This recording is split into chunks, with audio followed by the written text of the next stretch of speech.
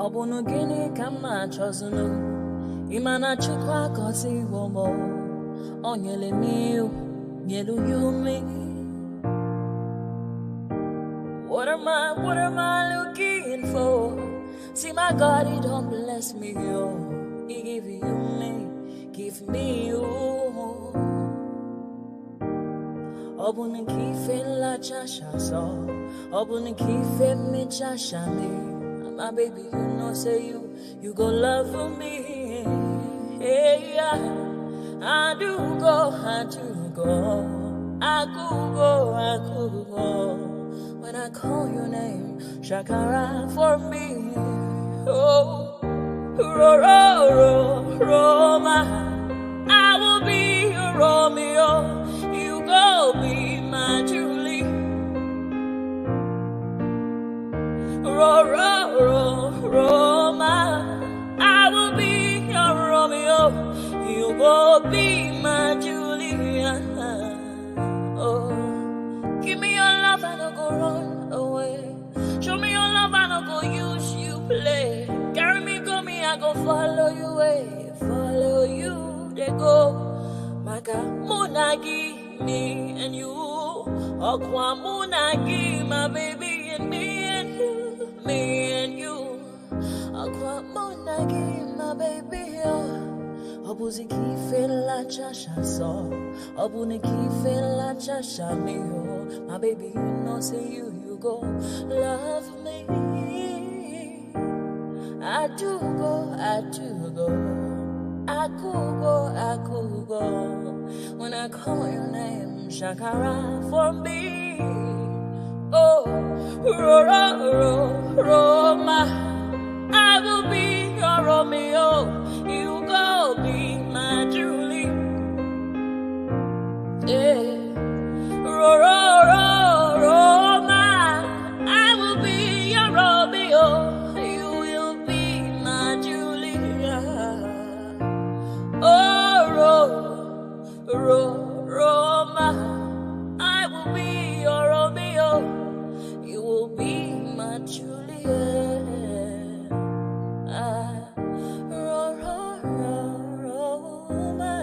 I will be your Romeo. You will be my Julia. Obuzi kife la chasha so Obuzi kife mi chasha me. My baby, you know, say you go love me. I do go. I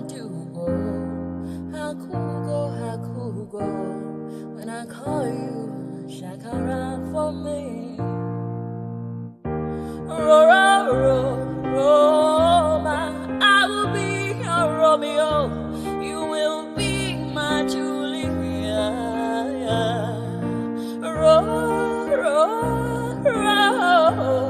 I will be your Romeo. You will be my Julia. Oh, yeah.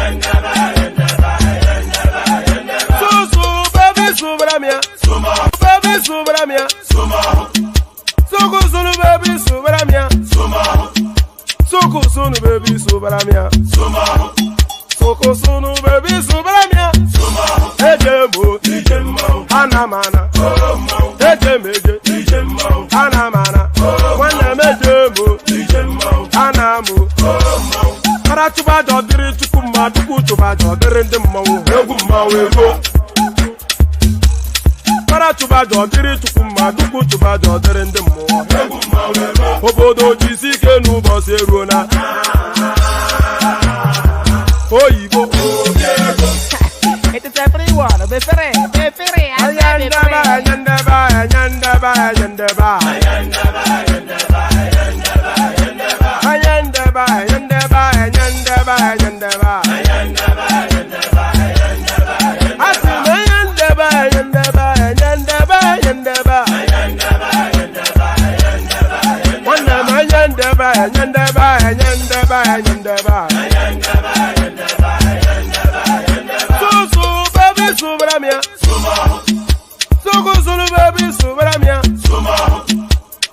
Sunu baby subaramia Soko sunu baby subaramia Ladies and gentlemen, sometimes you just have to act like you are drunk, like you are crazy. Confuse your enemies, confuse them. Oh, that's yeah, we mo. Yeah, we mo.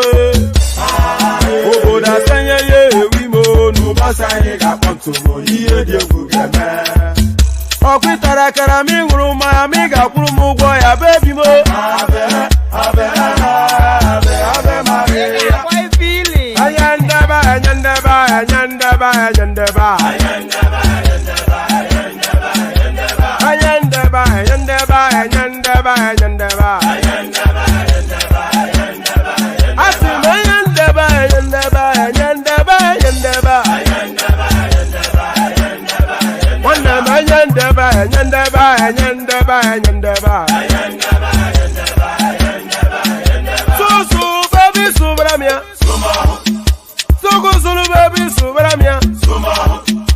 Soko sunu baby subaramia. Soko sunu baby subaramia. Ase kwa nefo jabani si akuna nyego mkambasi ozo. Since I was born, but now I am getting youth. Akuna mota akuna toga bu. Ẹ̀jẹ̀ mi ni ẹ kí n gbọ́, àkànbí ewé ayò, ewé tún lè yé, ìtún ló ní ọ̀tún ẹ̀ ṣe, ìfà ló ní kan fà ẹ̀ mọ́ra, àìbínú gbogbo àtàrẹ, gbogbo méjì ọkà bàbà, gbogbo mẹ́ta ọkà wáṣẹ́, orí ló túmọ̀ ẹ̀dùn, gbogbo ọ̀nà ní túmọ̀ ẹsẹ̀. Akọni ìmọ̀ tú ìmọ̀ ọjọ́, ìmọ̀ èmi ni wọn kì í dálẹ̀. Wọ́n bá lọ mẹ́lẹ́mọ́, wọ́n á fi jóye ẹlẹ́mọ́. Akọni wọ́n bá lọ gbé fèrè, wọ́n á fi jóye ẹlòkò. Bọ́wọ́ wọn bá tẹ̀lé, wọ́n á fi jóye aláre. Àwọn mẹ́tẹ̀ẹ̀ta parapọ̀. Wọ́n wá jọ ń pẹ́ mọ́, ẹ̀ẹ́mọ́ olóko jẹ. Wọ́n ń pa Akíntọ́lá ọmọ Ògún. Wọ́n ń pa Ìyọ̀dà ọmọ Àtàlàbọ̀bà. Àkànbí wọ́n ń pa Jíṣà Tàdàbẹ ọmọ ọba Ìjẹ̀bú Mèrè. Aṣíwájú odò gbólùkẹrẹ, Ajagun lólòdì ọ̀run. Tó bá ṣe pé tìyẹ, tó bá ṣe pé tìyẹ, lọ́ bá ń darí jọ wí. Àpérò mi kún gbọ́wọ́, ọ̀gọ́ ti ṣìgìdì máa gbé, àgétì ló máa ń gbé, àyàn ti ìlàyàn ewúrẹ́. Ọlọ́run dákun má padà lẹ́yìn ẹ̀, kó má gbàgbé ọ̀rọ̀ tẹ́. Aṣíwájú Ọlọ́run dákun má padà lẹ́yìn ẹ̀. Àkànbí Ọlọ́run dákun wá padà lẹ́yìn ẹ̀. Ọkọ̀ onúrẹ̀lẹ̀. Tí ò bá sí àwa èmi tí ń dúró wájú yìí tí ń lérí ogun tí ní òkè Buhari nìṣó ká máa bá lọ.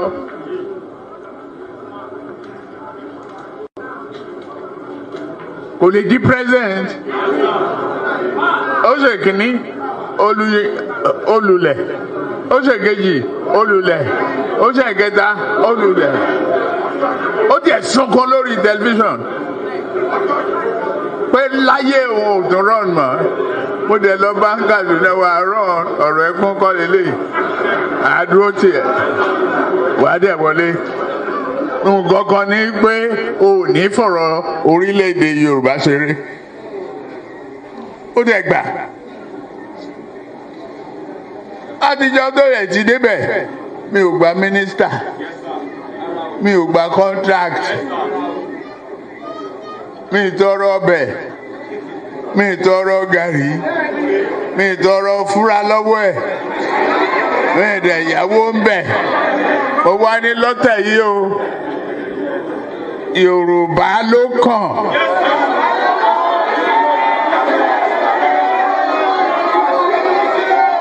tá a bá dẹ̀ sa Yorùbá náà èmi ló kàn. So there it is right there. Apologies for the extremely late start. Pardon me. Apologies for the extremely late start. I could have started earlier, but I was on a different space. Having what started as fun, but very quickly degenerated into something else. So I don't know. Maybe I need my head examined. But there's this space that I go to only really to puncture some of the narratives that they speak there. And I was trying to explain to them how the power dynamics work. Maybe the language went over their heads. Maybe it's just a visceral recoil from when they see me. Maybe my voice jarred them a little bit, but they just went wild. It was like feeding time at the zoo, and I became the meal. So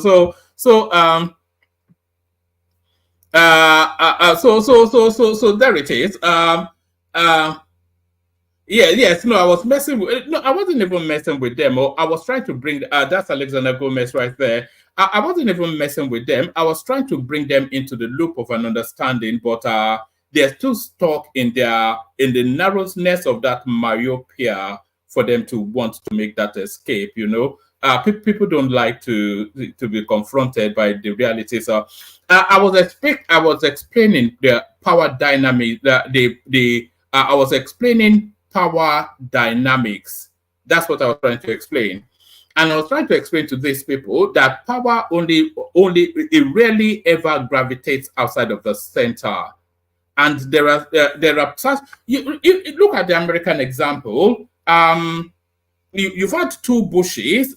You have two Clintons contesting. They're telling us that Michelle Obama should replace Joe Biden. Power only really gravitates. Power changes hands at the center.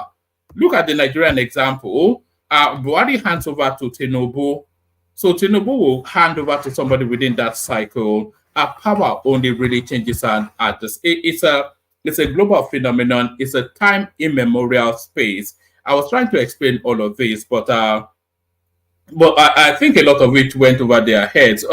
Maybe a visceral dislike of the entity that one man went to more. Maybe I don't know, but I was having fun and games earlier on. I'm sure one or two of you caught it. So there it is. It's a conversation that I'd like to expand. Actually, the dynamics of power, because I don't really. And I was also explaining to these elements that power that the people have no influence on how power changes hands. But they didn't seem to. They didn't even get anything that I was saying. They were saying it's too vague and too abstract, and I was being too highfalutin, and then they just went wild. They just went wild.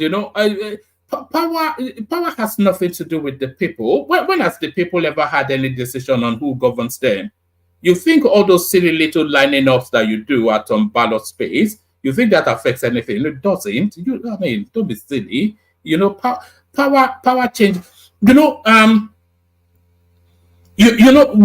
they present two candidates to you, you can have a multitude of candidates in whatever democracy that you live in, but really, ultimately, you have been presented with two candidates. So those two options are essentially the same, and the power brokerage within whatever system you live in, they make the decision on what those options are. So the power still continues to retain within that center. It's a very nuanced sort of thing. you know, but it's not even that nuanced because it plays out so readily. So I'm not quite sure why it was such a struggle for people to get on board with. But there it is. That's how it goes.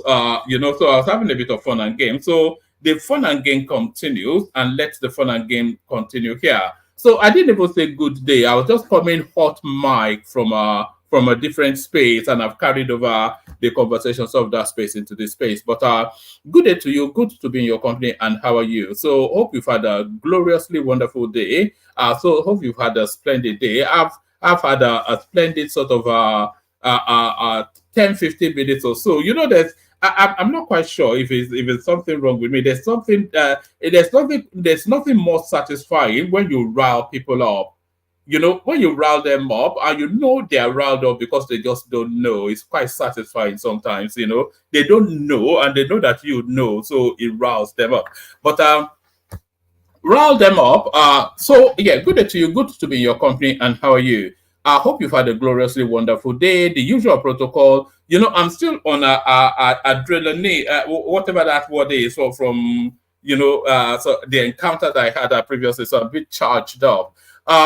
So good day to you. Good to be your company. And how are you? Hope you've had a wonderfully glorious day. The usual protocol, click on the like button just as soon as you come in. Subscribe if you haven't done that already. Hyperlink that says StreamYard invites you onto the screen.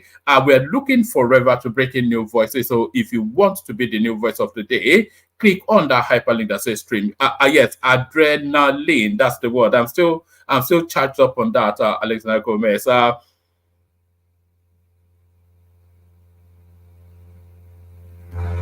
Look at that. So sorry. It's probably shaping up to be a funky session. This one. Yes. Click on the like button. Let me take it. Actually, let me play a bit of music and come in again. So just to cool myself off. I'm a bit hyped up. A bit hyped up. So let me just let me douse the hype with a bit of let me douse the hype with this. Let me play you this and I'll come in again.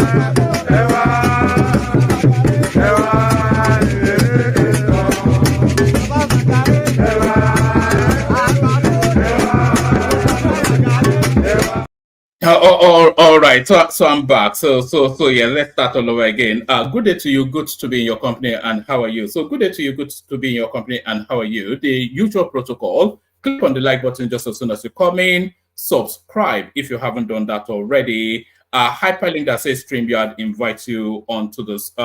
Hyperlink that says StreamYard invites you onto the screen, and all of those lovely funky stuff. The example that Ayo says right there. The dollar sign at the bottom of the stream that invites you to super chats towards the stream. So do that. Use that. That's what keeps the light on the stream. So keep the light on the stream by super chatting to the stream. So all those nice and cozy stuff. Do all of that, and you'll be subsumed with a glowing feeling of warmth. You will be subsumed with a glowing feeling of warmth. You'll be subsumed with a glowing feeling of warmth. So what are we talking about? So it seems such a step down now going to Nigerian politics. I'm so charged up they call it ghost bus, you know. They call it ghost bus or whatever it is that they call it. So I'm so charged up from the ghost bus. So charged up from the ghost bus. But let's go to this. Let's charge ourselves up with this. SSANU NASU announced nationwide protest for July the 9th. So July the 9th, which day of the week does that actually fall on? Yes, that's actually this Monday coming. So yeah, so those acronyms then are Senior Staff Association of Nigerian Universities and Non-Academic Staff Union of Education. So if this is nothing to do with national politics, we'll abandon it. The Senior Staff Association of Nigerian Universities, along with the Non-Academic Staff Union of Educational and Associated Institutions, have announced plans to hold a nationwide protest on July the 9th, 2024. In a circular co-signed by the NASU General Secretary Peters Adeyemi and the other one's National President Mohammed Ibrahim in Abuja on Sunday, both unions will fix a date for a nationwide strike after the protest. So what's the theme is the thing. A one-day protest should be held on Tuesday, the 9th of July, at each branch simultaneously. Each branch should ensure that all members fully participate in the protest and that the press/media is adequately mobilized. According to the circular, both unions directed their respective chairmen in all. So what's the theme? What's the theme? What are they protesting for? All right. I think it's around about pay. It sounds like a pay type protest. Okay, let's just go through it. I'll speed through it. A one-day protest will be held on Tuesday, 9th of July, at each branch simultaneously. Each branch should ensure that all members fully participate in the protest and that the press/media is adequately mobilized. According to the circular, both unions directed their respective chairmen in all their branches across the country to mobilize all members for the demonstration, as well as another national protest slated for July the 18th in Abuja. The decision was arrived on July the 4th when the Joint Action Committee of the separate unions met to decide their next action after their meeting with the Minister of Labour, Minister of Education, Permanent Secretary, etc., etc. The meeting was over the 4-month salary. Okay, it is a salary thing. You know, because it's been rumored then that we're on the cusp of a national protest by the Nigerian populace to protest against the goings on within the Nigerian space. So I thought that was what that was about.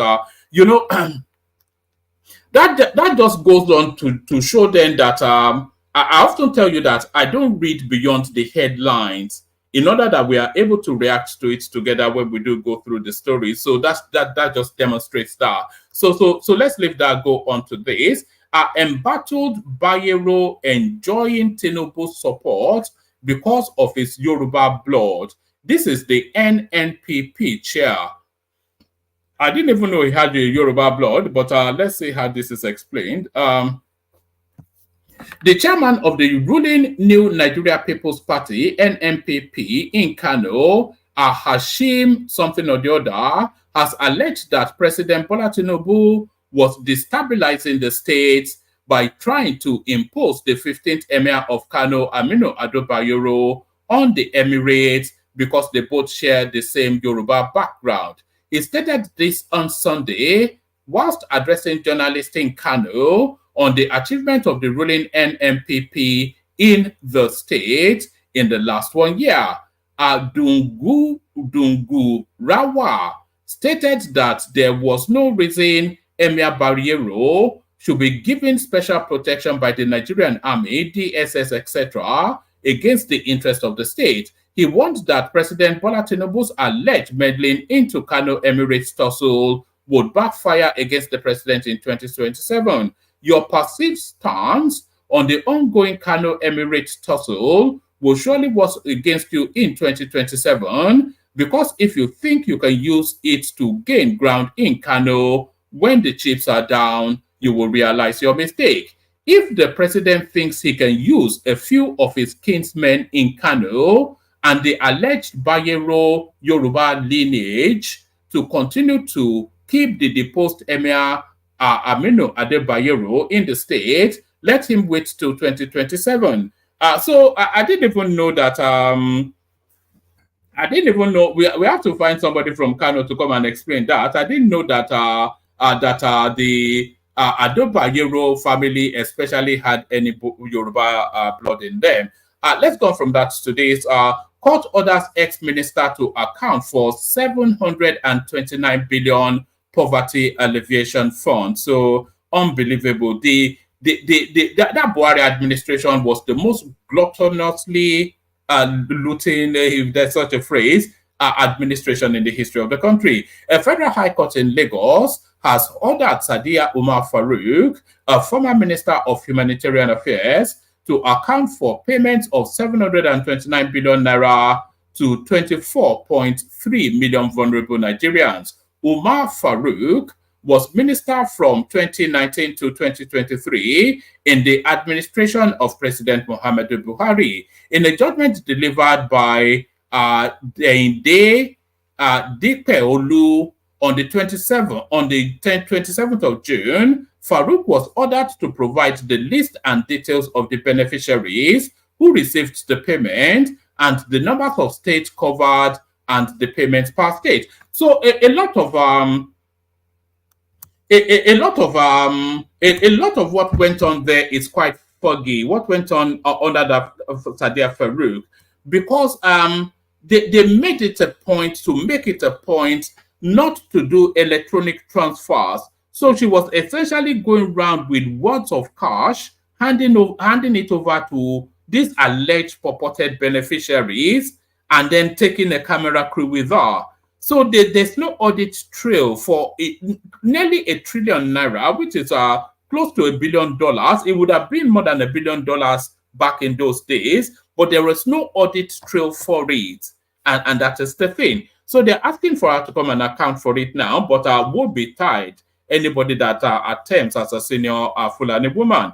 Let's take it from top again. A federal high court in Lagos has ordered Sadiya Umar Farouk, a former minister of humanitarian affairs, to account for payments of 729 billion naira to 24 million vulnerable Nigerians. Umar Farouk was minister from 2019 to 2023 in the administration of ex-president Muhammadu Buhari. In a judgment delivered by Dende Dikpeolu on the 27th of June, Farouk was ordered to provide the list and details of the beneficiaries who received the payment, the number of states covered, and the payments per state. The ruling followed a Freedom of Information request from the Social Economic Rights and Accountability Project. In the certified true copy of the judgment provided by Kolawole Oluwadare, Deputy Director of the organization, the judgment said, I therefore grant an order of mandamus. So this is not actually even the federal government. This is not actually the federal government going after her. It's just some NGO. But I don't think there's any outtake, because if it's not being weighed against by the government, then there is no outtake other than just that sum of money there. So this is just one parastatal, by the way, under the Buhari administration that managed, and you know, she married the vice admiral, that was the naval chief, or is it the Air Force chief? She married her. She married him in the course of that administration. So there's nothing to come out of this other than this mind-boggling sum of money that this woman disappeared. So nothing to come out of that outside of that mind-boggling amount of money. So you see now where we are. But certainly something to come out of this next storyline. As Nigeria's gasoline debt hit $6 billion, some traders back out, says sources. So this is the fuel subsidy is gone, but being paid under the table sort of a thing. Nigeria's debt to gasoline suppliers has let's do that again. Nigeria's debt to gasoline suppliers has surpassed $6 billion, doubling since early April.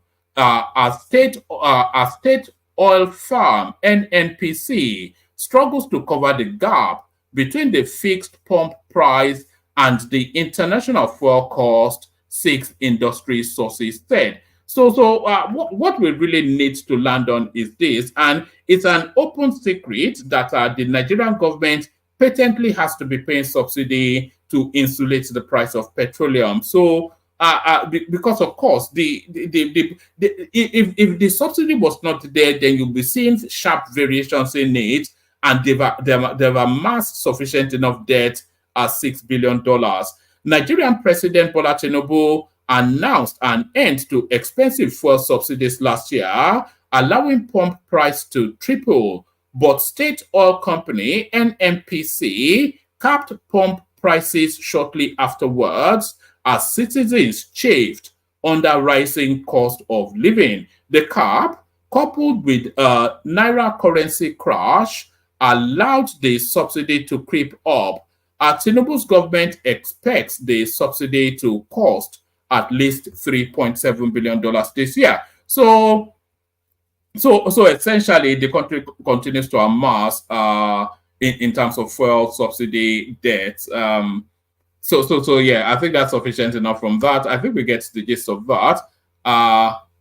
So there's a wind of change actually going through the African space, and that wind of change, this now next headline: Liberian president slashes own salary by 40%. So that cost of governance narrative that is going around the African space, there's a quick reactions now before it lands at the port. This is somebody moving quickly before his citizenry come after him. Liberian president, whatever his name is, slashes own salary by 40%. So there it is right there. I think the headline tells us all we need to know on that. Japa address cause of youth migration, Senator tells ECOWAS. So this is Natasha Akpoti. Senator representing Kogi Central, Natasha Akpoti, has called on the economic community of West African states to shift its focus from halting youth migration to understanding and tackling the negative reasons behind it. Speaking at the ECOWAS Parliament session on Saturday, she emphasized the need to address the underlying factors driving young people to leave their countries. Akpoti cited examples of successful Nigerians who have made significant contributions internationally, including Silas Adekunle, a 31-year-old robotic engineer, Abigail Marshall, the mayor, and Abigail Marshall Katong, the mayor of Leeds. She said, today, Nigerians are making our country proud internationally. One example is Silas, who at the age of 31 became the world's highest paid robotic engineer. Not long ago, we celebrated Mayor Katong, and so essentially she's inviting them that they tackle the reasons for migration. So that's sufficient from that. Nigerian President Tinubu re-elected as ECOWAS chairman. So I didn't even know there was that culture. I thought it was essentially meant to be passed around all of the composing states. President Bola Tinubu has been re-elected as the chairman of the economic community of West African states. This comes as the tenure of the Nigerian president comes to an end about a year after he took over the leadership of the regional bloc. Tinubu was re-elected as the ECOWAS chairman during the 65th ordinary session of the ECOWAS Authority of States at the presidential villa in Abuja. So that's Tinubu re-elected there. So I'm not quite sure that there's much more to be gleaned from that. Yes, Tinubu re-elected ECOWAS chairman. So that's the story repeating somewhat there. So let's go on from there to this. That's the Bayero story still. All right, let's go on to this. NMPP NEC affirms Kwakwanso's expulsion, announces dissolution of NWC. So I thought Kwakwanso was the be-all and end-all of NMPC. So the National Executive Committee of the new Nigeria People's Party has announced the dissolution of the National Working Committee led by Ajuji Ahmed and Mr. Dikpo Ola Yokun as the acting national chairman and secretary.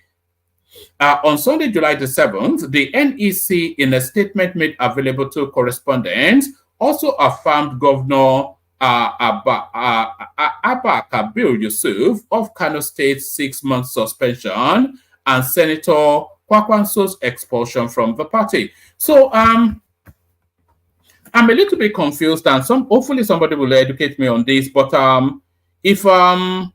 let me read it again. On Sunday, July the 7th, the NEC, in a statement made available to correspondents, also affirmed Governor Abba Kabir Yusuf of Kano State's 6-month suspension and Senator Kwakwanso's expulsion from the party. So, because Abba Yusuf came in as an NMPP, whatever their acronym is, governor. So I don't understand what's going on there. Maybe somebody has a more expansive knowledge of that space. Maybe somebody has a more expansive knowledge of that space. Let's go on to this last one. Hopefully the panelists that turn up with storylines that they'd like to discuss, because some of these we'll see how it goes anyway. Flood. Lagos State government give 48 hours notice to property owners who built illegal structures along Bagada Bariga Channel. So the window of opportunity, we will be seeing a wave of demolition in Lagos State over the next few months, and there will be no counter. Even Peter Obi cannot go on his whatever space to make those vacuous noise, because the example is there. We saw the flooding. As part of efforts to prevent flooding in the state, the Lagos State government has given property owners who built illegal structures and squatters along Bagada Bariga Channel a 48-hour vacation notice. Disclosing this on X, the State Commissioner of Water and Environment, Tokumba Wahab, said the drainage channel, which the floods Bariga, Bagada, Sholuyi downstream communities and environs, and discharges into System 1, has been taken over by squatters who have constituted a nuisance and security risk to the estate, and property owners who deliberately built to obstruct free flow of water in the area. So, according to Wahab, shanties were erected along the length of the channel, and their activities had blocked collectors that are supposed to carry out storm water. And so essentially there'll be demolitions of the back of that of the back of the floodings that we've just had. So yes, I think that's about the lot of it. So that's about the lot of it. Let me send the link again. Anybody that wants to jump on. We'll kick the session off, see where it lands. Hopefully I'll calm down in the course of. But let's play the Kegite music, kick the session off. I'll just give me a moment. I always struggle to find this music. So, where is it? The Kegite. Where is it? The Kegite. There it is. The Kegite. Only water, where they see ma.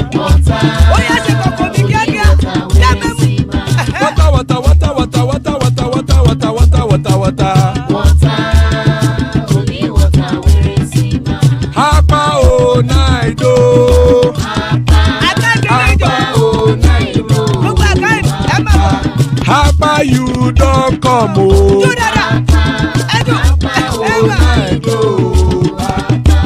Hapa o naido.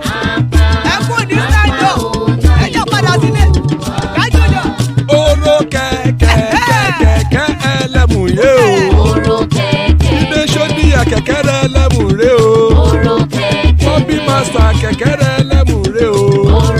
Chief Palliatives keke elemu re o. Erukulele elemude. Erukulele egbe elemudodo jare o. Erukulele ti dé ẹgbẹ́ bọ́dì o. Gbé bọ́dì ẹ̀ gbé. Ọmọ ẹlẹ́yẹ ẹyẹ o ó dilé o. Ìrẹsílẹ̀ yàjọ. Olúyẹ̀lá ẹyẹ o ó dilé o. Ọmọ ẹlẹ́yẹ. Petrosonana ẹyẹ o ó dilé Ìkẹlẹ̀ o. ìrèké. Ọmọ ẹlẹ́yẹ. Petrosodunke ẹyẹ rẹ̀ ó dilé o. Ọmọ ẹlẹ́yẹ. Ẹlẹ́kọ̀ ọ̀run mú ìní o. Ìgbàlà tí Ó lè jò. Bẹ́ẹ̀ jò. Jò dáadáa.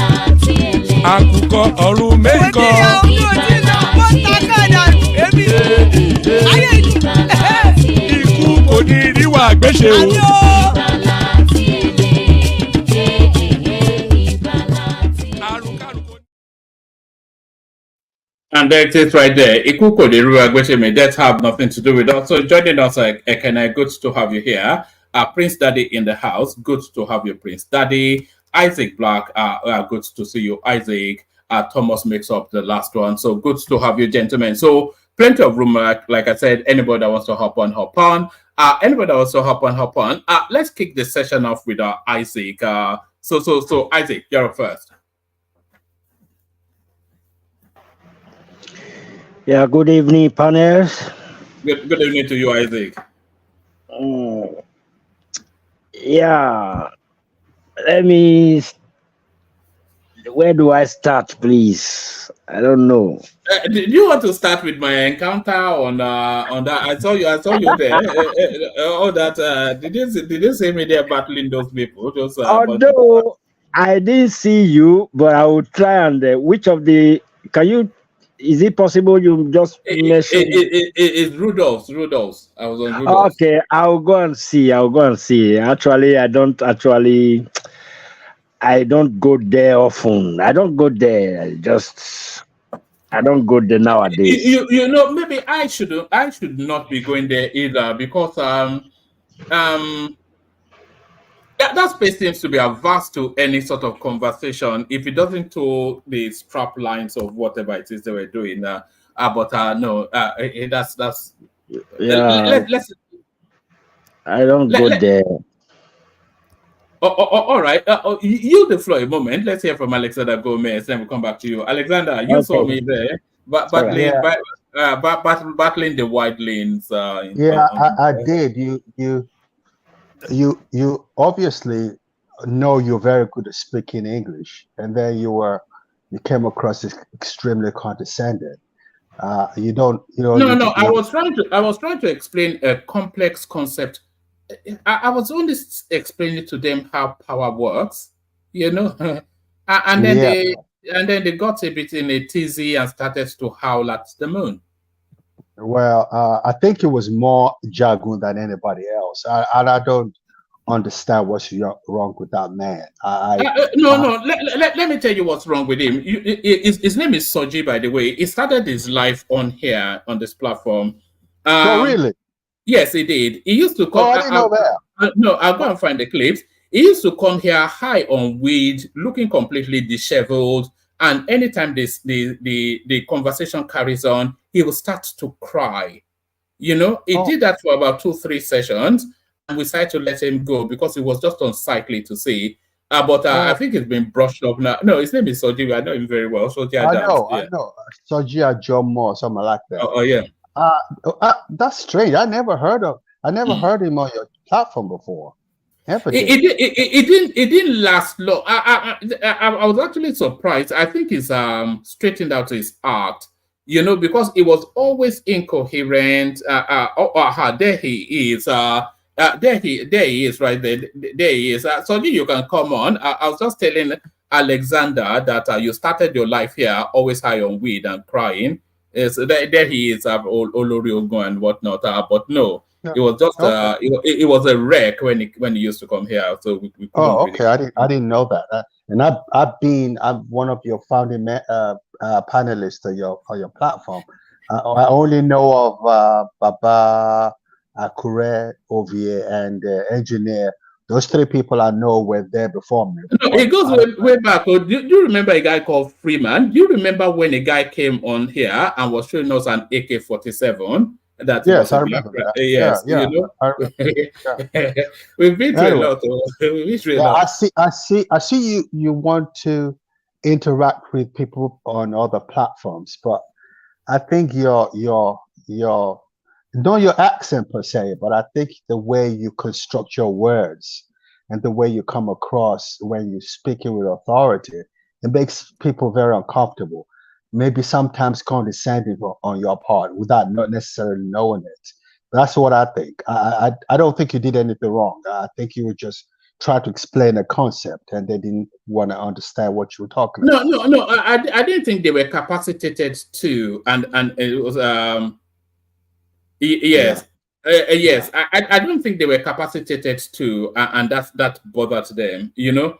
And it Mm. wasn't even a complex concept, or it's just a basic thing that has been known time immemorial. It's just a Yeah, well, you were trying to explain the difference between center left and center right.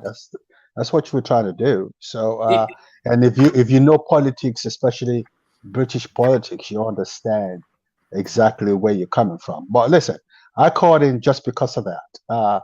Let's all be united in what we all have a common denominator, and the common purpose is we want the country Nigeria to be better. No one is right, no one is wrong. We all offering solutions to what we're going through right now. So we shouldn't be antagonistic. I don't get that. You see, this is the problem I have with Nigerians. We are too cocky, you know obnoxious. you know if the conversation doesn't go cross border, then it becomes propaganda. You know, so Yeah, they gather and then they do all of this scooby dooby dooby doo, scooby dooby dooby doo, and then they do it endless hours. And then you know what really made me come on was that they're saying now that they're subsumed with some revolutionary zeal. And I was just going to go in there and tell them that revolutionary zeal is good for the optics, is good to vent spleen, but it doesn't really affect power dynamics except in anomalous situations. That's what I wanted to get across. I wanted yeah, to get across to them that power gravitates only within a very small cycle, and it is the penetration of that cycle that affects change, not yeah. kumbaya. You know, I that's just, there's nothing called it. And then they just went wild and started howling at the moon. And you know, and I'm popping, I popping. I just, you know, it was like yeah. feeding time It's at it's the zoo. it's rather sad. I think you should make arrangements for Doctor what's his name, Doctor Fabi, to come on your platform. I think I like the man a lot, and I think you asked the most important question of the day on Rudolph's platform today, and you won a lot of people over. So try and make him come over to your platform, so people like Aja and what's his name, Rational Mind, Kolata can have interactions with him. I think it's a fascinating brain, and we need to have him on your platform. So, but that's why I called. Let me let you continue with your show. Okay. All right. But what's your assessment of my encounter with those you know, the raw meat eaters? Well, you were unusually composed. You didn't get upset. In this stage, you're very calming when people are attacking you, and I think that's getting used to interactions with people with opposite views and opinions. Normally, you would have gotten upset, you would have said a word or two, and just quit the platform. But you hold your position, you say what you have to say in a very sophisticated manner, I must say, and you get out of the platform. So I like that. I like that a lot. And your question to Dr. Fabi was simply fantastic. And what's his name? My brother Alaba, who is not one of your fans, really, really loved the question you asked the man. So I think you won some people over, and I'm looking forward to seeing Alaba on your show, because I think he has a lot to offer about Nigeria and about what we're going through in Nigeria. Do you think he can survive this space? Do No, you no, think no, no. He could not. do you think He's an Igbo boy. He could. Oh, trust me. you think he has the brain function to take on people like Kulata Oh, and Ajan oh, Lekoko? Definitely. Definitely. Oh, definitely.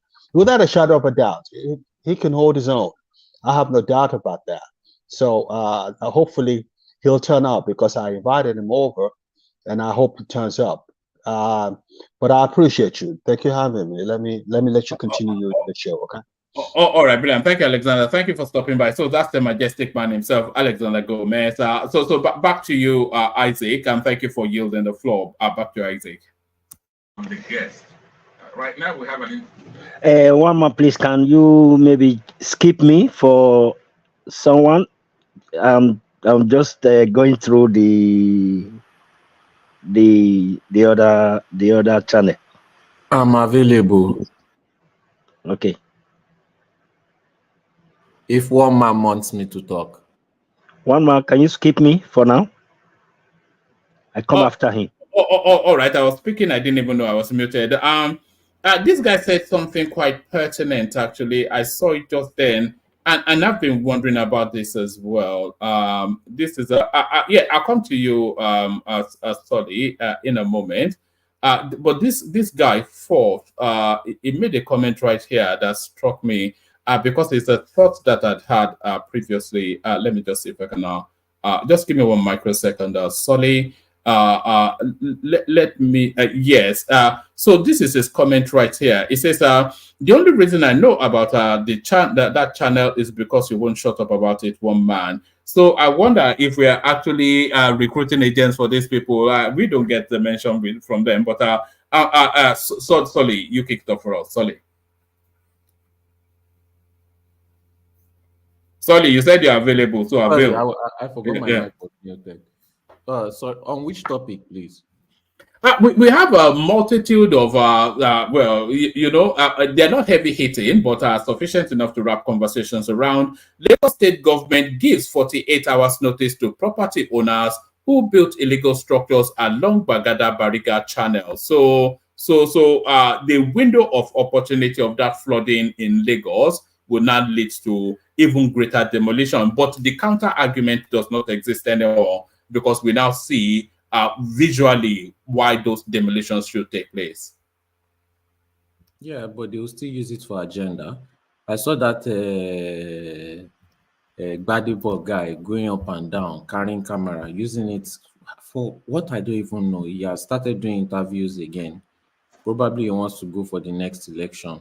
I still don't know why he hasn't gone to Anambra to try it, since we are all citizens of Nigeria and everybody can be a governor anywhere. But he claims that now he's fighting for the environment. And the worst part is that he's telling them sweet lies, so that they can vote for him. And everything is always, his whole campaign is always based on obvious lies. But I think people in Nigeria have become so dumb. they don't believe. It's not even in Nigeria, that's all over the world. They are just becoming so dumb that they would rather push for their agenda than, for the greater good. But the problem is, unfortunately, the greater good is is a less terrible government that is underperforming. They are just screwed in that Nigeria. My age mates, one man, my age mates in your time, they were taking over the country. Now my age mates want to dance on TikTok. That country, should I start sounding pessimistic? They are doomed. They are doomed because they don't know the situation that they are in. That continent is in silent war, but they don't know. What situation are they in? Because we hear these tales of wars all the time. But there's marked improvements going on in Nigeria, especially in a place like Lagos. Abuja is internationally being reported as one of the most beautiful cities in the world. It's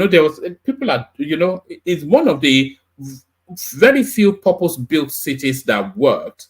Okay. It's the first African city built by Africans, certainly in West Africa. Okay. All those are, yeah. All right. All these tales of war. No, I understand, but look at the bigger picture. Who is really benefiting from all this? Why just Lagos and Abuja? You know, what about rivers where the oil is being, and Delta and all those south where the oil is being pumped? They can't even fish, you know. So it's just benefiting the experts and the government only. Do you know the prices of the watches that Sanwo-Olu used to wear? Those are six-figure watches, and he wears different watches every time. And we still have places like Makoko, you know.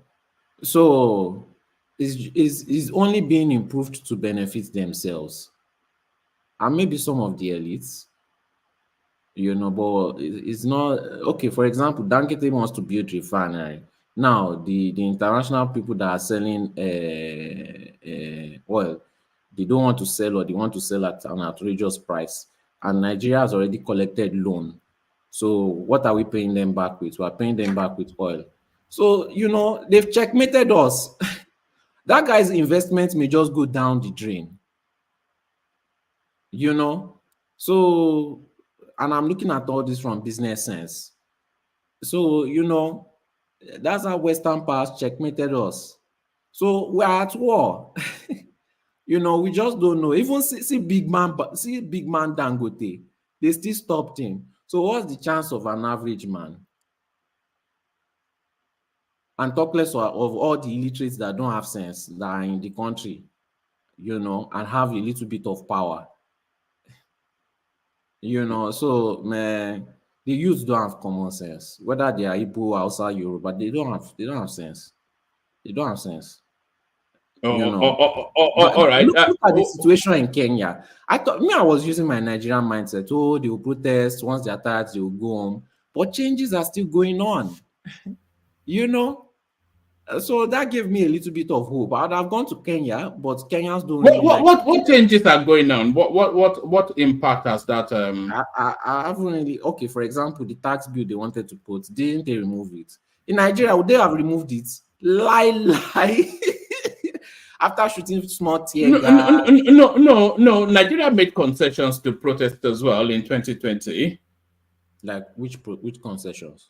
End SARS, they ended SARS. And those end SARS people moved into AFCC and they now got yes, but the thing is now wait, let me finish. No, I know what you're saying. No, you are not saying anything new. Forget all that. The end SARS, they made whatever is going on in Kenya now is only all the concessions that the government is making in Kenya is only really to douse detention and send people back home. As soon as they send it back home, they'll bring it back in under a different name. That's how it works. That's how it works. Let's see. I'm not used to Kenyan politics and how they run their things, and we don't have any Kenya here to back up your statement or refute my statement.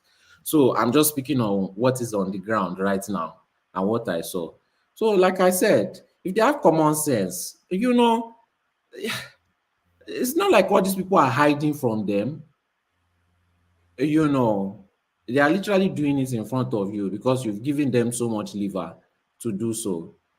So, can somebody just, you know, somebody could have just sat down one day and tracked and calculated all the money that has been looted by only Nigerian politicians, or only just Nigerian politicians, and have it somewhere documented. These are things that we can find easily online. Go back, everything is online, everything is in the public, and we will see how much deficit we have. We will see how much we have in other countries. We don't really know how much we have in other countries that they claim that they will send it back one day. We don't really have the figures. We need to know how much Switzerland is doing, how much all these countries we have. Instead of going to borrow money, calculate how much we have. Tell them our projects and what we need it for, and start recruiting our money back into the country. You know, when you want to play, when you want to play with these people, you have to use their own laws against them. You know, so why are we not doing all that? Especially coming from an accountant, why are we borrowing money? We are borrowing money that we already have with them. They are literally borrowing us our own money back and collecting interest. That's why I don't like doing business with the West. You see, would China do something like that? They've used fear mongering to not even want us to deal with those countries that always give us good deals. Okay, even if you say they are spying on us, what or they are trying, like, what is there in Nigeria for them to really, that they really need to benefit so much from, that they are spying on? What would they really benefit from Nigeria from on spying on us, even if that's the greatest threat? All right, take us to another space. Did you have anything especially that you'd like to speak to? Because I don't want to No, restrict you. if you give me a topic, I'll speak on it. I've just been avoiding Nigerian news because they just used to Oh, disappoint oh, me. all right, let me play you a clip and then I will take it from there. Yes, Ruben, you are right to a large extent. But my response to you is that nobody knows tomorrow. Politics is some kind of sometimes modeling through. You do not know what tomorrow brings about. A day is a long time in politics. But the point I'm making is that those considerations are also constantly being on the forefront in terms of holding the government elected accountable. And if they are not able to resolve the uncertainties of politics, the diversions that may deflect them from the policy they want to pursue, then the next election, they will be thrown out of office. That is one thing. The second one is also that the parliament itself, in terms of the separation of powers between the executive and the legislature, as very, very tenuous as it is in the British system, it is still effective. The backbenchers are very powerful. They just don't toe the party line. If they think the government of the day, whether it is Labour or Conservative, is betraying the trust they have in them, or is betraying the policy, then they rebel against them. And there is a crisis. And if, therefore, but here we just have a rubber band parliament where people just go in and they are vote this way, vote that, they pass an important law in a day without even the country knowing. So I think democracy has that self-reinforcing mechanism within it, that even if we make a wrong choice in choosing a government, or if for any reason they are untrue to what they promised to do, then there are mechanisms inbuilt to hold them accountable. And that also brings me to another important point, which I think is also very, very important in talking about this, the resilience of democracy. There must also be this whole thing that, sometimes I like the aphorisms of the Americans. Eternal vigilance is the price of liberty. Nigerians also have a duty to hold government accountable.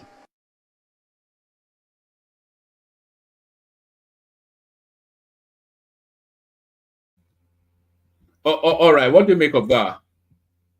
That's impossible.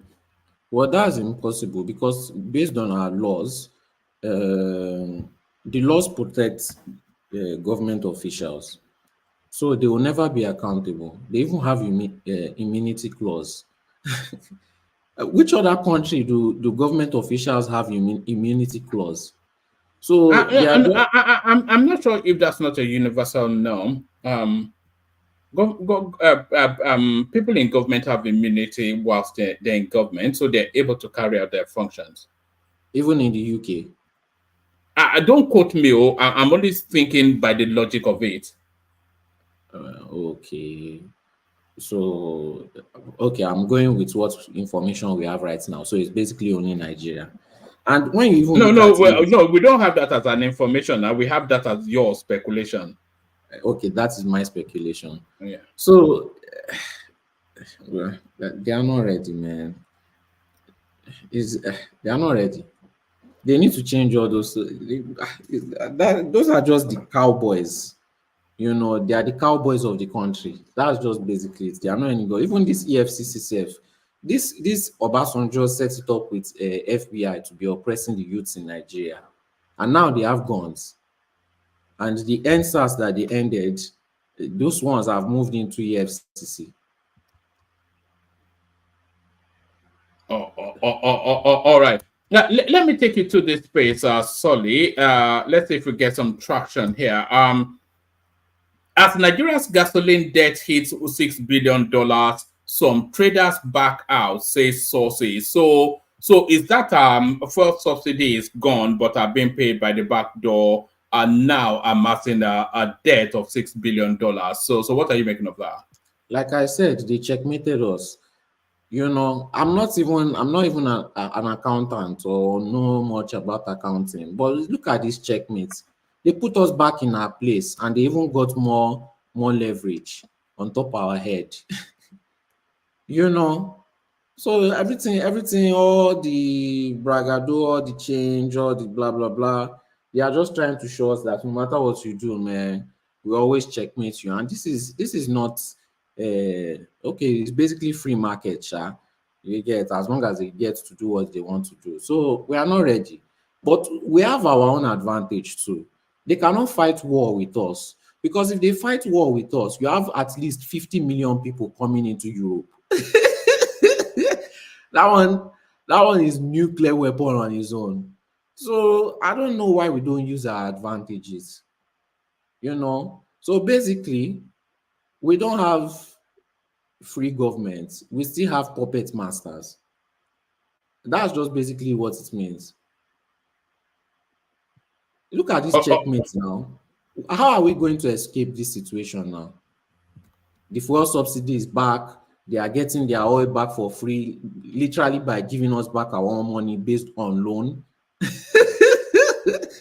This is chess. It's not even chess move. It's because it's not that complicated. It's checkers move, and only an idiot will fall for that, unless the idiot is complicit in it.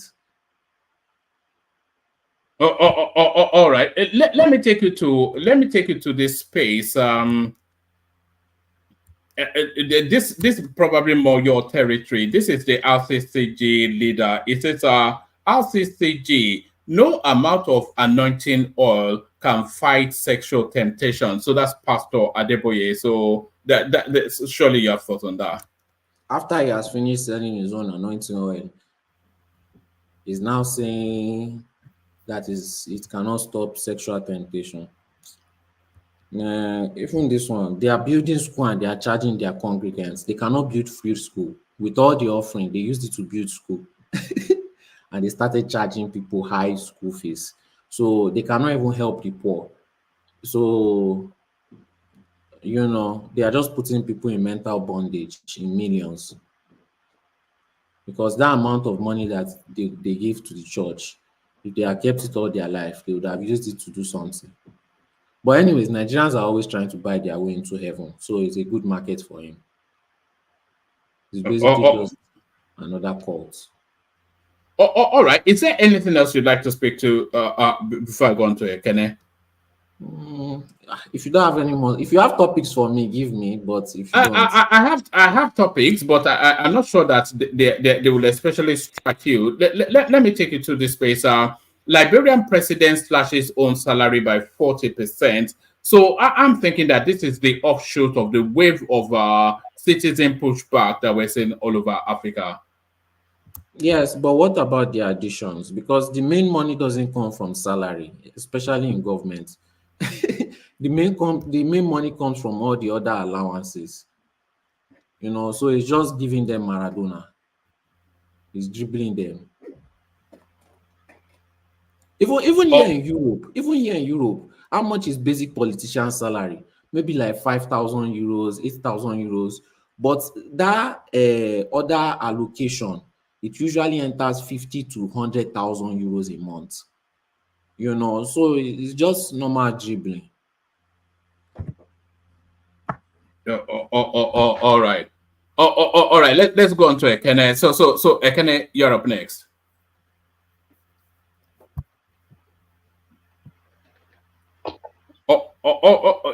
Yes, Oga. So yeah, let's go with you.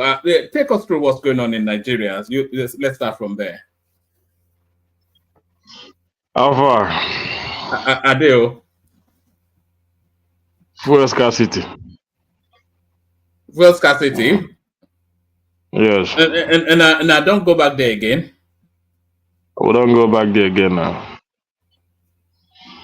What's the reason being given for it this time around? I don't know. Some police stations are selling, some are not selling. So the price of petrol has jacked up again. So I don't know the real problem in that sector. I don't know what they're trying. Some are selling like eight something. Some like today I bought it 750. I bought today after some as in I went down inside a jamba. It moved very very inside before I could be able to get that amount. So some are selling 830. So the cheapest you can get is about 750.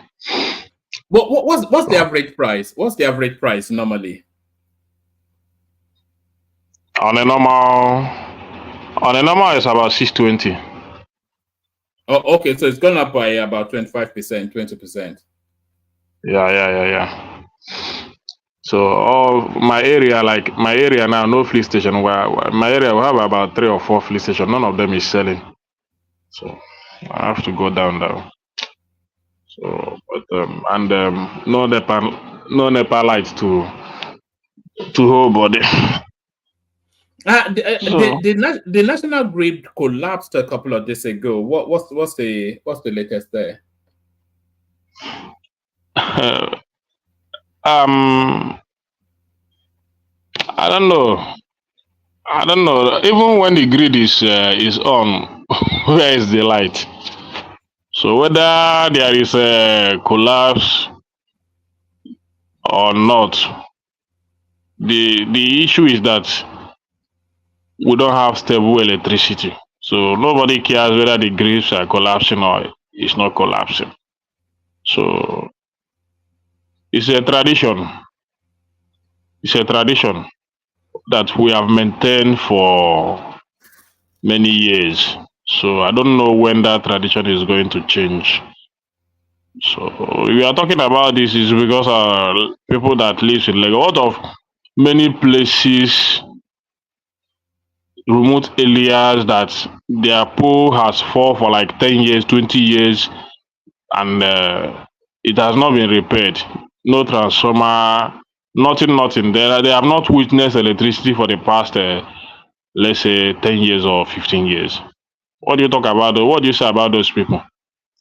So definitely Nigeria don't have electricity. That's what I have to say. Whether the grids are collapsing or it's not collapsing. So the only thing is that I don't know. Don't know whether it's a cause or there is forces benefiting from it. I just don't understand why Nigeria cannot move forward because a lot of campaign promises, all that and all that. But at the end of the day, they deliver nothing because if we should be holding this government or any government accountable by their campaign promises, then they have done nothing. They have done nothing. So, but these days we are keeping the campaign promises aside and say, okay, let's give you benefit. What were their campaign promises? At least 50 million youths to be recruited, hitting the ground running from day one, abado, cassava available to everybody, and all those stuff. So, and electricity giving some megawatts and all that. So all those things are campaign promises now. Whatever they want to use to in any language they want to put it. But I believe when he's talking about abado, hold on. You are saying they are not keeping their campaign promises, and you don't even know what their campaign promises are. Let me tell you what their campaign promises. Here are 10 promises of the former Lagos State governor contained in the manifesto. Build a Nigeria, especially for our youths, where sufficient jobs with decent wages create a better life. So that's one. Manufacture, create, and invent more of the goods and services we require. Nigeria shall be known as a nation of creators, not just consumers. So that's two. Export more and import less. Strengthen both the Naira and our way of life. That's three. Number 4, continue assisting our ever toiling farmers through enlightened agricultural policy that promotes productivity and assures decent incomes so that farmers can support their families with the nation. Modernize and expand public infrastructure so that the rest of the economy can grow at an optimal rate. Number 6, embolden and support our young people and women by harnessing emerging sectors such as digital economy, entertainment and culture, tourism, and etc., etc. Number 7, train and give economic opportunities to the poorest and most vulnerable amongst us. Number 8, generate, transmit, and distribute sufficient and affordable electricity to give our people requisite power to enlighten their lives, their homes, and their dreams. Number 9, make basic healthcare, education, and housing accessible and affordable for us. And number 10, and most importantly, establish a bold and assertive policy that will create a strong yet adaptive national security architecture and action to obliterate terror, kidnapping, etc., etc. So you can say they've achieved bits of those has been achieved. Well, one man, they are just reading a verse, the APC verse, and their scripture. One These are man, which scripture. one have they been achieved? Well, I want to ask one man, which one have they been achieved? I don't even want to ask one. If you ask one man what they have achieved, one man will use English to confuse you. No. So it's better you don't ask him the one they have We all achieved. go to school. We all go to school if you want to use English. So we No, understand. it's not. It's not about. It's not about going to school or whatever. You know, English. English doesn't make you intelligent. So that's it. No, one man's claim So that he has achieved. So let him tell us the one he has achieved. I don't want him to tell me. Maybe if he comes to your turn, he can tell you. You understand? Because if I should go about what they just is it electricity that today we are not even seeing anything. We are in a rainy season. Normally, during rainy season, you experience a lot of power supply, even when the capacities are low. But at least during rainy season, there is much power. But even in this government itself, in rainy season, nothing, no power, nothing. Then you talk about the education you are talking about. Who is even talking? I don't even. What is the name of the education minister? I don't know the name. Well, he I've never exists. seen him. Oh, he's existing. How many children is he planning to get back to school? Or as in, what are they doing? What is the man doing? Where is he? Where is he hiding? When is he going to come out and tell us his plan about education? And somebody appointed him, and he's not telling him anything, and he's allocating money to him. What do you mean? When is he going to tell you about his plans in education? We've discussed countless educational initiatives on this platform, have we not? Well, you have discussed now. We are waiting for. We are waiting for what you discussed to come to reality. Yeah, so you can't say what is he doing when everything that he's doing, a lot of what he's doing is honestly one man. Me living in Nigeria, you can know him. Honestly, I don't know the man. I don't know his name. You don't have to know his name, but do you know his actions? I don't even see his actions. Right. Yeah. So all the student loan initiative is not a quantum leap. You would have told me who collected it. I want him to come out and tell me. At the platform, I don't even know how they access it. No, that's a lie. We've pasted the link to their platform here before. Okay, maybe later you. And 70,000 people have successfully gotten the loan. So can I interject? Okay, you can send it to me if you still have it. Maybe send it on my WhatsApp. Can I interject? But sorry, okay. The student loan is a long-term plan to put to put Nigerians in long-term debt. Because if we use America as a case scenario, look at the price of school fees how many years ago? Look at the price of school fees for universities now. Over the long period of time, the universities are just going to increase their school fees up to private university school fees. And who owns most of these universities? It's government. So they are giving you loan to pay themselves. Whether they are But giving No, it, no, let you will be sorry, the one in debt. sorry. Hold on. Can I just hold on? I repeat what you just said. Sorry. So they are giving you loan to pay their debt. They Also, are putting you in debt to pay them back. So you are basically paying them back twice. The money that they gave you plus the yes. money you have to pay back. Because they own the No, the university. money that they give you They is the own the money you have to pay back. universities. So you are basically paying them.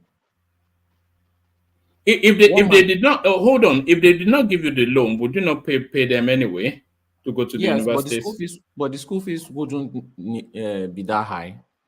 Because now you can Wouldn't collect be how loan. high. Wouldn't be how high. They are going to increase the moment they brought out the idea of student loan. School fees increased almost immediately. So in the long run, it's going to keep on increasing because No. It increased with inflation. It didn't increase with the students' loan.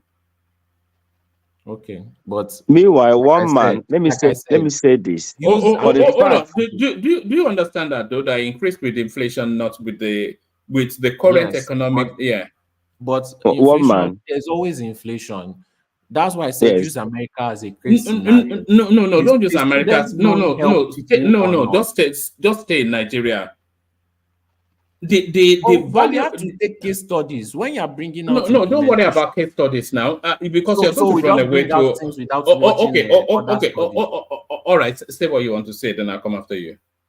Nobody brings out anything. Even if you want to build your house, you will look at somebody else's house. That's not how people bring out things. They got the idea from somewhere. It's not a brand new idea. So that means they have looked at other people's scenario. And that's why we must bring other people's case scenarios, especially when you want to do studies. You have to bring out case scenarios to Don't compare. worry about all that. Just give us what you. Yeah, Ah, yeah. we should not worry Use your about science. no. Go to your case study rather than explain to us why case So, studies are okay, needed. I'm using America as a case study. Right. Immediately they got this student loan idea. What happened?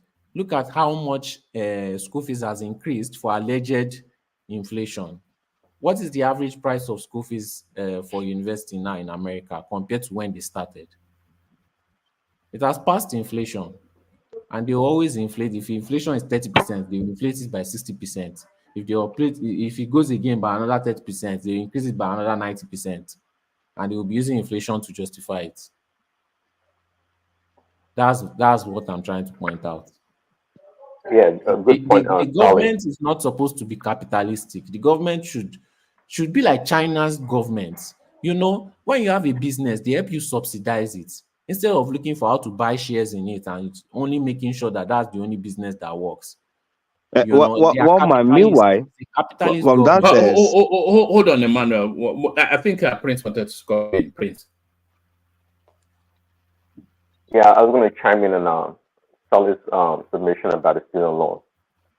Yeah, we should expect the tuition to start going up, really, because it's not only by inflation that we increase the price of tuition. In America, I think in the past 20 or 30 years, I think tuition overall they've like doubled really over the past 20 years or 30 years.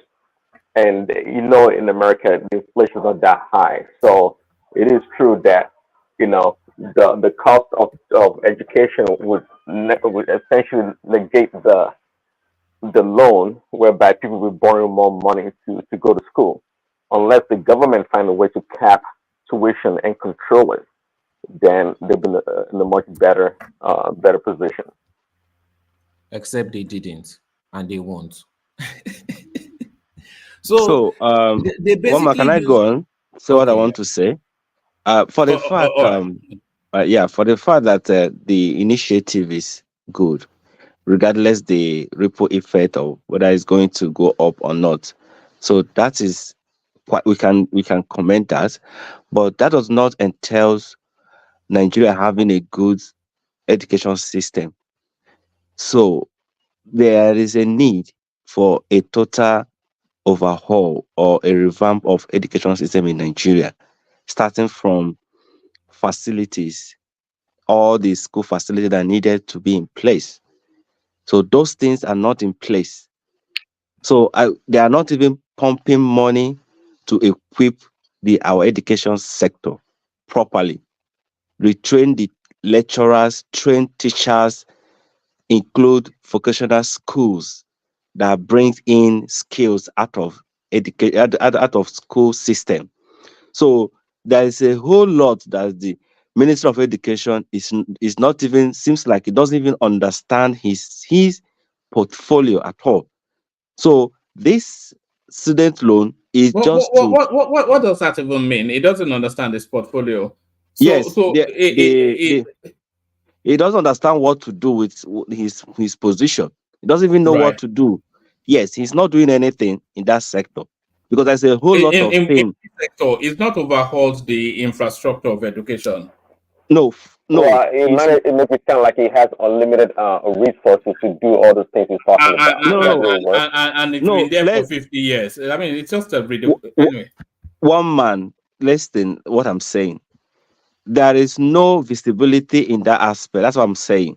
So the only thing we are hearing, one man, let me finish. No. The only thing we are hearing is student loans. They are implementing. No. Can you hold on? What do you mean there's no visibility in that area? Explain that. Fine. So what I'm saying is that when you go to university, yes, like medical center, medical schools or nursing or some engineering facilities, yes, one man, you will pity yourself. You will even cry that there is no facility that help these students. When were you last there? You don't even ask me where we're. I'm just doing my master in a school currently now in Abuja University. So there is no facility that need this, and that's a federal school. Abuja University is a federal school. There's no facility because if we want to do some technical something, we will have to go and borrow in some Zaria or some places to equip ourselves.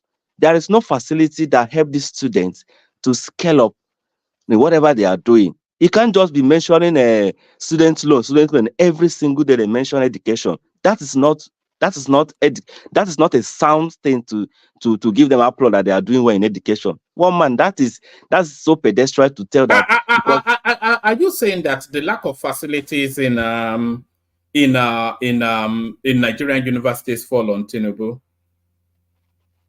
As far as federal school is concerned, yes. All right. Okay, Namigo, bro. It's my fault, one man, not Tinubu's fault.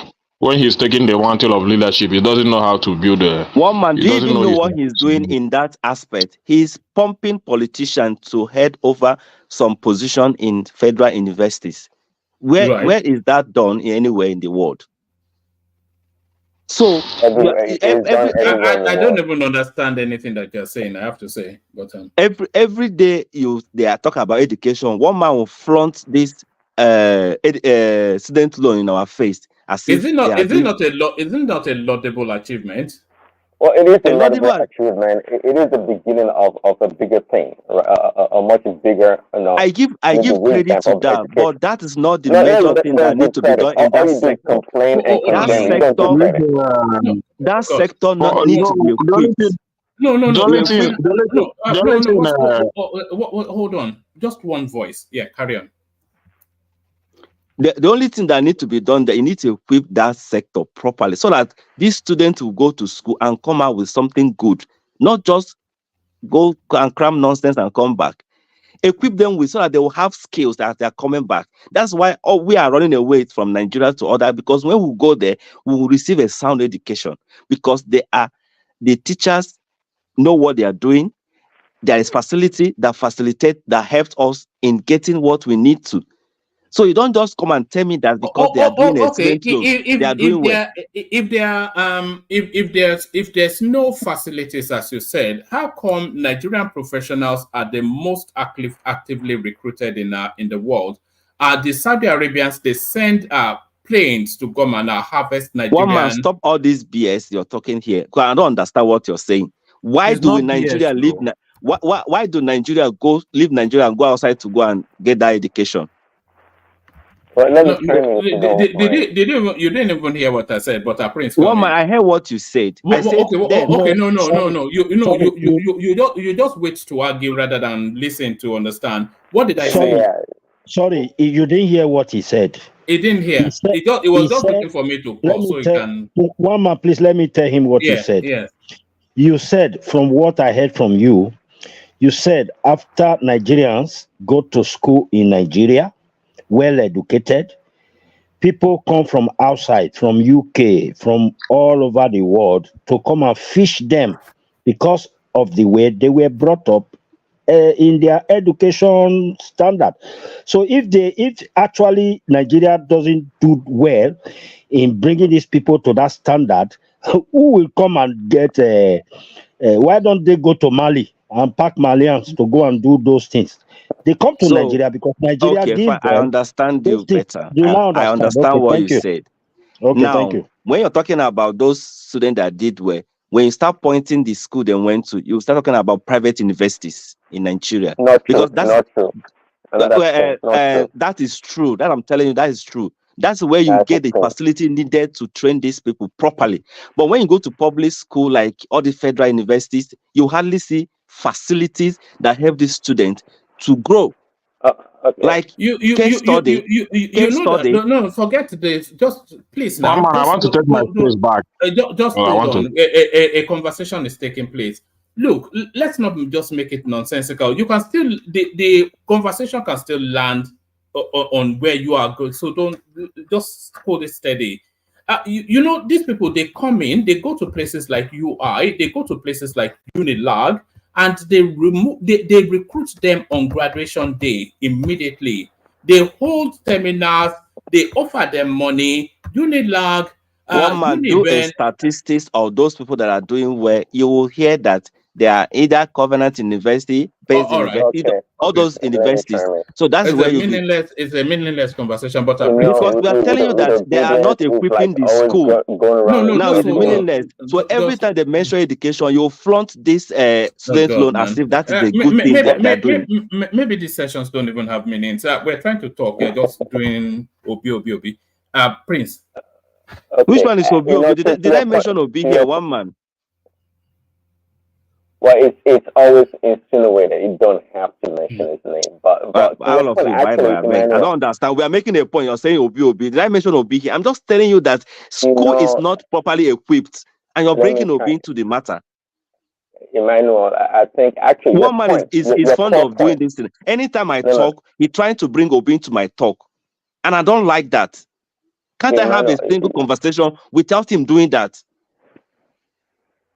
Man, your point about our schools being ill-equipped is actually valid. Actually, it's true.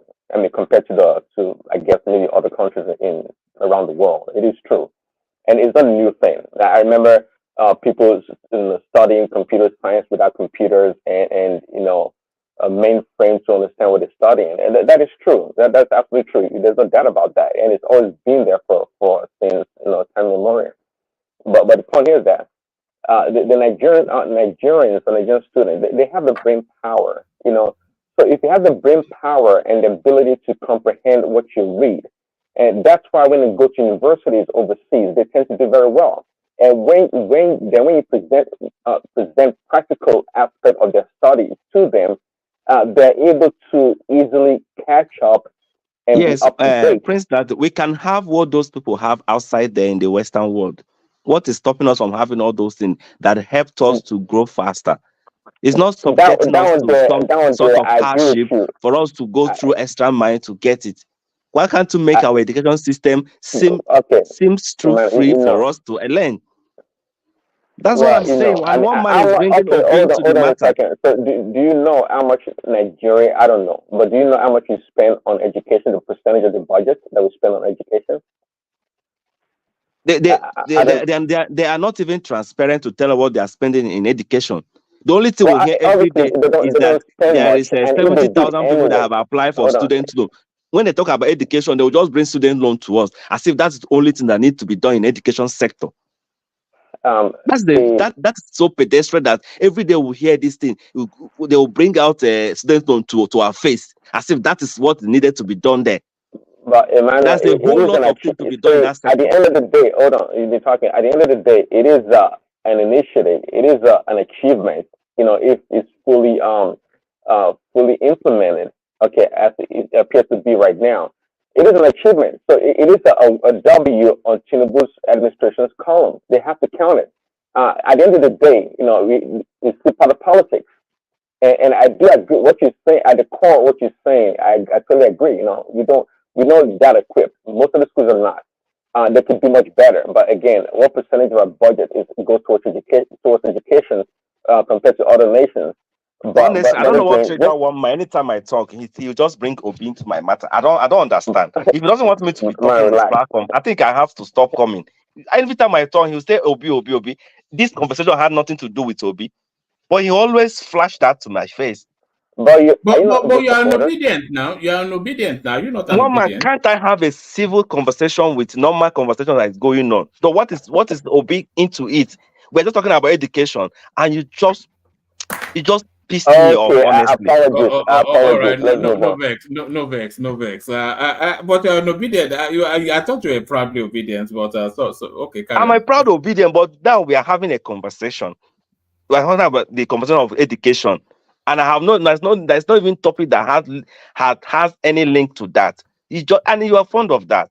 If I just talk, you just flash Obi to my face, and because I'm obedient, can't I have a conversation again? All right. I love it. He has to be in the conversation.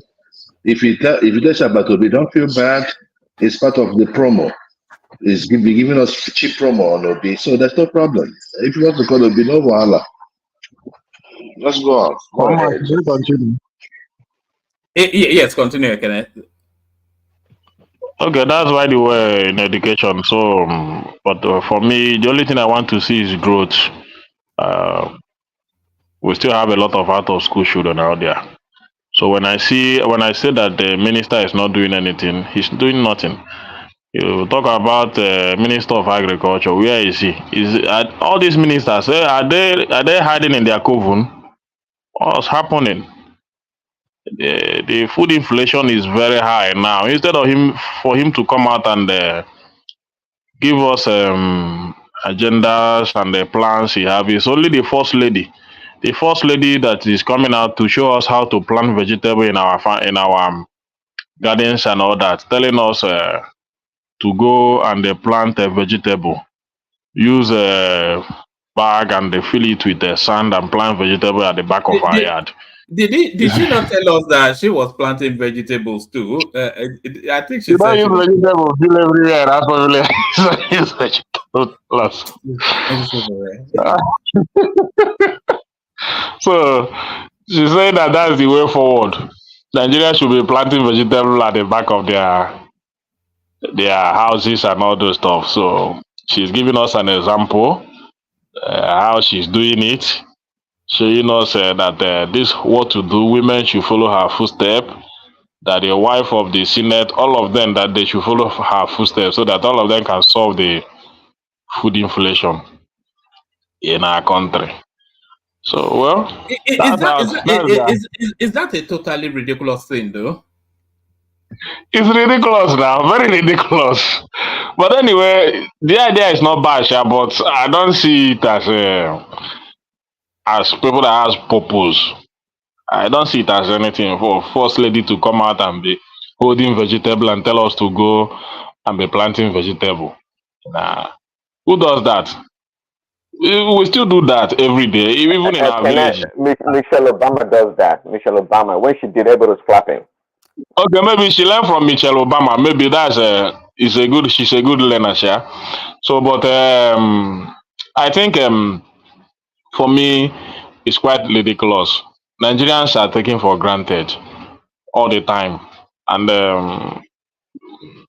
they're enjoying the privilege. So let them enjoy. It's their government. And all this the other senator, I don't know the name of that senator that was on Channels Television. They were asking him about the humongous money they are taking home every month. He was trying to defend it, to tell us that why should we be asking that? We trying to take away from their own salaries.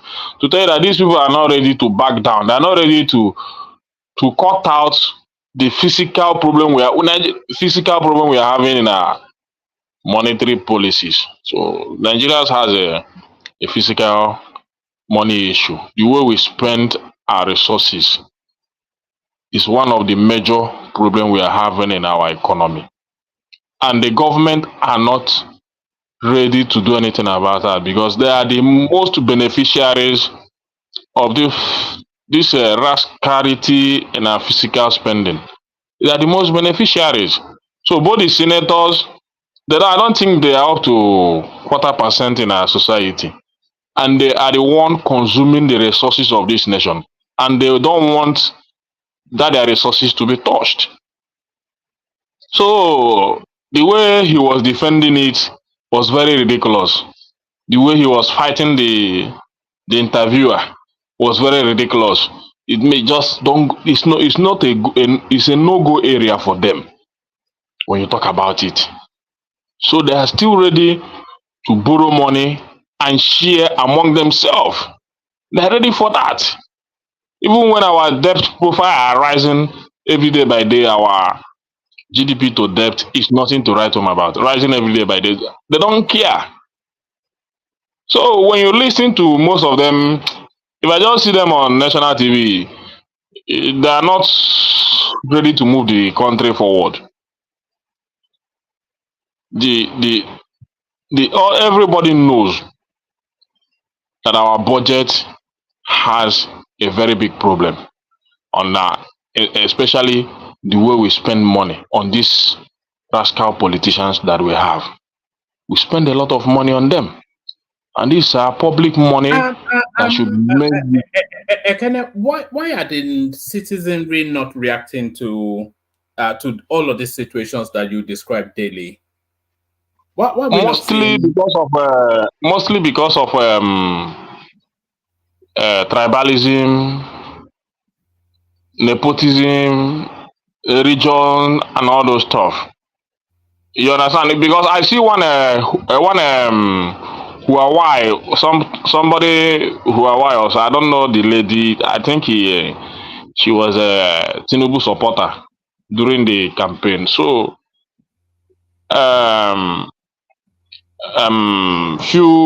is it last month I was dragging the Ondo State governor concerning the bad roads in Ondo. This what's the state of this fine boy? Ogun State. Ogun State. Yeah, he said that 80% of their road are in a very bad shape.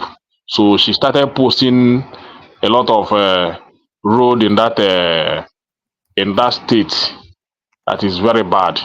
So and I think the lady is not, maybe she lives in Ondo or her parents lives in Ondo, but maybe she's from one of the northern states.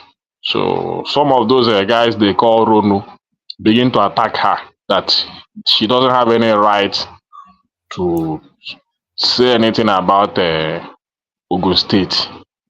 That if she should drag anything, she should go back to her own state. So the lady now became surprised that even the people she was trying to help, for their governor to react to the bad state of their roads, are not even ready to fight. So she became angry. So it was even obedience, so people they call obedient in the platform or in the airspace that were helping her to fight the battle. She even appeared on TVC to even talk about it. So I saw her interview also on TVC, where she was talking about the bad roads of Ogun State. So this is the problem. So these Ronus were trying to cover up their leaders, even when they are not governing them well. But this lady is doing everything possible to get the attention of the governor to look into the. At the end of the day, the governor responded that they're going to look into it. So this is the problem. No. My question is, you're saying tribalism, but uh, um, whichever government is in situation only comes from one narrow tribe, and the rest of the country is usually 3-4 times bigger than whichever tribe the president comes from. So if the situation in Nigeria is so dire, as you described, was almost on a daily basis, then why have the people not reacted? So it can't be tribalism. Well, The people in Kano are not from Tinubu's tribe. The No, people in it's Onitsha, they are tribalism. not from Tinubu. The reason I say it's tribalism is because as the government of today is, no Igbo man is want to front any protest because at the end of the day they will be at the receiving end of it. So they don't want to front any protest. Hold on. If you are saying the situation in the country is as dire as you describe to us every single day, then the citizens should respond. And then if you are saying that the citizens are not responding for reasons of tribalism, that will explain only a subset of that country. So if you say the citizens of the Southwest are not responding for reasons of tribalism, what about the citizens of the Northeast, the North Central, the South, the Southeast, and the rest of the entire country? So if they are suffering this situation, why is there not that reaction? That's what I'm trying to say. Most of these some northerners, protests.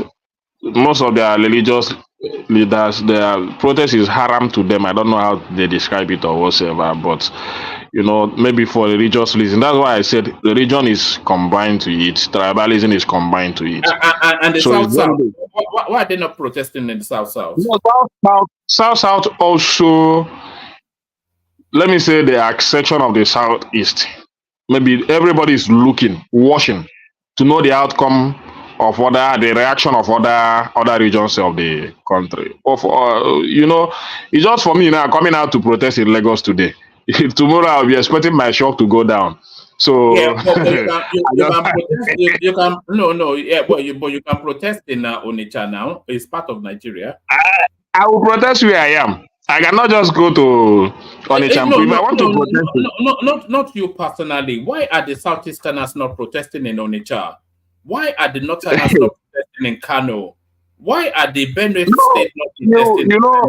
The protest. I had even in that space, they were even writing something like end Tinubu government or end APC. Maybe they have not given date for that, so they are trying to get attention of Nigerians to know their reaction. But the reaction is already coming. People are saying, "Don't protest in Lagos, so carry your protest to." This Lagos is very dear to Yoruba people. Honestly speaking, it's a very dear state to them. But one day I will still know what is in that Lagos that is very dear to them. A lot of money, as you have found out. One more to that your question. Why the rest of the nation are not protesting? See, when it comes to opposition in Nigeria, I think APC, which is majorly from the southwest and the northwest, they are the major number of that APC. But when it comes to protests in Nigeria, I think the originator is mainly come from the southwest, and those southwest. So the Southwesterners are the only one feeling the bite of the situation. No. They know how to play opposition, and they play it in any way they want to. They play it by either rascality. They play it anyhow they want to play it to get whoever they want to get that person out of the power. So now they are in power. So the rest of the nation has not really gotten that testicle to do what the APC did. So I think now, even if they try it now, because these APC guys, they are very smart. They will infiltrate whatever the other opponent want to do. That's what happened in NSAS. You can see that there was infiltration in NSAS. They push people to start, causing chaos, and that resulted to something else. So they know their game. So if there can be another opposition that can match them, what they know how to do properly, I think that's where you can counter that. But you're talking about politics now. I'm talking about people. You are Yes, saying because they are the one who originated. You see, APC originated the protest. They are people in their own camp. What protest? The protest have been happening in Nigeria. The one that happened during the Good Luck time. They originated it. Yeah, and but it started from Southwest. No. But you're not getting what I'm saying. Those are political protests. Now, those are politically motivated protests. I'm talking about a people-centric protest. Where the people, because you tell us all the time. One man. The only thing I know is that the people that are in government today, which is the Ronus, should be the one to lead any protest in Nigeria today. So people want to see the reaction. Because Why? Why? Are they the only ones suffering? Yeah, that's why. That's how it should be. Tinubu. No. Why? Why should it be like that? It should be like that. Why? Maybe they're still comfortable with the system or the government, but it should be like that. The reason is that they are the one in power, defending the government. So if they say that the government is okay for them, then we should continue in that way. So whenever they say that they're not ready for the government, is the government okay for you? It's not okay for me, but I should be. Hold on. Are you a Nigerian? Are you a Nigerian? No, just as I say that if I want to protest, I will start from Lagos, and you said that no, I should go to Onitsha, which means I'm not. I didn't say that. Or you said you can't. No, let me respond. Let me respond. Yeah, so through by your word. No, but I did not say that. I am not from Nigeria. I am from Onitsha. No, I did not say that. I did not say that. I don't have the right to protest in Lagos, just as many people here will say, go to this place.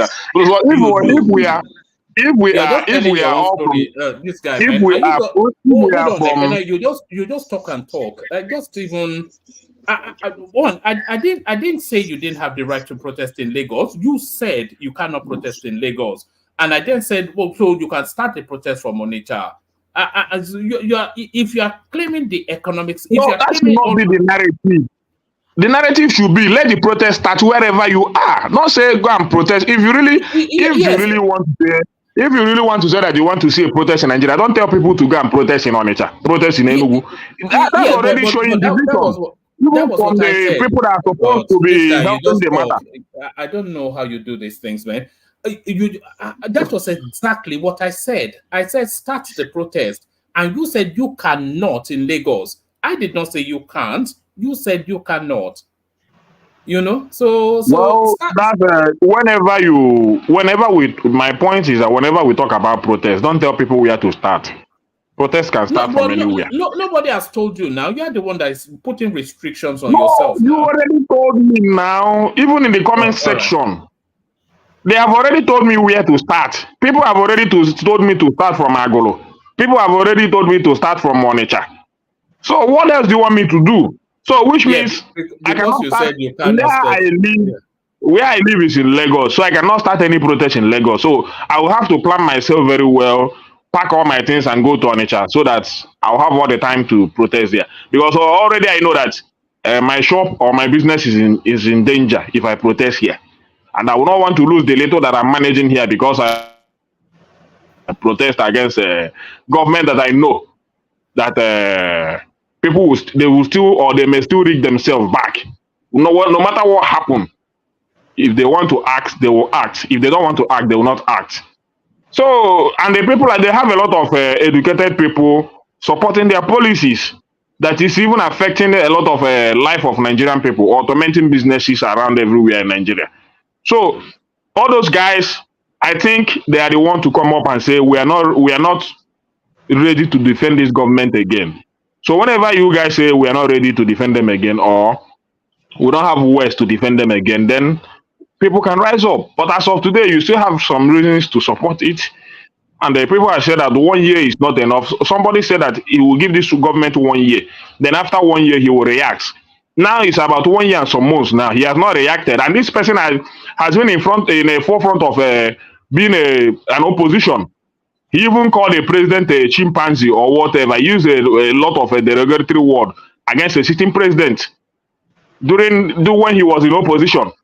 So today he said he will give this government a year. Then after 1 year, he will react. Now 1 year is over. He never reacted. And things are even worse when he even called the president a chimpanzee. So these are the kind of, when you look at all these things and you see the kind of people and the tribalistic people we have in Nigeria, you begin to wonder, when are we going to grow? And this Hawaii that I'm talking to you now, this is the kind of a thing he's been experiencing today. Because this is the person that supported this government. Today, because he just criticized one particular state in the southwest, and they came up against her. And she was even, today she held a section, and the section was filled with obedient. She was even happy that obedient are supporting her. The people that she fought against when she was supporting Bat. Today, it is now obedient that is supporting her narrative, and she was very happy. So she was even surprised and said, "Wow!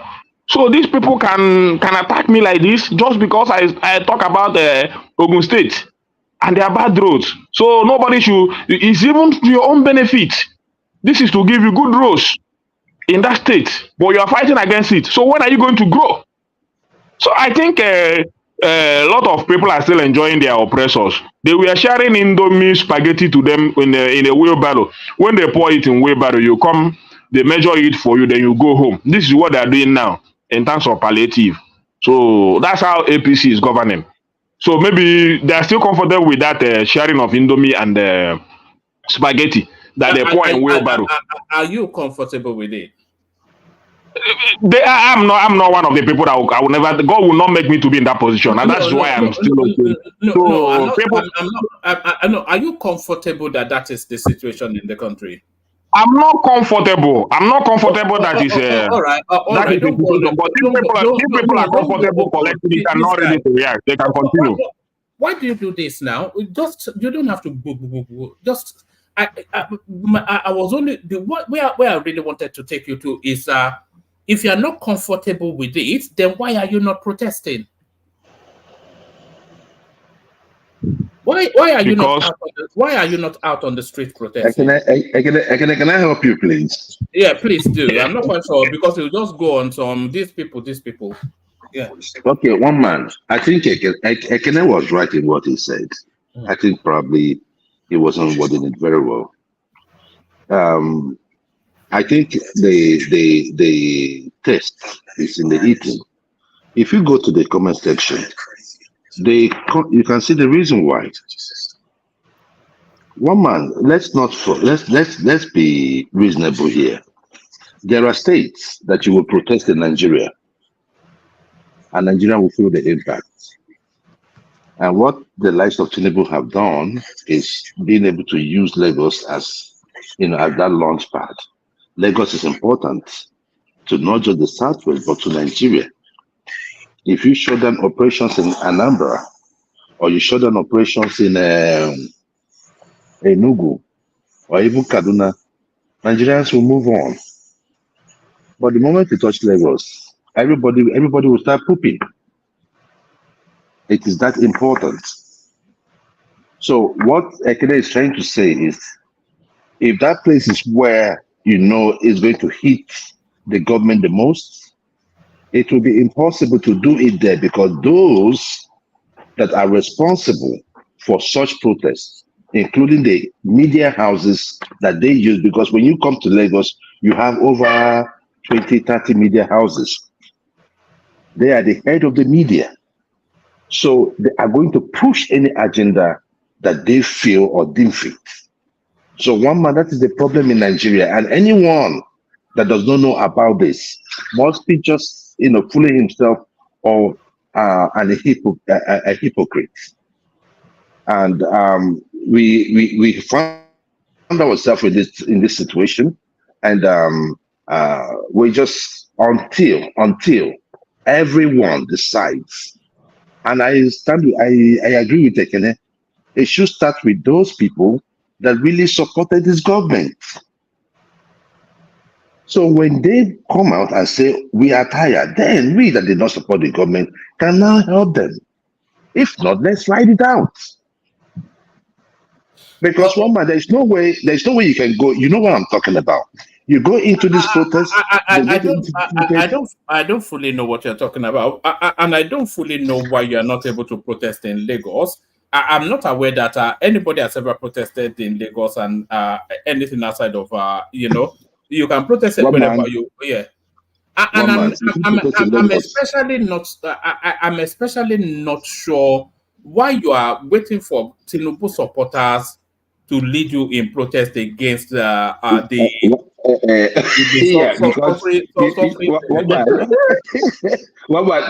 the reason why I'm telling you this. As stupid as it may seem, that is the situation we find ourselves in Nigeria. No, it is not though. You know, there's a counter narrative to what you're saying. Do you want to know the counter narrative? What's the counter narrative? The counter narrative is that a silent majority within that country, they are going through extreme hardship, but they understand the backdrop to how that extreme hardship has come about. They also understand the trajectory of travel of the government, and they are giving them the time to guide them through that hardship. So that's the counter narrative. No. That is nonsense. Nonsense. They're not waiting for Tinubu. Look, one man. You see, like I said, one man is trying to maybe is he trying to make me to be angry to go tomorrow and start protesting? I cannot. If you don't want to protest, that is your government. Govern the way you want to govern. My point, my point to one man is just simple.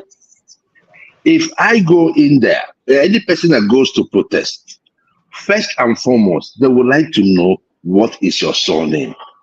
If you want to protest in Lagos State, if you're an Igbo person, originally, hold on one man, originally, the agenda, you have seen the agenda here on the comment section. They've already started saying it. You want to destroy Lagos is their agenda.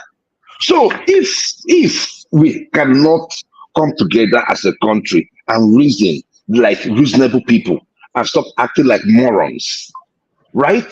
We see, one man, last time it was Buhari. Did we see any protest from the north? It is the same thing. I am not trying to align it to the on the dove or drop it on the doorstep of Lagos State.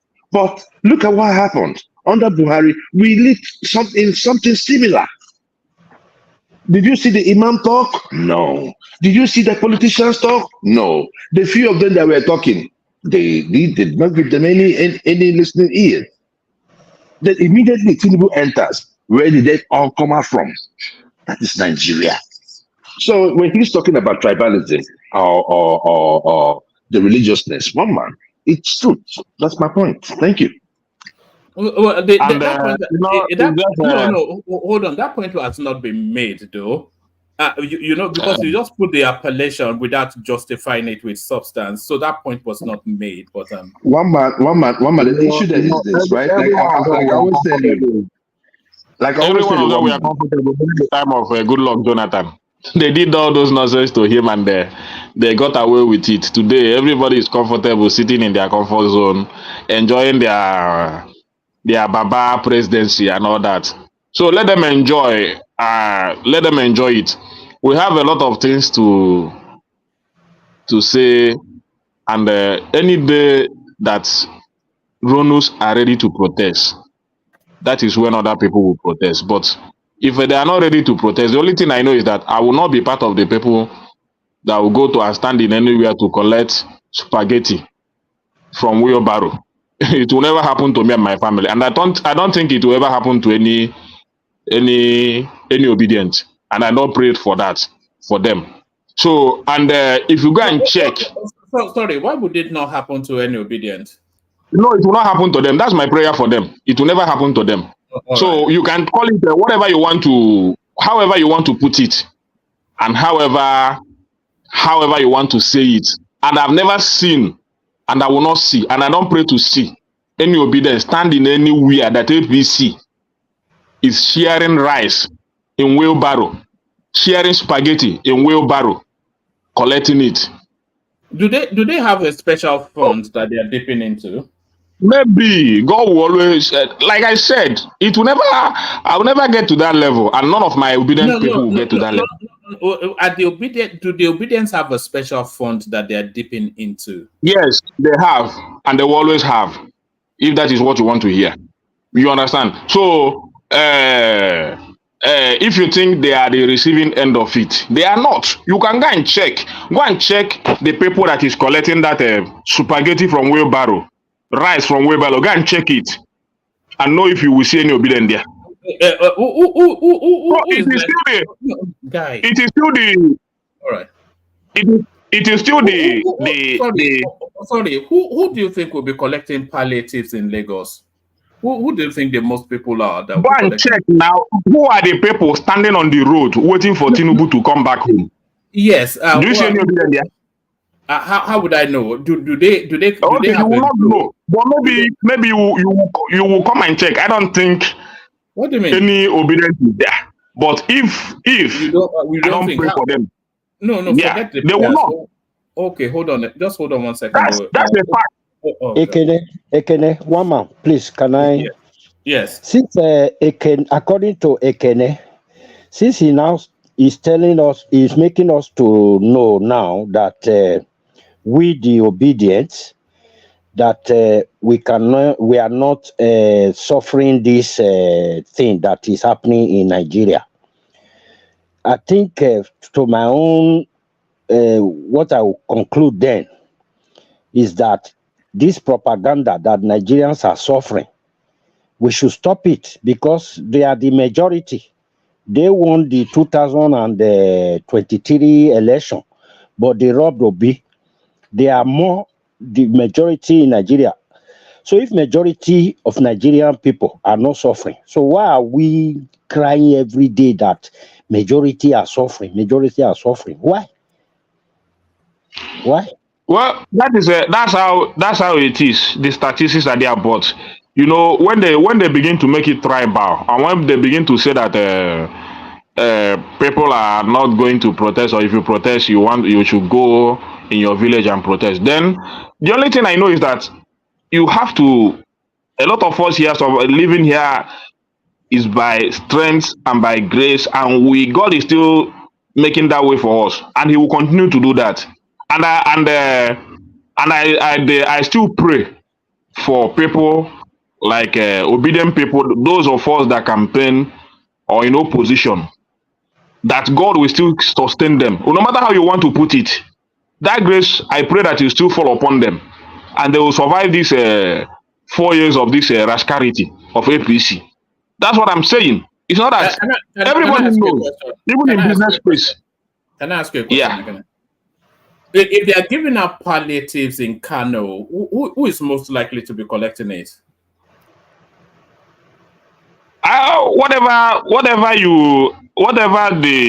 Whoever that is collecting it, I don't care who is collecting it, whether Hausa or Igbo or Yoruba. But my point is that even if they're giving palliative in Alaba, in Ojo today, I don't think anybody from Alaba market will go there and stand and they join the queue with them. I don't think so. And nobody there that I know have ever tried it. And a lot of them are obedient, and they have not tried it, and they will not. So let us become brutal and say it the way we want it to be. All the people, everybody that I know that I campaigned for Obi to vote for Obi, I've never seen them look for any palliative, or they are sharing palliative and they are collecting. But they are sharing it every day. But they will be subjecting the people they want to subject. Let them continue to subject them into poverty. Definitely, that's what they will use to. That's definitely what they will use to gain their vote in the next election. Maybe they are heaping their palliative again. Maybe in 2027 they will bring it out again and share more rice to them. But the reason why I'm saying this is not because for you to know that it's not because most of us are not surviving. It's because you want the benefit of every Nigerians, the good of every Nigerians, everybody to live comfortably in his own house. When no politician will come and tell you, take 500 naira and vote for me, you know you're right. Because you have that money in abundance in your account that no one will buy your vote. They share palliatives where I live in the UK as well, and they do in America too. Even if palliative should come, it should come on a normal ground, not in a way to subject people to vote for you or to gain their conscience.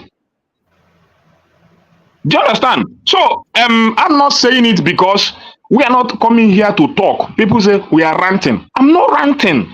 You are. We want the well. You are not. You can say you. I'm not. I'm not because I've not benefited anything. You are not. Let me. Because you are not letting a conversation take place with you. So that's a rant. I have not. Since I was born or since I became human being, I have not collected anything from any government. Yeah, no, that's it's fine. Even now, well done, you. Yeah, but, it's even now. It's even now. Now that I'm the chairman of my ward in this thing, that I'm even getting more engaged in politics, and I'm not doing it for money. Today, people, we're having a local government election very soon. I know how they are talking to us. If they come, I know what I tell them, because I will not be part of that. You understand? And that's how I want every Nigerians to feel. I want Nigerians to, if they want to give you 50,000 naira, when you look into your account, you are having 100,000 naira or 200,000 naira there. So what are you doing with 5,000 naira that they will give you to use it to buy your vote? It's because a lot of Nigerians don't have it. So it's easy to buy them in the next election when they give them 5,000 naira. So that's what we are trying to correct when we are talking about this anomalies that is going on in the government. You are not trying to correct anything, Kene. You are propagandizing. That's what you're doing. Whether you want to say is propaganda or whatever you want to pull it, let it be propaganda. Because you understand. But the fact that I want, you are doing it again. You are not letting anybody interrogate anything that you want to say. You just want to push it out there and continue to push it and hammer it. Because that's how I used to. That's why. Because you know that if you engage in a conversation, your narrative might fall apart. So you don't allow a conversation. You just hammer it. That's what you do. So that's propaganda. That is why I will continue to hammer it for you to maybe. If whatever you want to, however you want to put it, you say it's propaganda, whatever you want to. If you don't let people interrogate what you're saying, then it's propaganda. When people try to engage you, you just force and force and force and force. So that's propaganda.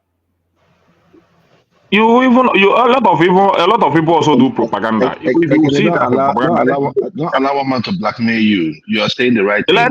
Whatever you want to. I know what he's trying to do, and that's why most of the time I don't want it, because you will want me to lose my thoughts so that I will not have anything to say again. He will just give me some minute and want me to.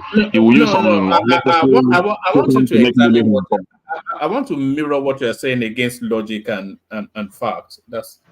I'm not most of the time I don't like those logical and too much explanation. I used to say it, and if I come here, you don't want me to have my straight thinking and all straight talk. Maybe you cannot engage me because I don't like too much explanation. It's my type. It's not even because of politics. It's in me. People giving me too much explanation gives me a lot of headache, and I don't know why.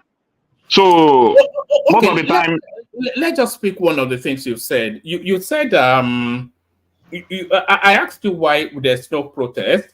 You said it's down to tribalism, and then I went on to ask you then that okay, the government institution only comes from a very tiny tribe compared to the mass of the country. So if the tribe that the president comes from, they are not protesting for reasons of tribe.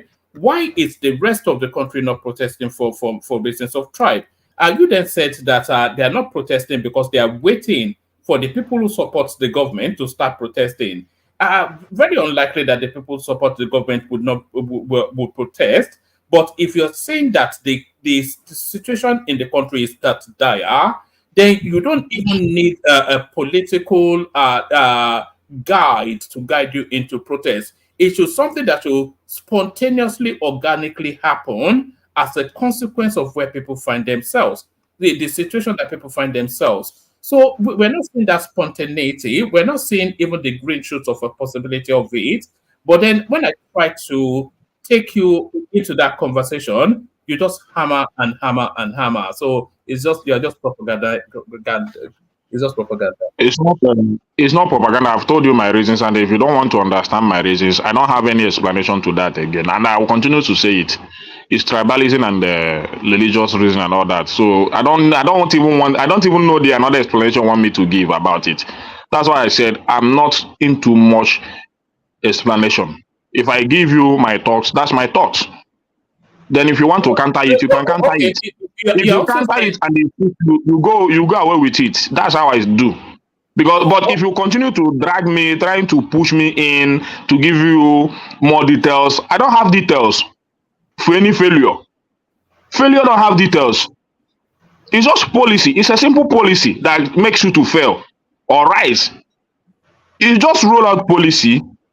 It makes people to fail or rise. It's a simple policy.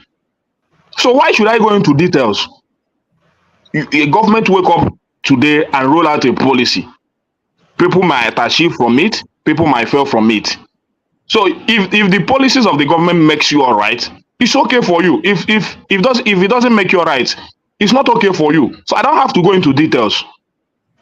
Tinubu didn't waste any time to say I remove fuel subsidy and unify the exchange rate. It's a simple policy. So what details are you trying to give me? And this is what is killing Nigerians. That is what I think in English we have what we call action words. I believe in those action words. Then in the Bible there is what they say, faith without work. It's a dead one. You cannot tell me to have faith when you're not putting work in. And these are the words that I use every day of my life. I don't go into details. When I go to the Bible to read, I stick to that aspect of the Bible that say, faith without works is a dead one. If I have faith, I have to apply working into that faith. There must be an action to having a faith. If there is no action to your faith, you are just talking. And that's why I want Nigerians to understand. Don't talk when you don't have actions to what you are saying. So the government is talking without applying any action to what they are saying. They just have good what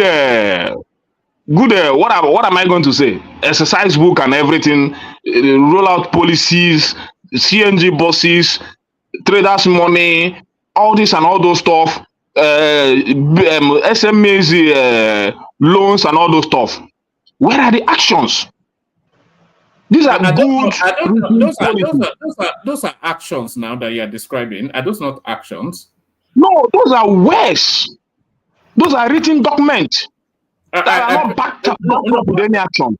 No, that's a lie. I've played clips here, and hopefully I'll see if I still have it. Of whoever sent it to me should resend it. Of about a whole swathe of CNG refilling stations opened all over the country. So that's action. So we see the trader money in itself to stimulate economic activity at the lower end of business. That's an action. Is that not an action? All of these things. That's not because when you say you roll out CNG buses. We roll out CNG buses. We see fleets. Where are they? I have not seen anyone. Though that's it. I've not seen. Maybe Lagos State is still a remote area that I've not seen any CNG fleet station in it. I've not seen. If I have seen, I will tell you. So what you are saying is that there are the CNG fleet station there. Even the CNG bus, I've not even seen anyone in Lagos. I've not seen anyone in Lagos. You One understand? man, So when one I man. begin to, and Lagos is not a remote area. Ekene, one man is my turn after Ekene. Yes, So yes. So what I'm trying to say is that, you know, when they put out all these things, they look very nice for one man to read to us. You know, and the woman has good English, and I admire you for that. Don't. It's not as if I hate you for the way you address your voice and make it look good. But I cannot fall into that category. You understand? Everybody have their own way of life and the things they like, and these are one of the things I don't like. Using English to polish situations and make it, you know, it's just like bringing an old shoe. What we do in Nigeria is just like bringing an old, maybe black shoe or any color of shoe, then use polish and polish it. So the polish is the English that one man is rolling out every day by day to polish a very rotten shoe, make it look very nice, then use a brush to make it shine, and the shoe will look very nice. But when you wear it, just you just make a couple of movements, you begin to see the roughness of that shoe again. That's what is happening in Nigeria. They come out and tell you we are putting in trillions of naira into the economy. Very nice. Then what are the actions? They just share it among the ministers and governor. Everybody will take home and relax. The situation continues. So there is no action backing up their policies. That's what I'm trying to say. So when they begin to apply actions in all these their policies, you will see Nigeria work, because it's not as if Nigeria don't have a good policies. I could remember the first speech of President Bola Ahmed Tinubu concerning the trillions he rolled out for businesses and manufacturers and all those stuff. I still remember it because those are the things I thought that if he has a very good action added to that, it would have propel the economy of this country. But still today, nobody is even remembering that speech. But that speech is still very alive in my ear. Sometimes I begin to wonder: does it mean that they just handed this man this document to read, or he never had any plan to execute it, or he just read it to maybe to calm some people down? Well written. So people, that is why it's not as if what I want to see in Nigeria is action. It's just like in our electric sector, no action. It's just polishing ways, design ways, lumber. That's what we see. So and every day you want me to come here and go into details. Which details? I don't have any details for you. I don't have any explanation for you. I don't even have much time to spend discussing Nigerian issue again. If they should bring every document they have for electricity and education since 1999 and start to apply it from today, Nigeria will change. They don't even have to make new policies again. It's just to apply the ones they already have. Situation will begin to change for the good of this country. So, one man, I don't have much to say. These are my contribution tonight. Go to another person. All right, brilliant. Let me play you this clip. And then you go well. Yes, let me play you this clip, and then we go on. I'll go on to the next person. And in business news, the Nigerian National Petroleum Company Limited has commissioned 12 compressed natural gas stations in Abuja and Lagos to reduce transportation costs in the country. Speaking on the occasion of the commissioning in Abuja, the NNPC Limited reiterates government's plan to create more stations across the country for more accessibility for end users. Helen Osamede Akings reports. President Bola Tinubu's administration announced plans to promote the use of compressed natural gas as a cleaner and more affordable alternative to fuel in Nigeria following the removal of petrol subsidy in May 2023. This initiative aimed to reduce Nigerians' dependence on imported fuel, decrease greenhouse gas emissions, and provide a more affordable and sustainable energy solution for the country. Under the presidential CNG initiative, NNPC and its partner entered into a strategic partnership to construct 35 CNG stations across Nigeria.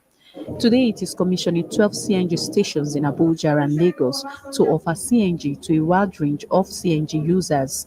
In its efforts to reach a wide range of users, it says more stations are on the way.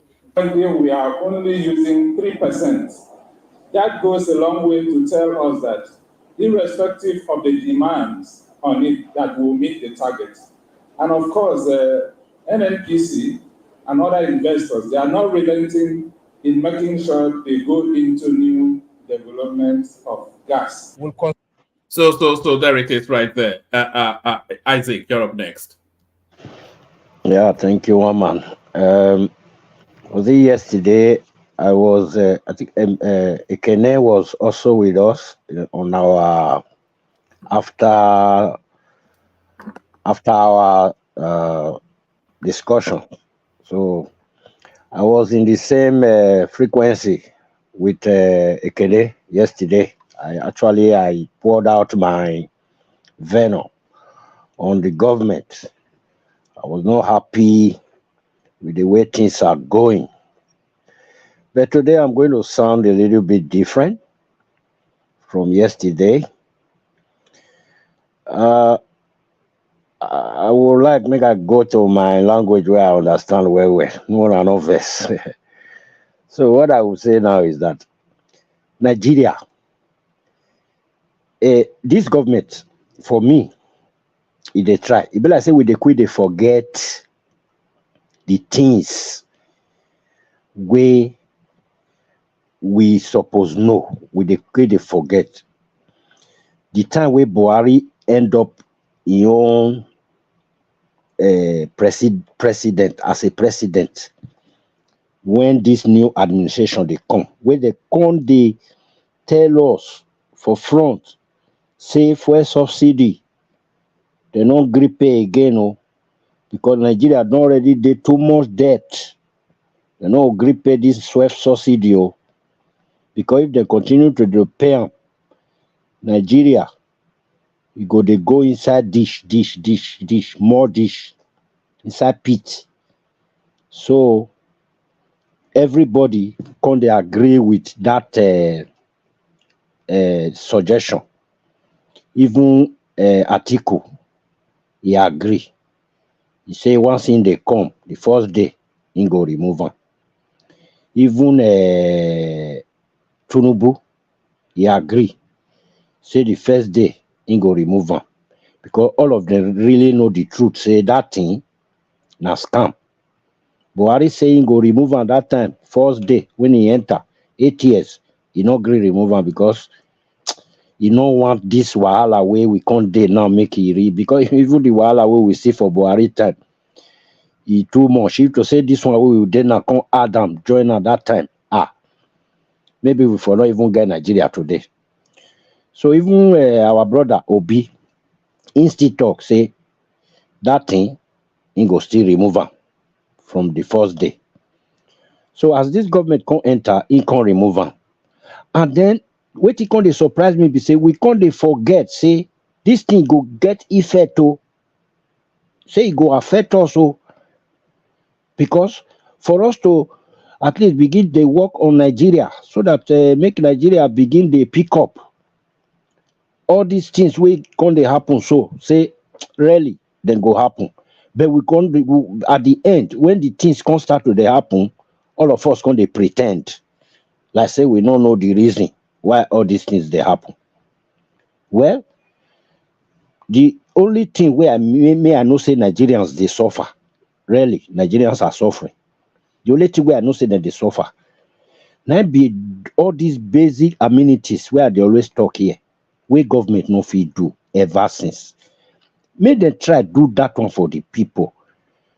No matter what we they go through, that light make them give the people. I know say Nigerians they suffer that light. But say for like the road, for example, now I think now Ogun State, where we talk say na be the worst governor. If I not correct, me person correct me. Say na be the worst governor. Say all the road you don't spoil, go past a long journey, they enter Lagos. Instead, journey we go just take on like 20-25 minutes to drive. if you want to do anything for Lagos, you go they pass almost 1 hour or 1 hour plus to fit reach Lagos just because you no gree do road.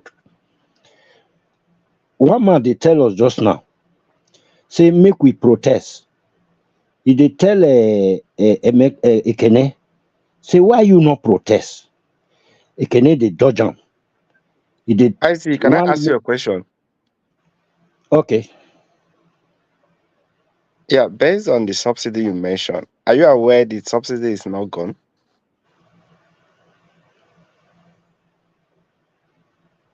We don't first discuss that thing for this platform. Because now you are blaming that we are you complaining. don't already ask the question, make I answer am. You know, if you ask question, answer am. Now me No, I'm go not answer am. answering it. I'm just adding to it. So Okay. because you are complaining that we are saying that we are complaining. We're supposed to know the effect of fuel subsidy.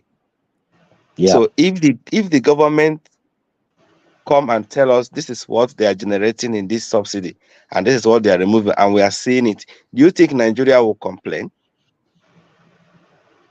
And we are saying what? Now wait till they tell you, say you know fit see am now. You know fit see am now. Yeah, and I Na for ask you now, future. do you think the subsidy Na for is future gone? you go see am. Eh? Do you think the subsidy is gone?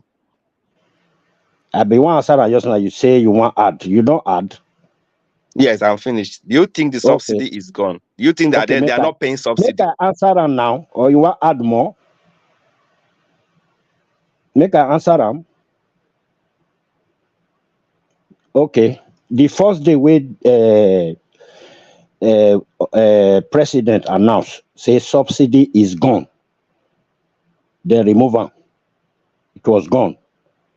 They not add that joint budget. But for a reasonable person, a reasonable leader, he get am for mind. Even all the sector where they want make, they want govern this Nigeria on that aspect.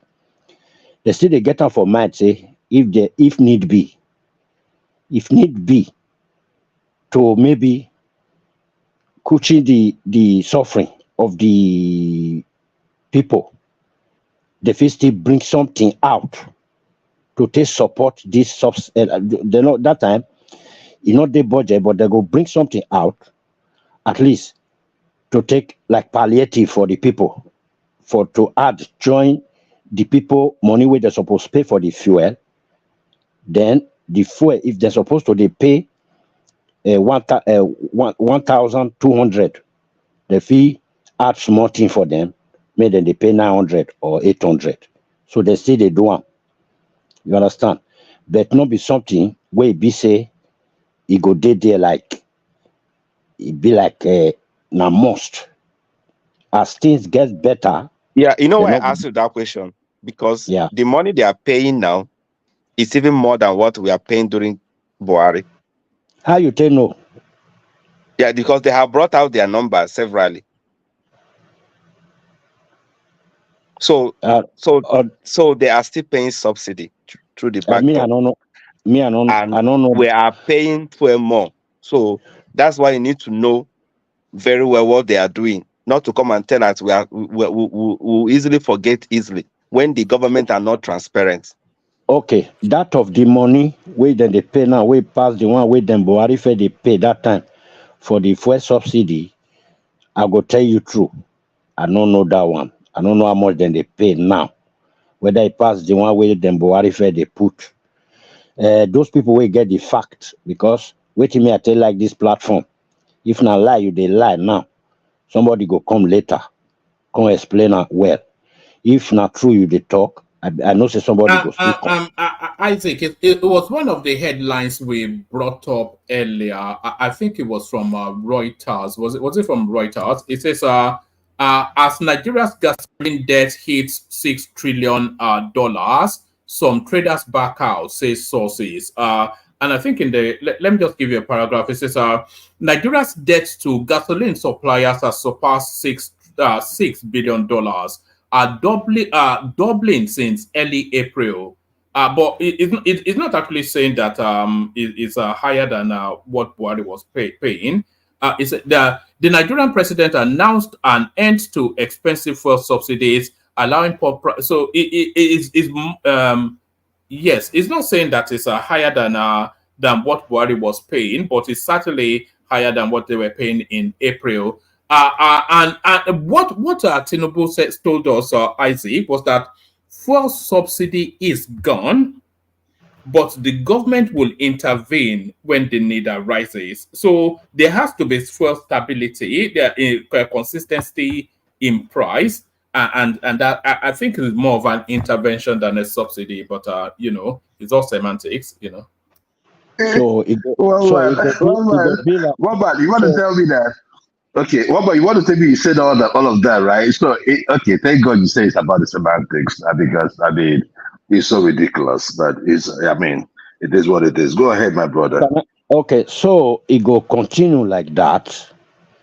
It go can reach a point where be say this money where you dey hear, so you know can dey hear them again. That time they go can give Nigerians they will come give Nigerians their tax to be able to buy fuel by themselves without government supporting them. And it go be, may I tell you the time it go be. It go be that time where be say some students don't go take loan, we no fit go school before, they go carry the loan, go school, come out. That time Nigeria go down the better, when they don't come out from school, they'll come, they get work by the grace of God. Investors go, they come, they'll come, they get better work for Nigeria. Then you see those people now, they not come, they give them fuel subsidy again. So not be something we go to happen for our today for me. It's just the why not so. Now, make I talk my own. Now my own they talk. Wait, make I first finish my own. Wait.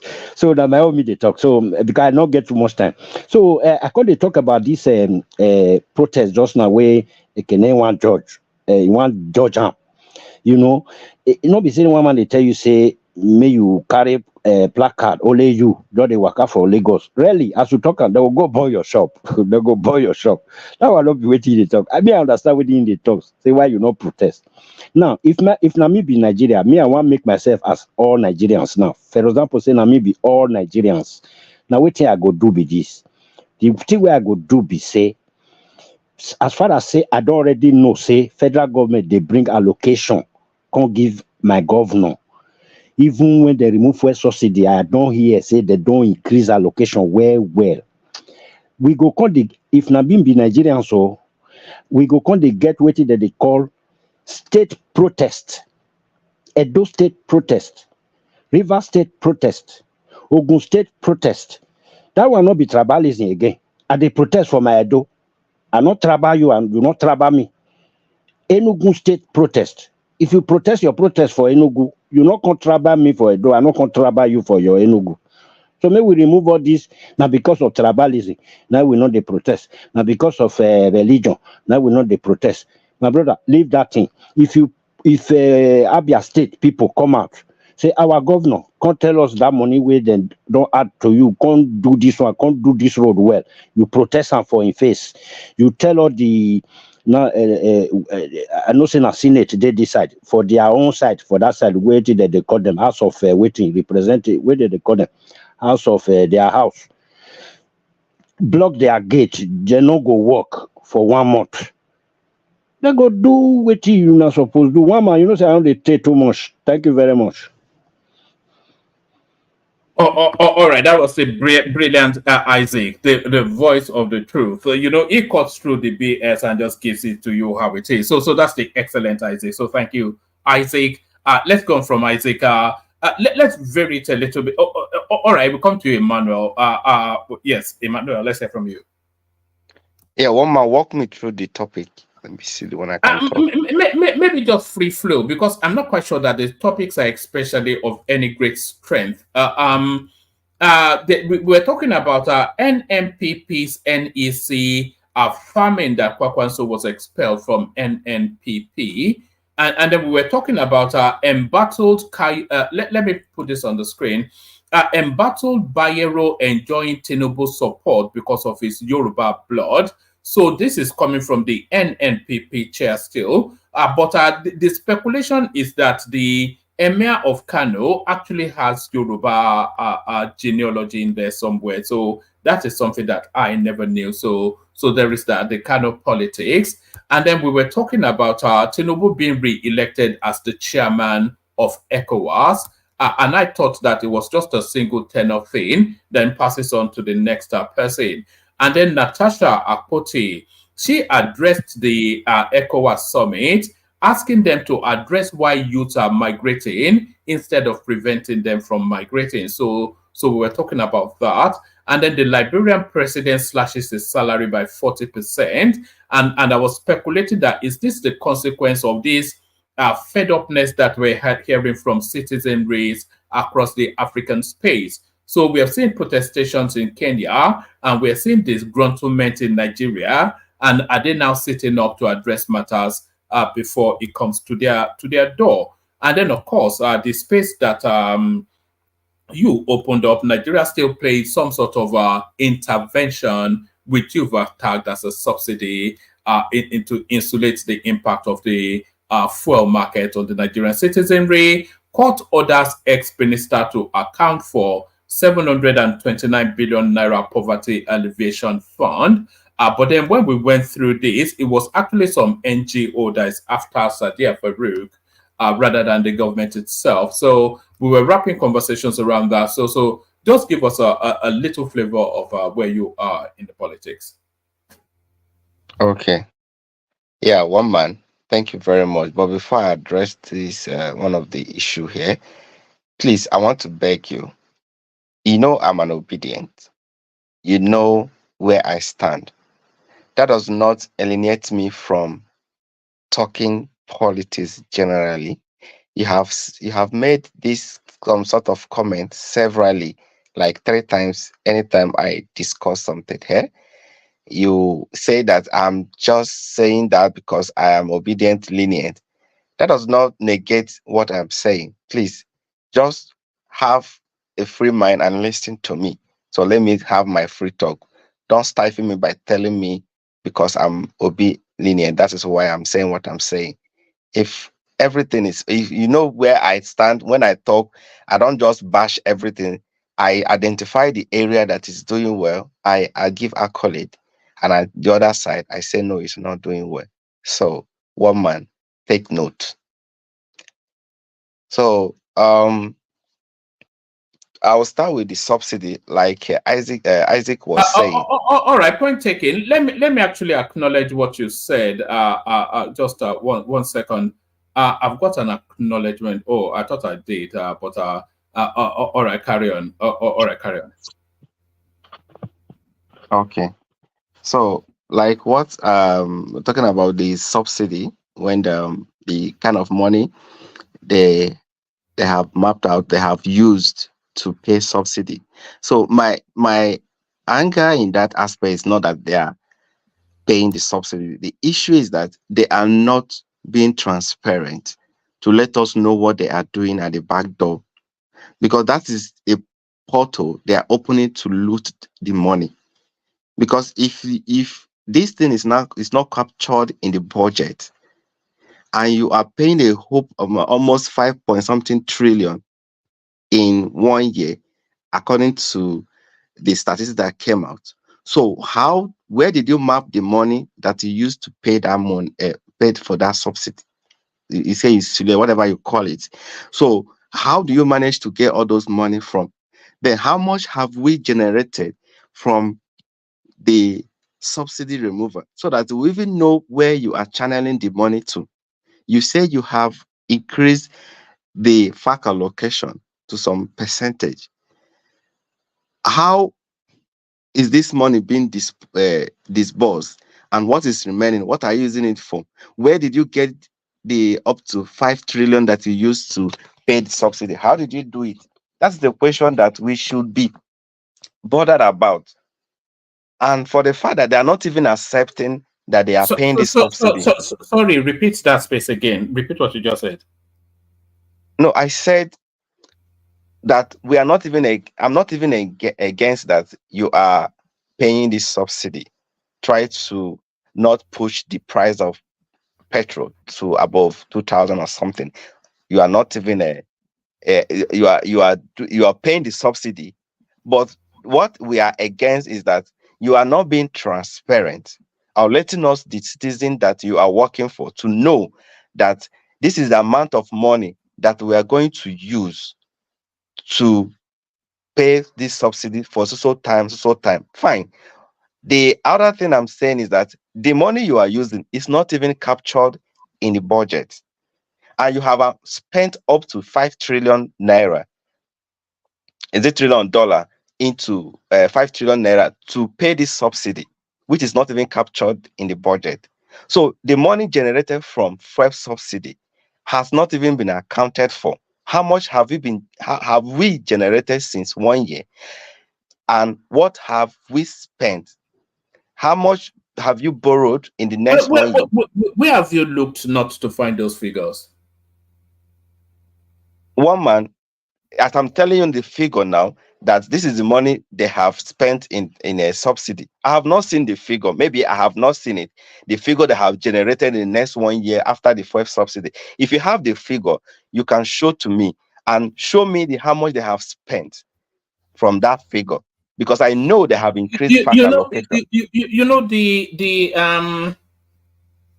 the fuel intervention actually comes out of an arrangement at the NNPC. So it doesn't come out of the federal coffers. It comes the insulation actually comes out of an NNPC arrangement. So NNPC are the one paying for it? Almost certainly. They've always done. Okay. That is how they have been doing it before now. Or before now, NNPC has been the one paying the subsidy, right? One man. Well, I don't know. I think it's all. My understanding is that the intervention that to stabilize fuel prices at the pump, that intervention actually comes out of the NNPC space. I'm going from vague memory, so don't quote me on that. I think no, because we are on the same page. I know that NNPC has been the one, taking that burden. That I'm not asking you now, are they still the one paying this one that they are doing now? Which I'm certain that they are still the one doing it, right? And almost certainly, if it's not captured in the budget, then it's not captured in the budget. Certainly, gotten approved from the president, and they are doing it. And they are not even coming openly and tell us that they are doing it. It is even the opposition they are alleging this is what they are doing, and they are not even refusing it, saying they are not doing it. That is the secrecy we are talking about. They are not open to tell us what they are doing. Now, and I'll go to the money that we have. Before you remove subsidy, we are buying for literally 180, 200. Now you pushed it to almost 800, 700. For 1 year, we have generated a lot of money. You have not given us account of the money we have generated and how much you have shared to the state government to know where this money is. That's published every month. Money generated from the subsidies published every month. No. This is where I say you don't say they have not. All the I said the money generated from subsidy. Can you hold on? You just said they have not, but you don't look anywhere. You probably don't even know where to look. You're just reciting regurgitated whatnot. The monies being given to the states is published every month. There's no secrecy around it. And all of the states have told us that their allocations have quadrupled. So, I mean... One man, I just said the same thing, that they are sharing the money to the state government. I'm saying, how much are we generating monthly from fuel subsidy? And how much are they sharing? That's what I'm asking. Is it that they are sharing the whole of the money generated from the subsidy? No, you look, the subsidy has been removed. So when they do the federal allocation, it's a pot of money now. So there's not one money that this one is from fuel subsidy. So let's share this one. No, it's the cumulative generated funds that is then, what are you even talking about? I don't get it. I'm not. Maybe one might. What We are are you saying the talking same about? thing. Actually, you are We are saying not. that. We are not. Let me No, say. no. You are asking why they are not telling us how much was generated from the fuel subsidy and Yes. how it's being shared. No, I said. Listen to me. I said they are not telling us how much generated from fuel subsidy monthly, and they only Yes, share no, to the no, state no. government. What is Yes, the remaining of? just stay there. Just stay there. Stay there. Don't go any further. What I'm saying to you is that there's nothing generated from for subsidy. It's a removal, not a generation. There's nothing. Maybe I'm not on board with what you're saying, but they've simply removed the subsidy, so that's not going out of the state coffers anymore. So, I mean, what's your understanding? Even Now, I'm not sure. Maybe I what I don't understand is understand. that normally, okay, for instance, we are paying the fuel 180 and it's 800. So now Right. that quantum leap of price hike has gone up. We don't expect the same money to be at the same level. It has gone up. So what I'm saying is that leap that we have had, how much has we generated? That's what I'm saying. How much have we generated from fuel subsidy alone? I'm not talking about in other sectors. I say fuel subsidy, from the removal of fuel subsidy, how much have we generated? Because during the time of Goodluck was pointing where he's going to channel the energy of the money that we're going to gain from the subsidy to. He was making it public. But in this case, they are telling us they are sharing it to the state government. And I'm not asking you, one man, are they sharing the whole money generated from fuel subsidy to the state government? I hope you understand. No, I understand, but I'm not sure that you do, or maybe I don't. All right, just carry on. I'm not sure I can navigate to Okay. answer, but Okay. Because you don't have the answer, you don't have no, the figure. I have the answers, but it's so obvious I'm not quite sure how to navigate to you. So I'm trying to look for the example that will really make you understand. So let's say, for instance, I had 100 naira, and out of that 100 naira, I removed 40 naira because they said the first subsidy was gulping about 40% of the country's revenue thereabouts. So out of that 100 naira, I removed 40 naira to go onto something or the other, and then I share the remaining 60 naira amongst whoever I need to share it. So if I stopped giving away that 40 naira, and then I have 100 naira to share, so that 100 naira is shared. It doesn't then say, oh, this is 60 naira, but then 40 naira is no. It's the cumulative of the generated funds that is shared, rather than. Do you understand? I'm not quite sure. One man, I get your point. I don't think I have Now, the language to bring it to your yeah. understanding. Now, my own point is that you don't even know what is being generated in that place. You don't know, one man. Do you know? I don't even know what your question is. But carry on. Just carry on with yourself. Yeah. Can I intervene there? Yes, or Benny, maybe you can. Yeah. I don't know if the speaker would try to understand me here. So I'll use a simple analogy. This is my understanding too. Over time, there is no account called sweeps on these subsidy accounts.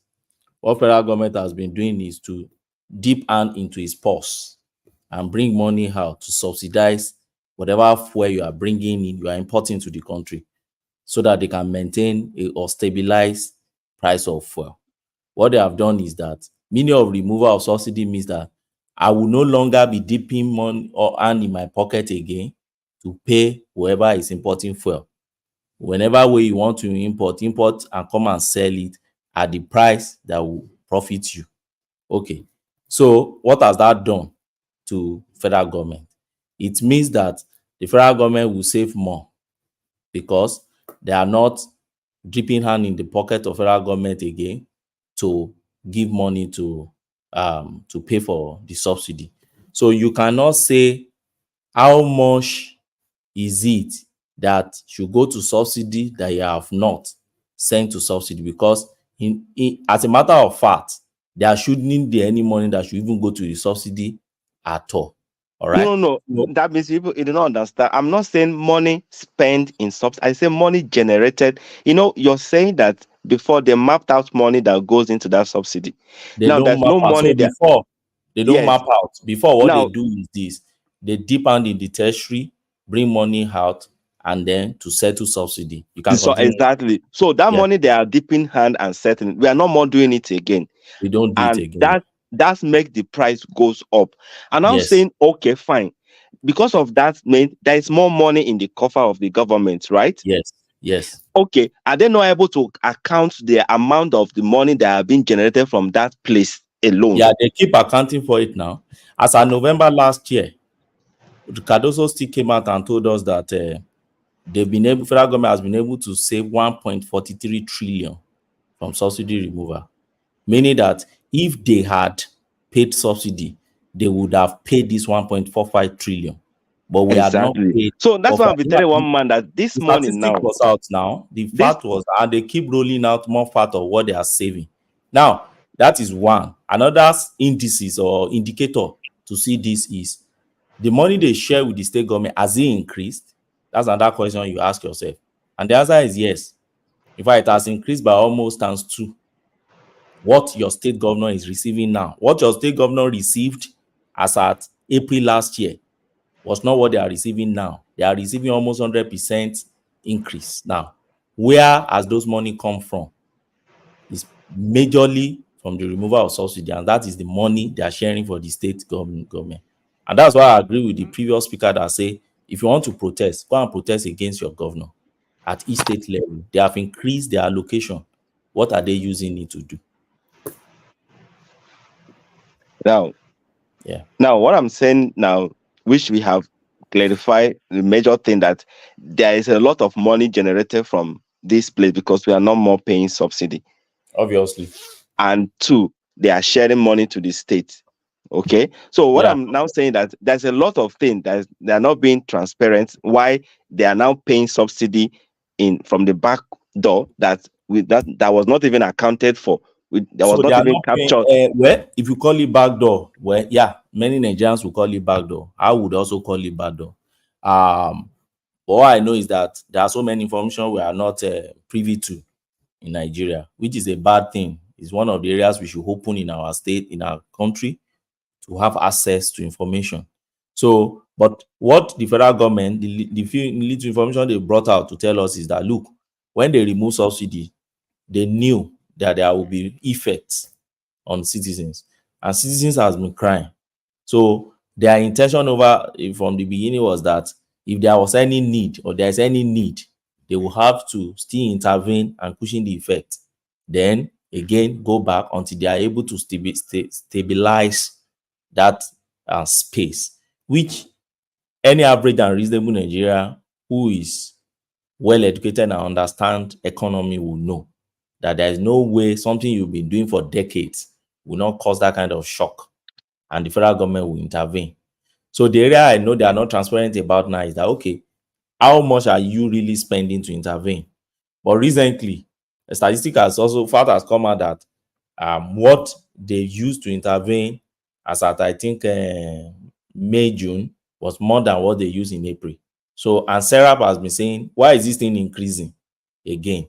If we are suffering, let us know. So, one thing I now say about Nigeria is that, do we really want to stick to the complete removal and stop shouting that the effect is on us, or we want the Then federal government? they should come and tell us this is pop and play. This is what we are doing. Forget They pop and keep play. telling us now. Hold on to what you said there, Ogweni. I'm not sure the country can insulate a total removal, because then the fuel price will be about 2,000 naira thereabout. So how it's the best way to handle it is probably the way it is being handled now. Is to be intervening. So Yes. if they are intervening and same Nigerians are still coming out to say that, oh, you are cheating us, oh, we don't even know how much you are intervening, you are just eating our money and you say you are intervening. So what I've seen about governance now is that, you see, listen to people, but take those ones that are profitable and in the long run will help people. You don't listen to people and start taking all manners But, of. but the people are entitled to demand some form of transparency now. That's why I said you must yes. listen to people. Yeah. You must, let me tell you, transparency again is even objective, is even subjective again. Okay. If you are saying transparency, there are still information of national interest that will not just come out to any man in the street, any average man in the street. It happens in any country of the world. You can't have access to all information, but you must have access to basic information that must allow you to be able to say, okay, I know what my country is heading to achieve. Which yeah, may I interject as well? Yes, please. Thank you very much. Emmanuel, I want to commend you. Take heart. A lot of people have the patience to keep explaining these things over and over. The fallacy is just tremendous. Since I've been here listening, Benny, you have broken at least 5 fallacies. The last one you said is particularly concerning. What do you mean? We are entitled to information, like one man said. We're not talking about national security secrets in that sense, for you to invoke that in this conversation about subsidy that's supposed to be in the budget and all kinds of things. You know, it's disheartening, because as much as I say, I'm gonna come here, I'm just gonna let me roll with the guys, let's just have fun. But my nature is I cannot accept anything like that. Or you say to people should go and protest their governors, their state. That's another thing that's just been going on and on. That is a fallacy of false choice. We can protest the federal government as well as the state government. We're a country, you know. So when you have 10 fallacies, I mean at least 5 that I know, fallacy of reasoning, generalization, hasty ones, false analogy, false cause, false dilemma. I haven't heard you break the ad hominem one yet. You have your slippery slope one, the red herring, appealing to tradition. What Emmanuel is saying here, and he should be commended for being persistent in wanting for some transparency. You know, he should be commended because he's right. So I urge you to, you know, do the right thing. Now, before I hand it back to you, I actually came because of Isaac, who, if you heard him yesterday, you'll be stunned by what he's saying today. Here on this platform. That's why we quickly answer you when you finish. Just finish. I will answer you quickly. Okay, thank you. And one man, I actually want you to just check it out, cut it out, and post it here, because here's a patriot that says, you know what? It's time that I'm just going to quote him loosely. It's time that we put aside all this tribal allegiance here, that this government has gone beyond the pale. They've gone too far to where there'll be no more room for that. That from today, he's going to hold this government accountable. He said that? Yes, he did. And people from that region should also think about trying, since we've tried, this is a cross of what he's saying. Since we've tried Tinubu, if he stays this way until that election campaigning, not the end of this administration, if they start campaigning and Tinubu is the country's way it is, that everybody should tell them, don't even run, don't even try. And then Thank you, Pastor. Let me repeat myself. Thank you, Pastor. Let me repeat myself. Let me repeat myself, please. Okay. I still repeat myself. If Tinubu is in government and 2027, things are still the way it is right now, please let us join hands together. He should go and sit down there is still like 2.5 or 3 years, I don't know, ahead of him. If there is, I'm not saying there will be total improvement like Eldorado. If there is nothing going on at all now, the student loan, the credit loan, then we need more of these, and this tension of hunger and everything, the agriculture. If nothing is being pointed at, if we can't see any light going towards there, it should go and sit down, and we should please beg Obi, Atiku, and Sowore to come and join us in our different platforms to tell Nigeria that we need regional that's separation of resources. And then to conclude, when I say that we should begin to protest in our states, is very important. You see, when we protest in our state, when there is a nationwide state protest in all the states, who are you protesting against? The government, whether you call it federal or state. You see, why the governors are so relaxed. By the time we start that, the governors will now know that we are coming for them. Every time we talk to the federal, we go up. They feel relaxed. We don't talk to them. They don't even know that, they don't even have that feeling that these people will come for us even one day. So we start going to them. When we go to our governors, we are equally going to affect the federal. When we lock Lagos down, go to Shawolu, lock him down. Go to Obaseki, lock him down. Go to the one you said is the most useless governor is Ogun, lock him down. Tinubu will be locked down. Thank you very much. Okay, one man, excuse me. Let me use a couple of minutes to respond to him. And by the way, I'm very, very happy that you were sincere and you loosely stated what you said yesterday, and that's okay. But I have to tell you that the governors, now, this is not directed at you. There are a lot of people making the argument you make, albeit nefariously, because those people, they're smarter than that, right? These governors have their hands tied behind their backs as far as the lists, concurrent lists, they have a limited yet albeit expanding list. There are exclusive lists that the government has. So it gives them a lot of excuses. For example, there are some states, let's say Lagos, for example, and Lagos doesn't want a lot of people in that state. It's a lot of people in Lagos state. But the federal government mandates them, our constitution, anybody could come to the state as far as they're Nigerians. They could live and work legally any state they want to be in. The state could not say, for example, hey, look, we can accommodate this. We need our welfare, we need our resources to be for our citizens. They can't because of the federal government. That's just an example, obviously. It goes all the way to everything that's in that exclusive list, including security.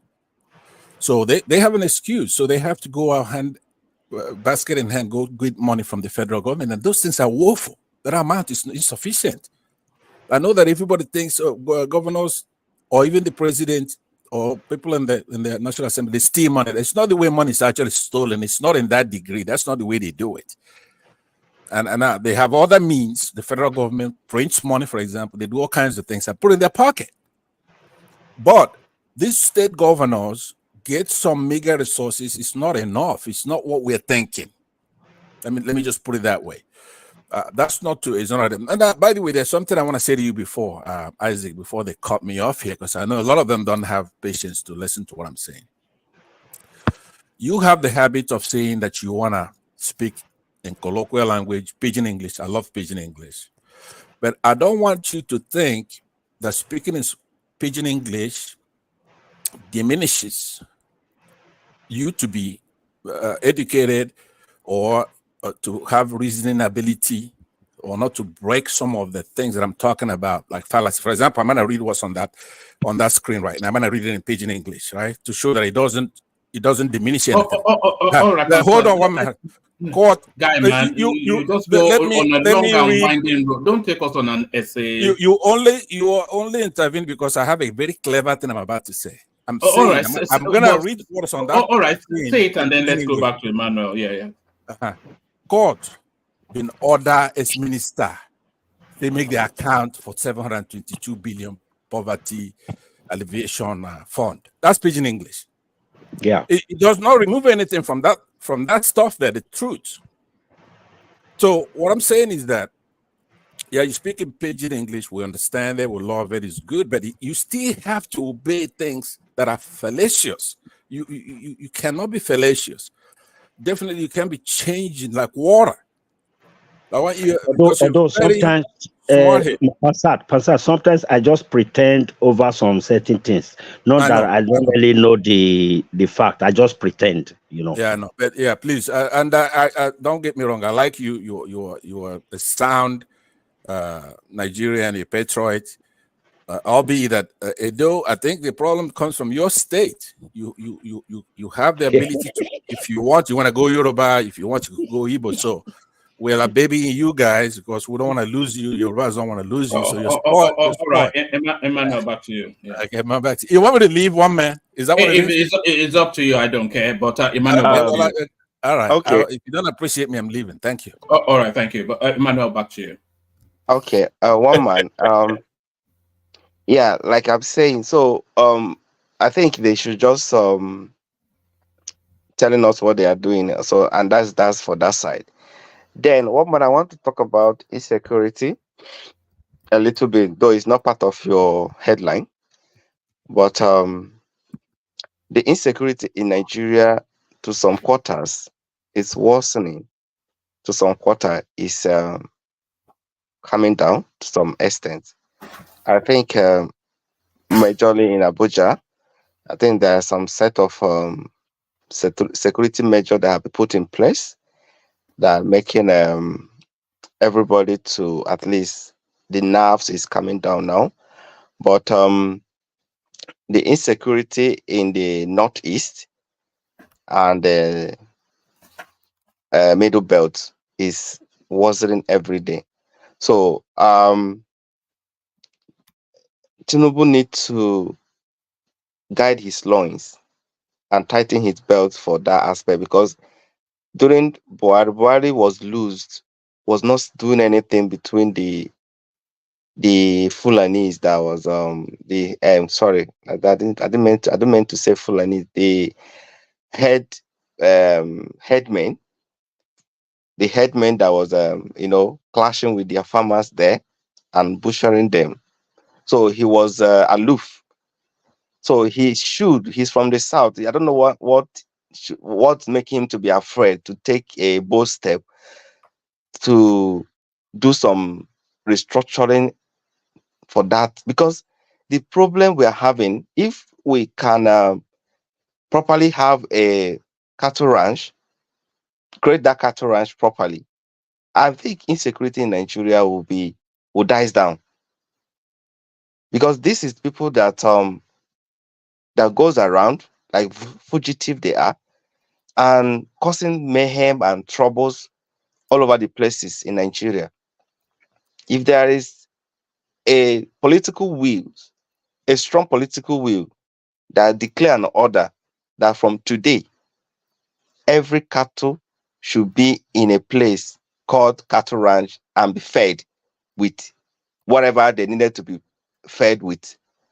So those things are some political issue, political will that are supposed to be solving that kind of problem, not going through those rubber stamp people in the Senate to looking for them to start approving nonsense for us.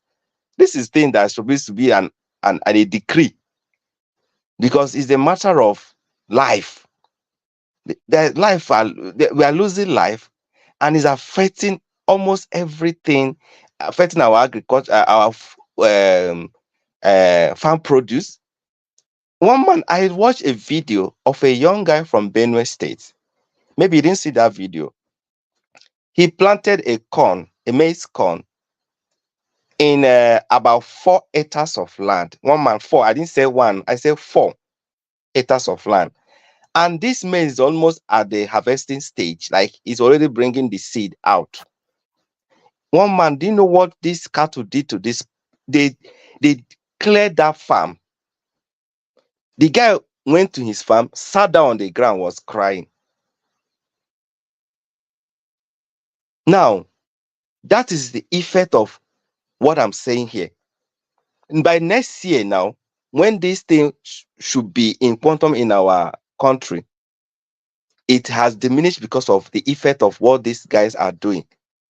The problem is very simple. If you make an order and declare it as an order that there should not be roaming around with this cattle anywhere in Nigeria anymore, there shall be a land provided for them for the ranching. It will so at least 50% of our insecurity will be reduced. Let's know that now the other one are the minor kidnapping and other one and stuff like that. And I believe that if there's a proper ranching for those cattle, there is a lot of revenue to be generated from that aspect, because from there you have some production going on in that place. But all of them will come to the power because we assume a power, and they will still be seeking solutions where everything stop at your table. Is it that they are bigger than us? Is it that they are bigger than you? Or are you afraid? What are you afraid of? Yesterday, I saw over 50 cows in the city of Abuja. In the city of Abuja, everybody was just parking car, waiting for the cow to pass. All right, bring it on my man. So we should make sure that we call these people and let them have a political will to do this thing. If you're not ready for it, why not step down and let the person that has the political will to do it? Will it take us ages for us to properly make a decree that let there be a ranching for all these things, so that the problem we are having will be solved once and for all? Ask a question. Okay. Now, you see, sometimes we pick this issue of elders as if it's that simple. For me, I don't see it as something that is that simple. The first question I want to ask you is that, do you think the Nigerian Constitution vests in the president the power to issue executive fiat, that's by an order, do what you just said now that the president can do? Do you think the Constitution gives the president that power to just make an order that no cow should be roaming the streets of Nigeria again? Every cow should go back to the ranch. Do you think they have that power? Let me start on that question. Okay, when if a president has the power at least to have a political solution for any kind of court Let's case. start with that power. Wait, now we're saying the same thing. Just answer the question directly. Don't. It's just a simple question. Well, It's a yes or no question. I feel they have the power. They have the power. Are you a constitutional lawyer? So let me correct you. The president does not have that power. Okay, the president doesn't have that. The question that matters our life, he doesn't have power to solve it. He doesn't have need that to go through the power. process. Yeah, so you see the system you practice in Nigeria. Ogbeni, let me take the short route. And say what Ogbeni is saying to you is that the president, we are not in a dictatorship, by the way. You may think we are, but we're not. So it doesn't just have the power to command an order. So it doesn't have that power. And for the open grazing to stop, it has to go through Parliament. And the Parliament is overwhelmingly from that open grazing space, so it will struggle to pass through it. So it's more. Is that where you were going, Ogbeni? Yes. So that's one man. The open grazing is in our constitution. What do you mean? The open grazing is in our constitution. Yeah, your constitution allowed, your constitution as it stands today, okay? Your constitution allow. No, I mean, is it stated in the constitution that there should be an open grazing in Nigeria? Yeah, but why would it state it? What sort of a question is even that? Constitution does not contain. Can I say something, please? Hold on, let Ogbeni land it here. Sorry. So the constitution, we don't put everything in the constitution. It's not a holy Bible, okay?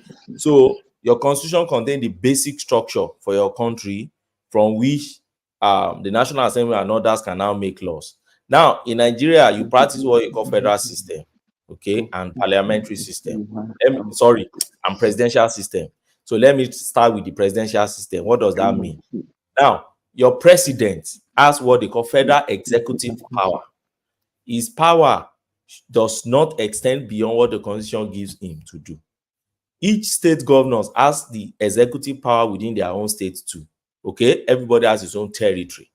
Then, now at federal level, you now have what we call National Assembly. Those ones have the legislative power.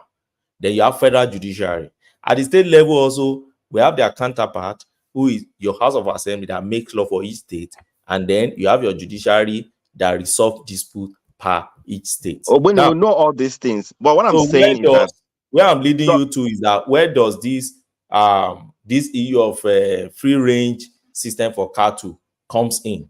That's where I'm leading you to. I just want to make those foundations. So where it leads you to now is this: before you can make such law, you must first go to the lawmakers.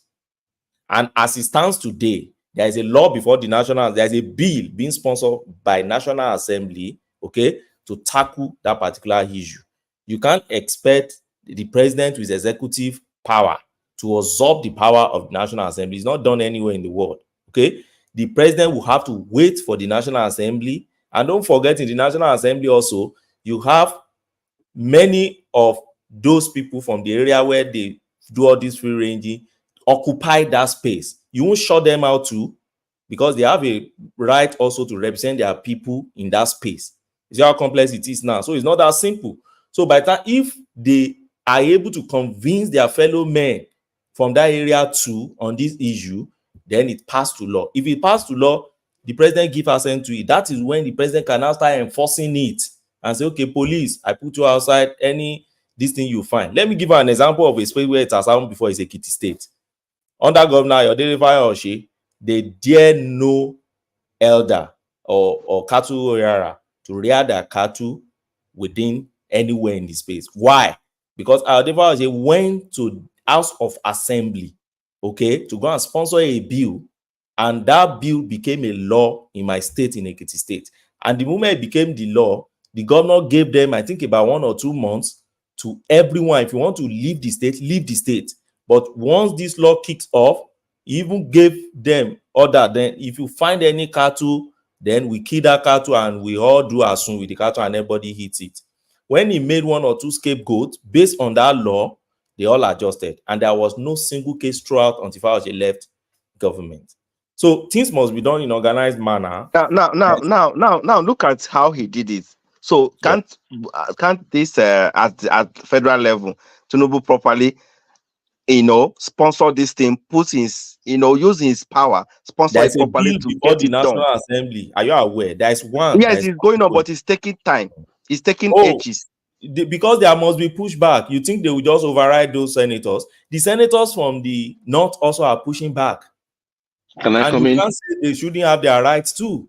They have a right to say, except you just want to run a dictatorial system, which will lead to war. The same thing we did in 1966. So they have their right also to push back, and you will need our colleagues also to convince them why they must come to their side. And if they put it to vote, and those ones have overwhelming majority, there's nothing you can do in the country. That's how democracy works. Okay, can I come in, please? Yes, go on. Yeah, see, Obeni,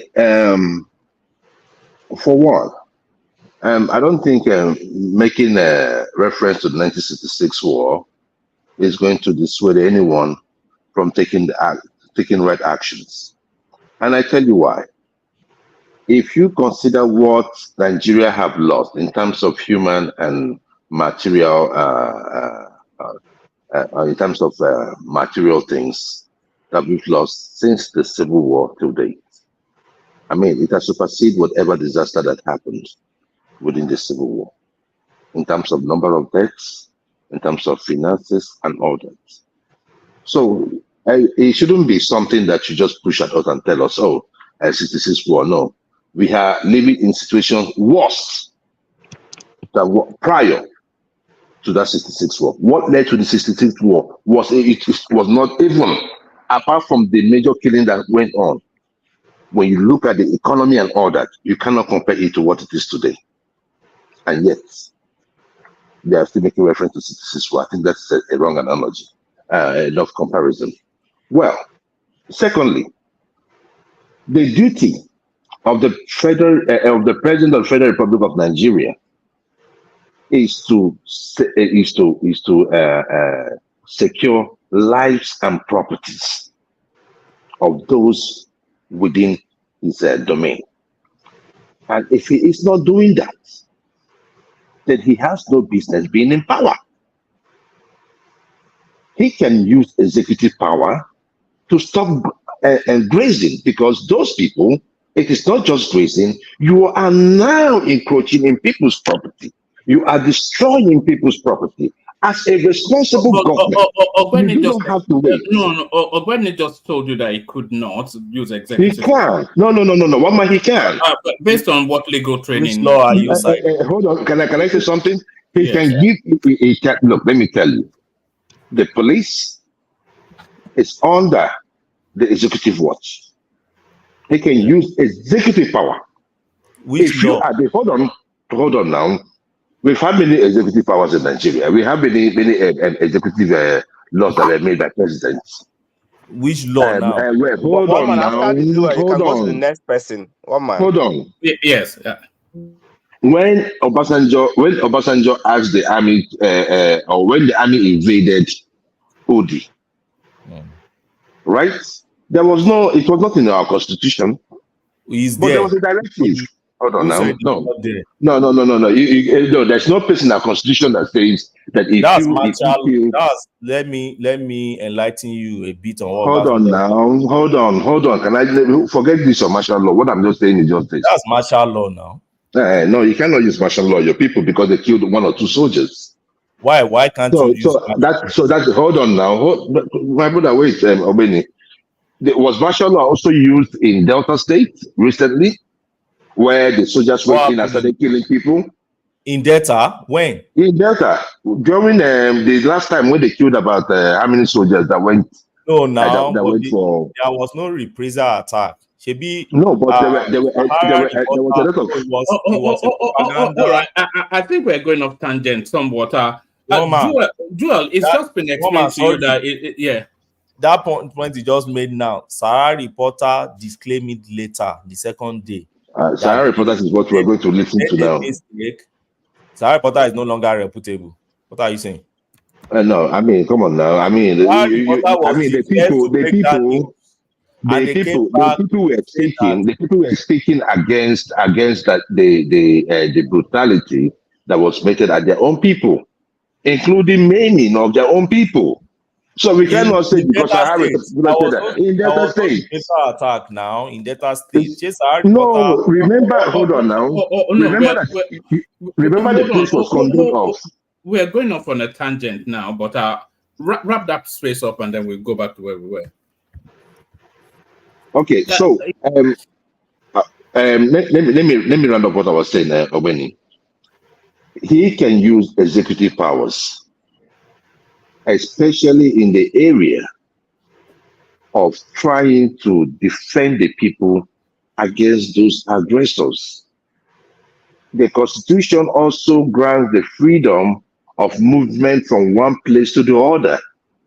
But that same Constitution did not say you should do that in AK-47. So if something is not right, you have to nip it. You do not have to wait for the National Assembly to know. Yeah, they can go ahead and do whatever laws they want to do. But your duty as an executive, as the president of the country, is to secure the lives and properties of the people. In that context, any other thing is secondary. You must protect the farms of the people. If your house is going, okay, I cannot stop you from moving around, but immediately your cow goes into anybody's farm, that cow must be nipped. It should be an executive. It shouldn't be something hard. But the problem is that our own government, people in government think about the next election. They do not think about the next generation. So we always see these things happen. Then who are those that owns those cows? They are the bourgeois. We know that. And you can go against them if they need be. But we don't have the balls. Like the president does not have the balls to say enough is enough. You can't be moving around with AK-47. You can't be destroying people's farms. Thank you. Norman, let me quickly. Ogbeni, can you please, before you wrap it up, All right. you told us that the president has no such power. I believe you because me, I'm not a lawyer. I will always listen to you when it comes to legal matters. But the question I want to ask, you also told us that the governor of Ekiti quickly ran to, I think he saw the way the thing was troubling his state. He quickly ran to somewhere and presented some paper. House of Assembly, yeah. Yeah, and then they granted him. Then he executed that only in his state. Can't other governors do same? Thank you. So let me answer that question with let me start with the last question. The person who asked that last question. See, the issue is that the question you ask now, that why can't each governor do same, is you see some people coming here. If you ask that question now, some people will come here and tell you, why must you be questioning the governors? Okay, why? Because it will take them back to their thieves. You know, we have this mentality in Nigeria of my thieves, they are thief. So it's their own thief. So don't touch their thief. Touch your own thief only. So they will tell you, why are you saying governors should do it when the president can do it? But it's within the confines of the governor to even start with. Do you know why? Let me, and that will take me now to, I think, Joy of Lashru.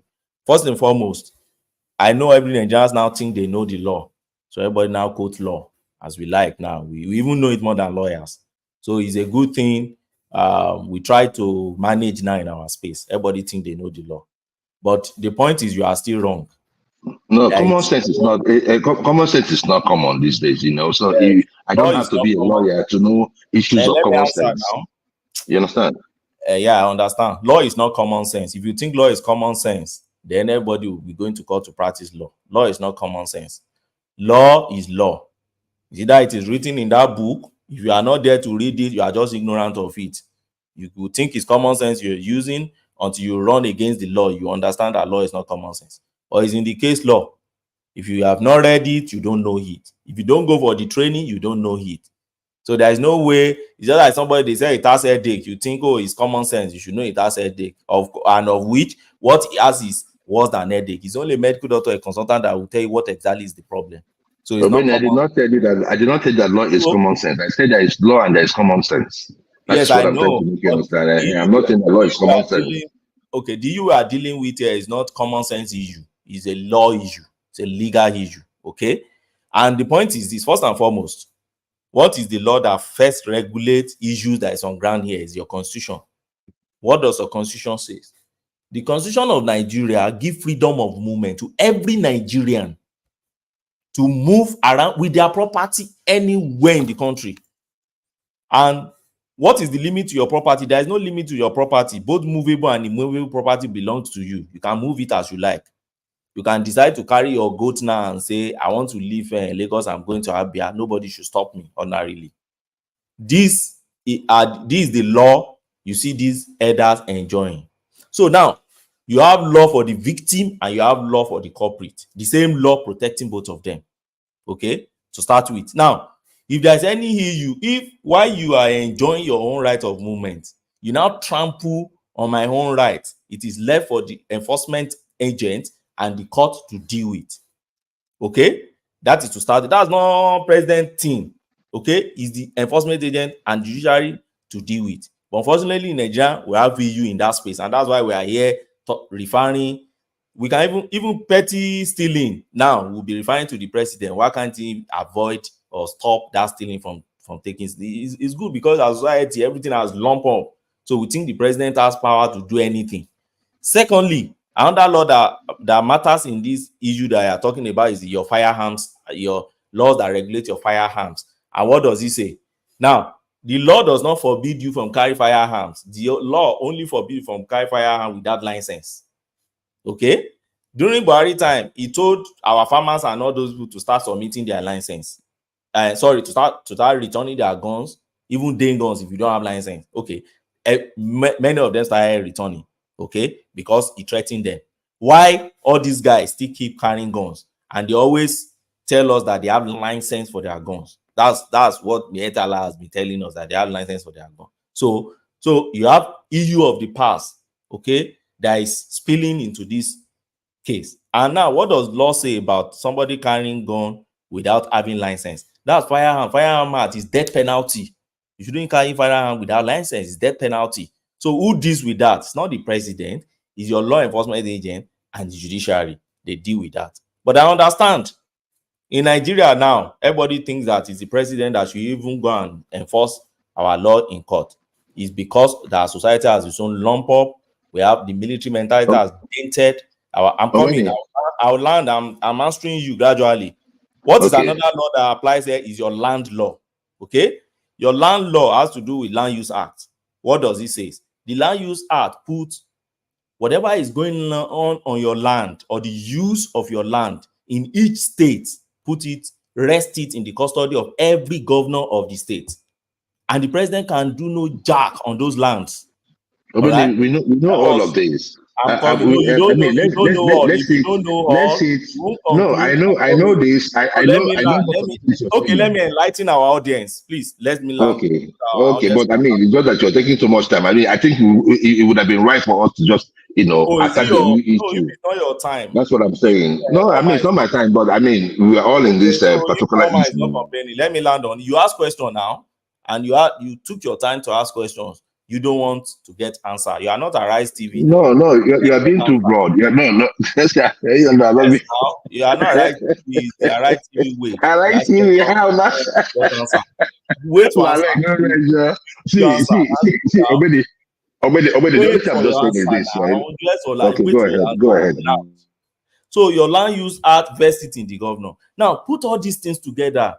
It brings out the complexity I always talk about here about law. So law is not just about the general thing you know. It's the exceptions and the complexity, the complications in the law, and the way you are able to now fine-tune it to achieve the good end for your people. Now, what is the solution to? Don't forget that Autumn tried what Fayose, because somebody talked about Fayose. Fayose was able to do that in Ekiti State majorly because I think the Mietala and others were not really focusing on Ekiti.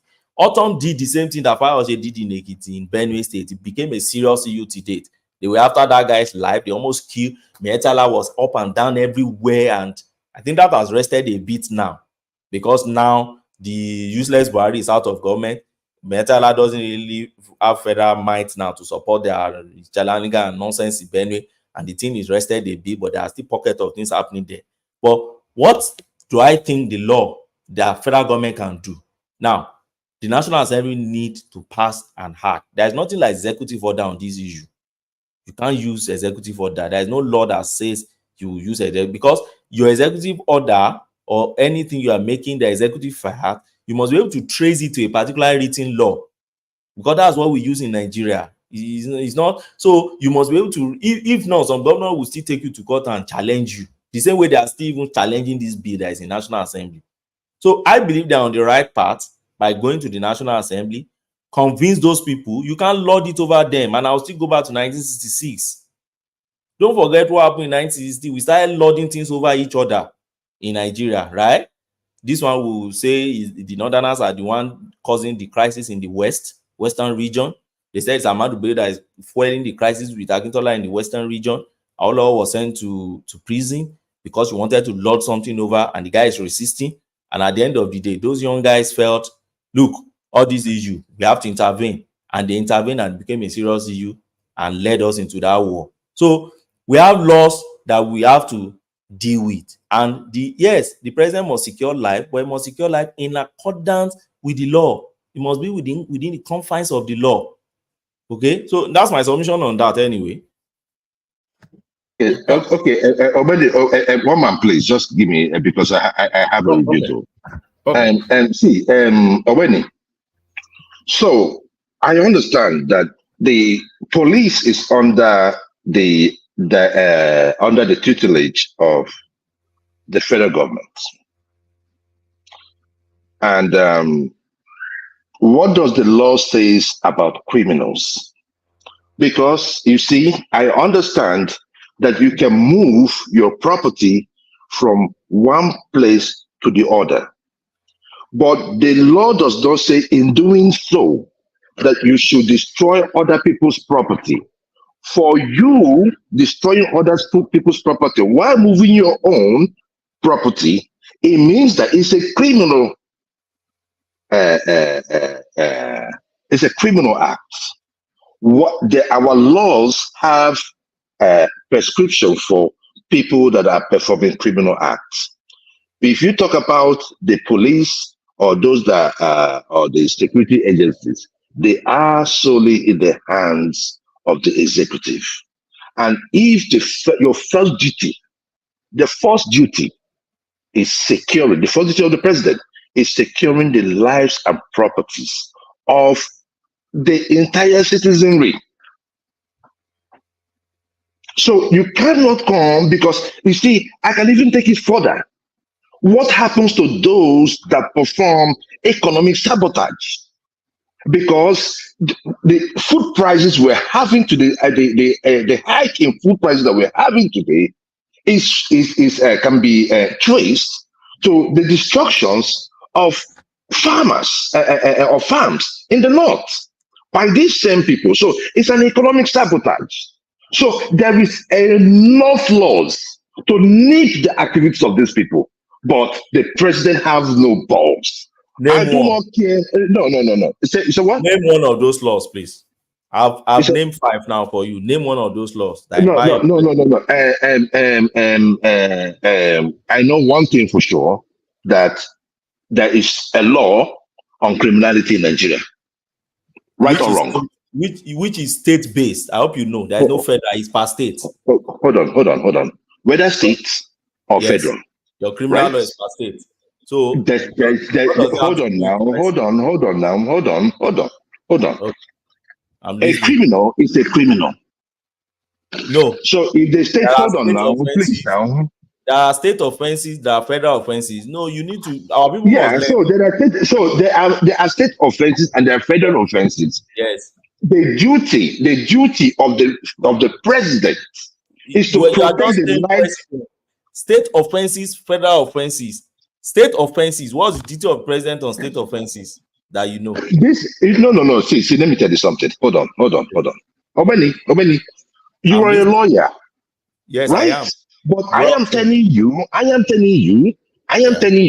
that there are laws, whether federal or state, that addresses the issues of criminality. Name one now. Oh my goodness! See. I know that we have criminal codes, so it falls in between. I cannot go into specifics. But so if you ask me to listen now, if you can't name one, no, you cannot say you cannot say I don't know what I am saying. If somebody is a criminal, hold on. When the Matastan invaded Kano, right? We did not wait. We did not have to wait for the National Assembly to do. People have to move. Based on what? No. When? The Matastan, that was in the Matastan, that was in the 80s. When they invaded northern Nigeria. That's right? Military era, right? See. Whether military era, a crime is a crime, and the laws, we have laws that protect criminal or addresses criminal issues. We have to get to Prince Nadia at some point. We've not heard from Prince. But land your point, and then Prince, are you still there? We've not heard the squeak out of you, Prince. Yes, I'm not sure if it's maybe he's waiting for the after hours. All right. You can carry on your conversation, but I'm going to bail out. I'm not quite sure how much longer the session will last for, unless the room populates. But let me. I will soon go. No, time to just round up this point and talk on just one EU. Yes. All right. Let me acknowledge the super chatters anyway. That's Ayo right there, and that's Tope Ayo still. That's Alexander Gomez. Tope O still. I think there must be a back and forth happening there. And that's Isaac Ojo right there. So thank you, Isaac. So that's Tima Jack. So that's Tima Jack. That's Isaac again, still carrying on. So that's Isaac. And that's Isaac rattling it off severally, trying to do the Ayo thing. That's Tim Jack coming in right there. Kulata says one thing or the other, poking at Ekene right there. That's Kulata still going at Ekene. That's Isaac wanting to be the champion of the day, and I think he takes that crown. He certainly takes it with the latest installment. So well done to all those. Yes. So Benny, the floor is yours. What would you like to speak to? Thank you, Oma. Let me speak on this protest that is brewing now here in Nigeria. I know Nigerians want to follow Kenya example. They want to go on protest. Let me say, we know those who want to go on protest in Nigeria. No matter what coloration they want to give it, we know those people who want to go on protest. The first set of people that wants to go on protest in Nigeria are the obedience, to start with. So whether I can paint it as, oh, we are all right, we are not the one going on protest. We know they are the one going on protest. We will see Aisha Yusuf there, and all those guys, they will go on protest. She will travel all the way from Benin or where is her place, and travel down to Lagos to go on protest. And we know that this lady, what none of her children is in Nigeria. They are like that now. In fact, she spends a lot of her time in America, Aisha Yesufu. Yes, they don't live. These people, they don't live in Nigeria. They don't live in Nigeria. They want to spoil Nigeria. Many of those ones fueling use in Nigeria, they have their families abroad. Many that Nigerian in diaspora, they are the one that complain about Nigerian problem most. If you notice, most of them, and they are the one that was in Nigeria lie, they should take to so by their hands. They are the one that will look at Kenya. They can go to Yemen to go and get picture and post and tell you that it happened in Nigeria. They are the one to fuel issues. So, but my own is that we know them. We know those who are. We have to put it on record. I like documenting things, so we are putting it on record. I remember the day I came here to talk about the Uptown. At least it's on record. All his what's it called? Is the meeting he's been having on the Twitter on why they must go on protest and their strategies on protest. They are all on record. So if anything happen, if we pray we don't have. If there's a repeat of something like Rwanda or anything, we have records of people. So my issue is this. I don't think that is fair. I mean, you can't call us. All right. Let me build. Hold on. Let me build. When hang back, have a chat with your friend Kulata as the after hours crew. Your friends Kulata, Prince Daddy, Isaac. So Kulata, I saw you just hop in there. Are you part of the after hours crew now?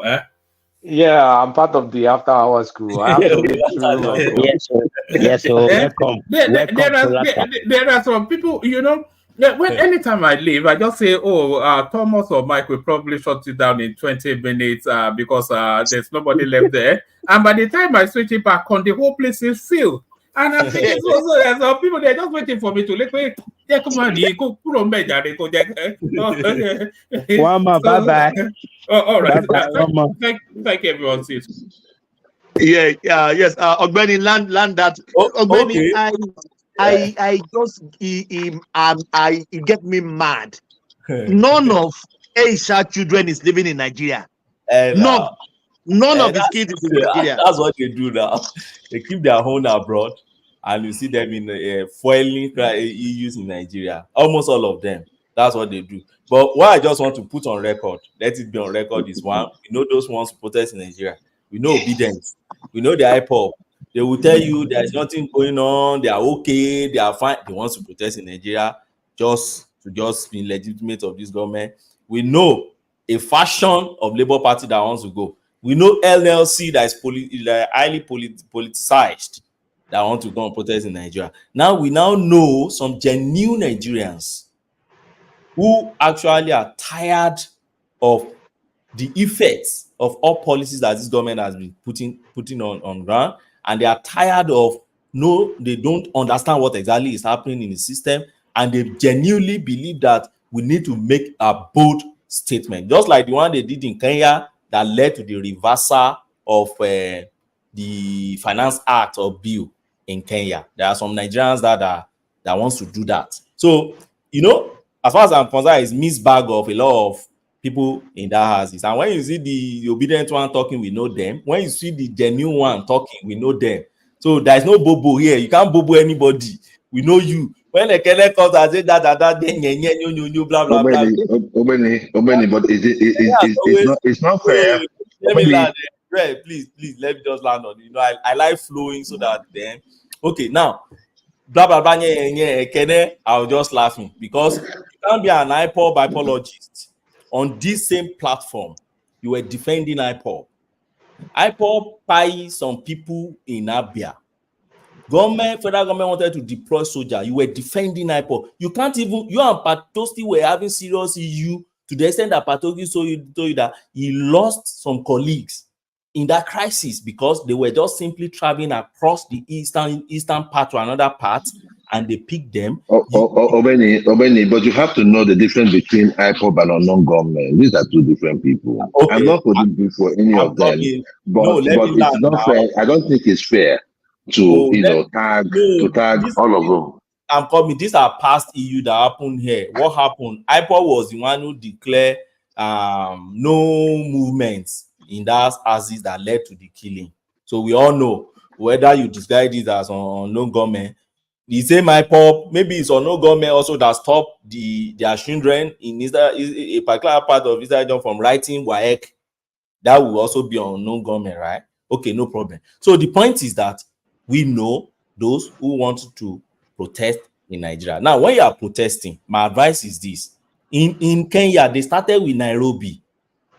That's the capital of Kenya. Then go and start in Abuja, in the seat of IGP and the service chiefs, so that they can protect you well. Why do you want to go and start in Lagos? That's the question I keep asking. Is Lagos the seat of the president you are protesting against? Lagos is not the seat of the president. Lagos has its own. Lagos is a state in Nigeria, 1 out of 36 states, and Lagos has its own governor.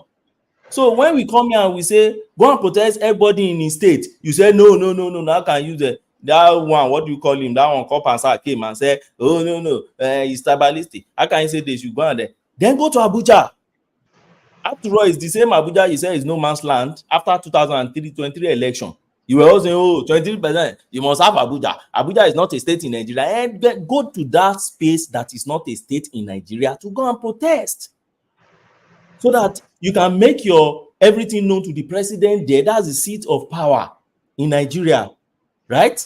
Then you can do all those things there. Don't come to Lagos. That's what some Lagosians are saying, that why do you want to disrupt us? Start with the seat of power. And another thing, when you are saying this thing, the first thing they throw is that, oh, you're bigot, you're tribal, you're this. You see, people that throws that, I call it inferior complex. People that throw it most times, they are the one that is even tribalistic. So they are conscious to what they do. So once you talk about tribe, they think everything about you talking about tribal identity is negative.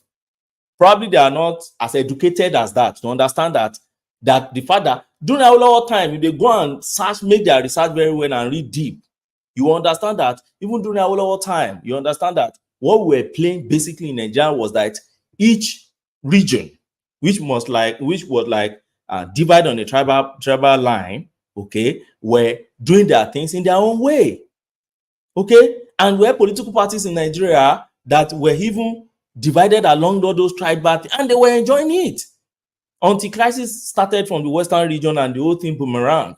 So when you now talk about, okay, why don't you start from, after all, some came here and tell us that a state in Nigeria is now enjoying 24 hours electricity. Then relocate to the state now. That's what I keep telling people. If you're complaining, now they said, national drink. The state was not part of Nigeria when to zero. I say, okay, go to the place where there's 24 hours electricity now. We just like deceiving ourselves in Nigeria. Let me conclude like this. I'm coming. Let me conclude so that we can now start engaging. See, I've heard somebody coming here today and say Ronu and others, but they will tell you that one is not tribalistic. Even though the people you are calling that Ronu, because sometimes when you say Ronu, it look so casual. What you are simply saying is Yoruba Ronu. That's the full meaning of Ronu. So don't come and tell me it's not this Yoruba Ronu. That's meaning. So you believe the Yoruba who said that Ronu, vote for your own guy. Don't just go and vote for outside. Their tribalism, fine. But even within that same Yoruba Ronu, you have people like Dele Farotimi, you are Adebanjo, Osuntokun, Dele Momodu, all those Mr. Macaroni, even Obasanjo and some journalists, Rodero Revival, all those guys that are still putting this government on their toes. Yes, you still use one brush to brush their race and their father and their father and identity, and you still label them. We stand so gullible, as far as I'm concerned, and hypocrites. Because if you have those people in that same space, then it means that they are liberal enough to even take their own on their toes, to put their own on their toes and criticize their own. But let me leave that. Now, all these protests, I've been seeing several posters and everything. What are the points they said they are going to make? I look at it and I laugh. I said, these are other answers that has no head and tail. Now, first they said there should be end to subsidy, subsidy scam. And I'm wondering, okay, what exactly is that? That sounds very ambiguous to me. What? So before I would encourage any of my family member to go and join that protest. Ogbeni, let me ask you this: do you think a reasonable government will allow any protest of that sort coming from the NSA space? Why Nigerian people destroy Nigeria themselves? Thank you. I think our government has learned a big lesson from NSAS, and I don't think the Nigerian government will wait to allow any protest now to degenerate to NSAS level. I think whatever protest is going to have now will be fully protected. Protesters will be fully protected within the confines of the law.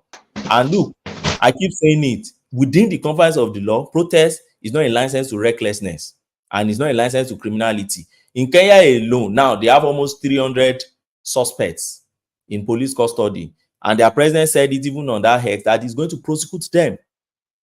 So don't think that you are protesting, then criminality should not be. No, they detail criminality out, and you will still be prosecuted. There was a guy that piled one police officer during that NSAS, and the video came out. They put that police, they beat that police out to the extent that they now put inside wheelbarrow, and at the same time now put fire and just kill that man, pile that man like that. And some people are still advocating that such person should be released. You can imagine the kind of Gen Z thing we have. So that criminal should be released in the name of NSAS. Why? In as much as I support NSAS, I supported NSAS, and I still support NSAS till today. Okay, that is a very good protest that should have happened in Nigeria. But I won't support criminalities within it. And if they are saying that the people that cause criminality are sponsored by government, they pick one, then allow them to prosecute that one now. You know, but I'm just trying to roll out. I think there are about 5 or 6 major EU. I've seen them. They said they want to request from the government, but I laugh. Secondly, they said electricity tariff should be affordable. I agree with that. Yes, we can protest to reverse that. Reverse this thing. We don't want it.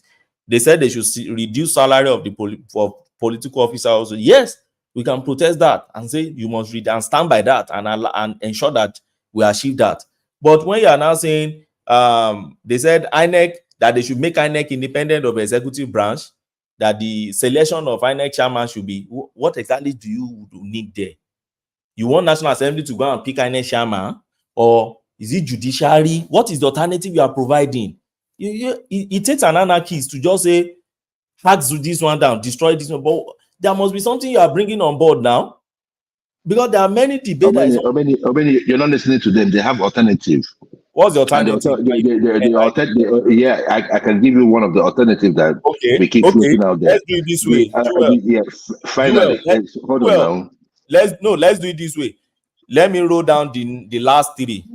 Then we can now engage. Go ahead. Okay, and see what exactly do they need. So they said INEC should be independent of the executive branch with transparent process of appointing chairman of INEC. The next one, they said they should enact law for electronic transmission of. I agree with that too. But the other one that I don't see what they are saying, they should reopen national border. I don't know what that one. You should open national border again for criminals to enter, or for what? To start bringing in food and then kill our own local production again. Now they said they should reform. Who are those people want all this you are outlining? It has no leader. It's just like the answers, no leader yet. But I know So you why are you giving credence to this? Why government giving credence to that's this? the Because majority it's of what is happening. It's flying going to around. happen. Okay, It's going to happen. it's a digital world that we should pay attention to what Gen Z, the means of that. This is the means Gen Z communicate these days now. So we can't be ignorant of that space. That's why I'm saying, and I know someone like Aisha Yesu or another will still come and lead it eventually, even if it's coming from unknown space. And they always have diaspora financier who finance it. Sorry, So, Ogbeni, in regards to the border, the case you just made about the argument against it, I think a better argument they could have made is securing the border, because even in the closure, people are still doing firewall. It's still very prevalent, right? So a better argument could have been. let me just roll it down. Then we now engage on each one, like Joel said. So another one I've seen, they said they should declare state of emergency on inflation. I don't know what that means. Then lastly, they said they should reform judiciary. I don't know what that means. Maybe they should cut down all meeting and then we should be discussing how we recruit our judges. So those are the things. For me, as far as I'm concerned, some of them are so ambiguous. Some are things that if I were in this government, before they even roll out tire to the street, I will just announce the day they want to start. I will just announce that I'm doing this, I'm doing this, I'm doing this, I'm doing this, and then the whole protest is gone. And then all those ambiguous ones, they're ambiguous. I can't deal with it. Then lastly, I think there must be a leader. You say you want to put a face to it. Don't go and do all those things that don't have leaders. In Kenya, we can see them. We can see all those leaders that are there, and they are not running.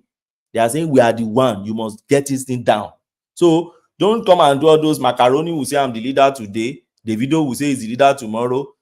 Fast, or what do you call that one? A bad guy will say no. Let us know who are the clear leaders. Don't destroy our space and bring anarchy into our country. That's my submission on that. We can engage on all these things anyway. Well, are you saying that Nigerians should not be protesting right now? In general? Nigerians should protest. I said they should have a clear leader. Okay, the protest must have clear leaders so that we don't run into anarchy. Then secondly, what they are claiming from the federal government, there should be clarity to many of them. Some, they are clear enough for federal government to listen, but I think some, they are not clear enough so that we don't experience another NSAS that will be hijacked by Google. Sorry, INEC should be not chosen by the executive. That doesn't sound reasonable to you? Which one? I didn't get that. You said that they are saying that they don't want the INEC chairman to be chosen by the executive. Yes. That's not reasonable, does it not? That's not reasonable. So who should choose INEC chairman? Let all the political parties come together and make concessions decision on it. It shouldn't be the executive. That's bias now. So you think political parties should come together to appoint INEC chairman? They come together to make bills in the Senate and other places. Is that what they can do? I didn't get that. To make a bill. They come together in the Senate and the House of Assembly. So is it the INEC chairman one they can do? So who will nominate the INEC chairman first to start with? Let it give him to the Senate or the House of Assembly to do, but that's much better than the executive choosing. Do you know how it works? Do you know how it works presently? What you are just saying now is what works presently. The president nominates, then your House of Assembly approves, and then the president should not nominate. So who should nominate? Who do you think should nominate? The senators and or the House of Assembly, all those parties should come together and make a concessions decision. And even then, it doesn't have to. If they have INEC chairman, you can have some vices as well. So that power should not be tilted in one political party. Okay, let me now ask a question. So if APC is nominating in the House, Labour nominates, APC nominate, Labour nominate, PDP nominates, and they put it to vote. Are you aware that because APC has the overwhelming majority in the Senate, it is still APC nominee that will become the INEC chairman? Well, it shouldn't be the majority carry the vote, at least. For me, what I would say that if all of them are choosing one person, let all of them can share the power. It shouldn't be one party overriding all the others. Oh, all of them should be chairmen of INEC. Wait, are we talking about democracy or a different system? We're talking about something that's not overtly biased. Solving our problem. So let's look at it from this angle. Let's be practical here, so that we are not. Isn't that biased that the executive just nominate somebody? No, I don't. That's how it runs in other crime. Is So it the best way, or can it be? Do you think that's a good way? Good enough? and that's how it runs in other crime. But let's say we want to change our own, okay, and fashion something that works for us. The example you just gave now will only lead to crisis. They won't be able to pick anybody eventually, because if, let's say, do you know how many senators we have in Nigeria now and how many rep? Put all of them together, I think they're about 500 plus. So what you are saying is that if each of them has interest in the nominees, they should start nominating. So you're going to have, let's say you're going to have 20 people nominated now. So, and what you are saying is that all those 20 now should share power at INEC. No. I'm talking the main parties in the Senate can come together and say, this is our main guy. We want to be in charge of some of the affairs of INEC. So maybe say, let's say 3, 4, or 5 main political parties. They come together, they pick somebody. I don't even understand all that. I mean, the alternative is if you decentralize it. Let's drill it before together. I go to sleep. I mean, it's kind of like the same thing now. You said we should wait till you finish. When will you finish this? When will you finish now? I mean, we won't sleep. I don't finish. So me. You said you want to make list and you're still going. So, I've made the list now. I think let's engage you now. I'll be. My main thing is why is everybody waiting to protest in Lagos? Why?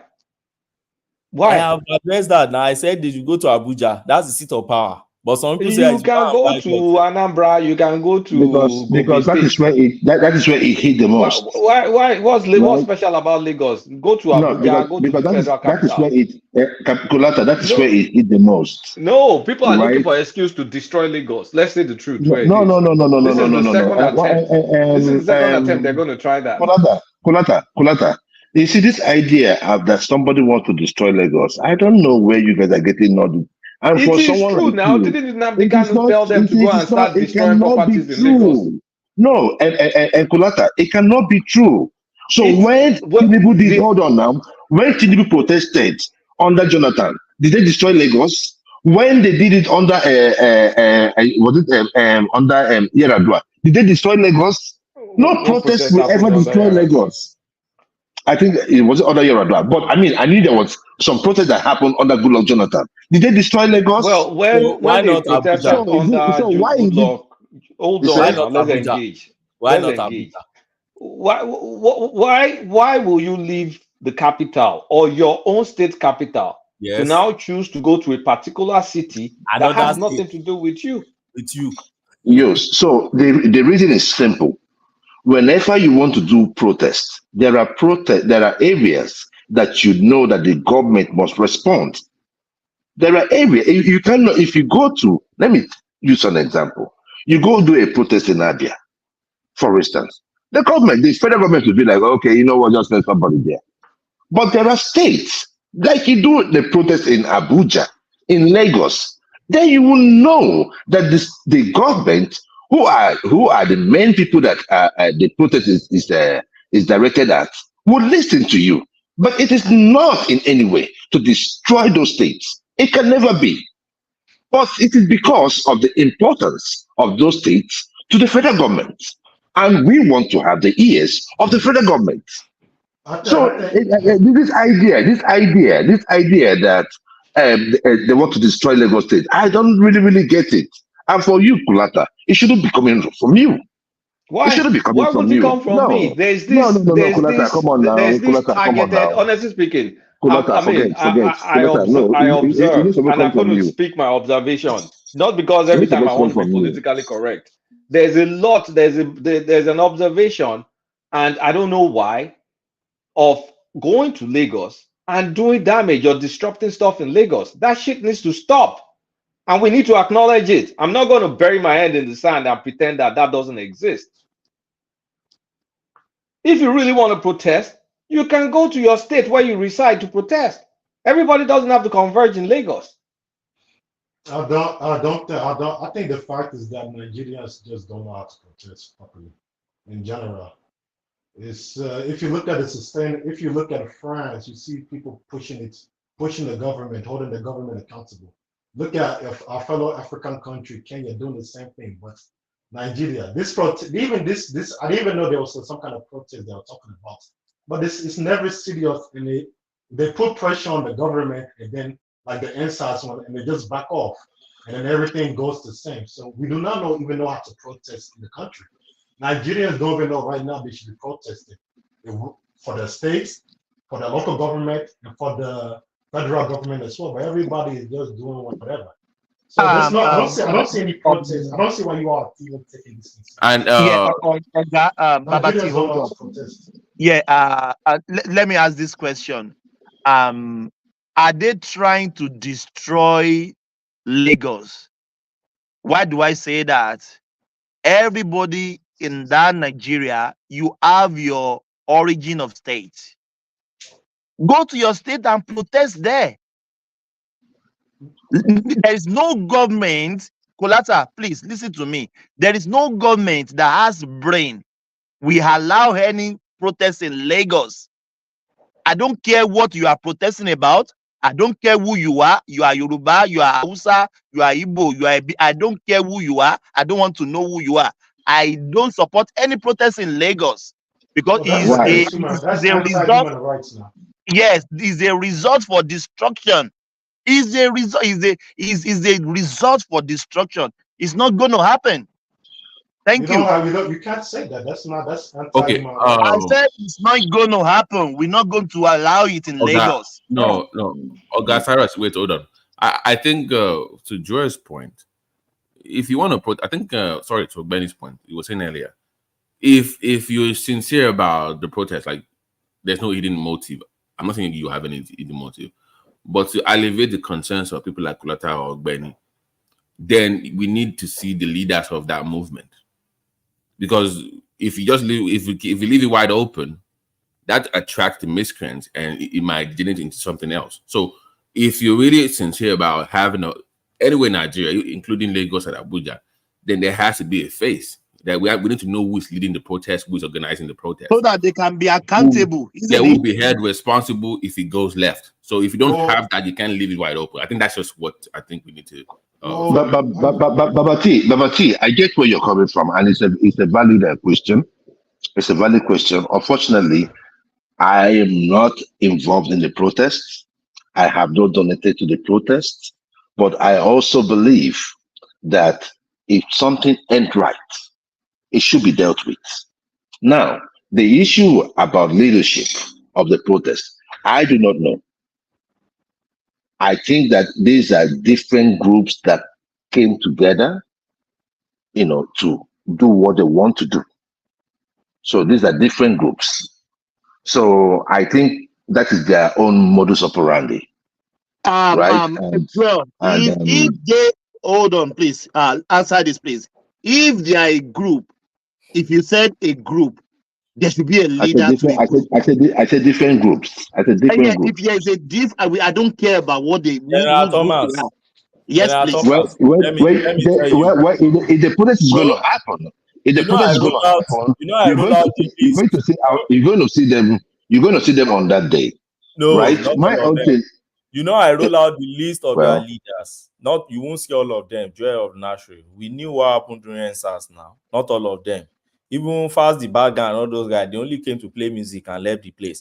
Eventually, when the thing started turning upside down, they told us, we're not leading, we came there to only play and encourage them.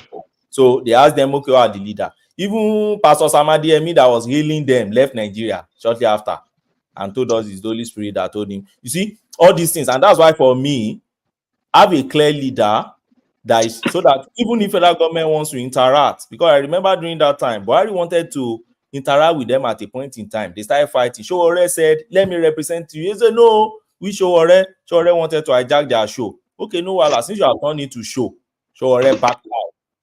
And that led to a lot of things. And let me quickly say something which I think I should draw people's attention to, because I read that Sanwo-Olu report on things that were destroyed in Lagos. I don't know why people try to probably short of putting things on record or history in Nigeria, or people deliberately like suppressing facts. And these are facts. In Lagos alone, the report showed that they burnt 17 police stations. Those are federal government things, but they have infrastructures in Lagos that will take some time at least to rebuild on Nexus alone. The oldest court in Nigeria was burnt. The Igboshere court was burnt with all documents in that court. Why? Because of this faceless. Yes, they said Udlom joined it at the end of the day. But are you saying Udlom was the one who attacked police station? Because we all knew the NSAS guys were saying it was actually a fight against the police system. Really. Obeni, let's be factual. That protest was infiltrated by the government, and we knew how they did it. The NSAS, we also everyone. The NSAS protesters were chanting, they were singing the Nigerian national anthem on. Wait, let me roll out. Joel, remember the guy that burned down the buses? I think like 20. I'm coming now. They burned down the bus. That was linked to IPOB now. Yeah, I think he's in prison now, right? No. It has nothing to do with IPOB. Come on, guys. Come on, he was jailed for that. No. It's on record. For now. They burned down record, Joel. It's on record, Joel. You can look it up. Let me land on this, please. They burned down Oyinbo. You burn Yaba. You burn Bega. Right? Those are critical infrastructures for Lagos. Okay, from there, they burned out some local government council too. I know of Ajeromi, Fellow Doom, that place, they burned it down. You now move from there, you now move to Oba Palace.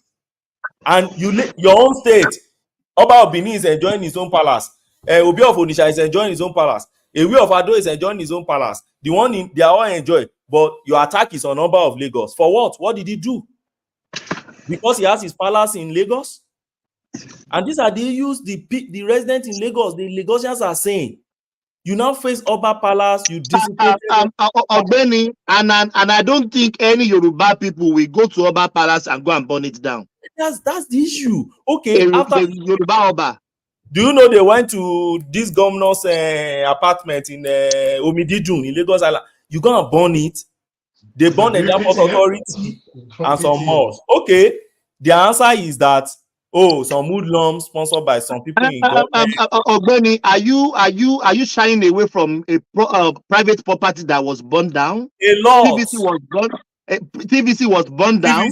Part of TVC. So eventually, what you now have is that all these things happen. What happened?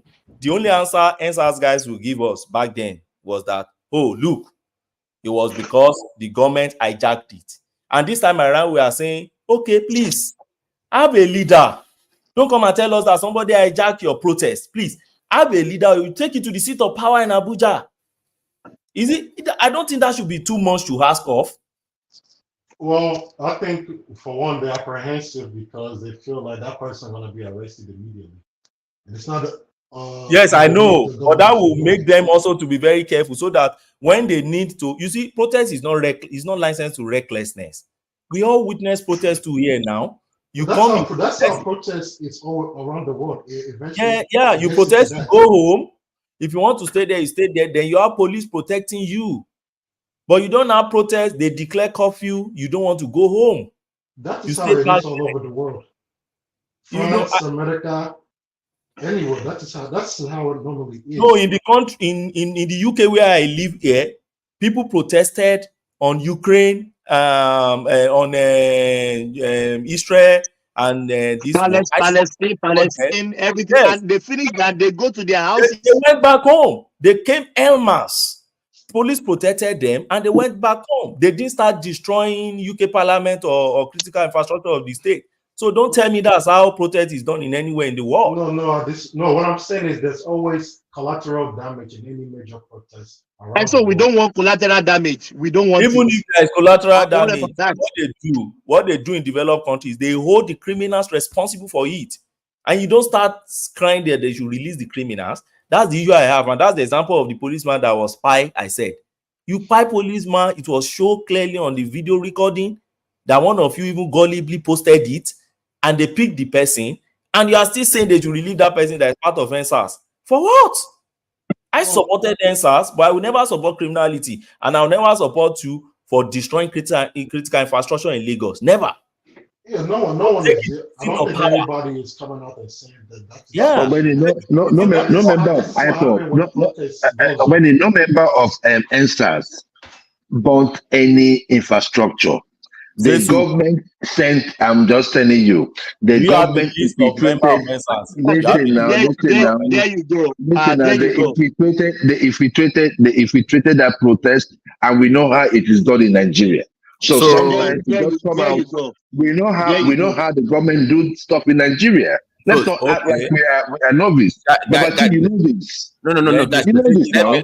Guys, let me ask you a question, Joel. So you're saying that the guy that was sent to prison for burning down those buses was a government agent? Is that what you're saying? See, you know, Babati, these things happen. This thing happen in stages. I know, but I'm asking you. Hold on. See, this thing happened in stages. It was peaceful for the most part until the government came in with those shooting at the Lekki toll gate, right? Which they of course denied, and our detective Fashola went there 2 days after to get a camcorder that even the police people could not see. We understood what happened that period. But the main issue is this, that protest was infiltrated because they weren't the one going out to bomb. But now, after they started the shooting, I could not guarantee anything that happened because now the people were angry. They were being shot at while they were singing the national anthem with Nigerian flag. And they were shot at. Anything that happened afterwards, I cannot guarantee. But before the shooting happened, in at the Lekki toll gate, the people were peaceful for the most part. Nobody was harassed. People were having party. People were coming out to drink. They had their booze. They have everything planned out. Okay. But they said they cannot take the insult that was coming from the government. Okay, but the government infiltrated it. Guys. Hold on, please. This is very important. Joel, once again, are you saying that Michael Chinaza from Anambra, that burned out the Oyigbo bus terminal, was a government agent? Is that what you're saying? This is what I'm saying. It is possible. It is possible. No. Look, let me tell you this, everybody. Do you think that the government agents are only from maybe a particular part of the country? No. They have them depending on who they want to use. No, I will tell you for sure, because in that first protest, I was involved.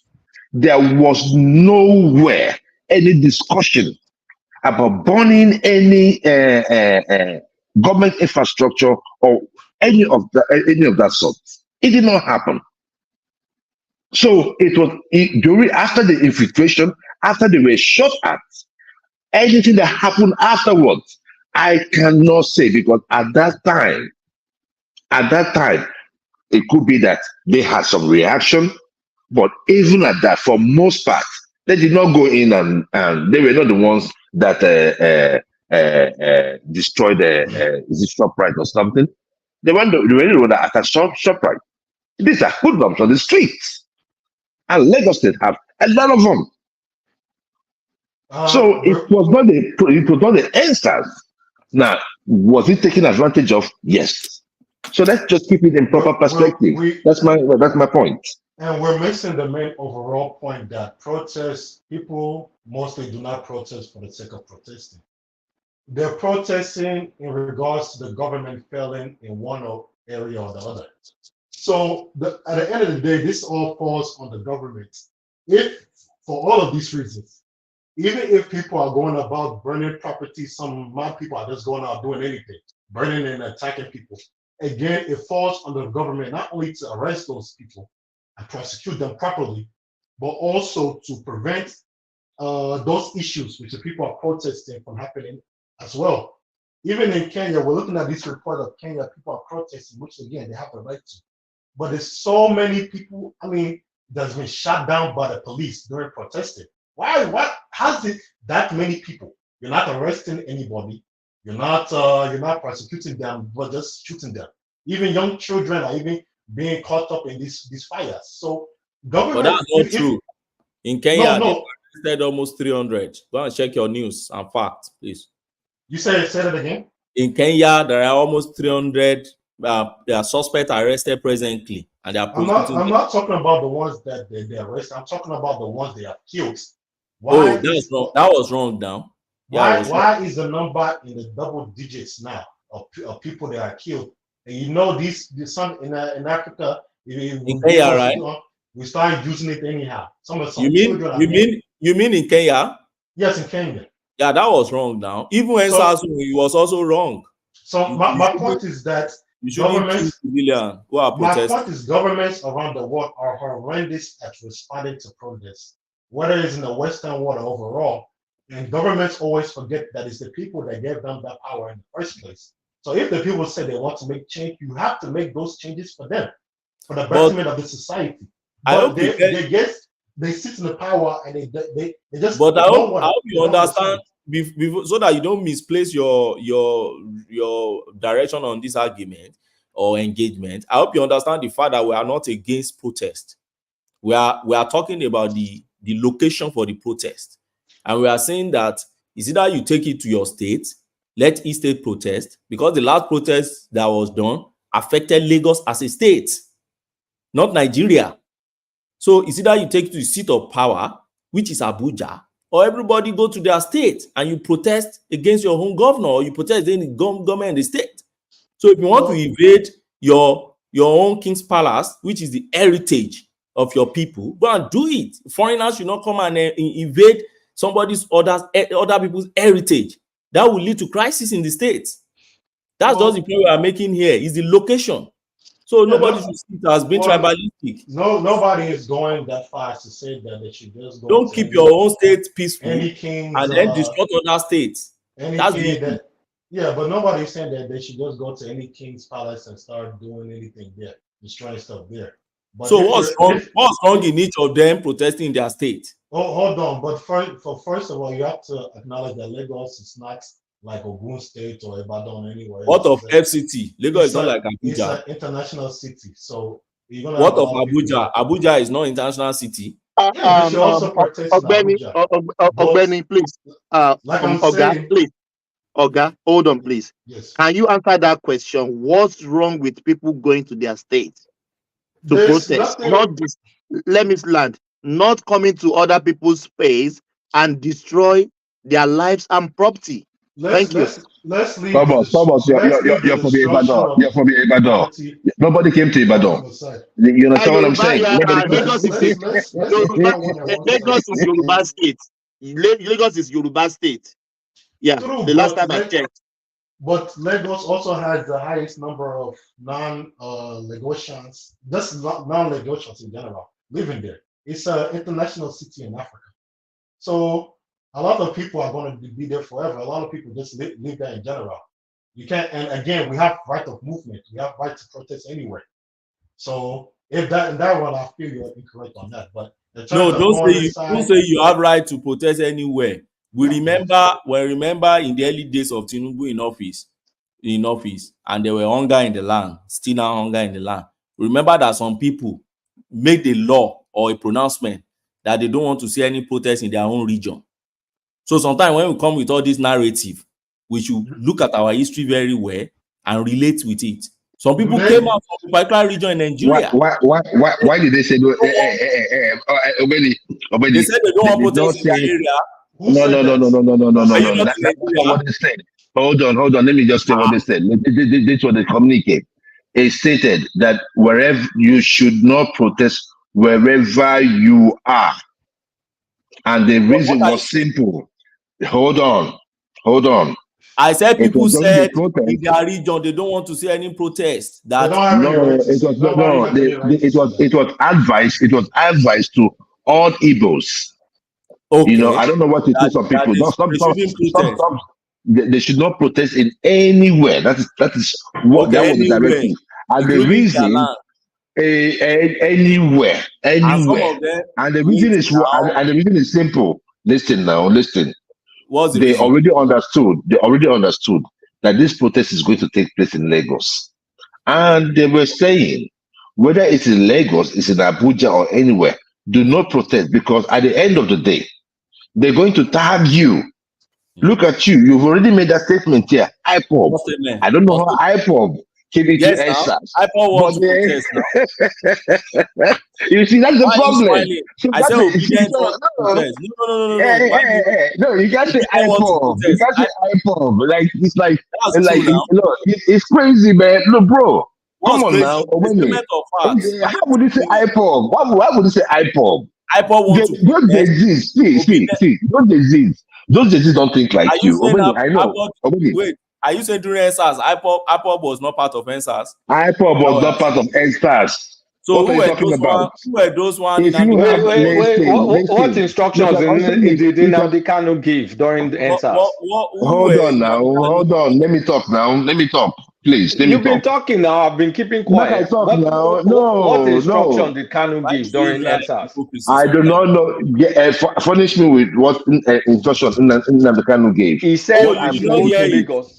He said, "Thomas, do you have that audio?" He said they should go to Lagos and start destroying stuff. Then he started pointing out differences that he thinks belong to Tinubu. Let me tell you. If he did that, he was stupid. He did I've it. never been, let me tell you something. Listen now. I have never been a supporter of Nnamdi Kanu. I have said it on this show. I would say it most. I don't want to see a policeman on the street. Go and look for weapons. Go arm yourselves. And you see what is going to happen. Build weapons. If you don't have any, go and construct one. Go and build one. Even ordinary catapults, anything you have, go and use it. And destroy them. Destroy them, mad people everywhere. They are going to see something they don't see before. And as we are destroying them, we are finding out where their children are. They are making mothers to become childless. And we are also going to make them become childless. They want destruction, we give them destruction. Mad people everywhere. What's that going now? No going back. I told them, the thing is like before. You come, you shoot, you go. And commission of inquiry, this, that. Later, anywhere you see Sanwo Olu, you attack him. Tinubu his hotel must be burnt down. Burnt down. Mad people everywhere. The caller on the line, can you hear me? Master, good evening, sir. Yes, please. Where are you calling from? Master, my name is Kele Padabuchi. I'm calling from Iguacha. What is happening? You lost your voice. Were you leading the protest today? Were you the one leading it? Because your voice is no longer there. Yes, sir. Yes, sir. We are generating at Oyibo Express as I'm talking to you. Oh, right now. Amazing stuff. Yes, sir. So, sir, the protest in Oyibo today was something else. I know. We walked all the way from Oyibo to... It is Obibo, not Oyibo. Remove that Y. It's Obibo. Yes, Obibo, sir. Obibo, right away now we are at Obibo Express. Generating and singing. Even the police, they couldn't do anything today. They were just looking at... Yeah, that is it. Go and burn them down. So, Joel, hold on, So, Joel. No, okay, Joel, let other people speak. Let other people speak. Okay, speak now. Do you see why people are skeptical with the intention of people wanting to come to Lagos? Given the fact that we know IPOB exists, IPOB is not a figment of anybody's imagination, and we actually have people deluded enough that they follow such devious instructions. So do you see why people are a bit wary when there's a narrative of there's no protest except we start in Lagos? Why do you have to start protesting in Lagos? You heard that. We both heard it. And you know this guy has followers, deluded followers that they will carry, and some of them even carried it out. How many police stations were destroyed during the EndSARS? How many buses got destroyed during the you mentioned? Do you know the local government secretariat was destroyed? So what are we talking about? Why should you start the protest in Lagos? Kulata. Nnamdi Kanu may have spoken during the EndSARS, but Nnamdi Kanu did not start EndSARS. This is what I'm saying. But that's a different argument. That's a different argument. Nobody said you started Hold on now. Let me talk now. You have made your point. Let me make my point. Let me not lose my train of thoughts. Nnamdi Kanu did not start EndSARS. Like every protest, there are different groups of people. It was ridiculous what he said. I am not here to condone anything. And like I told you, I am not his fan.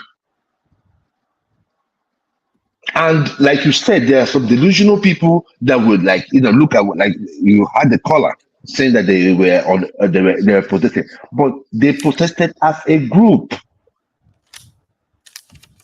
They took advantage of the protest that was going on to make their own statement. So when you're talking about what happened in Lagos State as regards to NSTAT, I will tell you. So, Joel, add it to your point. Add it to your point. How do we differentiate?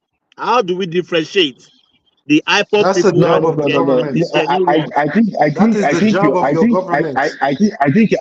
think most of you are having Hold on, Joel, please hold on. You're having hypophobia. Look, let me tell you something. Joel, can you hear me? Go ahead. Hold on. Go ahead. Yeah. I don't know who just said now. Is the work of the government to differentiate between the IPOP and the genuine people? Are you serious? Are you for real? Don't they have DSS? That's what DSS is. Yes, that's another agencies. Joel, just continue. Don't let me say what's in my mind. So this is the issue. The thing there is this: for every protest, there are different groups that comes together, and we have to acknowledge that fact. It is not you and I. I will be certain. I will be certain that there were some Yoruba Nation people. They were part of the protest. So why you deny IPOP when I said IPOP was part of the protest and you were protesting? No. You may look. Let me tell you. Listen. Just agree now. Can I just say something now? Let me say something. That they were part of NSAS. I'm saying the actions. Listen now. I think you were ignoring the main people that engaged in that protest. I don't know why IPOP is your problem. I am trying to make a point. Allow me to land my point. You see, let me land my point. I am not supporting anybody. But let me land my point. Listen, I'm not going to answer. Look. I know you will still let me calm down. Let me finish my thought. When I raise it, answer your question. Protest. Let me answer your question after I finish my thoughts. I mean, I think we can make it conversational. Now you have changed. Let me finish my thoughts. Remember when you were making your thought. When we interject, you will say, "Let me finish." Let's just be gentlemen. It's a very clear thing I tried to bring out. But so what I'm just saying is this, and I will reiterate it: that in any protest, the individuals that come together are majorly as a result of different groups. People have different groups that they belong to. IPOP decided to join that protest.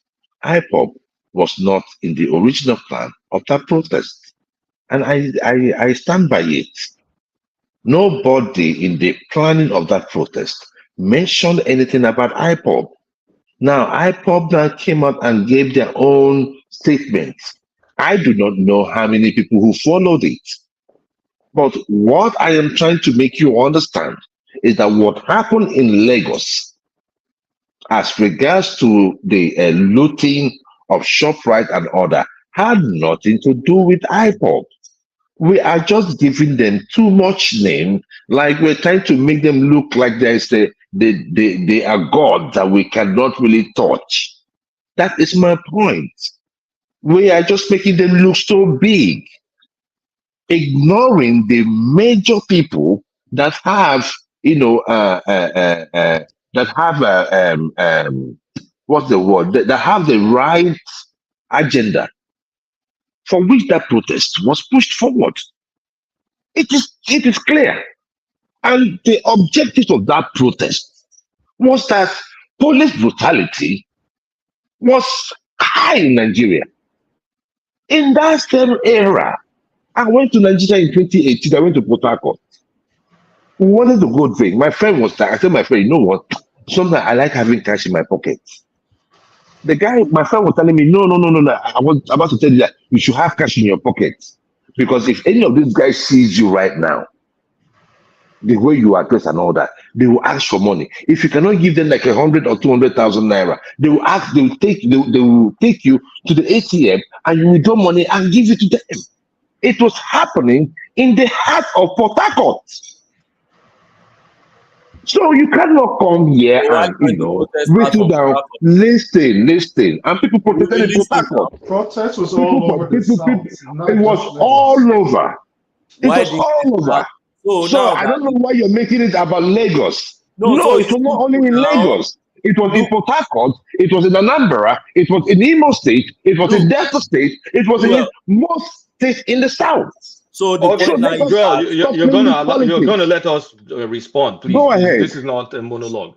So you said it was all over the country. First of all, there's some you're making some false comparisons here. Nobody said iPod started the protest. That's not an argument. You're just arguing against yourself. What we're talking about is miscreants, iPod miscreants, and other miscreants are waiting in the wings to take advantage of any sort of protest.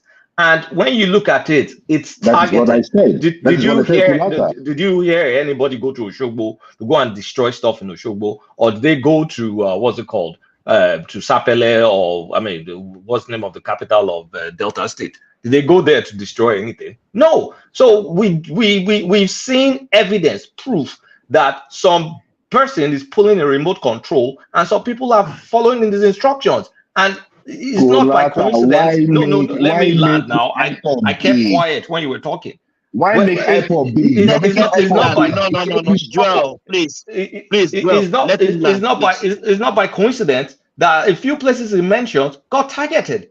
So, and this is not the only time we're even seeing targets. There's security threats coming out of Lagos, talking about even iPod folks wanting to do stuff.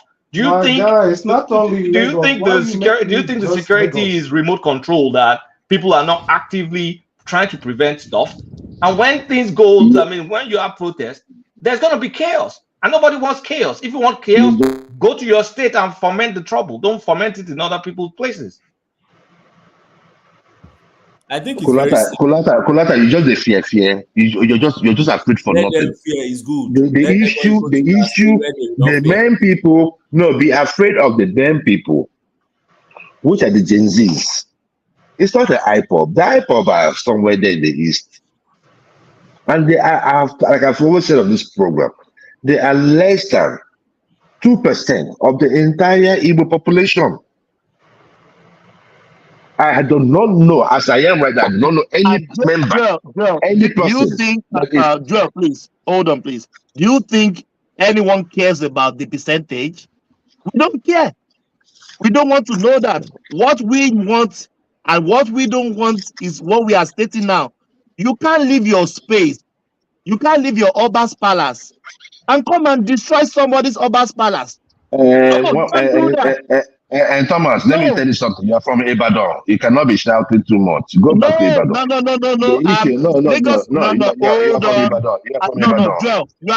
Joel, you have been speaking. Please let me respond, please. Southwest, the last Lagos State, the last time I checked, is from the Southwest. Is a Yoruba land. The last time I checked, and you can go and check if you don't know that. So don't tell me I'm from Ibadan. That is so what I'm just saying. Can I allow me to talk now? Let me make my point. Yeah. Okay, so what I'm just trying to say is this: that you are from what they call it, from Ibadan, right? Lagos State has its own peculiarity. I will understand, because like I can just look at you now. You're a village boy. Most of you here, Kulata, these guys are village guys. You come from Oshun, Ibadan. I mean, you guys have not seen skyscrapers in your places. I understand when you guys have such fears, because you go by the beer apologist. But I have lived in Lagos State for over 20-something years, and nobody, I have for one day, and may God strike me dead if I ever thought about destroying anything around Lagos State. Like I've always told you guys, There are Nigerians and there are That is you Lagosians. now. It No, doesn't no, stop no, you. no, no, no, no. Hold Joel, on, hold on. let me cut There to are the chase. Look, Nigerians. There Joel, are I want Nigerians. you. Let me land now. Can I land? Let me land now. Let me Let me say land. something, Joel. Let me Let land. me just tell you one thing. Let me tell you one thing straight. Let me tell you one thing straight up. Let me land. Let me land. Let me Look, land. Joel, look, my grandfather has built properties in Lagos since the 40s. I just don't talk about it because I don't consider it my state. So his own dad has been doing business in Lagos. So I don't even know what you're talking about. And whatever happens in Lagos, That does not mean that you stay there. That does not mean you stay there. You never live there. You're not a Lagosian. I lived in Lagos. I worked in Lagos. What do you mean? I just don't talk about it. I worked in Lagos after I graduated. I worked in Lagos after I graduated before I came to the United States. So what are you talking about? And one more thing. Let me tell you the most important thing. Let me tell you the most important thing. You were a passersby. You're not a Lagosian. Let me land this point. Come on now. Lagos is part of the Southwest. The immediate spillover that happens goes to Ondo State, goes to Oyo State, goes to Ogun State. It does not. You guys are the one exploiting. You guys are the one exploiting. It doesn't get to Anambra. It doesn't get to Anambra. It will never get to Anambra. So why do you care what happens in Lagos? Why do you care that they're trying to protect Lagos? You should be the own state. Like I would because you have nothing. You have no ownership or responsibility. No. You can't say that. Exactly what it is.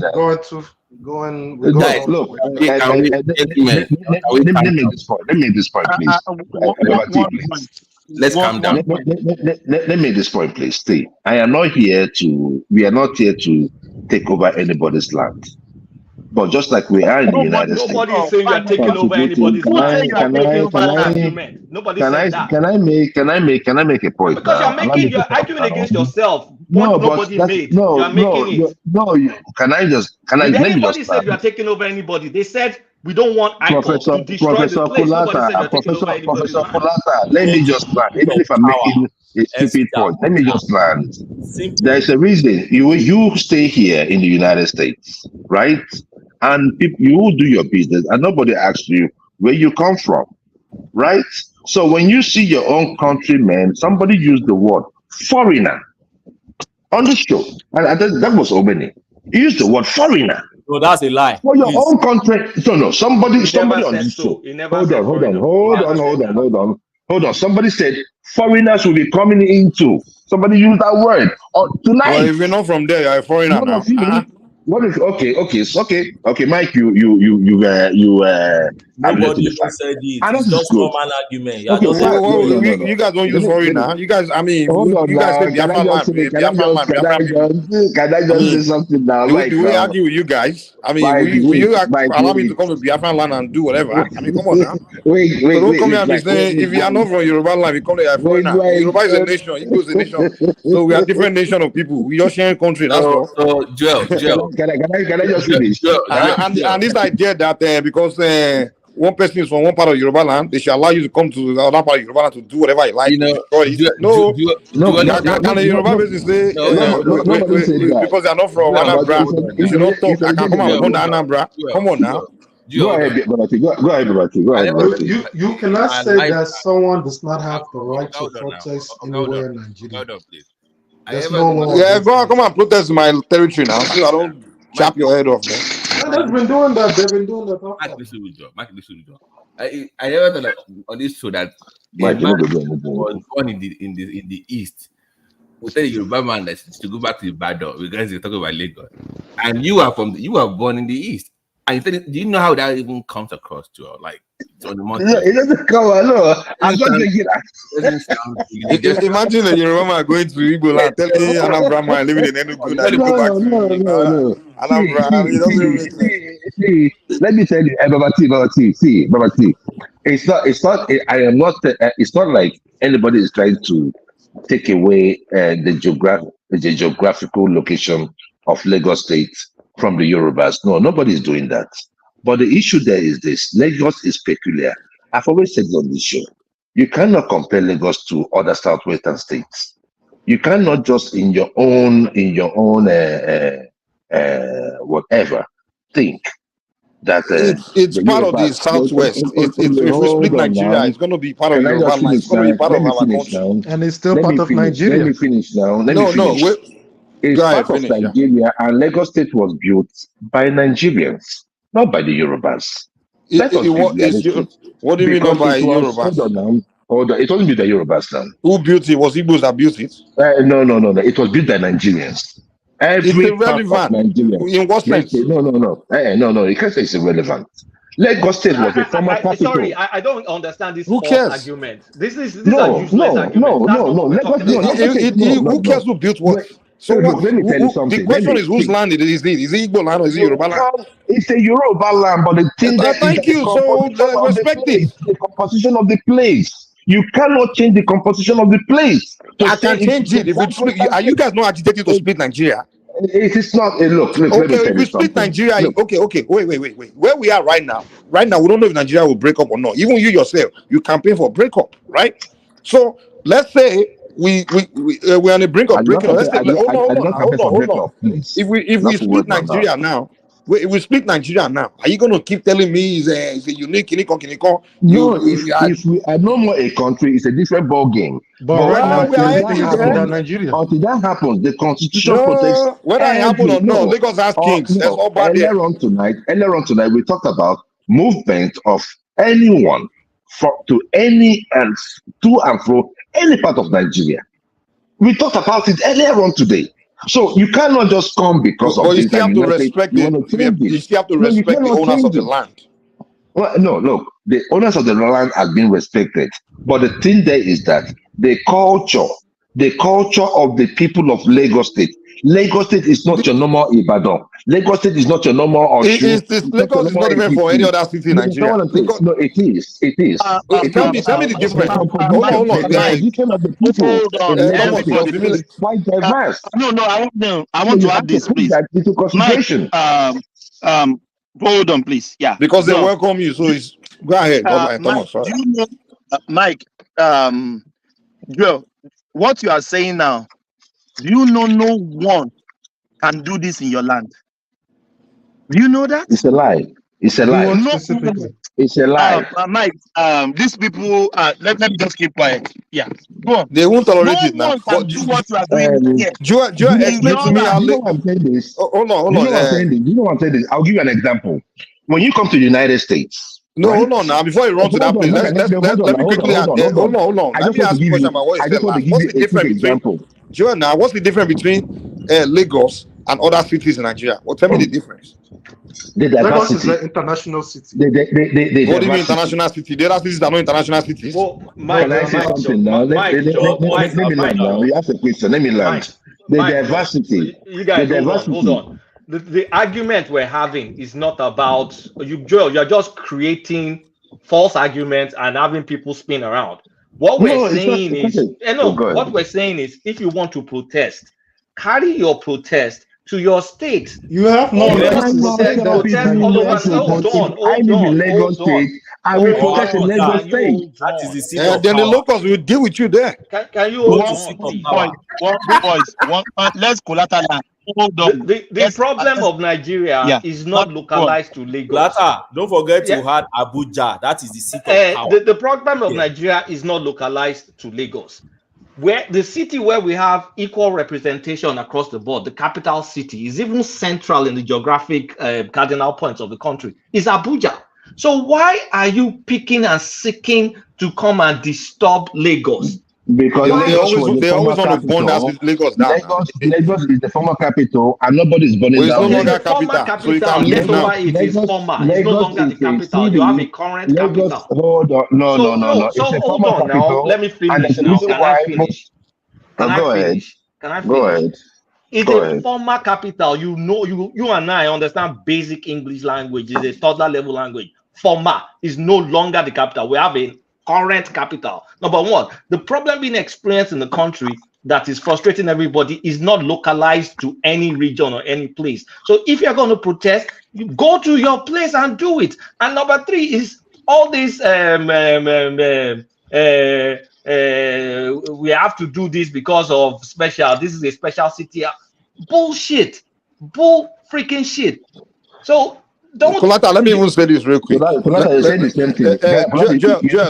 Joel, you mind if I say this real quick? You didn't say anything different, Kolata. You Thomas, said you the mind same if I say thing. something real quick? Go ahead. That's the deal. Joel, I want you to understand is this. Mike, let's hear from Mike as he won't say any word. Yeah, Mike. Okay, thank you. Here's the deal. There's one thing Joel doesn't understand is this. There's no part of Yoruba land or Southwest that doesn't have a traditional ruler. And it doesn't have something we call Oriki. It's all those parts of Lagos.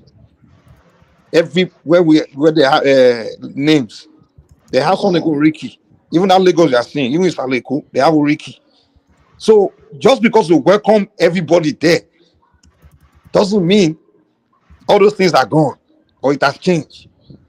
We are welcoming people, Yoruba people. That's why even Ibadan will still welcome people there. It doesn't mean anything has changed. Maybe more people have been welcoming to the Lagos. Capital, nobody will come there. No, the fact. Hold on. If the capital were to be Calabar, nobody will come to Lagos. So bro, that's not what I'm telling you. Wait. What I'm trying to make you understand is this. What's the problem? Tell you. Come on now. Hold on. Here's the deal. That's what you need to understand. Who's that? Mike, please let me quickly add something so that you can add it to that your point. And this is the point. I refer to Kenya. Kenya former capital was Mombasa. Do you know the protester did not because it was former when go to Mombasa? They went to the present Nairobi because that's the seat of power to do their protest. So why would Nigeria be different? You can continue, please. Okay. The deal is this. My only issue is when people start telling us it's different. It's a former capital, so it's no more anybody's territory. It's no more anybody's land. This and that, bro. I did not say it's nobody's land. The historical. Nobody says nobody's land. One thing people don't understand about Yoruba land. No. That's how you push narrative. Those false narratives. I never said that it's nobody's land. I only said that the configuration of people living in Lagos State has changed, and that being a Lagosian is big. It doesn't change. No, listen, the people that built Lagos are Lagosians, not people like you coming from outside. Who's from outside? Wait, who's from outside? No. Wait, hold on. First of all, I'm an indigenous of Lagos. That's one. Let me tell you something. If you're citizen of Lagos, then that's fine. Then you are part of it. Give me a chance, please. Give me a chance. No, what I'm saying is this, Mike. This is what you need to understand. Hold on. This is what you need to understand. The configuration of Lagos, you stay in Lagos, so you should know better. Give me a chance to talk now. It's my hard floor now. Yeah, I mean, you're gonna have to allow me to talk. Please.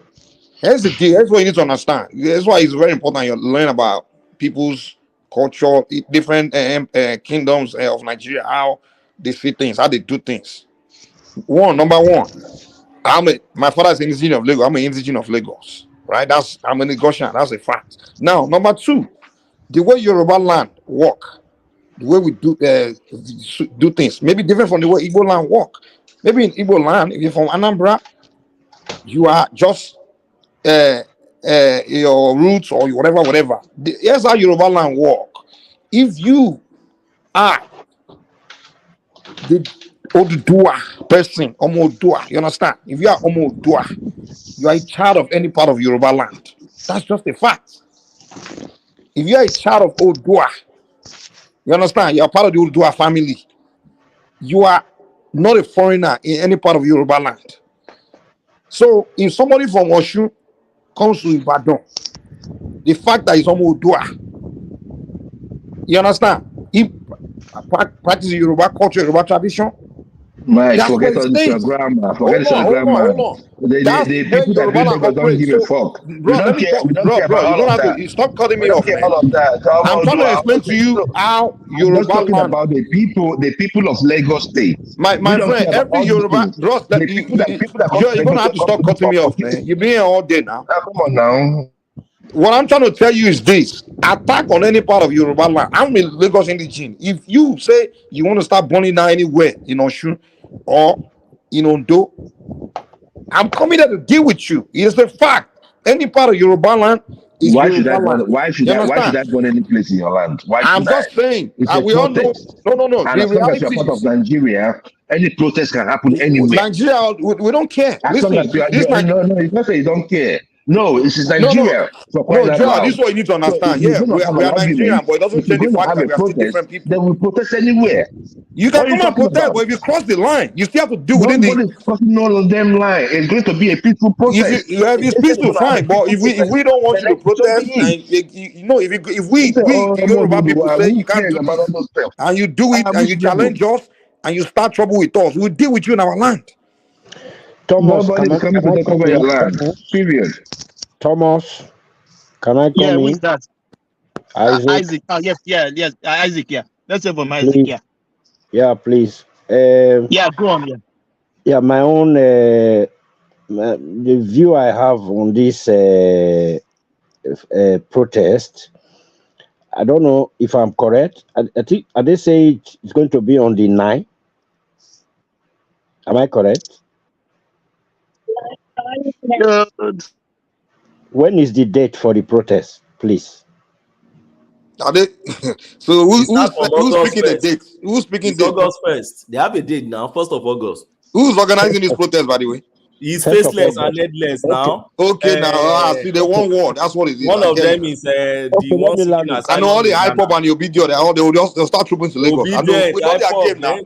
The They want to guys go and burn down Tinubu's Why hotel and do Obas people Palace. obedient? Let Bring me it People land now. it now. obedient? is Let me obedient. Those land are the my. other Mike, by the way, Mike, the guy that Can I invaded go That's land the my? game. That's what you guys want. We know what you guys are was the up son to. of the sun. Mike, I was go asked to to speak. if you go to Twitter handle of this guy, the one seeking asylum in Ghana. What's his name? David Udeyi. Those are the one planning. Udeyi and Gbadebo, they have it on their Twitter. GRV. All those ones are the one I planning it. was asked to speak. Oh, I wanted to bring in something in here. About a week ago or two, I heard this news of is it Port Harcourt Port or Calabar Port, where custom. Sorry, Isaac. Give me 1 microsecond. I just want to show Kulata something. Kulata, are you there? They are fully. Yeah, may I show you this? Can you see? Breaking news. Okay. Oh, We hold can't on. say anything. Oh, yes, yeah. Oh, you one man. You go bring this stuff. Yeah, can you see? So that's the character right there. Can you see? You can see him. So he used to come here to collect his regular flogging. It was just a nuisance then, so we flogged him off the platform. Oh, the Yoruba. Let's watch the drama. It's known Let's watch as him cry. Jaguna. I know Sojina. He's changed his... You do remember when he used to come here high on weed and cry all the time? Yeah, the guy was shedding tears, man. So that's where it comes from. One man, I viewed your photo today. Oh my God, these people, they are just useless human beings. God forgive me for that. That's him right there. It's been there countless times. After a while, we just cut him loose. But why is one man here, by the way? One man, can you please? No, I promised Kulata that this guy. One man promised me. I'm kidding. All right, let me bounce. But wait, one man don't go. Oh, let's watch him cry. No, this is not the one that I cried though. But if I the one that I cried, anyway. What's going on with this character? I don't know what I'm. It's weed, isn't it? It's weed. No. Like what? Is it something that happened, or I don't? What's the you with him? Yeah, what's going on? He used to come on our platform regularly, but then it was quite that's him right there, bottom right. UK accent, right? Yes, he used to come regularly, always high on weed, always incoherent, and very soon he'll burst into tears. Just Mike knows him, just literal tears. You know, he did that once, he did that twice, and then after a while, people got bored of it, and I think that's the. Then he's landed on a Rudolph face, and now he's why is he crying? Why is he crying? Because he has a habit, you know. Do I need to? So he has some funny habits, you know. Yes. So, Well, but sometimes I don't trust what you say sometimes because you have if you don't like somebody, that's the way you The guy describe grew those up in the people. UK, so he started learning about Nigeria from here now. He didn't know shit about Nigeria, man. He started learning. We started teaching him. Mike, let me We say this, started with please. state and capital. One man, please let them before you go, please. Why you will like to have a conversation with people, and the next thing, if they can't withhold your intelligence and what they want to hear, what you want to hear, what you want to say, the next thing into insult, using F word. I don't get it. I don't. I went back and watched what happened today. I was so no. It's just I don't get. yes, I think Oh, what a happened? bit of it. They were a bit in. I think there's. I don't know, man. Let me not speculate. But I thought Kulata that used to come here, so I just wanted to come and show him proof. So there he is, right there. Oh, Bro, what did he do today? Did he from like? what happened, No, I knew it was it was personal. just I knew it was it was just personal. howling at the moon, screeching and squealing and howling at the the usual one man, noise. you to stop going to their space. Stop No, it. leave one man, Thomas. That guy, the guy's confused. One man and Kulata don't Makano one when they go there. Oh, Lord, but It's Don't okay. It's go not there. that serious. Don't go there. Don't go It's not there. that serious. But no. All right. Let me let you go. Okay, can I just hello? Yeah, go on. Yeah, go on.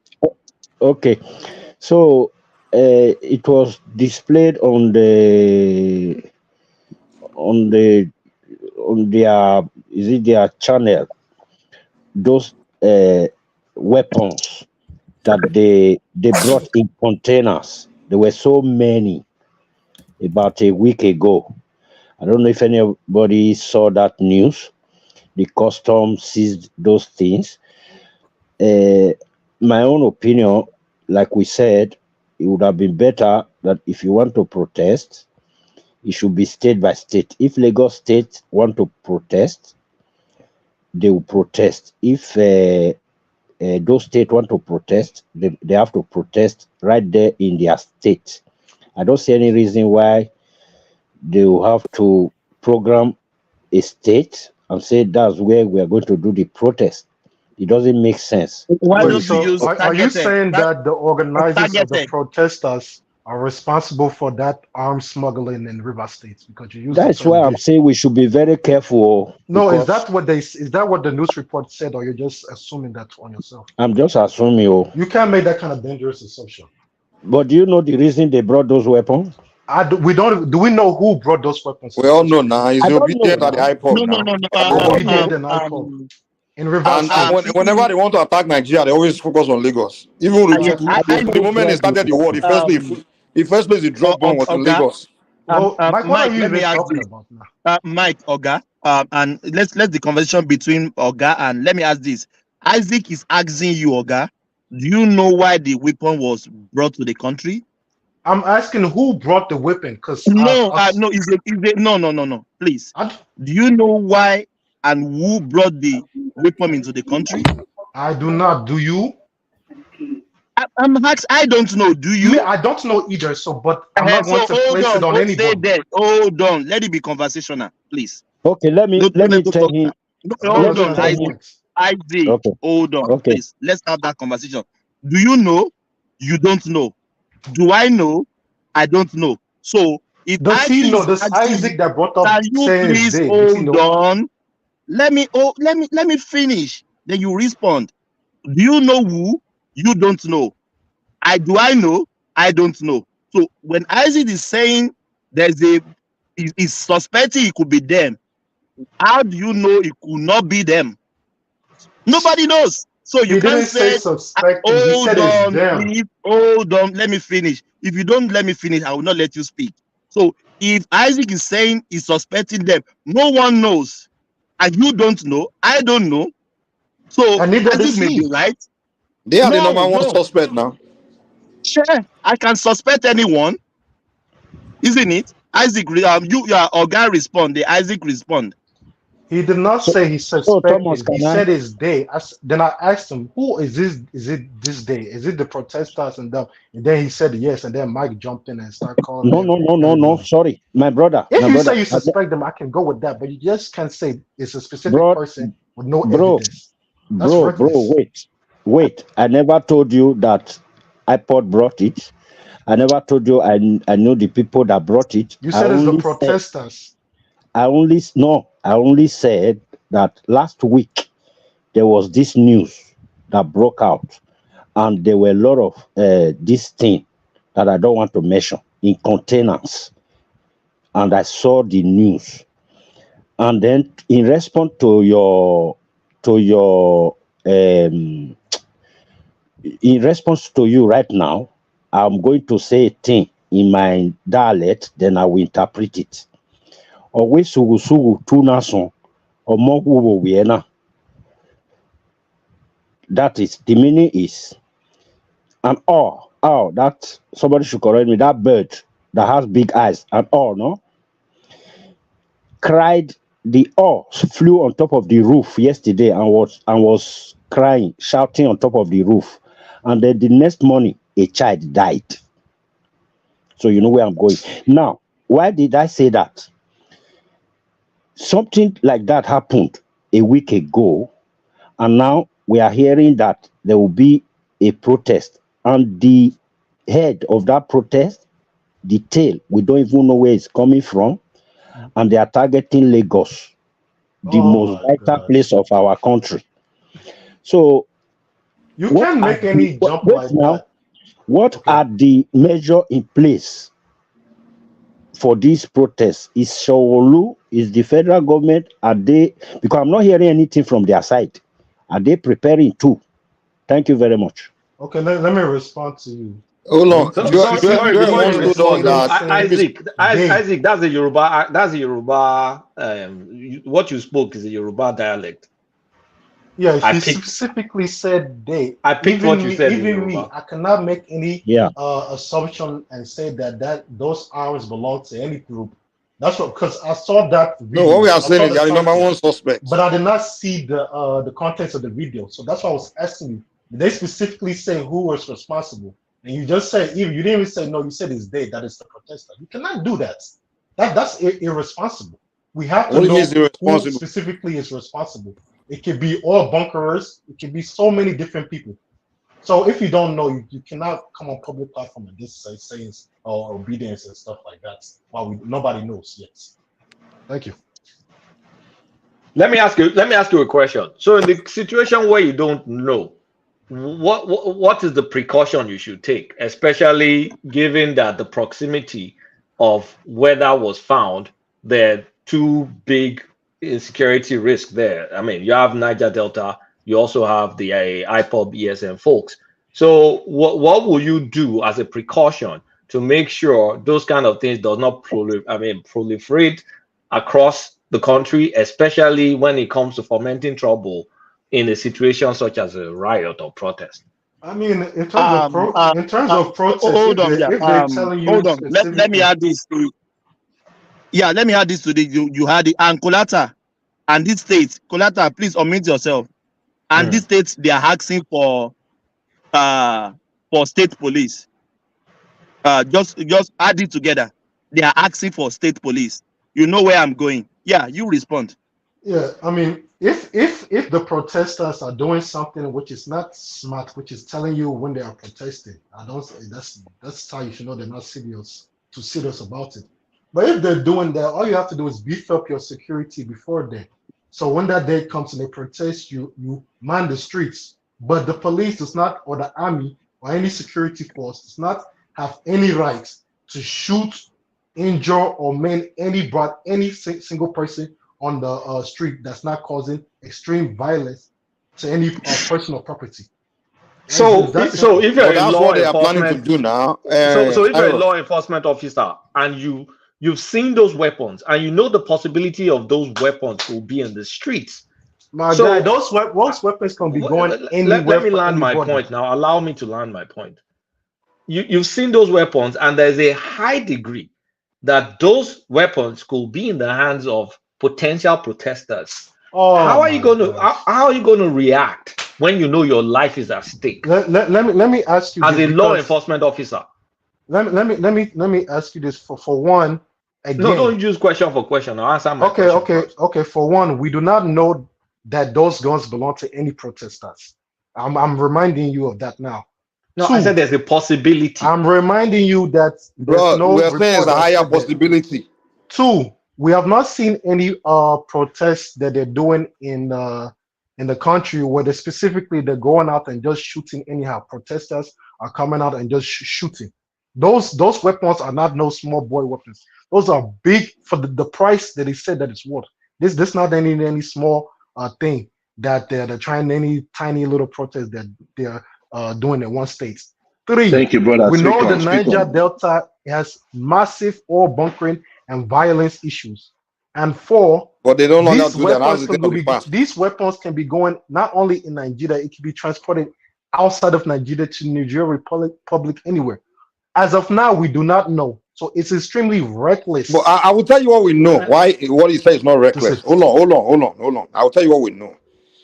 When after Obi lost, his followers were saying they're ready to burn it down. And in fact, when Obi was even talking to them, they were even asking him, "Hey, we are waiting for your order." And then when you go to obedient channel, some of them are even saying, "Why we Excuse me, is that the majority bros, of obedience or the minority?" Bros. Here's the deal, man. Mike, Or you give generalizing me all one of sec. them? Mike, Yes, give me one Harrison. sec. No, you talk, please. When somebody is speaking, please don't interrupt them. Let them I just land. wanted to be Then you clear, come but go in. ahead. Please, no, please. Yeah, Go ahead. Mike, go on. Yeah, thank you. Consistently, we follow them. We follow their platforms where they follow, where they're leading platforms, and they constantly say it. We're waiting for the order, and some will say, "You're all coward. Why are we waiting for this order? We are ready to go. We're ready to burn it down. We are ready to start Are it." they IPOP members? They are Are they obedient Igbos? IPOB. We are all family, one Oh, family. so every It's only hold on official now. IPOP. The leading people in There are the many obedient, IPOB in they are obedience the space. IPOBians. You are all one. You are family, man. You are all from the same region. So, and then you have some No, that come from the no. Come on. average. But why didn't they do anything now? No. You said they're violent. You said they have all these weapons. Why have they not done anything since then? Well, that's what they have been planning to do now. That's what they've been. Since how many years Hold now? on. They've been threatening. Hold on Wait, now, bro. Are have you listening to what I'm telling you? have you been following how many soldiers and police that have been killed? Exactly. Have you been ignorant of Due that? to IPOB in the north, where? Killed where, Kulada? In the southeast. You are just talking all over the place, man. I mean, can you come? No, Kulada, come on now. Come on now. How many the north, their weapon come from the northern border. We all know whose no weapon come from the southern border, and we all know the two terrorists in Nigeria. Which region they come from? Northeast, southeast, and from the north, south, And we southeast. know the government has still not solved any of these issues. So you telling me the people that have been threatening to burn down because for how many reasons? One, you shift from shoot hold to on, bros. Listen to me, man. If I'm a police officer, if you are a police officer and something happened, you know you have to look for suspect to investigate, to go after, right? It doesn't mean the suspect is guilty until, of course, the court of law say guilty, but it doesn't mean you can't go after suspect and charge the suspect to court and put the suspect into custody. Yeah, that's what we are trying to explain to you here. That the people that be consistently threatening to do these things are the people we are suspecting. The people, hold on. They are all wrapped in one. We have among them the ones that are crying that their supreme leader is in jail, I don't know if you know how ridiculous what you say. And among them, they took their mandate, so they want to burn it down. They're ready to burn it down, and they're ready for war. 3, they want what's this? They want their own country, and it's death or this and that. The threat has been consistent, and it comes from the same, demographic. Nigeria You know, is a so you are the same people now telling me as far as they are concerned. Yeah. I said Nigeria is a zoo as far as they are concerned. As far as they are concerned, they must burn down the zoo. So now you are telling me that weapon comes. Now, who should I suspect? No, I should go and suspect. I shouldn't be concerned. I shouldn't worry, right? Is that the okay? No, Okay. it means that most That of is us don't have critical that's thinking. so reckless. Because if you just Really? think that In every fact, they even already have weapons there. The one they are using to kill, to buy soldiers and everybody there. They are even buying their own Obedience. people. So, The exactly. weapons are And what going have to your government Niger. been doing about this? The weapons Mike, are going to Niger. what have your government done about all these things you're talking? How many people have they arrested? Go and ask the government. guns. It's not my business. I mean, I'm You telling you don't that if you know start now. killing my region, man, you will regret. That's what I'm saying. You know. You say? I don't care. Go and ask the government. I'm not speaking spokesman for the government. Man, I'm just telling you that if you guys want to do your shit, if you want to burn things down, don't start with my region. Nobody is talking about burning anything. Don't bring your protest or whatever and your telling you weapons that we have right. and your Anybody burn in down Nigeria, threats. Don't bring it to my region. That's the beef I've always anybody had has with right your to people. protest anywhere in Nigeria, listen, including your village. If they want to come to your The village mistake and we made protest, is our they have the right. previous generation had decided to welcome you guys all over our territory. That to the point where you are so confident now, telling us, "It's this, it's this, it's that, it's that." I mean, you guys don't really know what we have. You really don't know the people you are dealing with, man. Maybe you guys study the old Asian Empire. But then you always tell us if you don't like it, leave. What if I tell you that is Nigeria for you? The Nigeria. This is the condition how everybody is in Nigeria. Cyrus, listen. The point that Ogbenikoli lawyer was making earlier, that it would have been better that if those that want to protest begin the protest from Abuja, don't you think that's a more reasonable approach? That Abuja should be where they all converge. And maybe you didn't hear me earlier, but I said that in that country, Nigeria, we don't even know. Nobody even knows how to protest. Right. Okay, so these people are protesting this obedience. Is obedience? Are they the ones who are suffering the most in Nigeria? Look at what's happening in the north every day. We're hearing bombings and everything. That place is the north is even in a worse condition than the south. But nobody's doing anything up there. But then look at Kenya. They have all these amenities. I think they have better electricity. So many things better than us. The people on the streets. And then this condition of Nigeria, nobody's moving anything. In this condition we are in this country, is there any acceptable in any first world or second world country? But as black people, we just take and accept anything, especially in this country. The people, everybody in Nigeria, all the mama. So that's why you have to come and protest in my region. According to the law, we have a right to do that. And there's nothing you can do about it as long as you're okay. Really, I bring it now. We have done. People have been doing it. They say they're going to do it on the nights.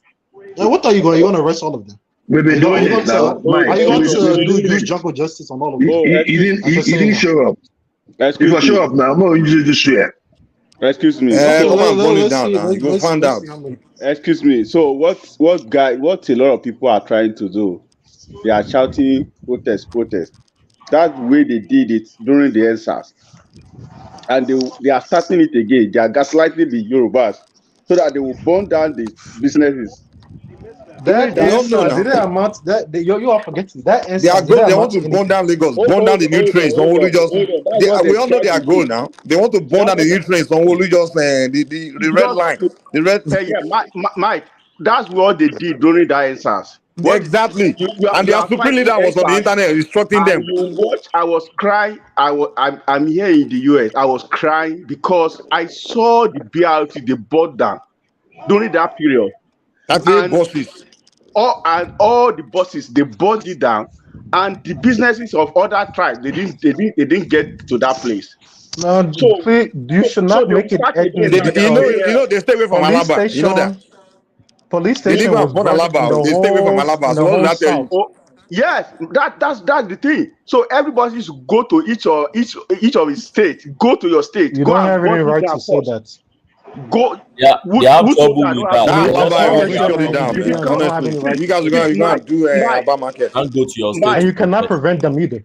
Mike, the problem I have is this guy Sanwo-Olu during Fashola, something like that wanted to happen during Fashola era because I was in Lagos then. So these Niger Delta people came, they wanted to come around, and this Fashola told them immediately. They came around 2 a.m. The second the Fashola told them that they don't have right to be in that place. They were on the sea. Then they came during to the marina and other side. He chased them out, but because Sanwo-Olu is too. No, the guy is too slow. I don't know what he's doing. Telling them don't speak English. No, you have to tell them this is not your place. So in your thinking, That is Fashola. He doesn't even have that. In your thinking, Fashola told people that were on the sea where he had no jurisdiction. Why he has no Nava? Who told you he doesn't have jurisdiction? Who is the security? Hold on, does it not belong to the federal ways anymore? Which federal way? So when he told them, why did they leave? My brother, they did not leave. You are just here making up. Were you in Lagos? See, you're just bringing up beer apology. Fashola called them. No. If you want to protest, which army does Fashola control? No, Joy, just wait. You know what will happen? What army does Fashola control? You just come here and just bring up stuff. You have been talking. Wait, if you want the protest, let it start from Alaba to Trefie. From Trefie, let it go to. How about you protest in your capital city? You don't mind them. They know what they are doing. They are target and they know what they are doing. That time they were shouting, "Go to this so place." I hear what this guy was talking about. Kalu, you will tell them, "Go to this place. Go to this place." Why can't he say go to Alaba? Let me even say something. He never told them he went to go to Alaba.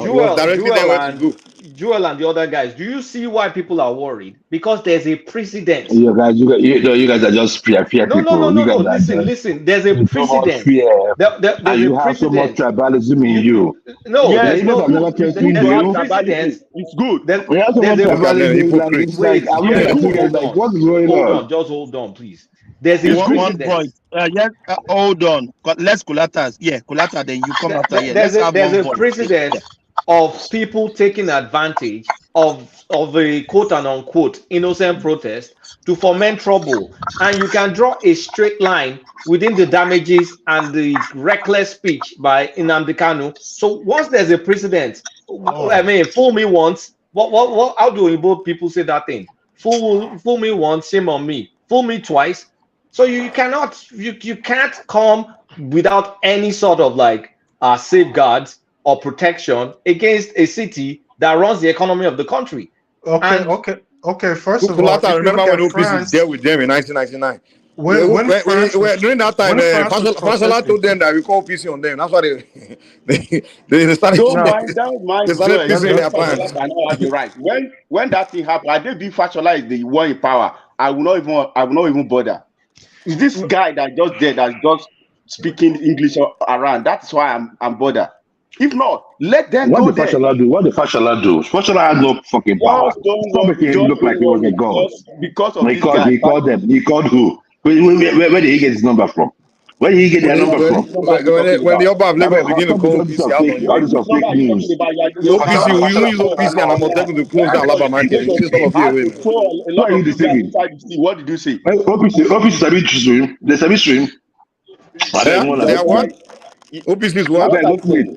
I better go sleep. Well, you know in Lagos, OPC get with you guys in Ajegunle and everywhere. OPC be the guy that was straight. Well, most of the population started running back to the east. We also knew the criminality that was going on. When the Oba of Lagos, real one, when he call OPC out on you guys.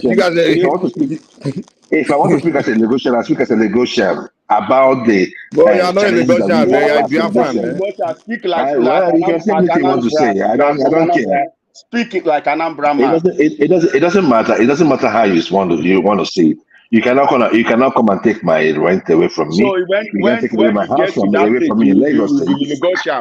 When is another thing to Igbo. By the time we get to that, by the time we get to that level you're talking about, they hold on now. By the time we get to the point where I will leave my properties in Lagos, it means that everyone will leave their properties, anywhere they have it.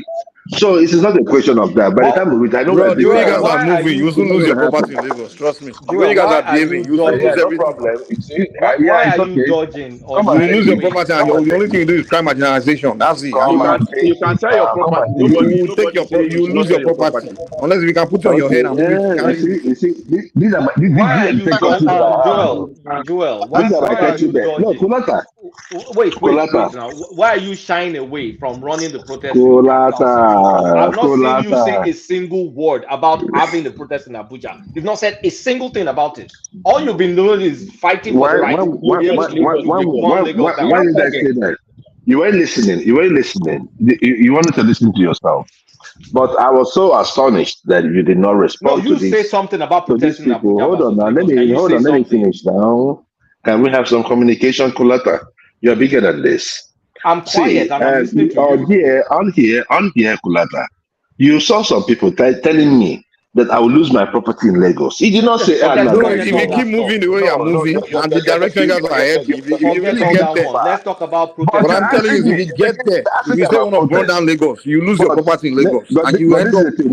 you be the Nobody worst is burning mistake. down That's what I'm trying Lagos. to tell Answer you. the But question. Why not Lagos Abuja? State is That's the part of question. Nigeria because Lagos Why State is not the economic Abuja? So Joel capital. of now you Nashi. are one Lagos Nigeria. What State is happened the economic to Let's capital. Divide? What happened to Biafra?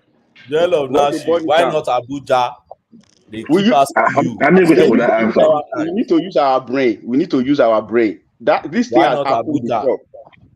Why are you Yeah. targeting Lagos? Why not Abuja? They are only protesting. They are not destroying properties. I don't know why you guys are Why just not being so. Abuja? The They seat always of target power. Lagos now. They should go and They're not occupy coming to National destroy. They're not coming Assembly, to destroy any place. You occupy guys are just Aso shaking. Villa, Why can't occupy they still Eko target Stop, Kanu, sir? Why are they always afraid occupy of Court Kanu? of Appeal, occupy Guys, all the federal Allow ministries, me to talk occupy now. Can you Eagle guys allow me Square, to talk? Allow me to occupy talk one MKO now. one Abiola Stadium. Go and occupy all one those one voice. places. Yeah, yeah. That is Albany, your give me Let seat me one of talk. second. Let me power. talk now. Yeah, Let me talk now. Let General me Thomas, talk. I'm coming. Let me Can I identify just those talk now? places. I had the let No, floor. You no, just no, let me him speak. talk. land. I'm Well, I about to go can't have now. two voices. Let Thank you, General Albany land. Thomas. Yeah, Thank you. This is what I'm saying. I have asked Joel of Nashel this question all the time. He has failed to answer it. These are my questions. First, our seat of power is Abuja. And I use the example of Kenya. Mombasa used to be Kenya's former capital before they moved it to Nairobi. They didn't start the protest in Mombasa. They went straight to the seat of power and they are gaining results, at least to a great extent. So in Nigeria, why are we visited on former capital? No, Like then, Kenya, nobody has even heard about let Apples me and, Mombasa that you're apples and talking about, sir. you oranges. said I should land. Apples and So, oranges. okay, wait. Apples are not Yeah, orange. apples and oranges. Okay, okay. Let me land. Kenya. Don't say let him Kenya is not land. Let Nigeria. him said land. I should I land. don't want. Ogbeni, hold on, please. Give me 1 second. I don't want to mute people. It sound insultive, and I don't want to kick you at the backstage. One man is giving me problem here. That too much voices. Let him land. Then you respond. Yeah, go on, Ogbeni, please. Thank you. Thank I you. will land. He doesn't want me to land, but I will land. My ballet. Now, the point is that your seat of power, the president you want to speak to, the president you want to put to his knee is in Abuja. It's not in Lagos. So go and occupy Aso Villa, go and occupy Triam Square, go and occupy National Assembly, go and occupy Supreme Court of Nigeria, occupy Court of Appeal of Nigeria, go and occupy MKO Abiola Stadium, go and occupy Eagle Square, and then you march to the international airport #1 in Nigeria, Nnamdi Azikiwe. Occupy those places. Why Lagos? That's the question we keep asking you. Why Lagos? Why not those places? That's your seat of power. That is your Nairobi in Nigeria. Don't go to Mombasa. Go to your Nairobi. Thank you. Yeah, Joel, respond. Okay. The issue is this: apples and oranges. Kenya and Nigeria are two different countries. We have our differences in the way the country works. So whenever you want to do a protest, I'm not talking about a violent protest. I'm talking about a peaceful protest. And whenever you want to have the attention of government, you have to hit them in those areas that they will respond. And Lagos State is one of them. Abuja is one of them. Now, we are all here talking. Nobody is saying that there wouldn't be protests in Abuja. You guys are all just here speculating, from your abroad homes. Let's see what they want to come up with. I do not think that it is bad. If it was good, there wouldn't be any protest. There's a reason why they want to go on protest, and they feel the people feeling what is going on in Nigeria. I know you and I up here, paid for by the places that we came to work at. We came to work, the countries we were working at. Right? We all fled Nigeria. We came here. So let those in Nigeria decide for themselves. Let's not come out here to, try to down them. They are the one wearing the shoes. They know we're in peaches. But it would be unfair to any of us to make it an IPOB affair or make it anybody's affair. The people have come together to say they want to do something. Let's see what they come up with. Hopefully it's not violent. But if it's going to be violent, I will hope. I'm not saying that violence should be out of the table. But if it is violent, I hope it's going to be in every state. What? Because if it's going to be violent, it should be in every state. Why of would the federation? Violent? Why would I?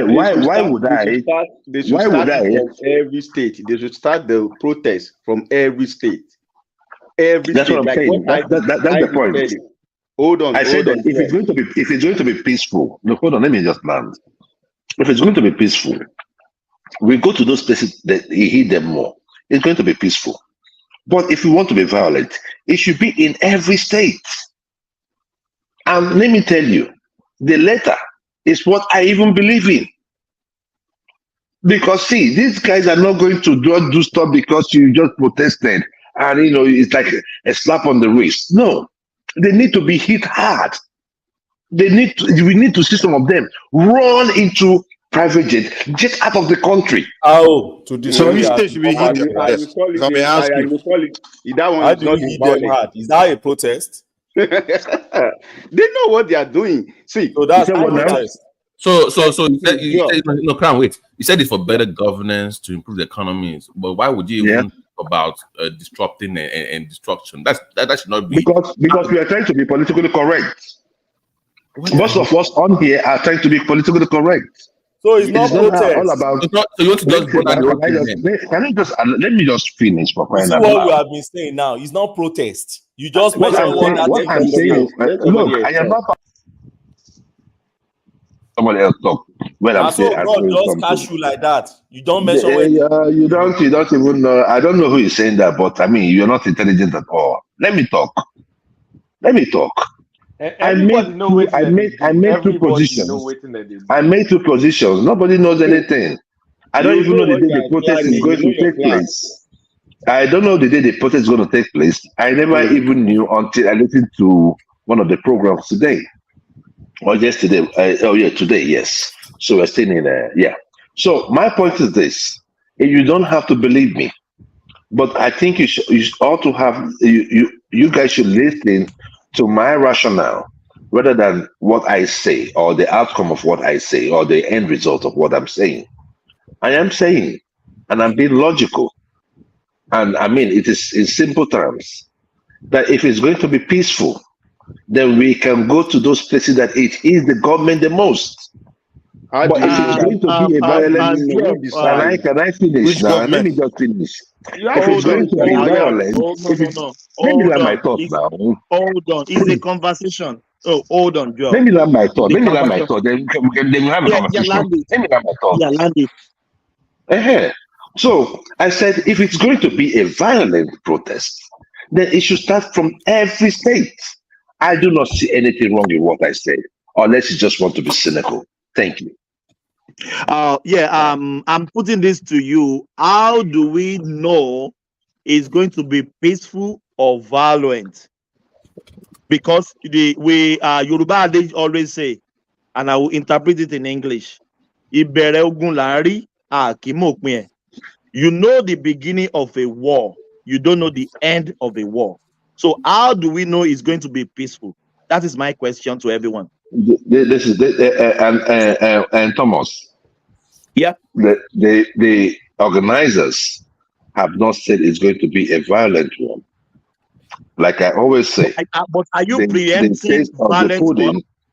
Are you preempting? No, I am not. I am not. Okay, But I'm okay, saying okay. that Joel, the taste of the let me. pudding is in the Thomas, eating. wait. We have to Hold speak. on. We have to speak. We have to speak one on one, one by one. Thomas, We can't talk on each other. Let Joel land it. Ogbeni respond. Then we hear from new voices, which is Remy. Yeah. Joel respond in 1 minute. Ogbeni respond in 1 minute. Then we heard from Remy. Yeah. Let's sequence it like that. Thank you. Thank you for the protection, because these Salvadorians, I don't know. But what I'm saying is this: that if we're going to have a peaceful protest, if it's going to be just peaceful and there's no consequences for those in power, either in terms of finances or granting of activities, if it does not touch them, then it is just like an effort in futility. And there is no place to do that if not for Abuja, Lagos, or even Port Harcourt, because these are the areas. We are not saying go and destroy. We are saying it's going to be a peaceful protest, just like Tinubu then did during the Jonathan time, like Occupy Nigeria. That's the kind of protest we're talking about. And we also knew that protest was organized in Lagos, but we also had a replica in different states. We had replicas in different states. So that is the way it is. We get your drill. Yeah, let's Ogbeni. We know what. Yeah, Ogbeni. Yeah, respond in Yes, 1 minute. Yeah. Thank you. I just have one question to ask him, because he just made an assertion now that is not correct. You said that the organizer of the protest has promised a peaceful protest. That is not correct, because we don't even know who are the organizers. Can you tell us who are the organizers? As far as I'm concerned, it's a faceless protest. Tell me who are the organizers of the protest, please. Well, like I told you, if you were paying attention to what I said, I never said I knew the organizers of the protest, but I have seen the announcement, right? And I'm saying, going by what they say, going by the flyers that I see, who are those J? that I have not seen. You cannot ask me that if you do not know it. If you don't know, why do you think I should know it? So you are thousands of miles away from Nigeria. I am also. You cannot ask me that question. Wait, I do not know. No, you cannot engage me if I don't have anything to answer about. No, you can't come here to deceive us now. Who are those? No, but I have seen the flyers. You can't tell me I'm deceiving you. What do you mean I'm deceiving you? Am I part of the protesters? Now? You said they have promised peaceful protest. Who are those they? Yes, because I said from the flyers, if you were paying attention, if you were paying attention to, respond, then that's different. But you're clearly showing that you don't really have a clear understanding of what I'm saying. Flyer has no author now. It's a faceless flyer. It has no author. That is what I'm saying. That's what I'm saying. If it is a faceless protest, if it's organic and people say they're going to come out and have a protest, they've not said it's going to be violent. And I still told them by that. Mr. Thomas, can I just interject for 10 seconds? No, Remy. Let's Remy. Remy. Yeah. Remy, are you giving permission? Yeah. Yeah. Okay. You can go ahead. Yeah. BQB. Yeah. Go on. How are you, my brother? Yes, I'm fine. Thank God. Yeah. See, Mr. Joel, go on, for the interest of some of us that we don't have any other state, that the only state we have is Lagos State. I feel we can't rely on an information on the flyer that some people said is not going to be. It's going to be peaceful. That is what we are going to rely on. I think we claim to be on a very high level of pedestrian in terms of intelligence. Is it too much, BKB? Is it too much to ask for a leader, so that if anything goes south, we can know who to hold accountable? You cannot hold the leader accountable. You hold the perpetrators accountable. That's the way it's supposed to be. Kick you out. That's the way it's supposed to be. Please. But if nobody can guarantee, let me just finish in 10 seconds. Nobody can guarantee that the protest is going to be peaceful. Protest can never be peaceful. Some of these NSAS obedient protests are still hiding on using on every opportunity available for them to protest and continue their destructions. And for me, as a Lagosian, it's not acceptable. And we don't want all this any protest. If you want to protest, everybody should and protest there. So that's the only way you have a fundamental. You don't have a fundamental right to come to another man's state and destroy all our properties, all in the name of protest. What kind of protest? So, my brother, where you from originally? I'm from Lagos Island. I'm from Isaleko. Forget where you come from. He's a Yoruba man. That is my area. So I can't allow somebody from Anambra to come and be telling me about Lagos and telling me about protest. What protest? No, I also stay in the States, so that's the reason why. I mean, it's not something. Joel, Lagos is a complex. Thank you. UQB, yeah, are you a Yoruba man? I'm with you. Are you a Yoruba absolutely. Man? I'm you own Lagos? Absolutely. Yes, yes. Do you own Lagos? You own Lagos, yes. So if you're a Yoruba man, you own Lagos. Yeah. Let's hear from Remy. Yeah. Okay, have you landed before? Yeah, Remy, you have the floor. Yeah. Good morning, everyone. Yes. Such an interesting time in Nigeria. It's such an interesting time. When you have some people on internet claiming they want to go and protest and sending out different kind of flyers or whatever advertisement there, the one thing that is happening in Nigeria is that some people have not moved on from the last election. And absolutely. They really want to burn down the. Please let me talk. Everybody to just let me just give me 1 or 2 minutes. Anybody that let me give me 1 second. Anybody that interrupts him, I'll just kick you out. There are people at the background that want to speak. Yeah. Please. Okay. So so they have not moved on from the last election. From some of the flyers I've read online, it clearly shows that those people that want to go for these protests are those ones that lost that election. Because one of their reasons is because they want INEC to be reconstituted. They want the what do you call it? The results should be transmitted live. They want EFCC to be reorganized. That they are all after the youth. They are selective. Some of those reasons to me are irrelevant.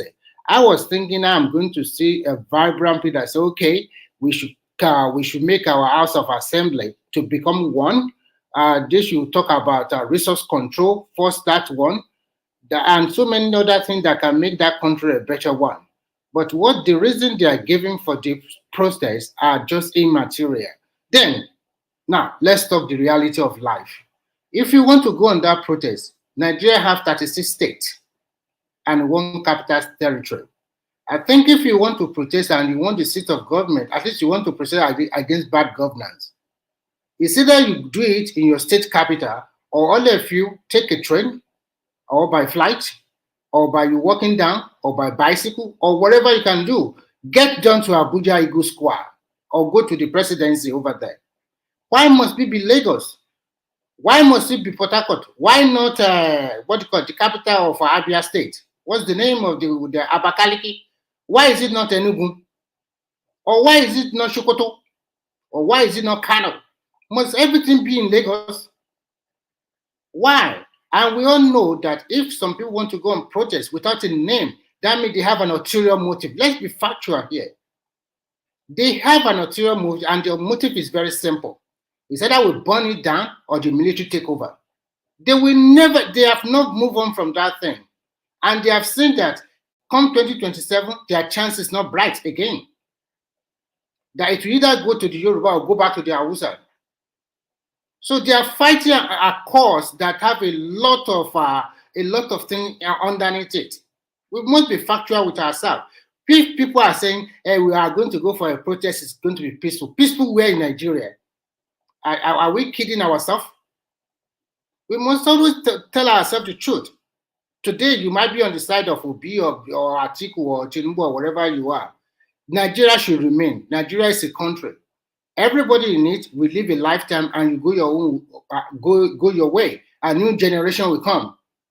Is that what you want to do? Because it happened in Kenya, then we should also burn our things down. If you get on the train or get on the new boat ferry that Lagos State government just commissioned, does it, when you are getting on the train or the bus or whatever you are doing in Nigeria, Did you have a coloration that you are Yoruba or Hausa? Why must it be like this? I've never seen this opposition talking about how do you make the country better. The protest is meant for violence, and it's high time the government of Nigeria continue to seize people online.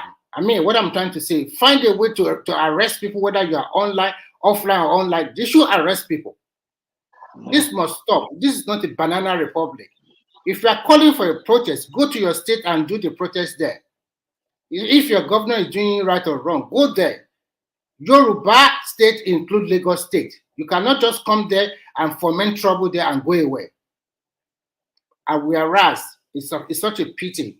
But Remy, Baba, is that the dictatorship? Hold on, please. Joel was suggesting that when protests happen in Lagos, the federal government will felt it. So what do you think about that? That is a total fallacy. That is a total fallacy. And I will tell you why it's a fallacy. First and foremost, Lagos is not the capital city of Nigeria. So if you want to protest in Lagos, it's the economic capital. It's the economic capital. It's the commercial hub of the country. Does that mean that is the only thing? For I know, Anambra is also a very commercial city. Why not go to Umuahia and let's start it from that place? Or what is the capital of Oka? Let's start it from that one. At least you have, as we know, you guys say you are the richest in Nigeria. Let's start it from Oka this time around. Let's start it from that place. Why Lagos every time? Let's go to Oka and start it from there. At least you are the richest. You can start it in Oka if you want to. Not if you. I don't think it's between your Lagos and you're trying to make it tribal. It shouldn't be that way. We should be able to look at the bigger picture. The reason why Remy, when they say the government will feel it, if they attack Lagos, what they are saying is Tinubu will feel it because Tinubu is from Lagos. That's what they're trying to say. That's not what we're saying. That's not what we're saying. That's what you said now. You say if you attack Lagos, the government will feel it. Listen, yes, now Jonathan was from the south. The protest happened in Lagos. Why did it start in Lagos? They knew it was the government was going to feel it. That is where we have the port. That's where we have the international. What started in Lagos? Started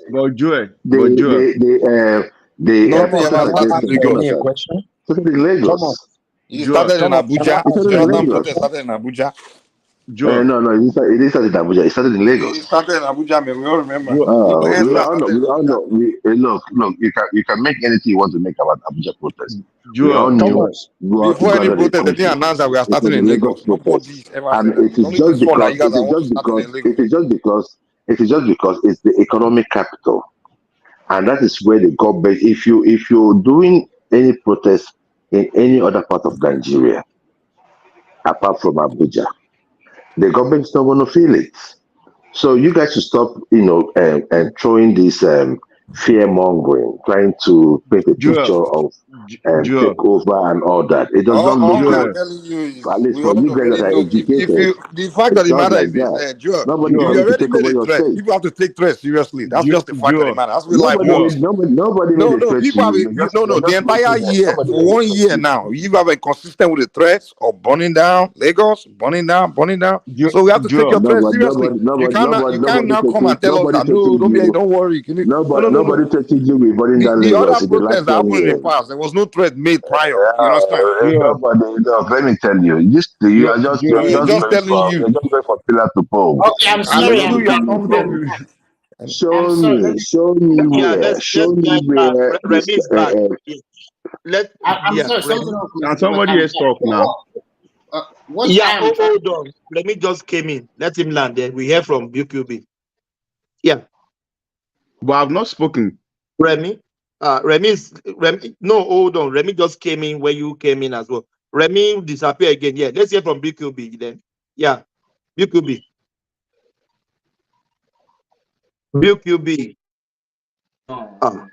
Yeah. For some time now. I'll join for some time, please. I'm doing something currently. That's all right. Yeah, Remy. Yeah, Remy is back. Yeah. Yeah, hold on. Yeah, I have so many people at the back. Good morning. Yeah, who is that? I'm sorry that I'm back fully now. What I'm just trying to say, let Remy finish. Then you what speak. I'm trying to say, it's simple. These protests have a lot of ulterior motive, and the government should not allow it to happen. If anybody inside or doing, they should pick people up, because as I know, as we are today, Remy, why Lagos? Why Lagos? I've already answered that question. Why everybody visited them in Lagos? Some people are because of envy and unnecessary jealousy. Some people are just unnecessary rivalry, unnecessary competition. And to God, it is that Lagos that at least help a lot of Nigeria, whether you are from Southeast or North or whatever. Some people have made it in that country, in that state. I don't know whether they will open their eyes and see their investment just plunder like that. You can see the last NSAS. See the way they are just burning new bosses, new everything. And this guy recoup and they forge ahead. And which state government will allow his eyes for any protest in that state again? And if it happened, they will do the same thing. They will turn it to violence. And because everything pointed that they want something sinister to happen. That is the whole truth and nothing but the rest. If you want to protest, why don't you come out that you are maybe Joe of Nashville, you are the ringleader in America, and this is the people that is going to protest in Nigeria. Give us name, give us face. None of them is coming out to say this is the person that want to protest. When the labor union protested the last time, when Showara protested the last time, they show faces. Show your face. If you cannot show your face, that is a sinister. You will see their faces on that day. You will see their faces on that day. No, nothing is going to happen that day unless that person want to die. Okay. Let me. You're not going to do anything. Yeah, You're always talking about. I'm going to say for America. I like this way people here come here and just make up some trends and they're going to die. Like you don't do anything. You can't do nothing, man. You can't do nothing. You see, one thing. Good morning to everyone. You see, these people are not civil. They're just like a animal that is living in the bush. They are not civil. You should not be pushing to them. You be using low voice to them. For the creation of Nigeria, the only was what they want is just for them to plant coup, to see blood, people sharing tears. They are not civil. You should not be pushing to them. That they should let them come. Sorry to interject, but when we say you people, let's be precise and specific, so it doesn't look like. Okay, I'm talking to Yoruba people. We should prepare for them. Yeah, but who is them is what I'm trying to say. You say what? I said who is them because there's been reference. There's been specific reference to iPod. You idiot on the iPod. It is the Biafra idiots, the bingos them. They are the one organizing this protest. And their motive is just for them to come and destroy Lagos and come and chase away our kings from the palace and destroy where we used to short. You see, what their mind is that they know what they are doing. Even Samuel Ekpa have already stated it. Sorry, Adex. Try and moderate the language a little bit so that it doesn't have that ethnic overtone. So it's the protesters, which are everybody. So yeah. So one man need to stop this. I think we talking about hypo, man. That line was close like 2 hours ago on the platform. We already is it not true? Is it lying? You see, one man. Thank you so much. It's your platform, so you need to protect it. So I'm happy. At least I respect it for that. But we need to point it out to them that we are not telling them not to come. Let them come. We too will prepare Agina to down for them. It's going to be eye for eyes, blood for blood this time around. Let's not do this blood stuff. That's what I'm saying. You call out iPod. To them. Why are you always doing this now? No, you don't. You can't say. When then they are saying that, is that not what they are threatening? Yeah, but there's nothing you tell them. Mike, You what ask I'm trying to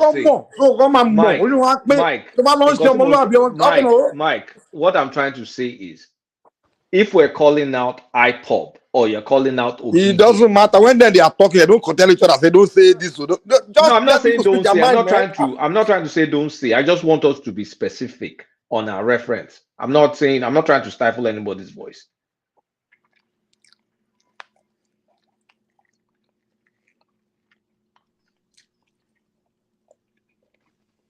Are you guys done? Are you guys done with your ranting and with your fear mongering? But Lagos State Governor has to be very prepared and be very careful about these people. That NSAS has opened my eyes, because what happened that time showed clearly that these people have an agenda, and they have an agenda, and they are using it, and they are still on it. If you go and check their space, go to Twitter, you will see their space, see what they are talking about.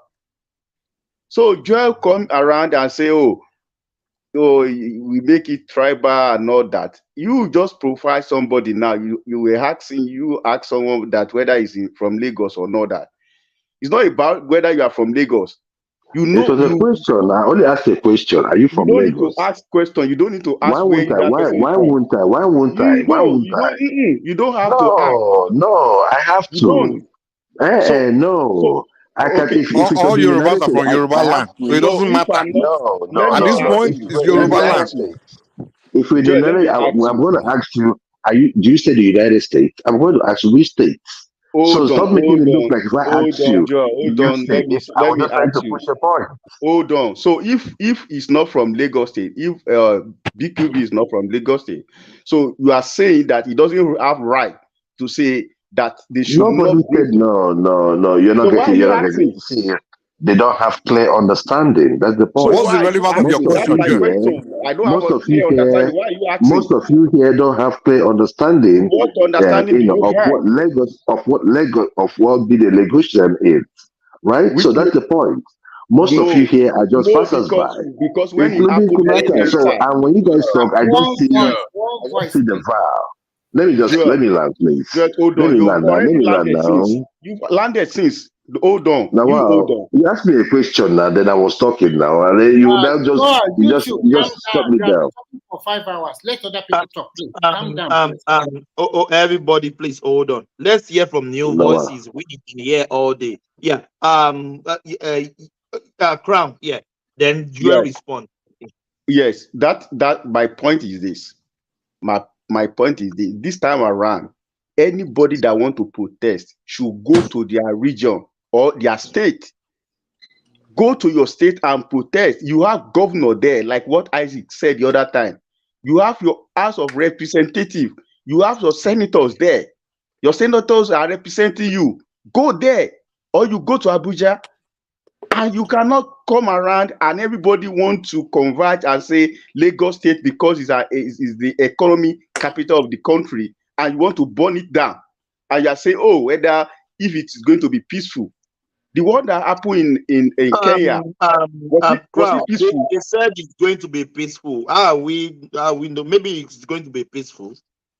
No, if you watch the video, Thomas, watch the video of what happened in Kenya. A lot of them they looted everything. I saw it. It was so bloody. They looted the shops, everything. And you come around. And that's what they are calling for. And in fact, sorry to say this, Thomas, reason why we know it's going to be bloody because they were referencing Kenya. They said the one was going on in Kenya to happen in Nigeria. So what does that tell you?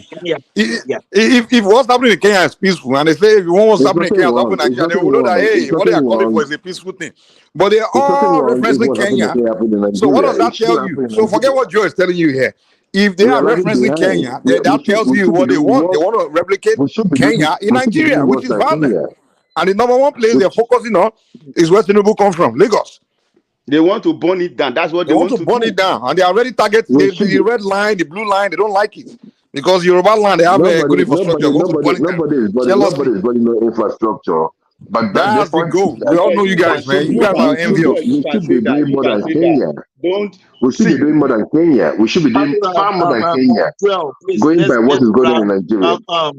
No, Joel, please. Let's crown land and so you respond. what I'm saying is this: I've listened to them on their see. If you go on Twitter, I go and listen to them. I've listened to them several times.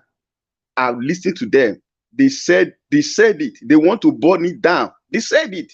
Joy cannot come here and be saying they've been saying it consistently now since last year. They said it. They gathered there. They said this thing. And Joy is just talking about sweet thought. Oh, nobody want to burn anything down. When we can hear, we can listen to what they are talking about. Every day they converge, they have the meeting, they are talking about it. And we will now open our eye and we will allow it to happen. Then you will not say, oh, because so people hijack it. And that's what will happen at the end of the day. You say, because talks, oh no, they comes around and they hijack it. So my point is this: they should send a warning to Governor the Sanwo-Olu himself. He should not, this time around, he should not allow it to happen. Because the other time he was so lenient, he was just talking to them, smooth talking and begging them. Nobody should beg anybody this time around. Because that's the stupidity that that time is the new bosses. They burn it down. So what are we talking about? And we come around here now and say, oh, we have to You come guys wanted that. You guys wanted down. Go there. You guys wanted down. It wasn't the extra protest that brought it down. You guys brought it down. It was not the kind of boys that brought it down. Isaac, hold on. See what you are talking about. Hold on. I want to get Joel. Who is you guys? Which you guys? I'm talking about those people that were sent by the government to infiltrate the protest. The protest. They were the ones that caused all those. They caused most of the havocs. Let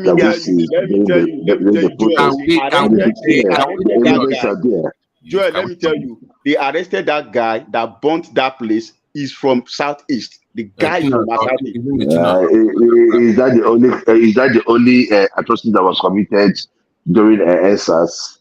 Was that done by the evil man? You can put me backstage and put prestige in. Thomas, put me backstage and put a man of prestige. You can put me backstage. It's not here. Okay, put me backstage and put Thomas. Yeah, I'll put someone. Yeah, that's all right. Okay. But Thomas, can I just because I was asking Joel earlier about it saying that it's going to start off peaceful, but he's not opposed to it being violent. So I asked him, and he said across the country, so across the state, that's a spread. Because I want him to really explain what he means by that, the so-called spread of this violence. So because maybe he mentioned in a different way that we don't understand. So tell us, this violence, this spread across Nigeria, what do you really mean by that, and why did you? Yes. Now, Babati, thank you for the opportunity. Look, to clarify, that was my own personal opinion. Like I said, I don't know who are doing who are organizing the protest. I don't know them. I have not contributed. I've not done anything. I don't know. I heard about the protest today on I think one of the programs, whether TVC or Arise TV. So that was what happened. So I didn't know about any protest until today. Having said that, I said, if we're going to have a peaceful protest, the protest should be done in those cities that we know that will be effective on government. And that does not mean that there will be destruction of properties. But if you ask me, in my personal opinion, the kind of protest we need in Nigeria is a violent protest. And I'll tell you why. We have been doing this protest from immemorial. No. Don't be like Pansat. No. I don't. No, Thomas, Thomas, Let me finish now. Let me talk what I'm saying now. I beg you. Let him clarify. They asked me a question. I'm clarifying the question. And I'll tell you the reason why. Go on. Okay. So my reason behind that is this, and like I said, it's my own personal opinion, that we cannot be doing the same thing all the time and expect a different result. As regards to our sit-tight leadership, the kind that we have in Nigeria, something has to give in. And I said that if it's going to be a violent protest, if we are going to do a violent protest, this is my own personal opinion. It has nothing to do with the protest coming up. I said it should be in every state, because we have these criminals in every state. We have these needless structures in every state. So, Joel, please hold on. So the violent terrorism has been going on. Has it changed anything? The Boko Haram and the IPOC, the violence has been going on in the Southeast. Has it changed anything? Those were not directed at leadership. Joel, please. They're not directed at who? Apples and oranges. It's the same thing now. It's even worse than violent protests. It has nothing to do with. Go ahead, brother. Joel, hold on. You know, I gave you my time to speak. So that violent protest, can you give an example of what that would look like at the state level? So we know. So when we say violent, what do you mean by attack politicians? Yes. Okay, like physical attack on politicians. Yeah. And you are promoting that. Yes. Okay. Yes. Because yes. Let me explain myself. Can I explain myself? Hold on, please. Hold on. Babati, did you see why I was saying earlier on that I will not condone that? Yeah, but it has to clarify so we know where it's coming from. He wants Thomas, it's self-indictment. Yeah, he indicted himself. So we know where it's coming from now. He wants to physically assault. Hold on. He wants to physically assault. It wasn't self-indicting. And I am not dead. I am alive. And wherever you take me to, I am going to defend myself. I do not need a lawyer. Hold on. You are promoting. I did not promote. I said my own personal opinion. I said, well, come on, Babati, you're more intelligent than this. I said, in my own opinion, if I had my own way, if you ask me what we need in Nigeria, then we need a violent protest. And I'm not mincing words. You can take it any way, and I'm not apologetic about it. You guys can be Lily all you want. But does that violent protest include burning down infrastructures in Lagos? I did not say nobody's talking about. I just want to know. I want to know. You're just bringing up stuff. No, I'm just asking. I'm asking question. Look, let me tell you. If we are going to be violent, we must go for those politicians that have kept our country where it is today in every state. Does it include burning down infrastructure? Look, I did not say burning down infrastructure. Well, there's no violent. Because violent protests, they definitely burn infrastructure. That's what violent protests. What I'm just telling you is that we can have a violent protest to the point that without burning down infrastructure, right? You can break gates and all that. Those are minimal. You can break it, and if you want to occupy a government house, you need to break the gate. But the idea. Go ahead. Joel, please, can you hear me, please? Are you not thinking you are sounding like Nnamdi Kanu now? I'm not sounding like Nnamdi Kanu. Let me land, please. I just played the video earlier on now. Kolata said, yeah, we played the video now. Same thing in Nnamdi Kanu is propagating, is promoting. That is what you are doing. I think you are exceeding. Let me land, please. Let me land. You know me. I will land before you speak. What you are doing now, you are propagating violence, which I think is no. Yeah, you respond. This is self-indictment on your side. No. You are short of the law, or you don't know the law. What I said is my personal opinion, and I never in any way propagate or promoted any violence. I said in my own opinion, if I was going to write a book, probably I put it that way, or maybe act a movie about Nigeria. I know where the problems are. Okay. If we can chase them out of power, if you can chase all these people out of power, those people that have kept us where we are. And I just laugh for crying out loud. Let me just land for crying out loud. You know where you are going. Don't let us waste time here, please. No. Don't tell me you're wasting time. No. Don't tell me you're wasting time. Because when you come here, look, let me tell you, you come up on this show and you repeat yourself all the time. I was asked a question. Can you allow me to finish? Can you be a gentleman? You are being on it for 6 hours. No, can you be a gentleman and allow me to finish? Okay, Let me answer the question. Remy, please relax. Can you Let me answer the question. Let me wrap up. Then we can go on. You can ask your question. And I stand by what I said. Please let me land, please. Let me just land, please. My position is simple. That if peaceful change is impossible, the violent change becomes inevitable. I am not here to cry with you guys or try to pamper or try to please anyone. No, I'm not going to do that. Okay. For I know, for criminals like those we have in the seat of power in Nigeria as it stands today, for us to chase them out of power, that we have to do something unusual. Okay. And that is the fact. Thank you. Let other people talk. From history, it has been known that a lot of incidents are happening in Nigeria. If we push back, go back from 1966, everybody knows what happened. Some people will protect their own and they will kill others. Now, when NSAS happened, Lagos State suffered a lot. It's a lot of money. It's a colossal loss, man. And when you guys are pushing for this protest now, why don't you guys say everybody gather in Hoka? Hoka is also enough. Don't even you guys, please. I'm not part of the protesters, please. If you can, just moderate your words. I'm not part of the protesters. When you say you guys, I am not part of the protesters. Joel, you ask for permission. Remy, hold on, please. Remy, please. You ask for permission for you to speak. So can you just no? But I'm not part of the protesters now. But you cannot be pushing it. Let me think. And then you mentioned that there are some bad politicians. We should go after them. Who are the bad politicians? Who are they?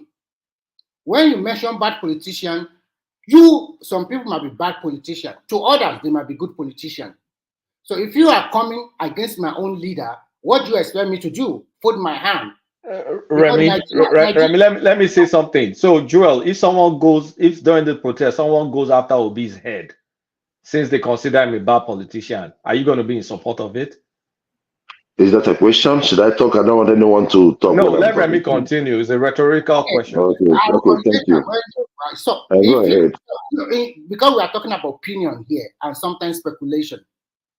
If your opinion, Mr. A is a bad politician, and to me, Mr. A is the most perfect politician I've come across, and you want to buy or tame Mr. A, then I will also go for your Mr. B or Mr. C that you think to you they are good politicians. That is where the problem of Nigerian lies. This is a more than 360 ethnic group. And from all what we have been seeing since the day one that they declared that result, some people in Nigeria have not moved on. And they thought that they are the best. They are the holiest. They are the saints. If they are in government, Nigeria will be better. That is a fallacy. That because the country have a constitution. A president cannot just do whatever he wants. There is a separation of power between the legislature, judiciary, and the executive. And when you talk about the subnational, they have their own power too. A president cannot tell a state governor, Anambra, or Abia, or Sokoto, or Kano to say, this is what I want you to do with your federal allocation, because they have their own budget. They have their own National Assembly. If you guys are talking about, okay, we want to protest, but not protest on some flimsy excuses. Why are you visited in Lagos? Why are you visited in Lagos? Why don't you say, okay, for the first time in the history of Nigeria, let's move this thing to, let's say, let's move it to Abao, or let's move it to Oka. At least they are also part of Nigeria, and they have a lot of money there. Let us start from that place now.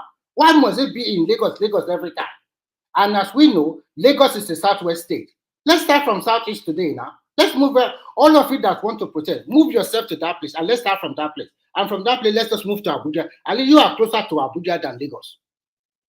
So the point I'm trying to say is this. in your own opinion, those ones you castigate as bad politicians can be good politicians for other people. And what do you want that people that they see that man as a good politician? Do you want them to fold their hand while you come for him or come for her? That is a recipe for big crisis in Nigeria. The end game. If it's local, it is not going to be central. It is going to be local. Stop making it look like it's going to be like there will be a central government. To respond. This is a very classical game of let's just break this country. That is the end result of what you want to start to do. And I think if we Yorubas, I'm talking to my brothers and sisters, if we were smart enough, that our Omoluabi, we should put it in check. From now, anybody that want to foment trouble in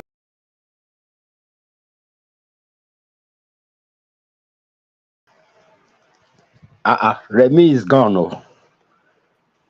Remy was on fire. He's was on fire. I don't know. He was saying nothing. He was just saying I agree with Remy now. Whenever they say let's just break it. Whenever they say they want to go and let's start from Kano or Kaduna. It's always from Southwest.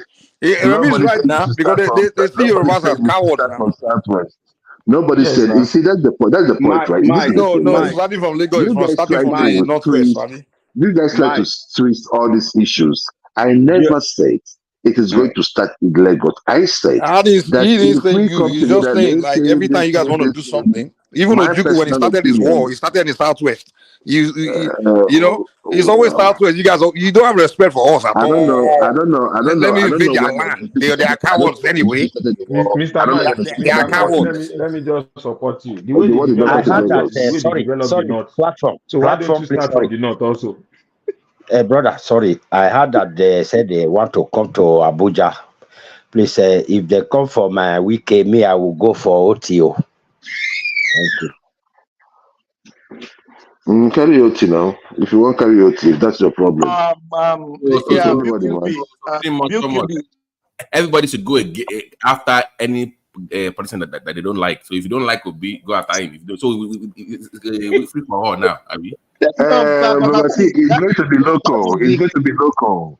Stop making it look like it's going to be central. No, you said bad government. Local. Bad government, and we're attacking politicians, so we can just go after the That's what I'm saying. It's going to be local. It's going to be local. I am not going to come to your state to tell you what to do. If you're in your state, you know the leaders in your state. So nobody is coming to lord it over you. That's the point. No. This is the point. In the Southwest, we prefer a more civil approach. You can go do it in the Southeast or not. It's okay. But in the Southwest, we want to just be civil and not go down. It does not matter. If you want to keep your criminals, keep your criminals. Those that want to make their state look better, they should go ahead and chase them out. Nobody is saying to kill anybody, but chase them out. And we know those that are good or bad. Joel, let's let other people talk to. BQB, are you ready for us? Yes. I just wanted to go on, brother. Mr. Joel that we know ourselves. We develop all different parts of Nigeria. It's not only the Southwest that we develop now. We develop the North too. At least for this protest, let's start from the North. At least from what we hear, the North are suffering more. So why don't let's start from the place that they are suffering more? At least so that we in the West will rest for some time, at least for this protest. That's it. I never said anybody developed any place. So I never said anybody developed any place. I said Nigerians. Lagos is the food cooked by Nigerians. Even though the kind would open his mouth, they to start in the North. Because they got also hate these people enough to tell them go and burn down North. During inside, he didn't even mention Kaduna or anything like that. Because he was only mentioning the West. He was only mentioning Yoruba land. He believe Yorubas are cowards. They are too, the guy didn't open his mouth. That's not all the Janjaweed thing he said. He didn't even mention it. He didn't say go and burn anywhere in the North. You know what will happen to their people in the North now. That's why it's been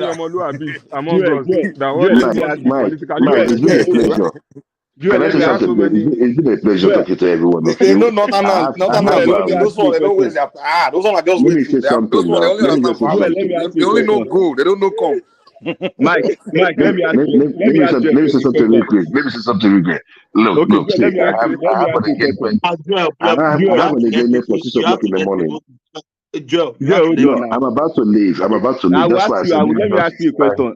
Joel, let me ask you a question, please. Okay. I think you were born in Kano, right? Yes, I was. Oh, so you are Kano indigenous. So we have to start from your stage. I mean, you have to go. Yeah, by bed. Joel, come for the protest in Kano now. You really like you love your people so much. Joel, they said not now you want to leave all of a sudden. We start from the airport.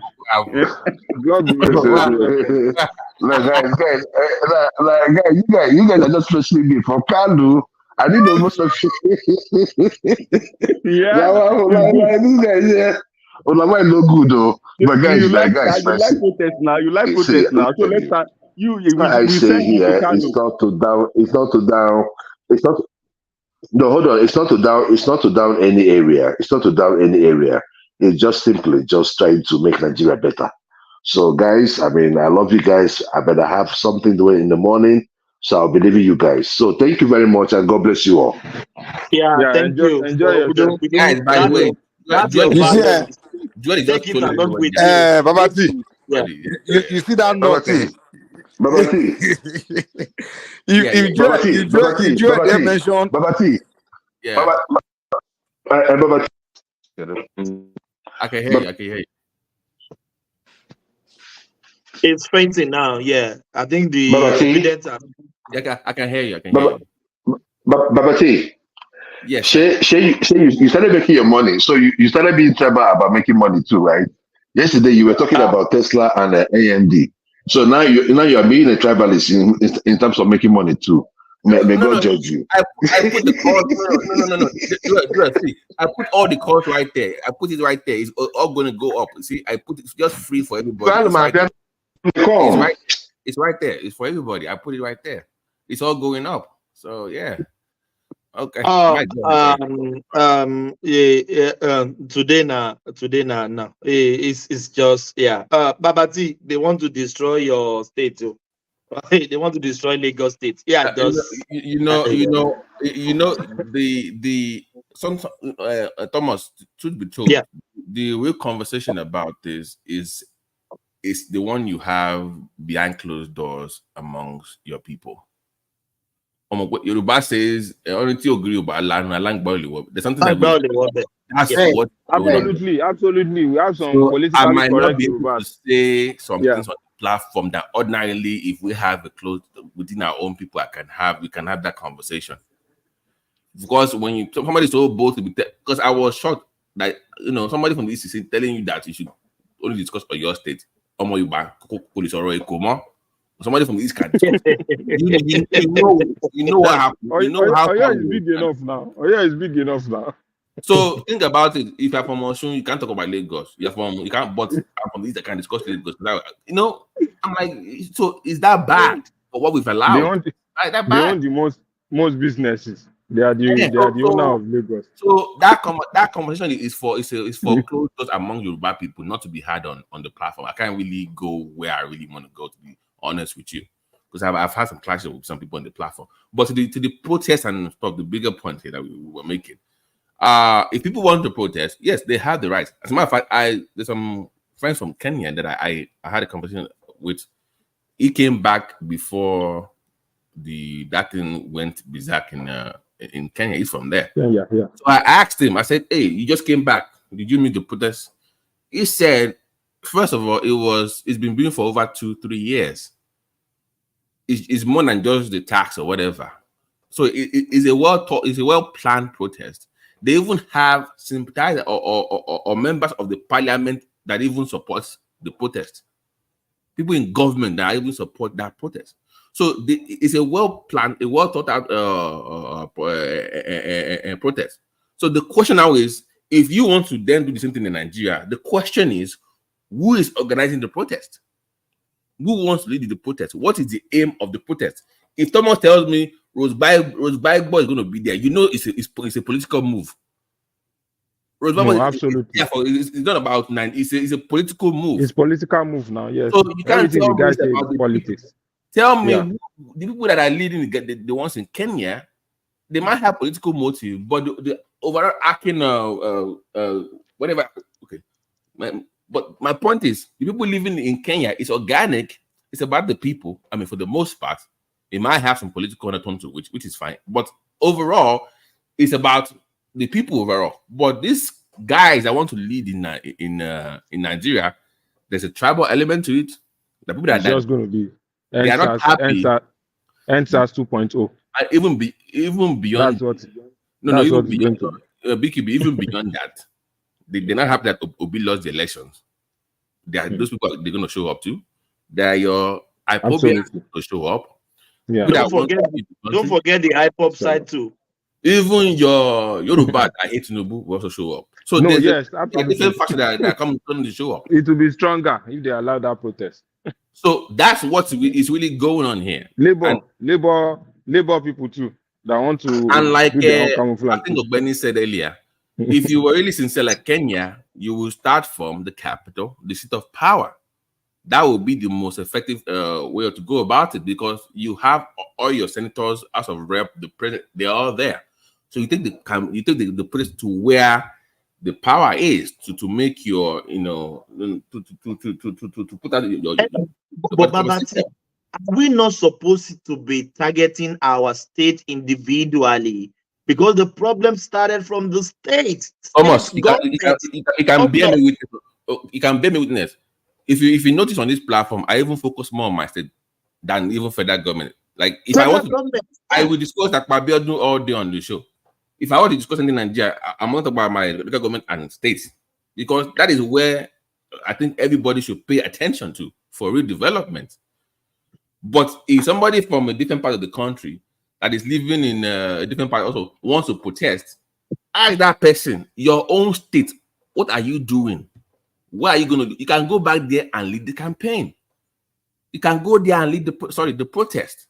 So if I were to lead any form of protest in Nigeria, it will be in Ogun State. It will be in Ogun. Mine will be in your state, because what's my concern with the federal government? Yes, for what? Or go to Kano, go to anywhere else. I will start with the Caribbean that I despise so much. Everybody knows that on this platform. So I don't get this, and that was the reason why I asked him about the violent part and said it was his own personal opinion. Because if I ask you, do you, and say it's a personal opinion, but yet, you're not for it, but you don't mind if it happens, and you said you don't mind having your politicians being physically assaulted, that means they can be killed, and you'll be okay with it. So you are okay with them killing politicians? Is that not anarchy in the That's in the what state? that's what they want. They want it because somebody did. And Thomas, do you know why? It's because somebody lost election. That is what it is. One guy lost election, then burned the whole thing down. That's what we are doing.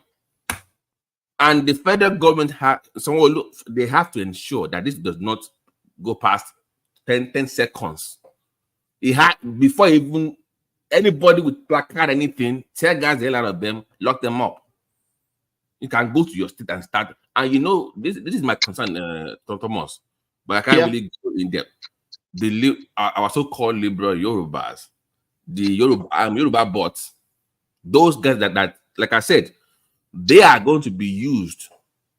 That's what's going to. I'm sorry to say, they are going to be the one used for this so-called protest, and that's what bothers me. But we can't really have that talk on a live program. So let me just use my mic for that.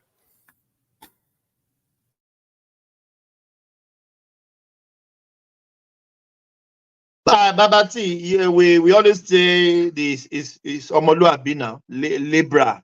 Ó ti ń pọ̀ jù náà, ó ti ń pọ̀ jù. Ẹnìkan fi ó fọwọ́ lálẹ́ fún ní lórí ilẹ̀ kò dẹ̀ bọ́ dẹ̀.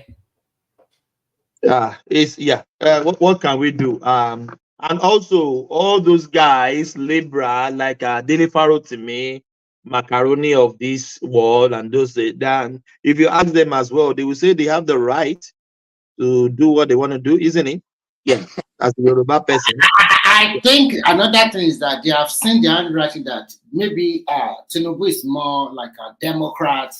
I give people more freedom to do. Can they try something like this during Obasanjo regime? Did the guy care? It will wipe you out and nothing is going to happen. So this democracy, we should also protect it. And we should not build to destroy. To destroy is easy, but to build is very, very difficult. Now that Tinubu Buruj Obasanjo. Remy, the guy, you know, the guy is an old man now, so he doesn't behave like when he was around this. So they should not just allow any, but like for example, let me. There's that one Uyibo guy asked me one question. He said he has a lot of Nigerian friends, but what's surprising is that most of them are from Lagos. Everybody asks, they say I'm from Lagos, but he knows that they are lying to him. How come that he has 10 people and all of them are from Lagos? Nigeria is 36 states. Why is everybody say they are from Lagos? Because if you say you are from Lagos, they can Google it. Okay, Lagos is fine, it's beautiful. Everybody want good thing. That good thing, then you want to destroy it. Remy, I watch one clip. That guy, I think the guy carries those things that they normally carry. So he now said he's from Lagos. That guy now asks his name. He said, "What's your name?" He said, so. He said, "No, you are not from Lagos. I know you are from that place." You know, those people now, they know us more than ourselves. You know, you cannot hide. But especially in countries like India and Thailand. That place I think was there. Because they already know the atrocity Nigeria committed. Yeah, I think it's Malaysia. I think it's Malaysia. Yeah. Yeah, Malaysia. They even that man said the truth. I know you. Where are you from? Because they know now. They are not stupid. This is just tell me your name. Let me see your passport.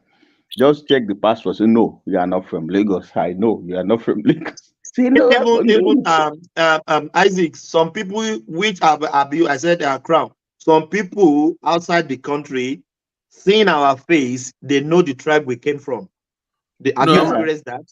Yes, I've seen many African countries. They will say you are a Yoruba with your accent because they watch our movies. They know Yoruba movies. They know Igbo movies. They know everything. They know because Thomas. The reason is because some of the females in East Africa and some part of South Africa. I'm not South Africa as a country. They watch Nigerian Hollywood and they prefer Nigerian men. So there is more competition for Nigerian women for Nigerian women now. So from all over the world. So if you have your man as a wife, and better settle your differences and hold on to your man very well. Because the moment you leave him, there are hundreds lining up that want to take him. That is the truth. It is very funny. But I'm even here in Finland. I was somebody invited me to a shop, and I was shocked that most Finnish women there, they are asking about Nigerian men. They want to go to Nigeria for vacation or something like that. So who does not want good husband? Huh? Hold on, you have time for us? I have a clip for you. Yeah, I think I have a clip for. I have a clip for you. Yeah. Go ahead. Yeah. Where's the clip? Songo. The governor of Ogun State wants to come to Songo. He has to go and pass through Lagos to come back to Songo. I like this guy. If you understand, you understand. If you don't understand, you are a data boy. I can't help you. Like, you are in Ogun State. You are the governor of Ogun State. You are in Abeokuta. This is Songo. This is Lagos. The governor is in Abeokuta. He wants to come to Songo. He has to go and pass through Lagos to come back to Songo. Because the road between Songo and Abeokuta, or Abeokuta and Songo, that road is not good. Including the deputy governor,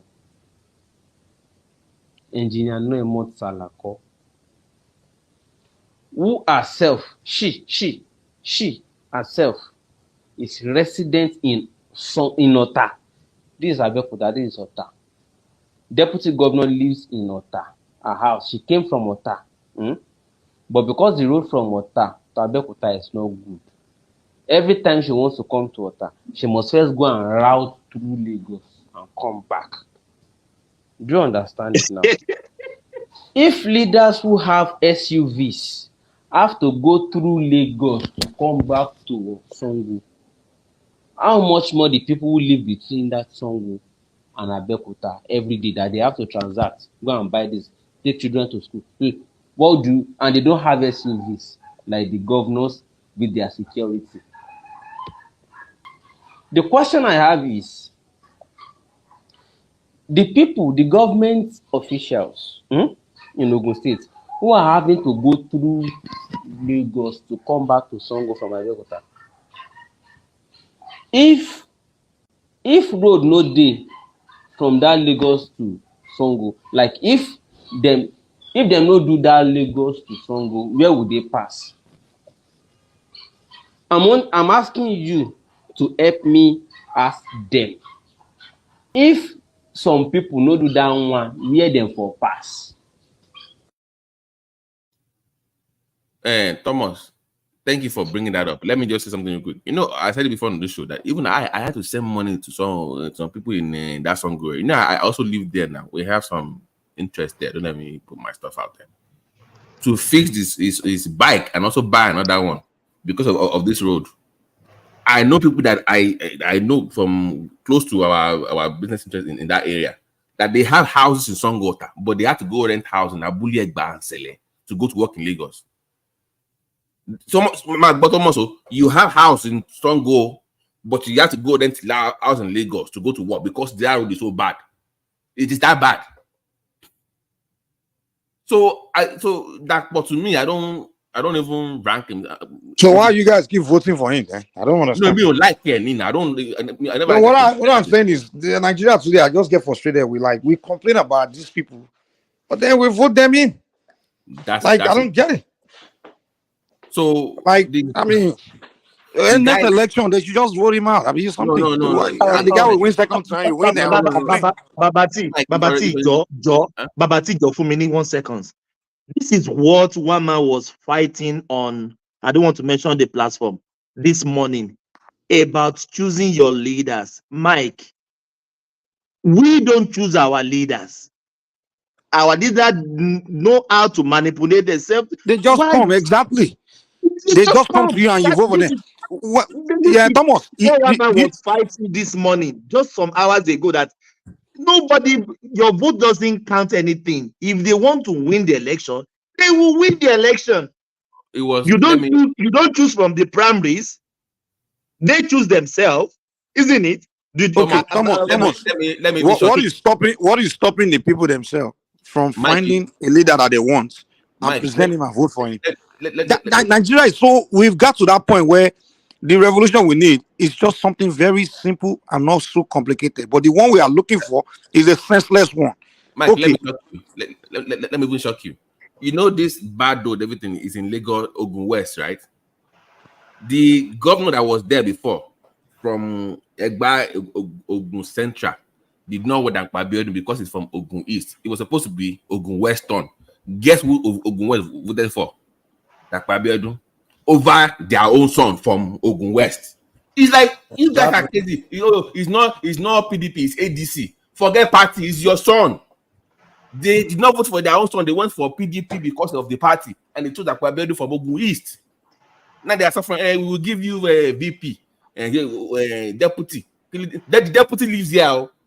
Mike, the deputy lives in that. See, like you said, the way people think, the manner what they think, how they think when they vote, is what they are reaping. So you as good the leader you get is what you deserve. The people are just as good as the leader. So that's why I don't even complain anymore, because Nigerians are the point where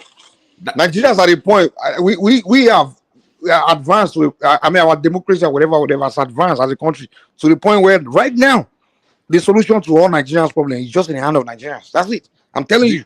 I'm telling you. Because let me tell you now, the one of the easiest things to do. Nigeria is the only country where it's so easy to change your leaders.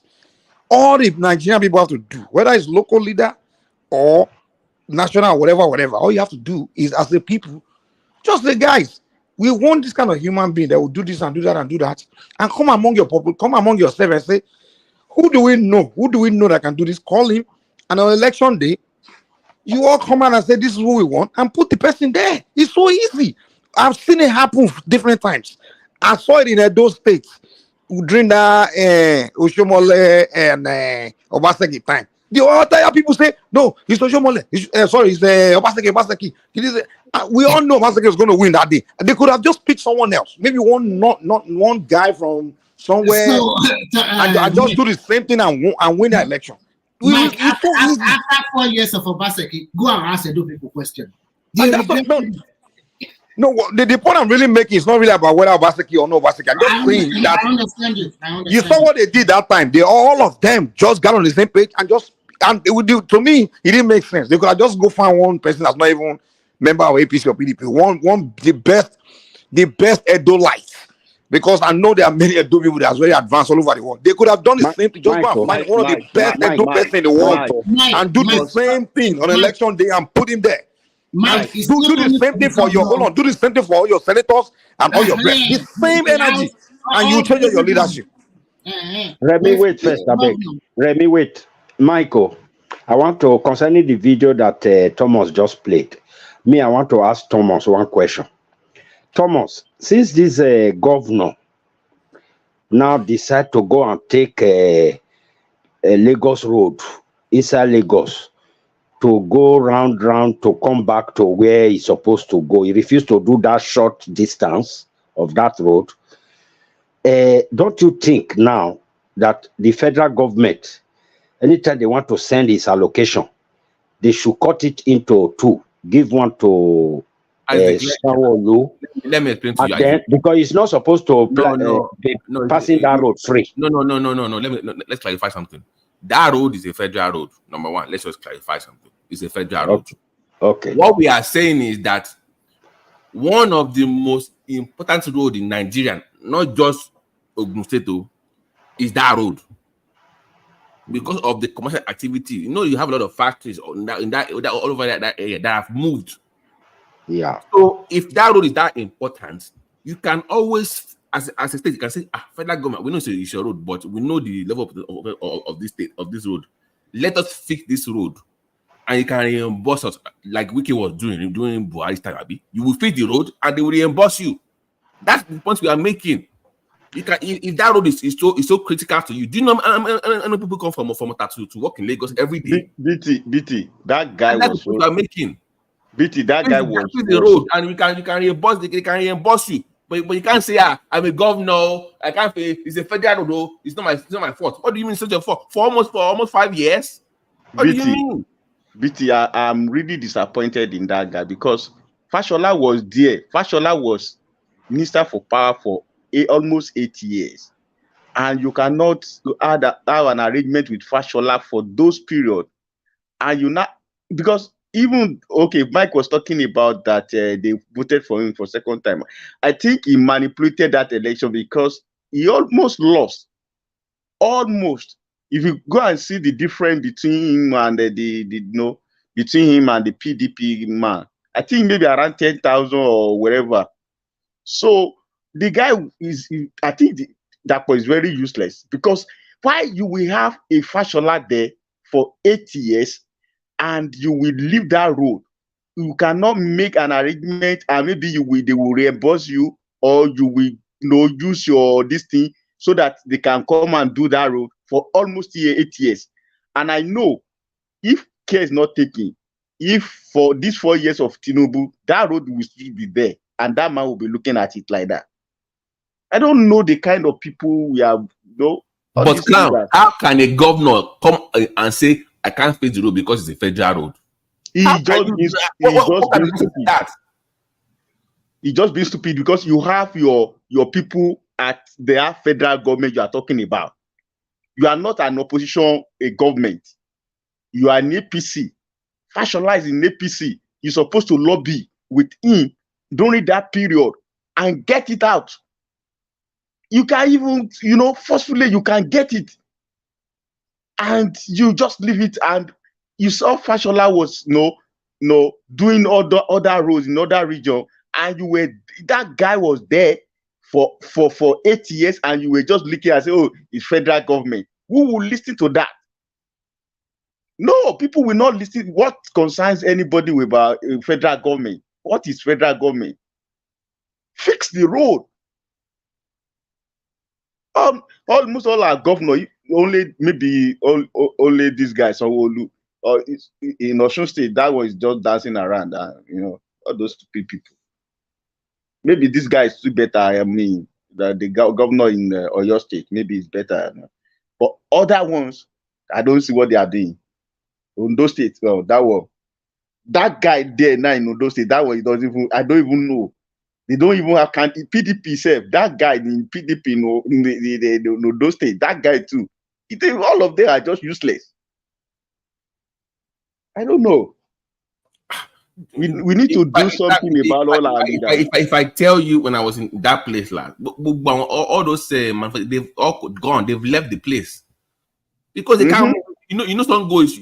Some go in the morning. It's all truck and trailers now because of the business of the manufacturing. But they are leaving. Yeah, I have a team will supposed to fix that place and Agbara. Agbara is another. That one's even terrible. By the way, Crown, listen to me, Crown. Do you know they're supposed to connect that blue line to Agbara Estate? Yeah. Do you know the reason they can't do it? Because of that Akpabio could not even sign and make a deal with Lagos. Have that purple line. How many kilometers from that place to Okoko? That purple line supposed to go to end of Redeem because it's very close to my area. Okoko. Even the red line, is supposed to go into some go for area. Guess what? Again, they switching on Akpabio. I don't know how this guy even got there. I don't know. The guy got doing fine born around, Don't piss me off on this platform. But the people need to look at it. In this next election, they have to, because I don't. Yeah. I'm very very close to. Hold on now. Okay. The man already won re-election, so he doesn't really care. That's why he doesn't care. He's already won. He won by 10,000 votes, anyways. We did not vote for him. Anybody that want to develop Ogun State should develop both that other side and that Agbara side. That's what I'm saying. But Lagos, Crown, listen to me. Lagos, your Labour state, you are the same party. Yes. Federal level is the same party. They are willing to work with you because they want to offload some of those the crowd. They can move into Lagos. You have an opportunity here to attract businesses and you know what? See, the taxes. Anybody that works, if you work in Lagos, if you work in Lagos and you are living in Ogun State, your tax will be paying to Ogun State government, not in Lagos State. There is Crown. Let me give you an example. Okay, example. You see that red line, for instance. Now it's going to go up to Marina, right? So think about it. I live in Ifo, and I'm paying maybe one bedroom or self-contained. I'm there cheap, but I'm working in Marina, making a lot of money. Yes, you can easily just take a train if that knows what the hell is doing.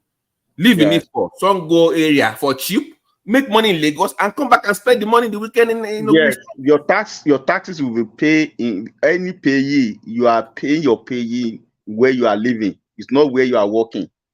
That's the law. The money comes in. You. So you're supposed to develop all those areas so that people will move in, and will be earning more payee from the workers. Sorry for interjection. Yeah, I think Dapo Abiodun. And my problem with him is that every time Lagos State commission all those their red line projects, you will see that Abiodun smiling and sitting down on the front row. And in fact, to the extent that Sanwo-Olu will even be making reference to the state that we are taking it to Ogun State, Ogun State. There is no railway interconnectivity in Lagos that doesn't lead to Ogun State.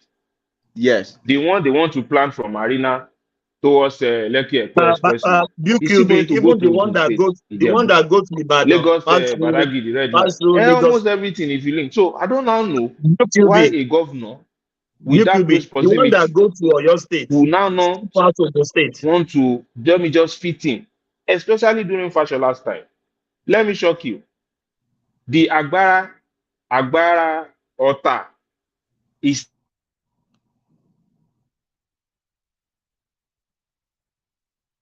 What happened to BQB's mic? the Lagos section is okay. But immediately you get to Ogun State section, you will see that the road is bad.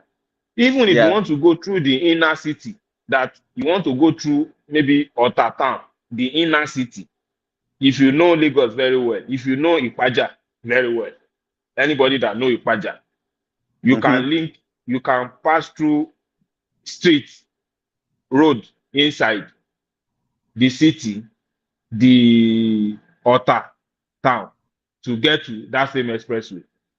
Can you imagine that the Lagos part of those roads is very motorable and even very nice road? But immediately you get to welcome to Ogun State like this, that is when you start seeing potholes. Even if you are not even coming to pass through the main road, that you want to even go through inner road. So he's not doing the inner road, that is their responsibility. He's not doing the federal road, that is saying that is the federal road. So what is he doing? So he's just tripling his economic potential. BQB, listen to me. It's APC. Lagos is APC. Tinubu is APC. Yes, now. So what's the excuse here? There is an estate. There is an Ogun State estate just after Ojuore. Before you get to Ojuore is the popular runabout. After I know Ojuore. Songo. After Songo Bridge that Jimeji Bankole and Daniel they were fighting for. You are going towards that public school. One or two minutes drive, you go to Ojuore. After Ojuore, you go to an Ogun State housing estate. Fantastic estate, good layout. I have a brother, I'm an Americana, owns a property in that estate. This man planned that place as a country home for him that anytime he's in Nigeria, he will be coming to stay in that place. This man cannot access his house in this estate. Simply because of what? Because of bad roads. Even in Agbara, that Agbara estate. You can access, you can access. I don't know why this governor doesn't look at it that, in fact, it will improve the real estate potential of Ogun State because Lagos is now, there's no land anywhere again. Lagos is inside, it's just like Lagos is inside Ogun State now. Ogun State, yes, just where inside. People are catching to now. That is why if you see places like after Bega, this another popular destination after Bega now is where is this place? Prices of land and houses are very expensive in that place again. This place is popular. I don't know why I can't remember now. After Bega, on the same Lagos Abeokuta Expressway. Mowe Bafo. Bafo. That place, they will be begging you to buy a land or house in that place. But now, Mowe Bafo now, because of the Lagos Ibadan Expressway that was done, a plot of land in Mowe Bafo is now going as expensive as 15 million naira now. So, why would that, which is going to affect you? More people will build house. You will collect ground rent from them. I don't know why the governor is just like that. Then I had the guy to have some bad history when he was in America or something. So he's even his way self is not pure. That is why maybe it's affecting the way he's thinking. I mean, BKB, even Ibadan, there was. I want you to even talk to Thomas about it. They are selling all this ready built house for cheap, like $20,000. Yes. Very cheap estate, beautiful, like the Lagos one, just cheaper version of it. Because people are buying because of the train, because they can live in Lagos. I saw this diaspora. Yes, absolutely. Yes. And it was because of that train that they can live there, take a train from Ibadan to Lagos and do whatever they want to do. Yeah. So why can't people do this in Ogun State? It's not that far from Ibadan to Lagos. It's not far. Ogun State is just it's not taking advantage at all. You know, that it's just there. guy is backward. He's backward, you know. He's It's just backward. there. I don't know. Maybe Don't worry. We are bringing a Lagos boy now. Hopefully, no, which that governor will be a Lagos boy. You know now. So maybe that one will do something. It's from different. Ogun West Abi. It's from yeah, it's from yeah. Yes, he will do something different. He's a Lagos boy, so yeah, he's represented the largest. BQB, you might hate Amosu, but Amosu, we can see what he did. We saw the work that he did. He brought a lot of money in Ogun, but you can see the roads. But he did it almost all the Abeokuta side or all those places. If Daniel too did something in the other side, too, even that people are complaining in the east, I'm gonna complain. Even people are complaining. Yeah.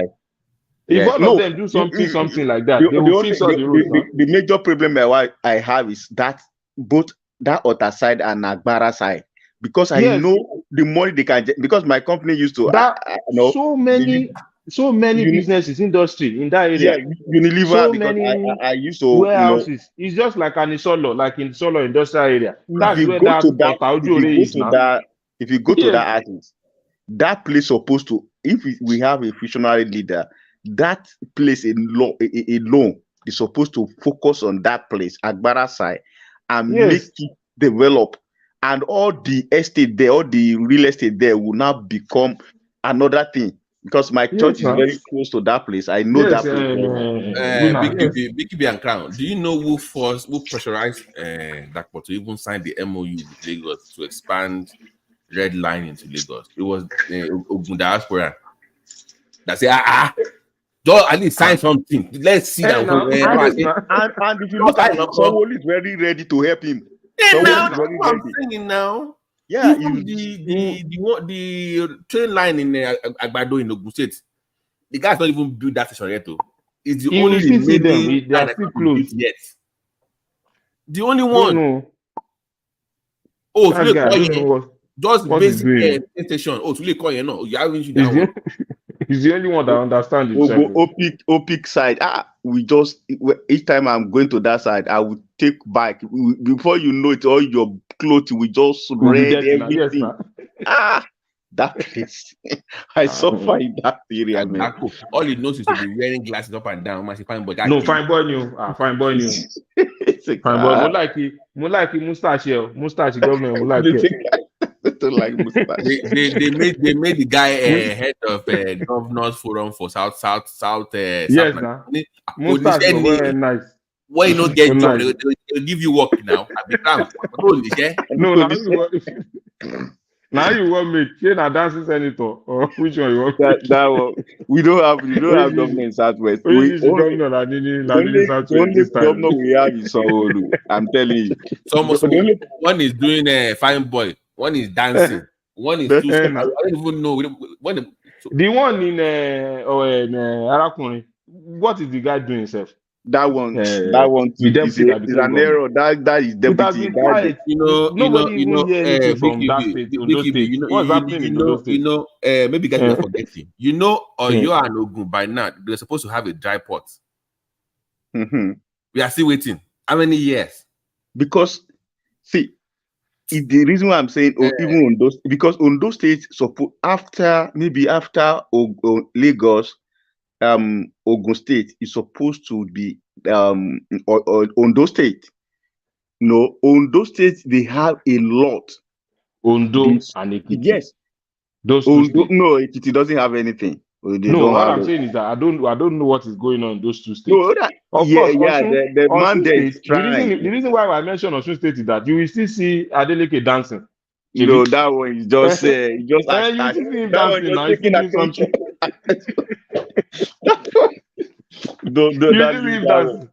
Yes, but Ekiti and on those states, we don't see them doing anything. No, I think recent. Or your state too has gone quiet. Yes, Thomas. The dancing governor, does it just dancing?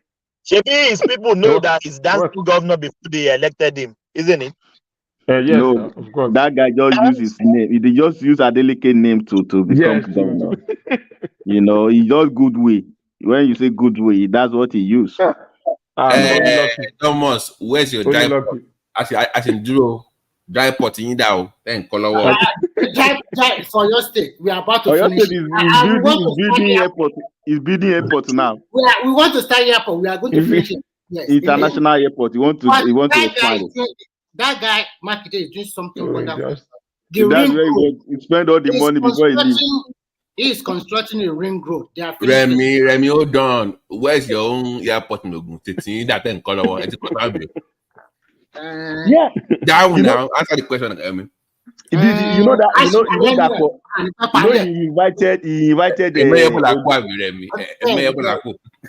remember, don't let us talk about Ogun State governor anymore. We should just shift to another one. But you remember,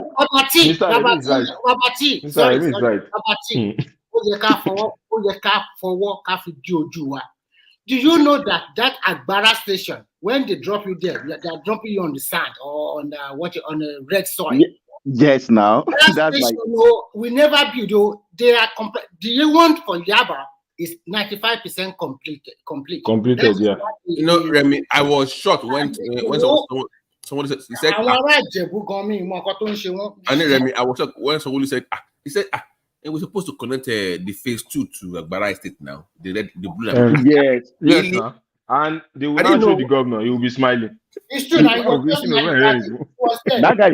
guy is not ready. I immediately the day I saw I think I forwarded that thing to one man. The day I saw the one agreement, the sign and all that, I said, "Oh, that's good."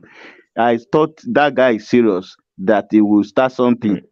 Since that time, almost 1 year or 2 years now, nothing. Just to construct a simple train station, for God's sake. How many kilometers we used to link that place to that of Okoko? Because I think that one guy want to stop at Okoko, but they are begging them now that they should not stop at Okoko. Maybe they should take it to Badagry. So if they can take it to Badagry, Babati, maybe your governor is a fine boy. That's enough now. That's enough. You know, if they can take it to Badagry, they will just link that one from that Agbara side. If they can do some kilometer to Agbara, you know, and those Lusada market side and all that. You know. Let's even go for that. It told me June. You know, it's from Ogun East, Abi. Do you know JB Farms? Yeah, brother. JB Farms currently farms 8,000 about 8,000 in that side. They have palm cannon investments. You have different farms on share in large scale farming on show. Sit down with them. Can they expand? East ni àwọn Jebu now. Jebu around J4 side. Is it around J4 side? Yeah, they go towards that J4 side. Yeah, I know that. Even there is a lot of cocoa farming business going on in that area. They said let's sit down. You know the same way Tinubu committee of economic and Dangote and everybody. Yeah. For let's bring these guys together. JB, Adedo Popo. All those they've been farming, they can do mechanized farming for us to become Kakale Nikini in top load. Kind of mobile mama have to dominate that space. Okotiku, Tasiwo. Commerce, timber commerce, ignore one bed, none. How can we bring the diaspora in to help us here? They have the money. They need the ignore one. They're supposed to give them land or to block it, But there was a time we were taking this man around Ogunlesi. So okay. Yeah, because I saw him you know, if you're at that level, you can tell who is serious and who's not serious. And Ogunlesi is from Ogun East too. Yeah, I think so. Yes, it's from a Jabu man now. Yeah, well, let's move on. Let's just move on from this guy.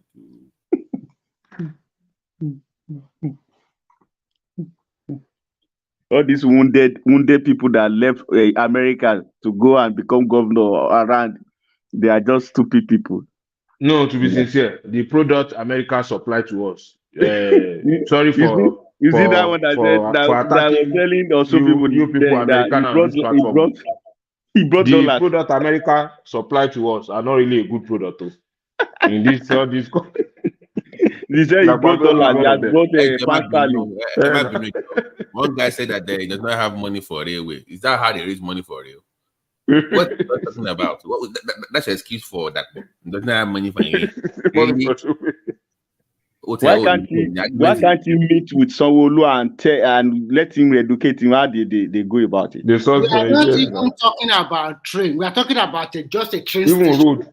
Train station. We are not talking about railing a track. Just build Agbado station. You cannot build it. Talk less about laying a track. Lagos have done the job for you. Just for the train to stay there, just for you to build the train station, and you refuse to do it. So, Remy, you see how they added more to their rolling stock for the red line. So imagine that they added, and they started working on the second phase of the railway already. So when they begin the red line now, you can't. They can't.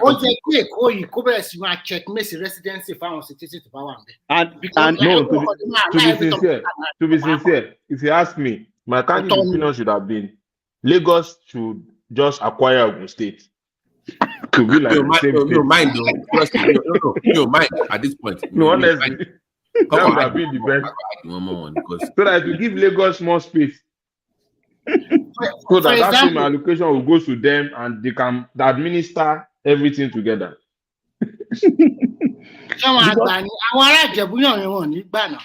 you see the kind of brain that Sanwo-Olu using that, because that track is federal government track, and he made sure that he had an agreement with federal government and they arrange it.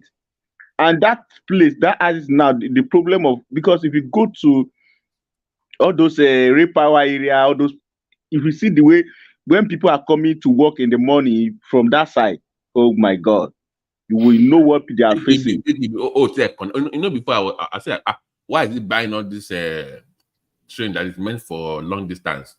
Do you know what this guy is doing? You know that red line is going to go to Marina eventually. Yes. You know, yes, it's going to connect to Marina. Yeah, you can literally be in Marina and get Ibadan. That's their plan. I didn't even know. Yeah, yes, because the track is already there. Yeah, the federal government track is already there. Yeah, they just have with the right of way. That's the only thing. And yet we are there. So we can't get train. We can't even get a bullet. Yeah. if not because our people, they don't listen. If they can fence that thing around, there is no need for you staying in Lagos again. You come from Ibadan 45 minutes to Lagos. But they need Ogun to help out now. If they don't help out, we cannot wait for them now. We can't be waiting for them now. We have to move ahead. I think we have already back home. I agree with Mr. Remy. You just have to move on. We have to move on now. Yes. Don't worry, Tabati gbé adé àgbàdo. Wọ́n á já sínú boss àti ọ̀kadà bí. Yes.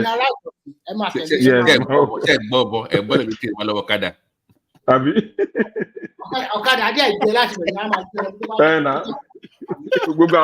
gbogbo àwọn yẹ̀pẹ̀ Ògùn state tó rẹ̀dì yẹn ó máa ti bá àti gbogbo mú ẹ̀ gbogbo ojú ẹ̀ tán kó tó délé. I think the only hope for Ogun State now is the next governor. If they can get a good governor, guys, please enlighten me. Is there any material to do our road that needs to be imported from other country? No, you can enlighten me. I'm not a civil engineer. I'm electrical and electronic engineering. Is there any material for road needs to be export and import from other country to fix our road? Wow. I think I don't know whether we have enough bitumen. Maybe bitumen, because we are. I think Nigeria import all those things now. We have raw material bitumen, but we are not producing it. We are not. But the most material is in Nigeria. The most. Yes, almost everything. It's only the bitumen that. Everything. Granite. Yeah. Thomas, what are you even talking about? Ogun State is the home of all this material. We have them in large quantity in Abeokuta. Why can't they? Why can't we they have everything now. Why can't they even use cement like that Dangote's that the way the Dangote is constructing the road? They can't use that. Apart from that, we have all the sand. Didn't they have one in this side? Like for here, Ewekoro. Àwọn èèyàn tí wọ́n lè lo tí wọ́n lè ṣe bitumen road lọ fẹ́ ṣe kó fẹ́ ṣe cement road kó fẹ́ ṣe cement road kò lówó kò lè ṣe cement road. They have bitumen road láti kò ṣe kò lè ṣe cement road. There, Dangote is there. You can go and partner with him and get the cheaper rate. But governor Ogun State ló máa mọ yẹn bitumen road máa wà cheaper but o lè ṣe yẹn fẹ́ ṣe. We are losing, even this Dangote thing was supposed to be in Ogun State, too. They fumbled that one too. So I don't know why we are losing. Lagos needs us that we need them, is my point. See, that concrete road is the best road. If you are driving through this Oshodi-Oroshoki Expressway, it has different feeling. You know what? Have you driven through that place recently? Yes. Very nice. That road, the way they interlock everything. I remember the last time before from the airport to Oshodi, it often take me about two and a half hours plus. But for the last 4 or 5 years, 10 minutes, you are ready to Oshodi. Yeah. Very nice. Even the road is smooth. Like you will not be hearing all those. It's smoother. I will tell you, they do not see development in Nigeria. Anybody that is saying they do not see development is a liar. It can be slow, but don't joke with anybody. I won't try. We must give it to them. No matter what you guys, they really try, man. They try. I think and the one Dangote 2 is doing in the Apapa area, very nice. Yeah, I think going forward, that Lagos State should be doing that cement road. That one, last longer. That comes with like a PPP where they will lower your tax as a company. I think they also have one that this guy is doing. MTN is also doing one too. MTN is doing one for Lagos too. So they give tax breaks just to lower the tax. They need the tax break. If they can do it to achieve at least the main road, the major road, at least it's good now. The Lagos Abeokuta Expressway, the Lagos section, it has been converted to concrete now. So and it has been now. We'll pass BQB. So yes. I would say if they're gonna do that Sango road, it should be cement. Yes. It should be the road in Ogun State and Lagos State, they should be doing all this cement. Main road, trunk A road, heavy duty road should be because cement. that road, the kind of truck and tipper that corner. That pipeline the road, yes, man. That's the way. So it should be heavy duty and trunk should be cement. That's the best. And it's about 5 inches. 5 inches. I think we should make laws or they should enforce it. Anything that is of every haulage from the airport, just take it directly by that train. They have started it already. Anything from the airport going to Ibadan or wherever, or to Kano or whatever, just take it to by the train. By the train, the cargo train, yes. Yeah. So that would be better instead of using this on the road. I think because all those truck too. That cargo train is working now. Put a lot of pressure on the road. Yeah. I think it's working now. On the road. Right? The cargo, I'm not sure, but I see one like that. For the first time, once 2 or 3 weeks ago, there is a cargo train from Lagos to moving. Kano. Okay. It arrived in Kaduna Dry Port, okay, and they move it from that to Kano for the first time. So that is but people will not hear that. I want to tell something. Recently, Umahi terminated a lot of contract belonging to Julius Berger and RCC. This contractor, they collected a lot of money and they will not do the road, especially that Bini, the East-West road or something like that. And he called on Nigerians he called on Nigerians that if you are good, a civil engineer, come and apply. They won't apply. And at the end of the day, they will say they are giving it to their foreign counterpart. If you are sure, and luckily for Nigeria, there's another company acquired, he named the name of the company, acquired the same technology that iTech is doing, that kind of special machine for laying cement road. It's a Nigerian construction company. They already acquired that one, and it's going to give them a contract of what 50 billion naira for Akwa Ibom Cross River access for that highway. So some people will be smiling to the back, and some people will continue to complain. Some people will be smiling because we are suffering. Yeah, that's the way it is. Sorry, let me digress a little. I just want to ask a bit, Babati, something. Babati, are you there? Yes, I'm in. Yes, I listened to you guys yesterday. I think you are pro GMO. No. I'm not. No, don't get. No, I'm not. What I'm saying is that on I have concerns, but until I see data or research that say otherwise, that it's unsafe, I'm not going to be against it. I'm. You can say pro for two reasons. The seeding itself is better, and the soil texture sometimes might not be better, so it helps in that regard. Even with low water density, you can still plant and harvest. You get more yield. Number two, you don't need that much herbicide and pesticides to grow GMO. So that's where I'm coming from, where you can also get when they do crossbreeding as well. I know it's different from GMO, but just for my argument.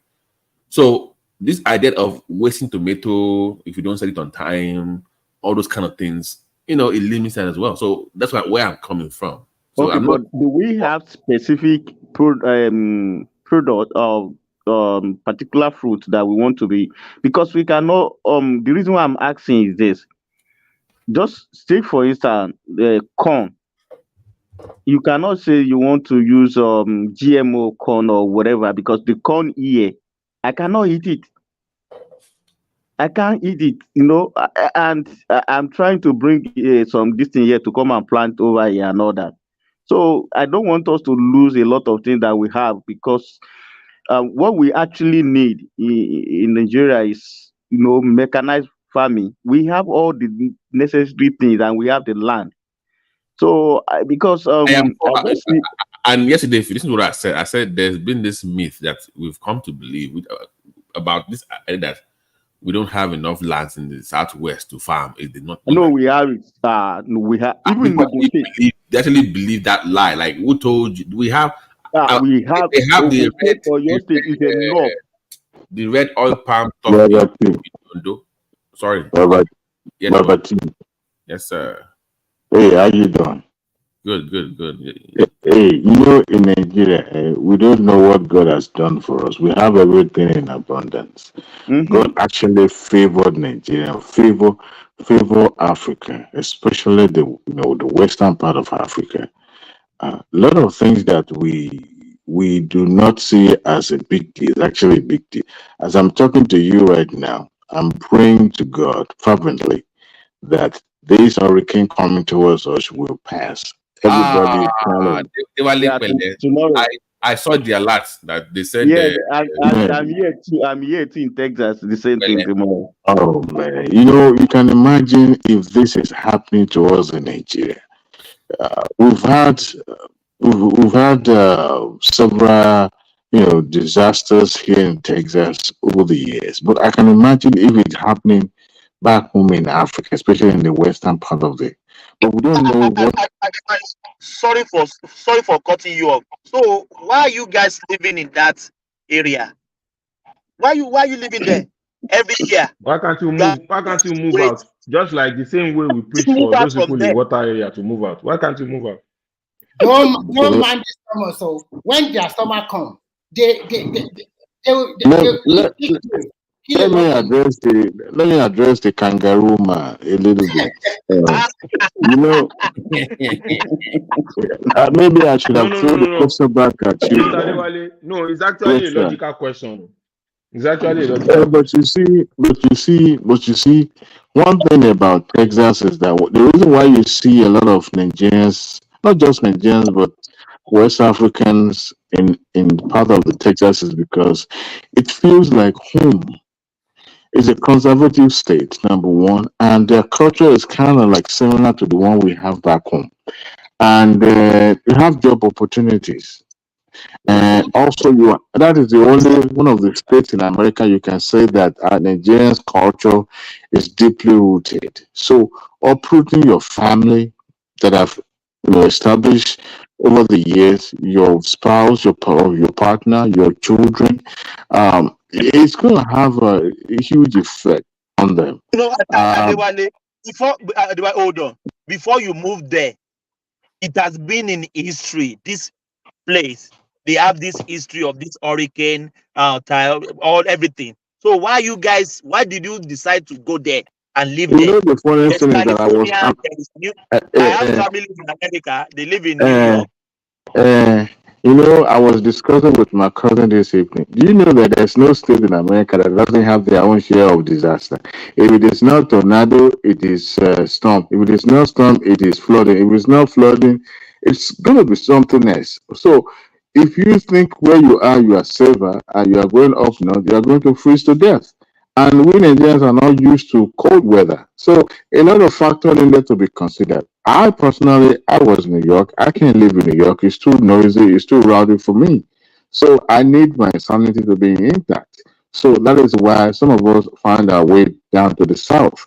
And yes, we do have disasters coming in year out, but it's not all the time. I mean, for some times now we haven't had a hurricane, even though there was a storm that almost turned hurricane overnight here in Texas, Houston, last month. But you can't say because of those occasional disasters that are going to say I would rather take an hurricane than a tornado, or any of these disasters. So it's not because it's not every part of Texas that actually have this thing called hurricane or harsh weather. No, not really. But cities like Houston, like Dallas, like Fort Worth, these are major cities that Nigerians believe that they can live and they have opportunity for a good job and their family can also live and still have a sense of where they come from. That's why some of us live down here. And you can imagine a job you've been doing for the past a decade or 2 decades. All of a sudden you want to leave and it's just not as simple as it sounds. But yes, we are praying that this shall pass and then we'll get back to our normal routine. I'm just trying to put it side by side with what we Thomas Nizu. You see, it's still better where he lives. Oh, but those that live in Galveston, go. I was actually in Galveston yesterday. Why? I was in, when I look at those people living in Galveston or Baytown, and I was wondering, what do these people love most? Because they seem fascinated living close to the water. And I get it. When you live close to the sea, you have this, the atmosphere there is kind of like, because they have the power plants, all these refineries. All of, I'm like, no, it's actually those ones are actually in Pasadena, not in Pasadena / Baytown, not in Galveston is mainly for what do you call it? I used to do, I did some like a residency there at UTMB. Oh, really? Yeah. I was in. I took my daughter to Shrine Hospital not quite long ago. She had a little bump. We were there for a couple of days, and I love the scene. I love the scenery. But I think those, especially most white people, that's what they love. They just love to be close to the sea, to the nature. But I mean, as it is now, right now, that hurricane is going to make a landfall there before it's going to get into the mainland of Houston by Monday morning. And I would just, it's quite unfortunate, but hey, it is what it is. But I hope this happens. But I'm just imagining if this happens in Nigeria, people would die, man. Is it food that you are still talking about things not available? People would die. It's chances that there will be no lights by tomorrow morning or tomorrow afternoon. Sorry, Mr. Adewale, sorry for interrupting you. What is preventable from not dying in America if it's a natural disaster? What is responsible for why casualty is less in America? Because they have penchant for being proactive. They reactive in some cases, but they also have plans. Before this now they've been engaging the citizens through medias and Yes, trying to pass the awareness. message. Yeah, so when you have that, even if you are dumb and deaf, I mean, is that what they call it? You are blind and deaf. You still understand that something is in the air, that something is coming, and one way or the other, somebody will pass a message across. Now, Even today in the church, they have been telling, don't go out this and that. When I was even around, they say, oh, go home, go home, go home. So that awareness is always there. Exactly. See, that is the reason why you would die less here in America than in Nigeria. You would die faster in Nigeria than here in America. That's just my own opinion. But yes, you just leave and uproot your family and yourself from where you've called home for decades, and you think it's gonna be that easy. No, you're trying to say, okay, you were there the last time. Well, this time around you get lucky again, and just like that. And before you know it. But Adewale, I thought you wanted to relate it to the GMO stuff that we were talking about. Oh, now I remember you now. You never leave this topic. The GMO is not good for your health, and I hope Nigeria never encourages it.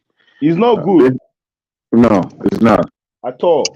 It's not. The fact that this government can encourage, we don't even need it. Why do we need it? Because it's cheaper, and government feel that's the cheap route for food. They shouldn't start the nonsense. All the things that we bring from that place, we believe that when we bring something from that place, it's better, and somebody will go there again and go and put all those nonsense there. No. In this age and age, everybody will want to look for cheaper. That's why you go to the store. No, see, that's the problem I have with Africa. We know we will not appreciate what we have until when we lose it. Then we want to lose this one also now. By the time in next 50 years or 100 years, our great grandchildren will be saying, oh, yeah, there was a time that our father say, oh, we have organic this, we have organic that. We shouldn't allow this particular one to happen. We don't need it. There's no need for it. Let me be real with let's be honest. Biggie said it was a Texas line. Let's be honest. It is inevitable. It's going to happen. Of course, it is inevitable. I mean, the government it's going to happen. So government can help out Babati. Yeah. Okay, Babati, can you compare our oranges with this one you are taking here? No, it's not. The population is growing. We can plant the normal one more. No, you cannot. It's not realistic. You cannot keep up. Remember, you also want to export, right? So you can't have your cake and still have it. You can't and still have it. You want to produce enough and you need to export to make enough foreign. We increase our farm. Let it be more mechanized. So. You guys. One thing is that they will flood the market with genetically modified food, and then they will bring drug too. So as you are eating and you're getting sick, then they will be drugging you as well. Ain't that right, Babati? What do you want me to say? That this conspiracy theory that they want to increase. The more sicker you become, the more drug they will pump into your system. So you think that there's these people out there making you sick on purpose just to keep the healthcare system? Is that what you're saying? See, Babati, let me ask you. You're a medical doctor. Question. I want to know, like, who are these guys? Who are these men behind the curtain? Babati, let me ask you a question. They are a medical doctor. I have somebody, that is treating the cancer here in US now. In that area where he's doing the stuff and all that, they will not allow her to take anything lesser than organic. So what are we saying? And that hospital is white guy. It's not a black or whatever. It's only organic that she will take.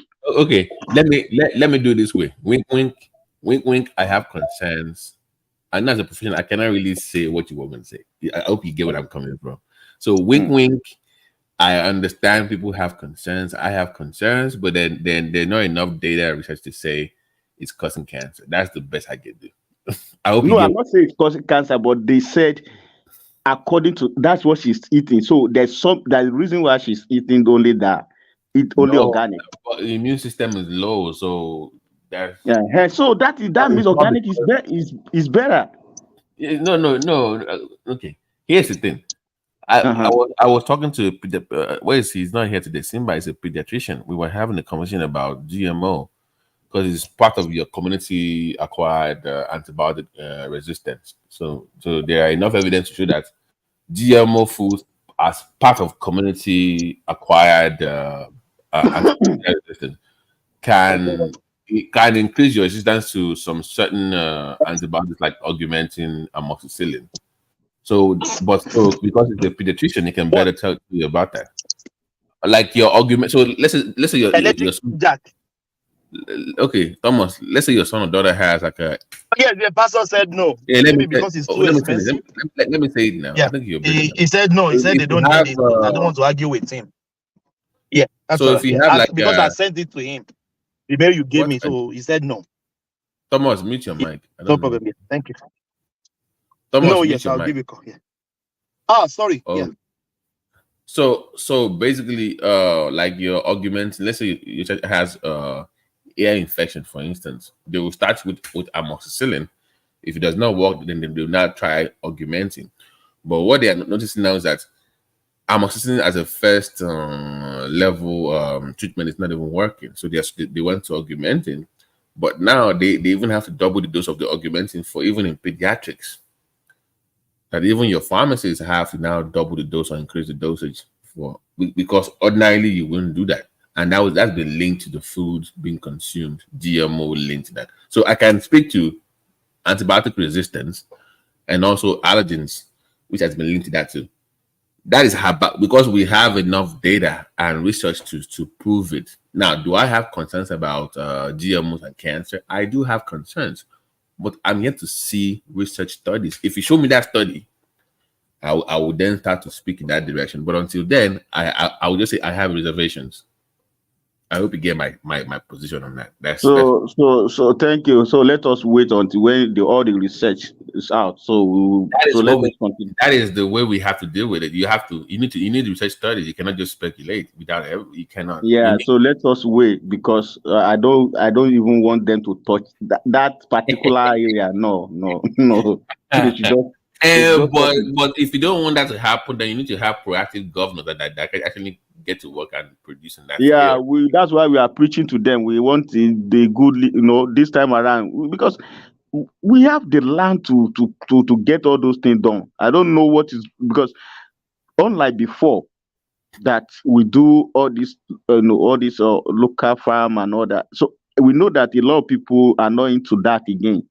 So if government stepped in and they mechanized, they have a lot of large this thing, or all this mechanized farming and all that, we get the kind of food we need. So we don't need to get all this. Akeredolu, he has this program. I forgot the name. Read something. 70,000 hectares of land for farming. I think he gave JB Farms about 10,000 of it. And they do palm kernel and vegetable oil, whatever. Yeah, I think this guy started it then. What his name? The former guy. Akeredolu, the late guy. Iroko was his name. He started. He had a farm settlement then. That very big. The things about Nigerian government is continuity. A lot of them will not continue where the former governor stopped. And that's what Lagos is enjoying now. And those stupid people, they talk, Lagos State, they under Tinubu. All of them are those people that shout the same thing. They will come. Their state has already, pack up. And some of them live in Lagos. They live in that Lagos. They will say, Lagos, that virtually there's somebody pocket in this thing, and the one did not pocket. They will scatter the state, and everybody will carry this small bag and everything. In Lagos, they come to Lagos. You know, because when there's continuity, okay, I've stopped here. You move it from this one to this side, from here to here. No matter what, you will see that there will be a development. Not that you will just come from moon, say, no, I want to build a new castle and I want to be fly so that people can see me, you know. Because that is why we can see the development in, you know, when Ambody try nonsense. Because a lot of people talk about on this platform, I see some people support Ambody. I voted for now, Ambody when I was in Lagos. I voted for him, but I was disappointed. By now they should have been doing that green line. It's not for Ambody. That 4 years that they wasted. Yes, he wasted that. That place was that's my assets. He stopped it completely. He stopped it that that road now become a marketplace. And some people will come and be supporting him and say, they cheated him. They gave you something. Fashola have already, even that time, they were already approved the money to use. They were already approved and they gave it to you. And you went around and been doing something else and you are talking, Ambody is coming. After that, he brought a fisher escape. He brought his wife, brought one fisher's escape. All the people that have already bought this thing to be packing the debt and everything, he abandoned those ones. He now brought those fisher's escape, and those ones are the one running things. He now say, oh, those people should go and park their truck under them. Who does that? Those people have already Fashola, when Fashola was living there, he has them to go and get loan and buy new ones. They bought new ones, and you gave it to your wife. Because I know this very, very well, because a lot of my colleagues work in that fission scape. I know them. A lot of my former colleagues work in that fission scape. You now pack those fission scape from nowhere. They came from maybe wherever they came from. And Lagos was so dirty. And they say, oh, some people will come around and say, oh, he performed. Perform what? That guy was just a mistake. Why can't you hello guys. Can you guys hear me? Yes. Sorry for interjecting. I'm calling in because of the topic, the GMO topic you guys were talking about. Yeah, go ahead, man. Yeah, I find that interesting. Firstly, out of ignorance, one can be scared of something that could be beneficial to you. As far as I know, I've not seen any data, any research work, any paper that have linked GMO food to anything hazardous to human being that you cannot get from the organic products. So you spoke of two things, BT. You said GMO food have been linked to allergens, allergic reactions, I don't know. stuff like that. Part of what we call community acquired antibiotic resistance, which is GMO is part of the community. So they'll say like the dirty water, clean air, food products, pesticide, herbicides. So it's as part of that is what they're linking. So I had a pediatrician come up to discuss that. I don't think you were here. Simba is a pediatrician because nobody. Okay, you mean there's I would like to see that paper. Are you saying? Yeah. Are you saying they singled out GMO? No. I said as part of community acquired antibiotic resistance. So it's part of it. So if they say community acquired, that means there are various factors in that community that is linked to it. So part of what was also linked as part of that community is also GMO foods.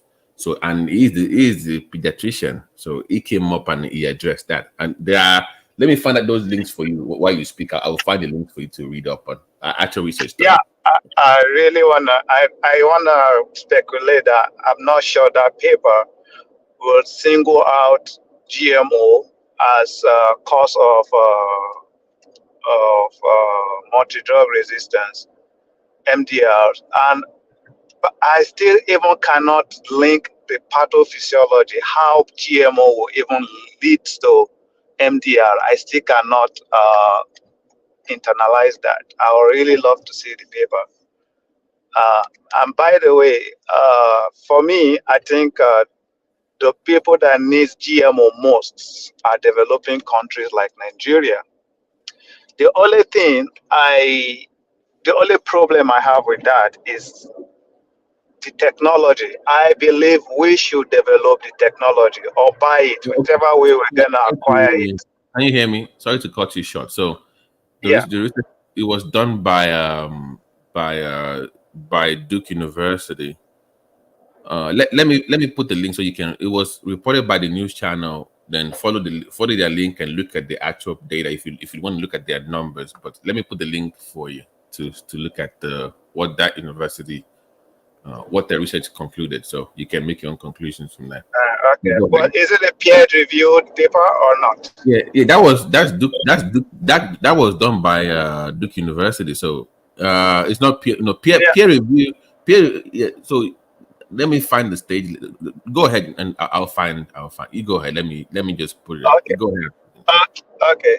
So talking about the benefit of GMO is that, like BT stated earlier, the rate of population growth and the traditional plant, there's no way it can match the rate of the population growth, especially in developing country. Our population growth is so high, the rate of population growth is so high that there's no way the traditional crops can feed the population. And then number two, GMO has certain advantages. There's a way they fortify these foods with some of the nutrients that is lacking in the population. They also do that, and there's nothing really unnatural about GMO foods. Your normal plant that you did, the one you call organic, I don't know, I've forgotten the name they call it, but we've been tweaking crops plant for a long time. GMO is not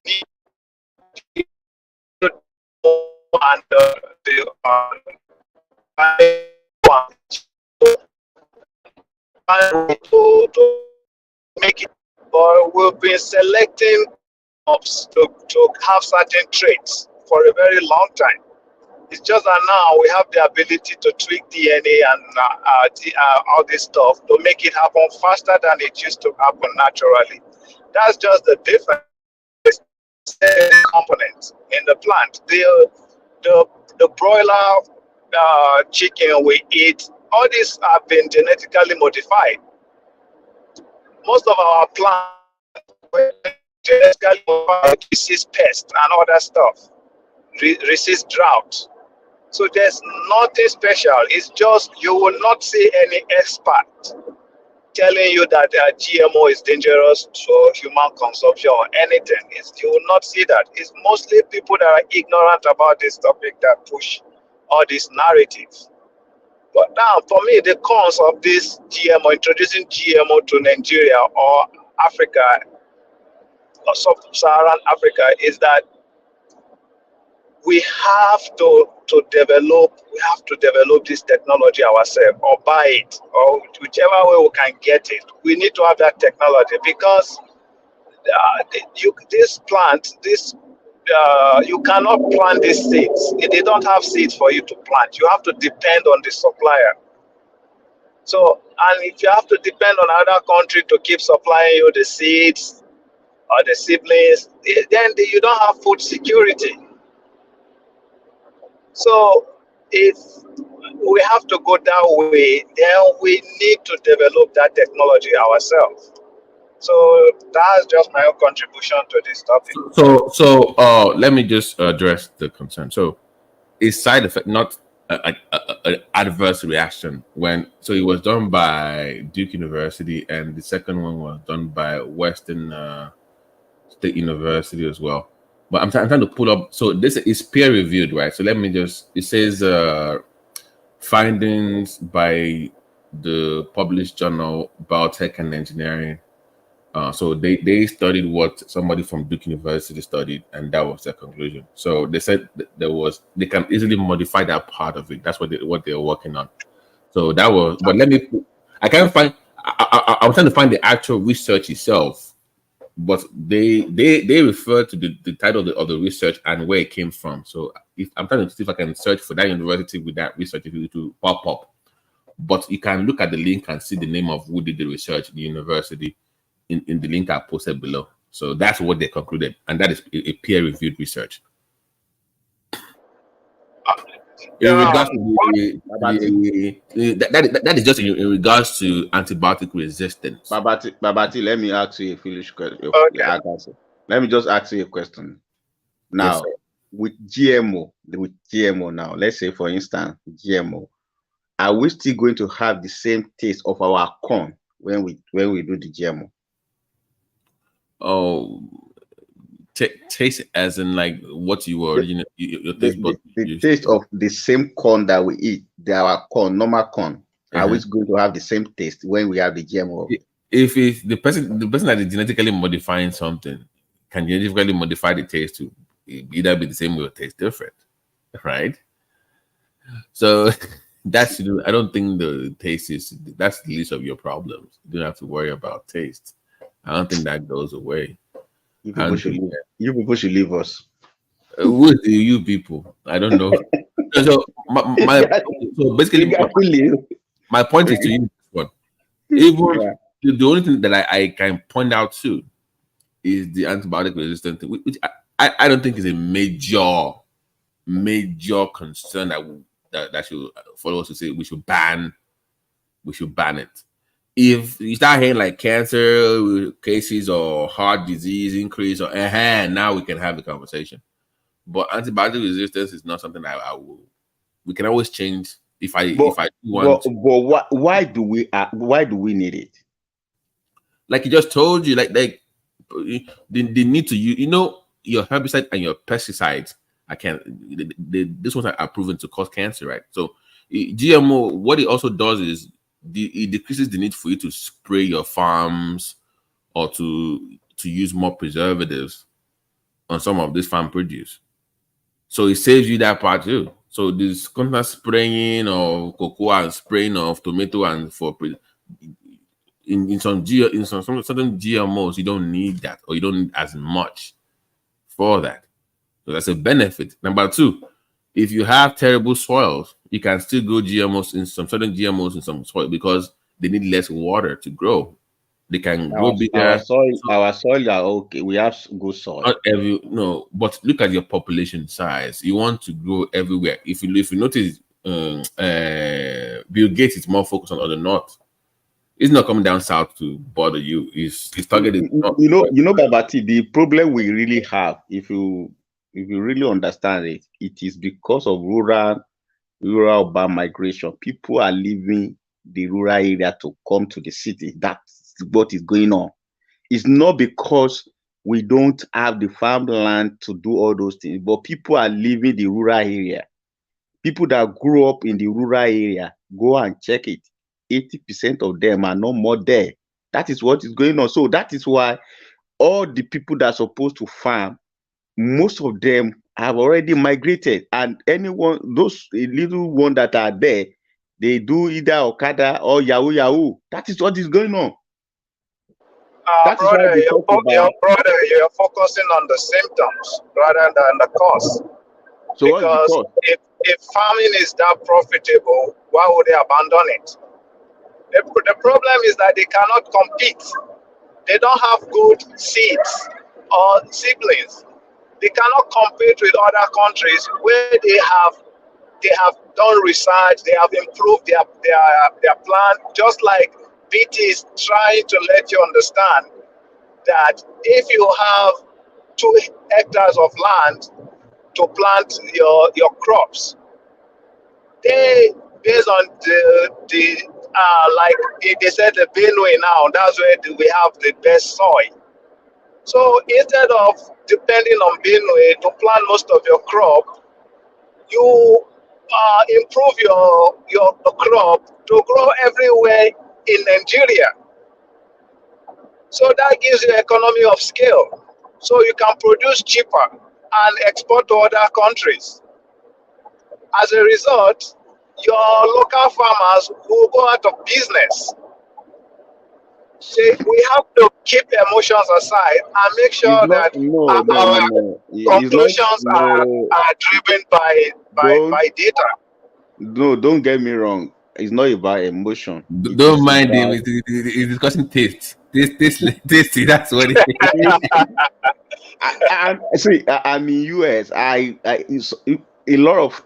In fact, I check my this thing before I buy a lot of organic. So I don't.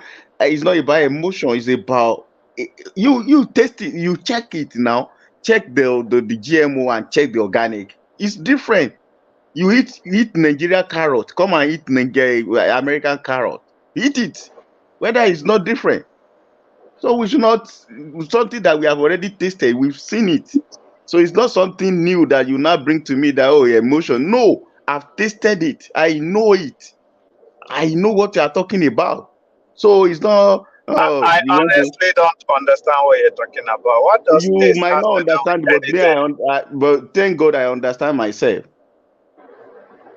So that does not make you right. No, Understanding I'm not yourself saying. does not mean you're right. No, I'm not right. You too, you are not right. You can be right on what you are explaining to yourself. You know, understand? It doesn't work like that, brother, man. You cannot force me. You cannot force me to accept what you are Hold saying. on now. Hold on. We're not You cannot forcing force me to accept what you are saying. Hold on now. Hold on, please. You know, remember when it came in, I said I have concerns, and I gave him evidence. He had to go look it up. That is how you deal with science. That's what we do with research. You cannot just say because somebody says something like it causes something without proof. Until you have a peer-reviewed research to prove what you're saying, we can't make conclusions. So if you say GMO causes A, B, C, and D, show me that research that says that. That is how you have to approach it, the issue. Exactly.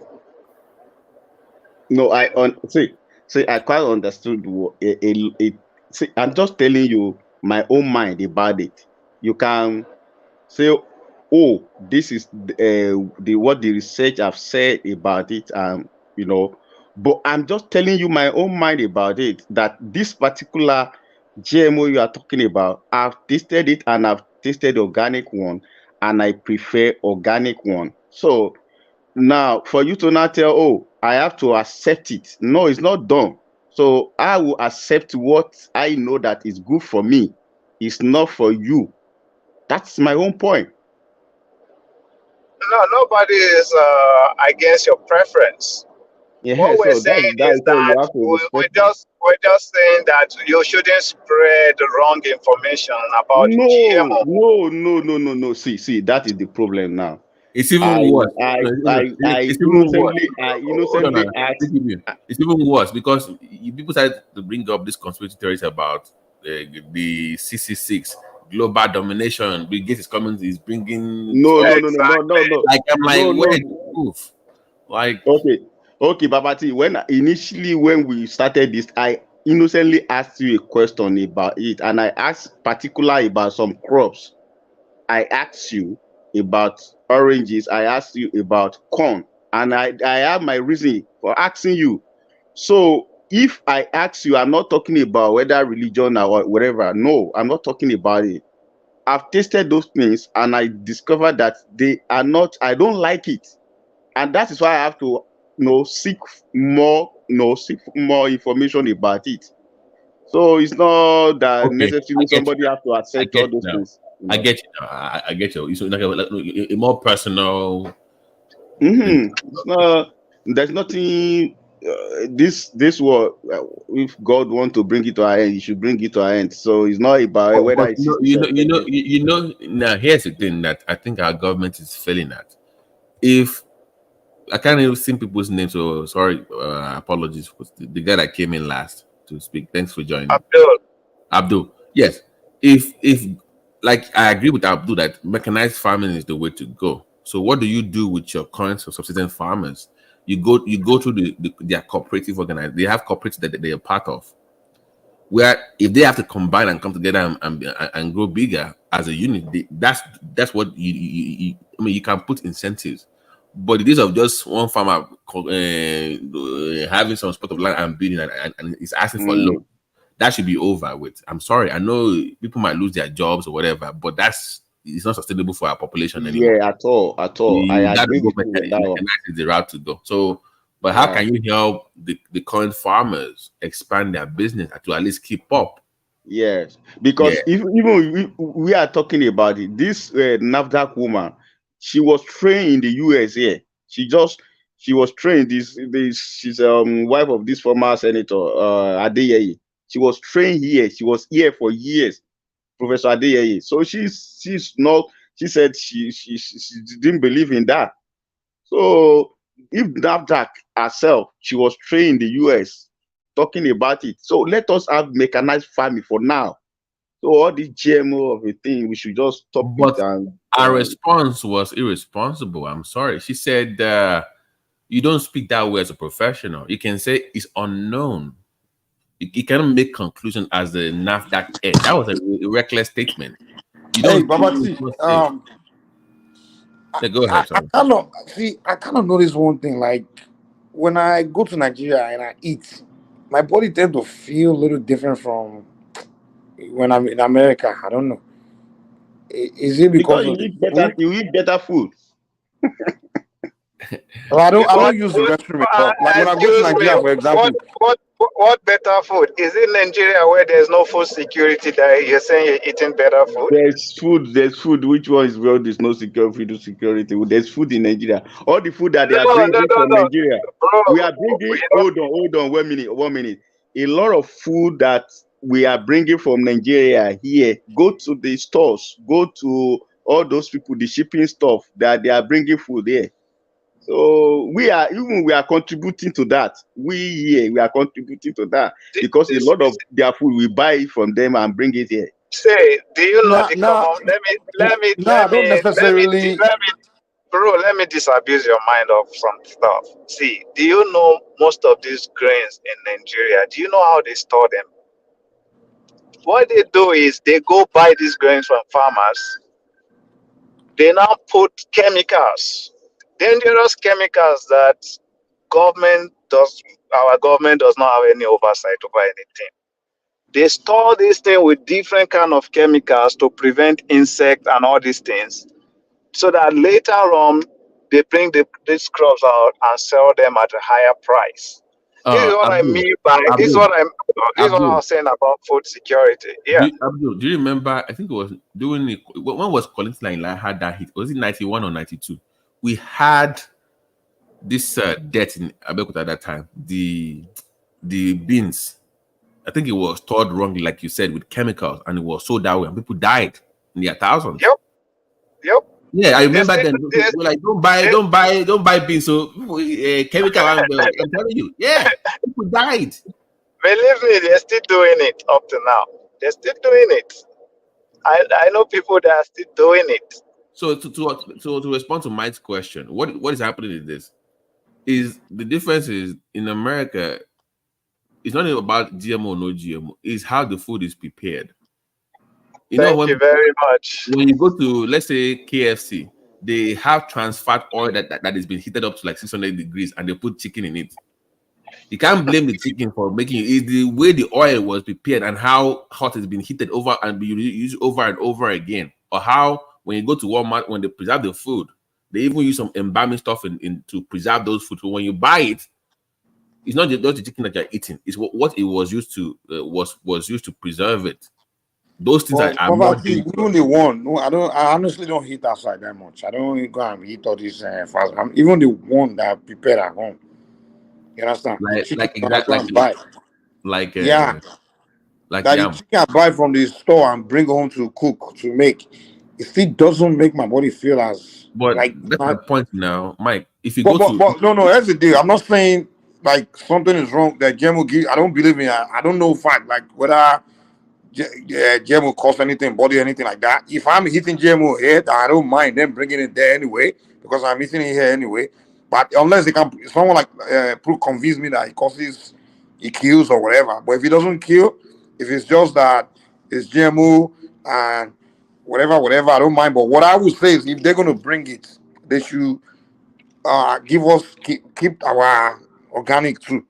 Yeah, and also hold on. What I'm saying is also they should also give us that alternative. Like, okay, if you want to eat GMO, it's right here. If you want organic, it's right here. You understand? So that way I can make my choice. You know. Okay. I agree with you on that. Well, what I'm saying is that if you're having a problem with taste, try buying from a farm directly. Like if you buy like a grass-fed chicken or grass-fed beef or whatever in America, it tastes like the Nigerian one. I buy from the farm. I buy my goods from the farm. I buy cows from the farm. So Babati, it tastes like the Nigerian one. Yeah, Mike, Mike, shut it that my battery is down. Can you shut it down wherever you want to shut it down? Are you available? No problem. Yes, so yeah, my battery.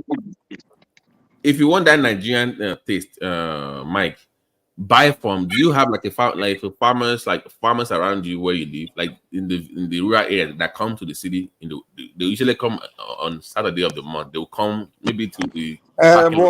So what time do you have in this America where you have to be? No. Where I live, most people that I travel all the time. I'll not be looking for organic everywhere all the time. You know. So I'm saying that if you want that Nigerian organic thing, there are farmers that actually come to the city every other week in where I live. They will bring that fresh, that they were not fed corn, grass-fed beef, the way you want it. They have it. It's a little bit more expensive, but they had that version as well. Yeah. In some stores, they give you that option. Even me, I always trying to look for the organic everywhere. You know, so. But that one, they already have something to preserve it already. So my point is that even the so-called organic at the store, they have preservatives in it already. So beyond the taste itself, are they really organic per se? So yeah, I don't know. Yeah, I mean, I just know that those organic going make my body feel good, better. I mean, like, I don't use toilet often. Like when I go to Nigeria, I don't even use the restroom that much. Like maybe sometimes 2 days I won't even use the restroom. When America, I'm on every day. You can use the restroom like sometimes 3 times a day. Just the food here make you use the restroom a lot, man. On your window. America, I don't want your belly, man. If you don't want that, you just prepare it, man. Toilet anywhere, man. Do you know? In America, man, they use toilet a lot. I don't lie. But for Nigeria, like this, I don't even use toilet. I even go. I'm trying to force myself to use toilet in Nigeria. Mike, do you know what one of the top medical diagnoses at the ER when people don't say it's a small bowel obstruction. People they get constipation. Like it's so bad they have to go in and just take it out. The constipation in America is ridiculous. But you know one thing I won't want to be eating American food in Nigeria because in Nigeria there's hardly a public restroom. You understand? So if you say me that if you are driving now, you have to use the bush. Because you can't guarantee that. In America here now, you don't move by. Before you go 2 minutes, you don't see gas station or somewhere. Toilet is everywhere for you, available for you in America with toilet paper. So that luxury of, you can use you can step out and toilet is in every corner. But in Nigeria, it's not guaranteed. If you think catch you can't say there's toilet here, toilet there, or you won't go someone's house, go use toilet. You have to find a bush or you hold it. And this American, the way they are food, when they eat you in America here, you can't hold it because that thing, man, are quick, man. So I can't afford eating that kind of stuff in Nigeria where I gotta use toilet. Mike, the thing about it, I remember now going to Nigeria, I did not even use the restroom, like maybe for number 2 for like maybe 2 or 3 days. I didn't even go every day. Like there was a time 3 days I didn't go to the restroom. I was like, Now I was eating regular food that just the same way, but I didn't. That's why I'm like, even in Nigeria, when I go, I don't gain that weight fast, So that's why I'm like, their food is good in Nigeria. I'm like, the organic. But can you? But the point is, it's not sustainable for the growing population. And I agree with you. I agree. So what I would say is, you make the GMO for the poor, those that can't. You understand? You make it for, you make it for the people that can afford food. Those kind of like make it very cheap, and then the original one you now make it for those of us that want it, that can afford it. You put price on it, because to me I feel like Nigeria, these poor people are just enjoying it. I mean, I won't say poor people don't deserve it, but I feel like there's so much luxury in Africa. Like, to be honest, like there's so much luxury, man. Even some places so beautiful where in the West like this, you have to pay so much to even be access that kind of natural thing. It's free in Africa. Even some mountainous environment, even that's what some I'm talking about. beaches. Oh. They want us to lose all those things. Oh. Is it? I said Nobody that's wants what to I'm lose talking it. about. They want Nobody, us to lose it. nobody's saying I know, like so much luxury in Africa, man. Like sometimes I envy the people, even with the whole world they call they So envy there will Africans. yes, now there should be a difference. When we travel home, you will eat something different, not you just go and eat junks and every other thing again. General America is Jeku Jenny. Like my boy, you have to lose weight, you gain weight so fast. I'm like man. I just say me when I go Nigeria like this, man. Once I hit like this, but my body feels better, man. I'm sorry. So I don't know. I'm not against. What I can attest is that the organic make your body feel better. That's all. But I'm not against GMO, because if people are hungry, they need food. So if it's GMO, so be it, man. You will need to feed the people. That's But all I care about. Mike, what about that? The reality of having to go towards mechanized farming, and that means I want agbeloba, I want buying. They have to cook bawale, but that's the way we have to go. Unfortunately, what happens to them? That's just one thing. So they will lose those opportunities. I mean, they can always, like I said, they can always go through cooperatives and form their own big farm. But the days of just relying on some àgbẹ̀ lóko yẹn tó ṣì ń lo pano àti lẹ́bẹ̀ àti àdá, those ones are over. You need to go mechanized route. So that's just my only concern, for jobs. But apart from that, let's make this money.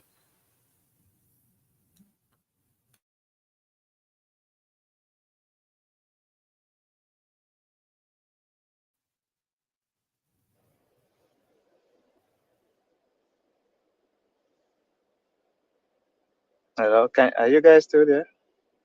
Yeah. So, but by the way, do you encourage? Do you go to? Do you have like a Whole Food? Because I have Whole Foods milk stuff with the Amazon. Do you go to No, Whole Food? no, I don't. I all this thing Mike is talking about, I don't have all those issues. I've not experienced any of those things he's talking about, and I eat both the GMO or non-GMO. I don't even discriminate. I just eat You love whatever. food. So you love food, basically. I don't discriminate.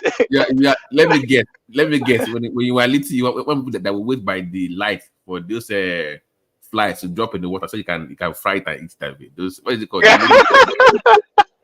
remember? You remember? I used to like let me fall in the water. I know that. Everything.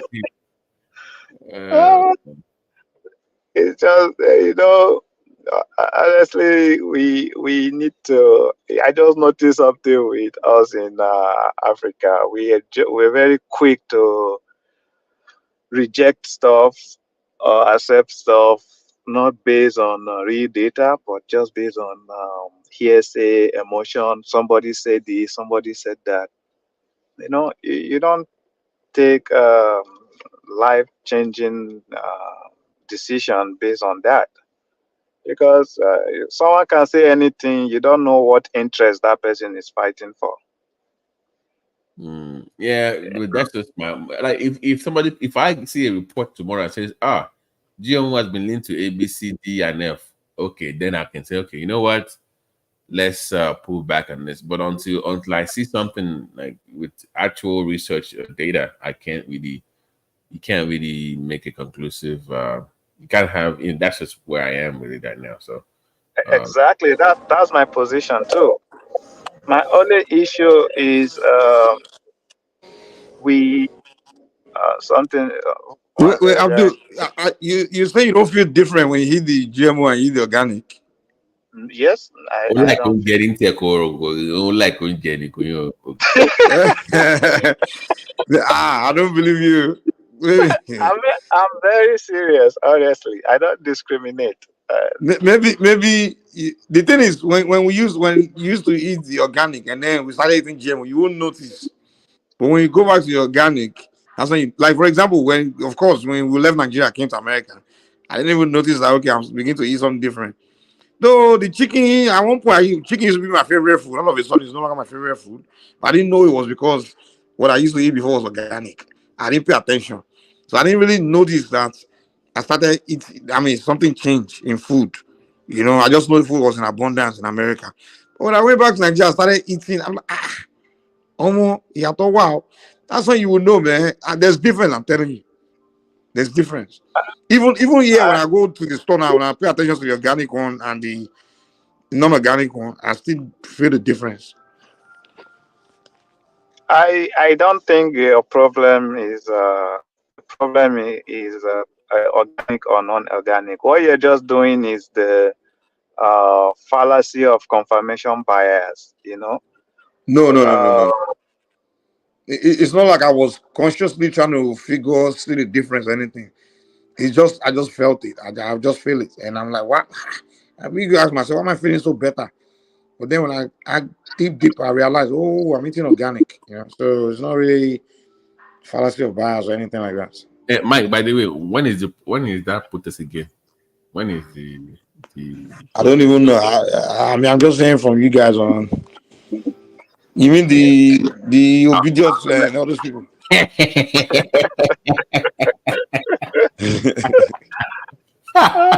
We all know what they will be up to now. We all know.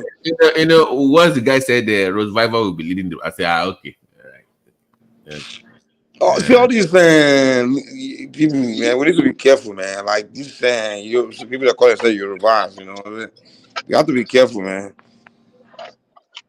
Like I said earlier, those half mixed breed, and even some full-blooded ones that are confused. Yeah. I don't even know. Like maybe you know here, Mike. I said earlier, there's some things that you used to be or rebellion amongst Yoruba people that you can't see online.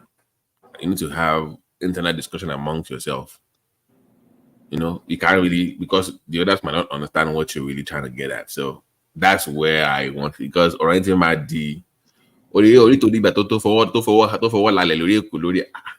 can't talk about money. Wow, telling you, Yoruba man, I can't talk about.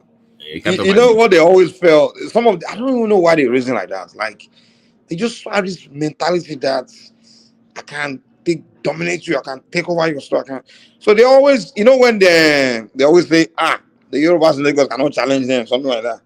But maybe they begin to realize that almost something break out, all the Yoruba in neighboring state might come in and you understand, and don't brush them. So now they're beginning to say, if you are not from Lagos, mind your business. Let us and the Yorubas in Lagos dog each other out.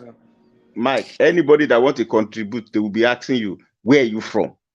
What concerns them about that? Where are you from? That one was asking the other time. Go back to Osun State. Osun, the foundation of Yoruba, they found it. They can't speak about Lagos.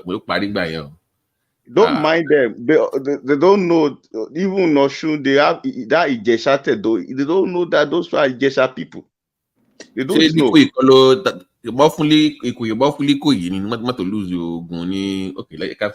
They don't understand. They don't understand things, but they just want to they know that the Lagosian, the islander people, those people are very small, so that they can conquer them and use them.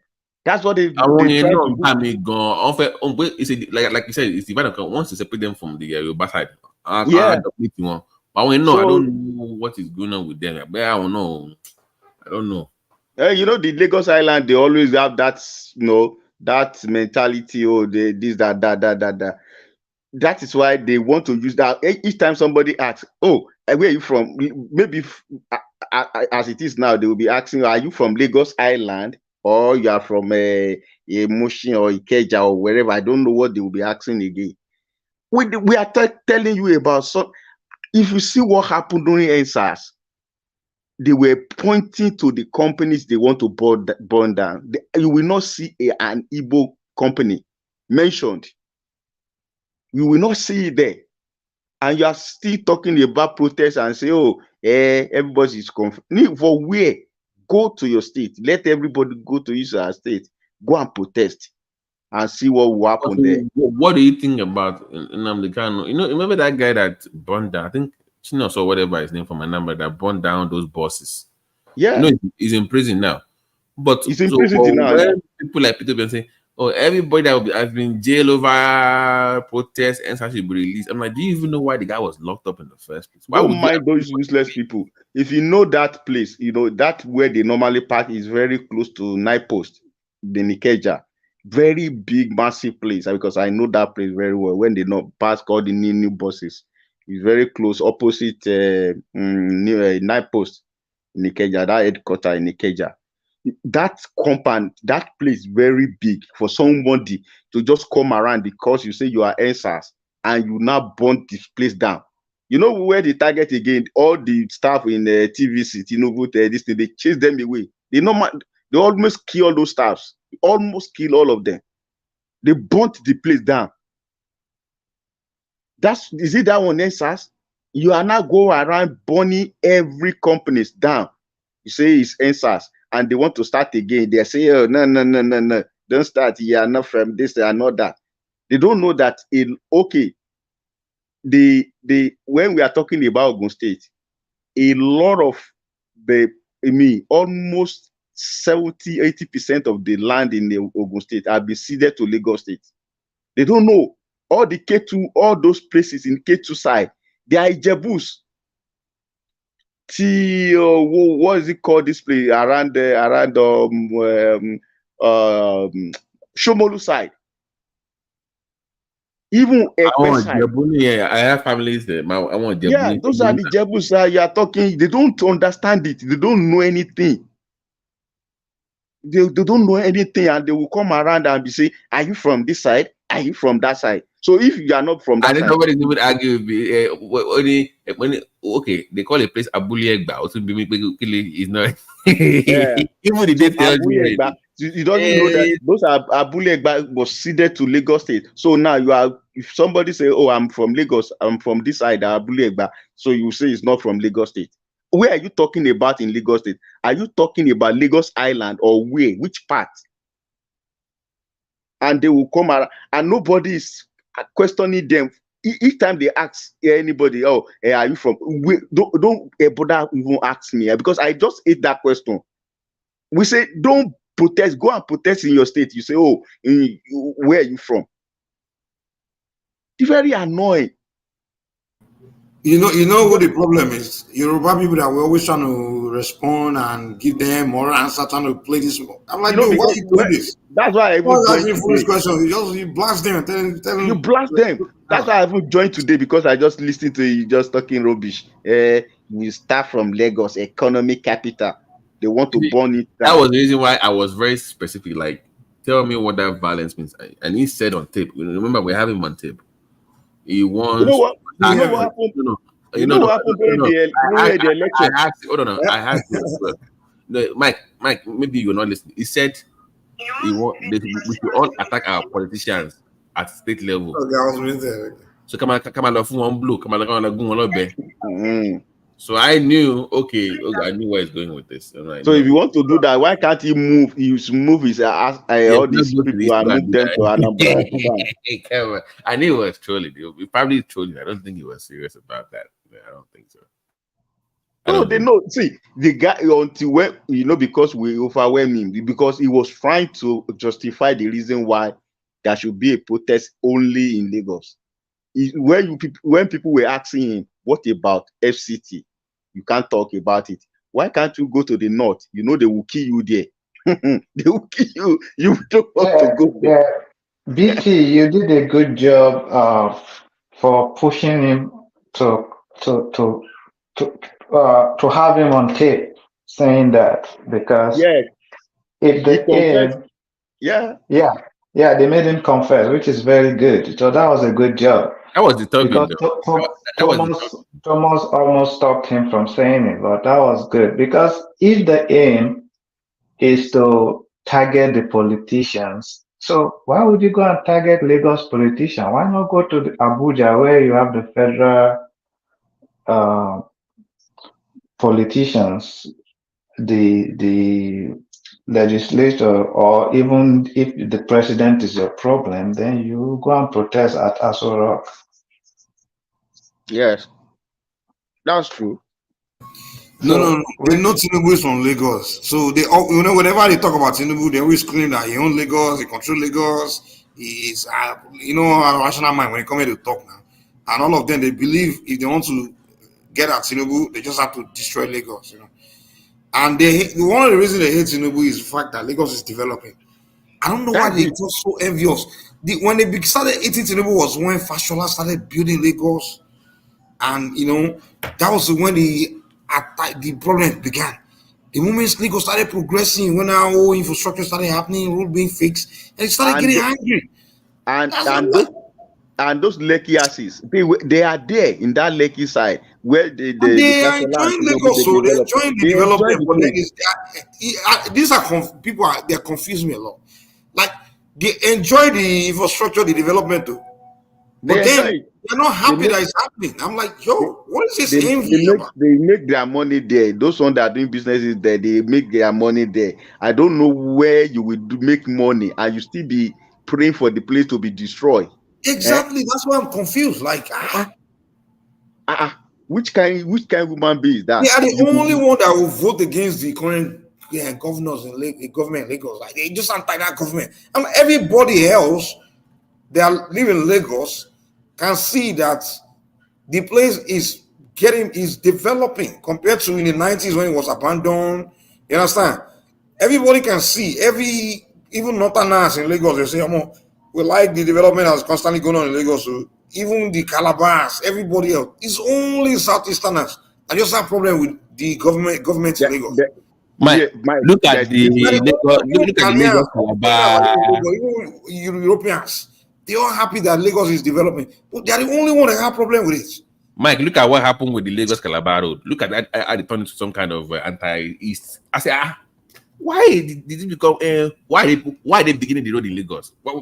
What's in concern? Now, they said this Lagos to Calabar road. Then you begin from Lagos. That's 0.0 now. So why they went against it for what? No, they didn't even say that. Initially, they said no, it is of no use. It of not that. But when everybody say no, this thing is or that, they said okay, why it's from Lagos? Why can't it start from Calabar?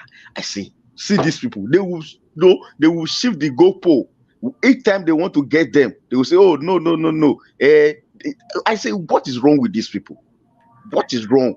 When we have a president, they want to develop this side of the road, and you said no.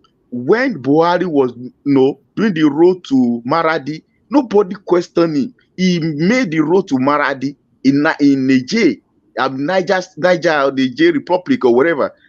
And this particular one that will benefit a lot of people, you guys say no, it's waste of money. Oh, you have to go let me tell you the real problem of their society.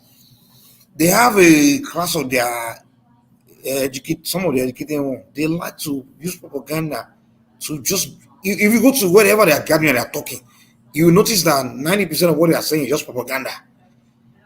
So it's like if you're consuming so much propaganda all their life, that by the time you engage them, you just be wondering why is this person thinking like this. There's one I listened to recently on Twitter. They gathered there. They said they are the one that feed the people in Lagos. They are feed the Yoruba. They are the one feeding Yorubas because they are the one that are giving them money. We are richer than everything. We are richer than it's just propaganda. They will make all kinds of rubbish. Even when they're talking about the history, it's propaganda. I'm like, and this is what they consume all their lives since they were born. So that's why you wonder why are these people thinking like this? And many of their actions does not really fit like the actual situation. Like sometimes the reason why they hate Yorubas, you yourself cannot explain it. You're like, okay, what in the world these people have with Yoruba people? You as a person dig into history, trying to find why, and you can't find any reasonable reason.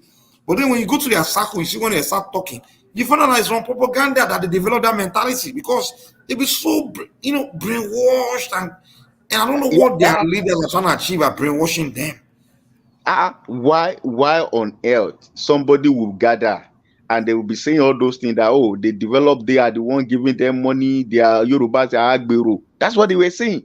And if the younger than them, hear about it, that one will consume it. They will consume it. The children, and when children hear information, they just, if you tell a child the world is flat, they will believe you. Yes, you will just say my elders, they cannot tell lies, that what they are saying is true. So you guys don't know what I'm talking about. I have childhood friends that I've stopped talking to because of Peter Obi.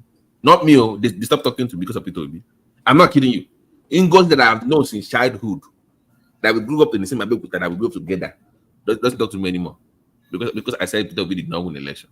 I said, why is this kind of personal stuff? Like, you are educated, you are smart with all your PhDs. So he doesn't talk to me anymore.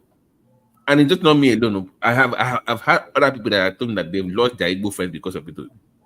Just because they didn't support him or they didn't think he won the election. It's not just because of it's because, listen now, every situation they have this class of elite among them or group. I don't even feel it's just that class of people where they're usually the most educated among them. They will just package, their goal is to convince their people, brainwash them to believe that, to have this mind that you have been marginalized and these people are your enemy, these people hate you, and these people you can't unite with them or you can't like them. They are your, that kind of stuff. And when I'm every time they're trying to find out why they do it, because I'm trying to find out what they will achieve, what I realize is that they believe that's, if their people continue to have that mind, it will lead them to that Biafra that they want. Is it not one of their elderly, one professor, is he? I said that they developed Kano, Abuja. I said this one. You now got to a TV station. They now ask him, say, oh, you cannot say we did not contribute. I say, see this old man, a professor, say he was initially saying we developed, we are the one that. He was a former governor of this in that region. Yeah.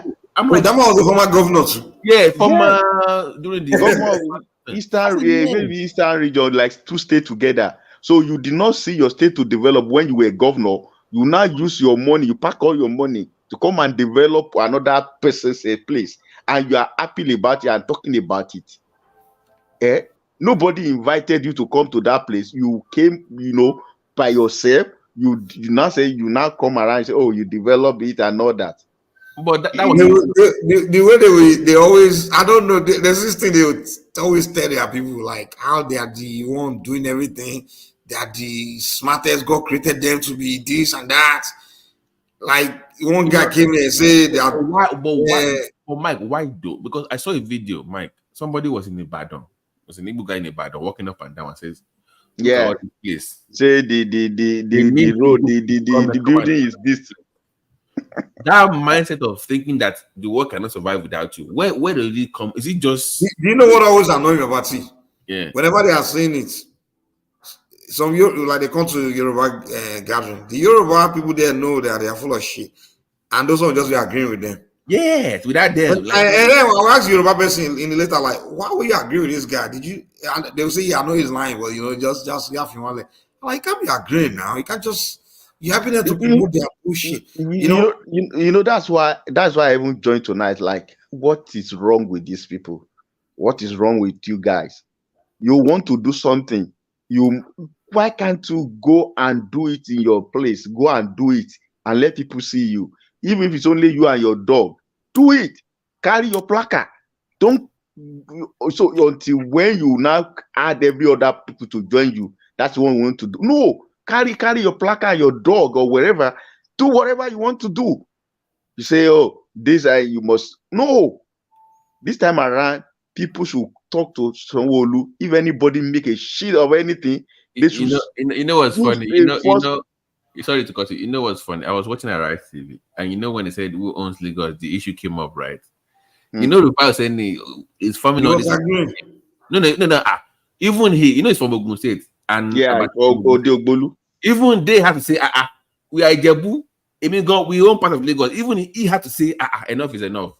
I mean, Ijebu, even we can lay claim to Lagos now. Why do we telling us like that Lagos is not owned by some person? Even he has to push back against that narrative. All the Ijebu, all the Ekpe side, all the water back, man. It was almost he was reluctant. Yeah, like he wasn't. Don't mind he wasn't really pushing. He didn't debunk it now. He just kind of. It's like we all did it together. I'm like, it's not. No. Yeah, exactly. That's what I was saying. Now he wasn't saying the German. Then I'm like, this guy is dumb, man. So, I don't know if they are. The thing about Yorubas, they like to pander to them, and I'm like, this is not really pander. Can you? Okay, let me give an example. I have a friend. I won't say a friend because it's just a colleague, whatever. So he was saying all this, how they develop, blah, blah, blah, blah. Me, I was trying to convince him, like, it's not true, debunking. When he told me his father fought in the Civil War, I said, don't even worry about it. It's okay. There's no time, there's no point even, because that one, his mind is already gone. You can't even convince that one. You can't convince. I'm like, don't worry, it's okay. It's okay. It's okay. So some of them are just that way. And you know what? One thing about them is this: if like Yoruba now wake up tomorrow now and say this and this and that, they will not be crying. They want to destroy. During the election, say they've destroyed all our shops. They've destroyed all these things. They destroy laws. They don't want to. When you people will be online making noise, be shouting, we will take over that Lagos. We will take this over. As if those people you are talking to, they are deaf and dumb. They didn't hear you. They didn't hear what you are talking about. This thing that they will start it now. They will start it. Those people that when the Yoruba you say they are very quiet, they don't talk. By the time they will not take action, during the election they say all of them they run away. Why did they run? Why did they run? They ran. They can't come around. That's what Mike was saying when the Oba was Lagos was saying we threw a lot of them to Lagoon. All the noise they are making, all of them during that election. I was in Lagos. A lot of them didn't come out. They didn't come out during the election. That was the election Ambode election then.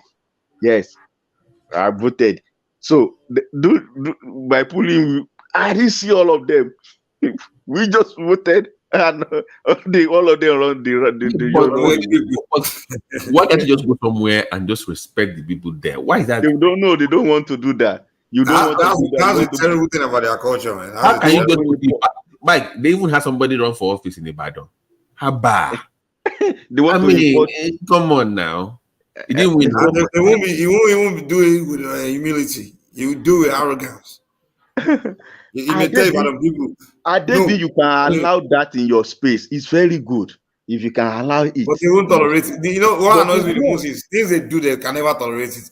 Even like the way they talk to people, right? The moment you talk to them in the same manner, the way they will flip. They will take offense. Yeah. The way they will take offense. If you notice, like there are people, a lot of them, like even close friends I have, right? You see when they are tribe member, even Kanu, the way the guy with blast just talk derogatory in a very, very nasty manner about that group, other people, and then you ask them why you see what your brother doing said, and they will excuse why he said it, right? They will excuse why they behave like that. Now they will say, maybe it's angry. And then when you now say, okay, so it's okay to talk like that. Now you now talk up to them the same way, and the way they will react. Oh my God! Yeah, they will now start telling you how wicked you are, bigotry you are. Yeah, bigotry. Yeah, that's why like, really. So it's only when it affects. So you now have the monopoly of that behavior, right? Yeah, others cannot be like that to you, but you think it's okay to be like that. About being tribal, I say yes, it's good to be tribal. Don't bring that. Some Yorubas they fall for that blackmail, that emotional blackmail. I don't fall for it too. It's good to be tribal. Don't bring that because I will tell you, if you watch their space, I used to maybe after they listen, they post all those things where I listen to. I say, these people are they human beings? You only believe that you are better than everybody. You better than everybody in life. You someone that even bring his just a bag from his own state, come to Lagos and become something, and supposed to, instead of that person to appreciate God and thank God for the people he met in that community, and God has made him, to achieve what he, somebody that from no low this thing. That's where they would say, oh, the Lagos is dirty. Lagos is smelling, is stinking. That time they will be using all this You know, I was adjective growing up in nonsense. Lagos, and you kind of comment. It's I don't know, from a childhood, I always noticed them to just be so nasty. He runs to your face, like Yoruba people, Yoruba people. I'm like, go see Yoruba Mike, man. Mike, I used to wonder, man, they're the only one that will talk nasty to your face. Mike, Even let the me tell, other tribe, the Calabas, the Mike, let me Dog, those ones will be more respectful. You understand?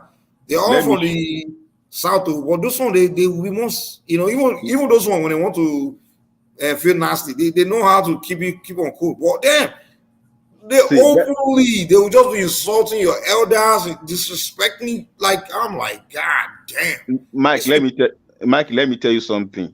A lot of schools, public schools, secondary school in Lagos State, they are dominated by them. My wife used to work around something like that, so she knows a lot. She said she would just bring them,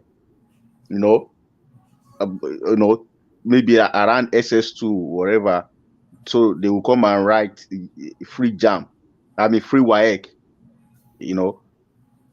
Almost all the secondary schools, or most especially in that Alaba side, because I have my house in the very close to Igondo. Yeah, Igondo side, all those places. They are dominated. They are there. Those people that will use the state governor, I mean today's government money to write WAEC, those are the people tomorrow now they will be talking nonsense. They will not appreciate that, oh, thank God, oh, at least I benefited from this so time. I've not seen the kind of person, and people you look at them, you see them, they are saying this thing every time, and we need to caution them, not supporting them and say, oh, don't let us be civil. Civil for what? Civil for what? You see, we're talking about how Kanu was online during SARS, calling for the bonding of Lagos, the buying of Tinubu, all those things, right? Everybody saw it. See, today, not a single Southeast has condemned it. Not a single one has condemned that action. They will tell you that the same Kanu have been fighting for Nigeria before, but something changed. And then even the people they are going to Tinubu to ask Tinubu to release their song, they will refuse to condemn it. They refuse to condemn it. Yes, now. They won't even look at Tinubu and say, hey, we condemn what our son said, what did do. They won't even say that. But they'll just tell Tinubu, release him. When Tinubu started release him. I better go and sit down, man. When the same Tinubu started the free WAEC in Lagos, when they benefited, they say they benefit anything. They will tell you they didn't benefit, that they brought their money. That's they'll say they brought, hey, we bring our money to develop. I say, oh, a lot of people that doesn't have anything that now came to Lagos and it becomes something. And you now say, oh, I brought my money. Which money? Where did you see the money? So when you have those money, when you have those money, why can't you sit down in your state and be enjoying? Just like say me coming to America now. But it's the narrative though. So the actual narrative is you came to Lagos for greener pasture. You didn't come to develop it. That's what people have failed to correct. That like you didn't. Yes, just like me coming to America and I say, oh, I came. I'm the one that developed America and all that. Is she not stupid? I was listening to an old tape of Nnamdi Kanu, and that was the reason why I actually, because I didn't really care so much of him, going against the Nigerian government. The reason I actually got involved or even started discussing this issue was there was a video, like an audio of him talking about the real history of Yoruba people, trying to divide, like, oh, the one he was saying, I laugh over, you're running to the bush. No, he said, you're not really Egba, you're not the Yoruba, This one is original one. This one is pseudo. Trying to divide. I'm like, you've gone too far. That was, I'm like, no, enough. That's what they used to do now. That's why that one. That's why. Yeah, that's why that one. The moment he got the Yorubas didn't respond, then he moved to the Oba Vini. Those one. Those one were kidding. Those one were doing Biafra with him before. Even those ones were doing Biafra with him. Those one were kidding. That's when he turned against. Those one now they are mountain of fire. But you can see what's wrong with their dual politics now. See how they abandoned it, like, we're not doing Mike, I heard for the first time, there's Edo obedient and there's Igbo obedient. I'm like, wow, really? I didn't know it wasn't the same thing. They broke up into two immediately, like it just that's it. Like, don't mind them. Shit. It is when they come to Lagos or say, I say, you guys have to say rubbish. What you cannot take in your space, if we just want somebody else to take it. That is the tactics that the Nnamdi Kanu was using. That is what a lot of them are using today. You want to contribute, they will ask you, where are you from? Nonsense talk. But why are they even asking for his release? Left to me, if I'm Tinubu, I'm holding this guy for at least 8 years. My entire administration is going to stay there. There's no need to release me. I don't know who is. What are they releasing him to go and do? I don't know. I mean, to go and do what? To go and, you see, each time they grant him interviews, see the way he talks. If the people say, okay, we're going to make him governor, that's the only reason I will say to him, okay, releasing to go and be their governor. At least we know that, okay, now he can. But releasing to go and be what? Just a regular guy to continue to wreck our work. Very, very arrogant. Very, very arrogant. They will bring you out. You'll be shouting. Now, come on. I saw the video said in the court. It said, if you release me now, it's begging, but you like, if you release me now, within 5 minutes, the war will be over in the east. I said, you stop. Are you begging? Are you asking? What is this, man? The guy is stupid. Guess what the reaction was from the obedience? You can see our man. Look at the way he had, he's standing against the system. He's a strong man. He's a lion. Strong man. Like this guy knows what he's doing. He knows he's going to play when dance. He knows he's going to play when dance. This guy is begging now. If you release me within 5 minutes, it will be over. I will make it.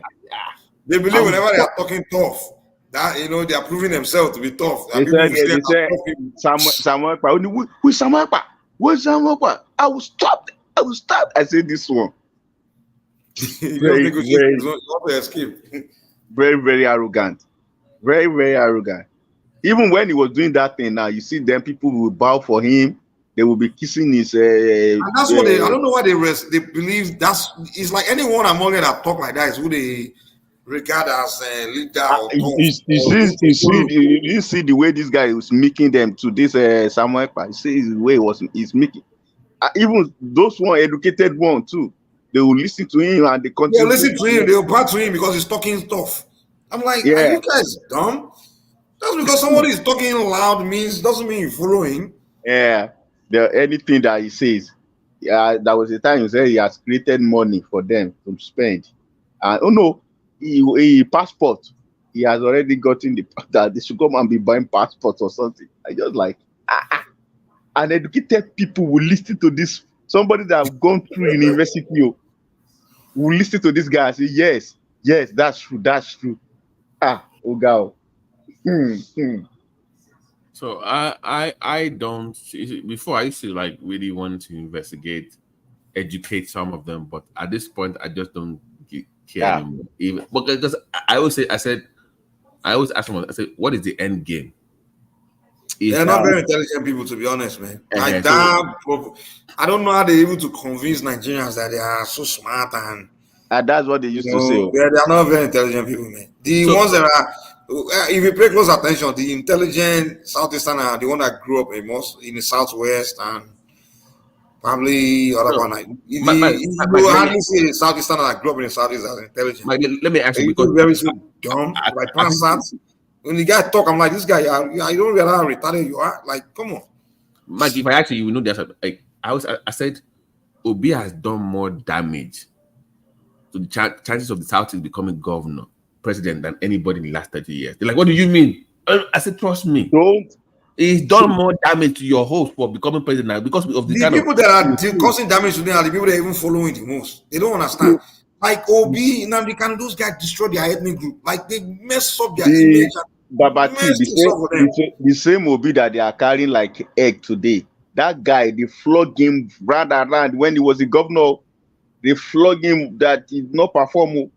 When Obi wanted to, after he made this guy Obiano as the governor, and him and Obiano parted way because Obiano said that he was asking for money that they use for campaign, that he has to bring some money for campaign, that he used his own personal money to campaign, and the guy said he will not give him money, and they have to parted way. And Obi now brought another candidate for second time. They flog him that time. That the same Obi now become their heavenly father today. See the kind of people, they would think that everybody have forgotten that everybody doesn't have sense. They say, oh, Obi perform miracle. The same Obi that even the second time they have to beg for him to give him ticket. The second time, Ojukwu doesn't want to give him ticket. For the second time, they went to portray for Ojukwu to give him ticket. Today they will say he performed magic when he was in Anambra. So when he performed magic, why can't you relocate there, or you should live there and be staying there with the magic that he performed? I don't know why they worship the guy. Like I said, their walls is who they always worship. I don't know why. They don't mind them. They know. I won't let them into a disaster and abandon them and run away. And that's who they worship. That guy, when he was governor, I know they usually that was time that he did a lot of things, that a lot of killing, that they were during that time that he was not for 8 years. He did not conduct an election in local government. They always come on TV and say he's the worst governor. That why is he that did not conduct a local government the election? During that period, if you watch the channels, you will see all of them. They are BB people that was against, that talk against him. Today they say, oh, Obi saved 20-something billion. He saved. Why somebody that has sense will go and be saving money inside the bank? And your people, that means all the erosion in that place, you have already solved it. You have already provided all the solution for all the problems there. So the rest of the money, you're not putting in a bank. You say you keep the money in the bank, and they will not come around. They say Obi is that guy. The day I heard he said he always wear one palm. He has only one slipper. He has only watch. That the day I say this guy is just stupid.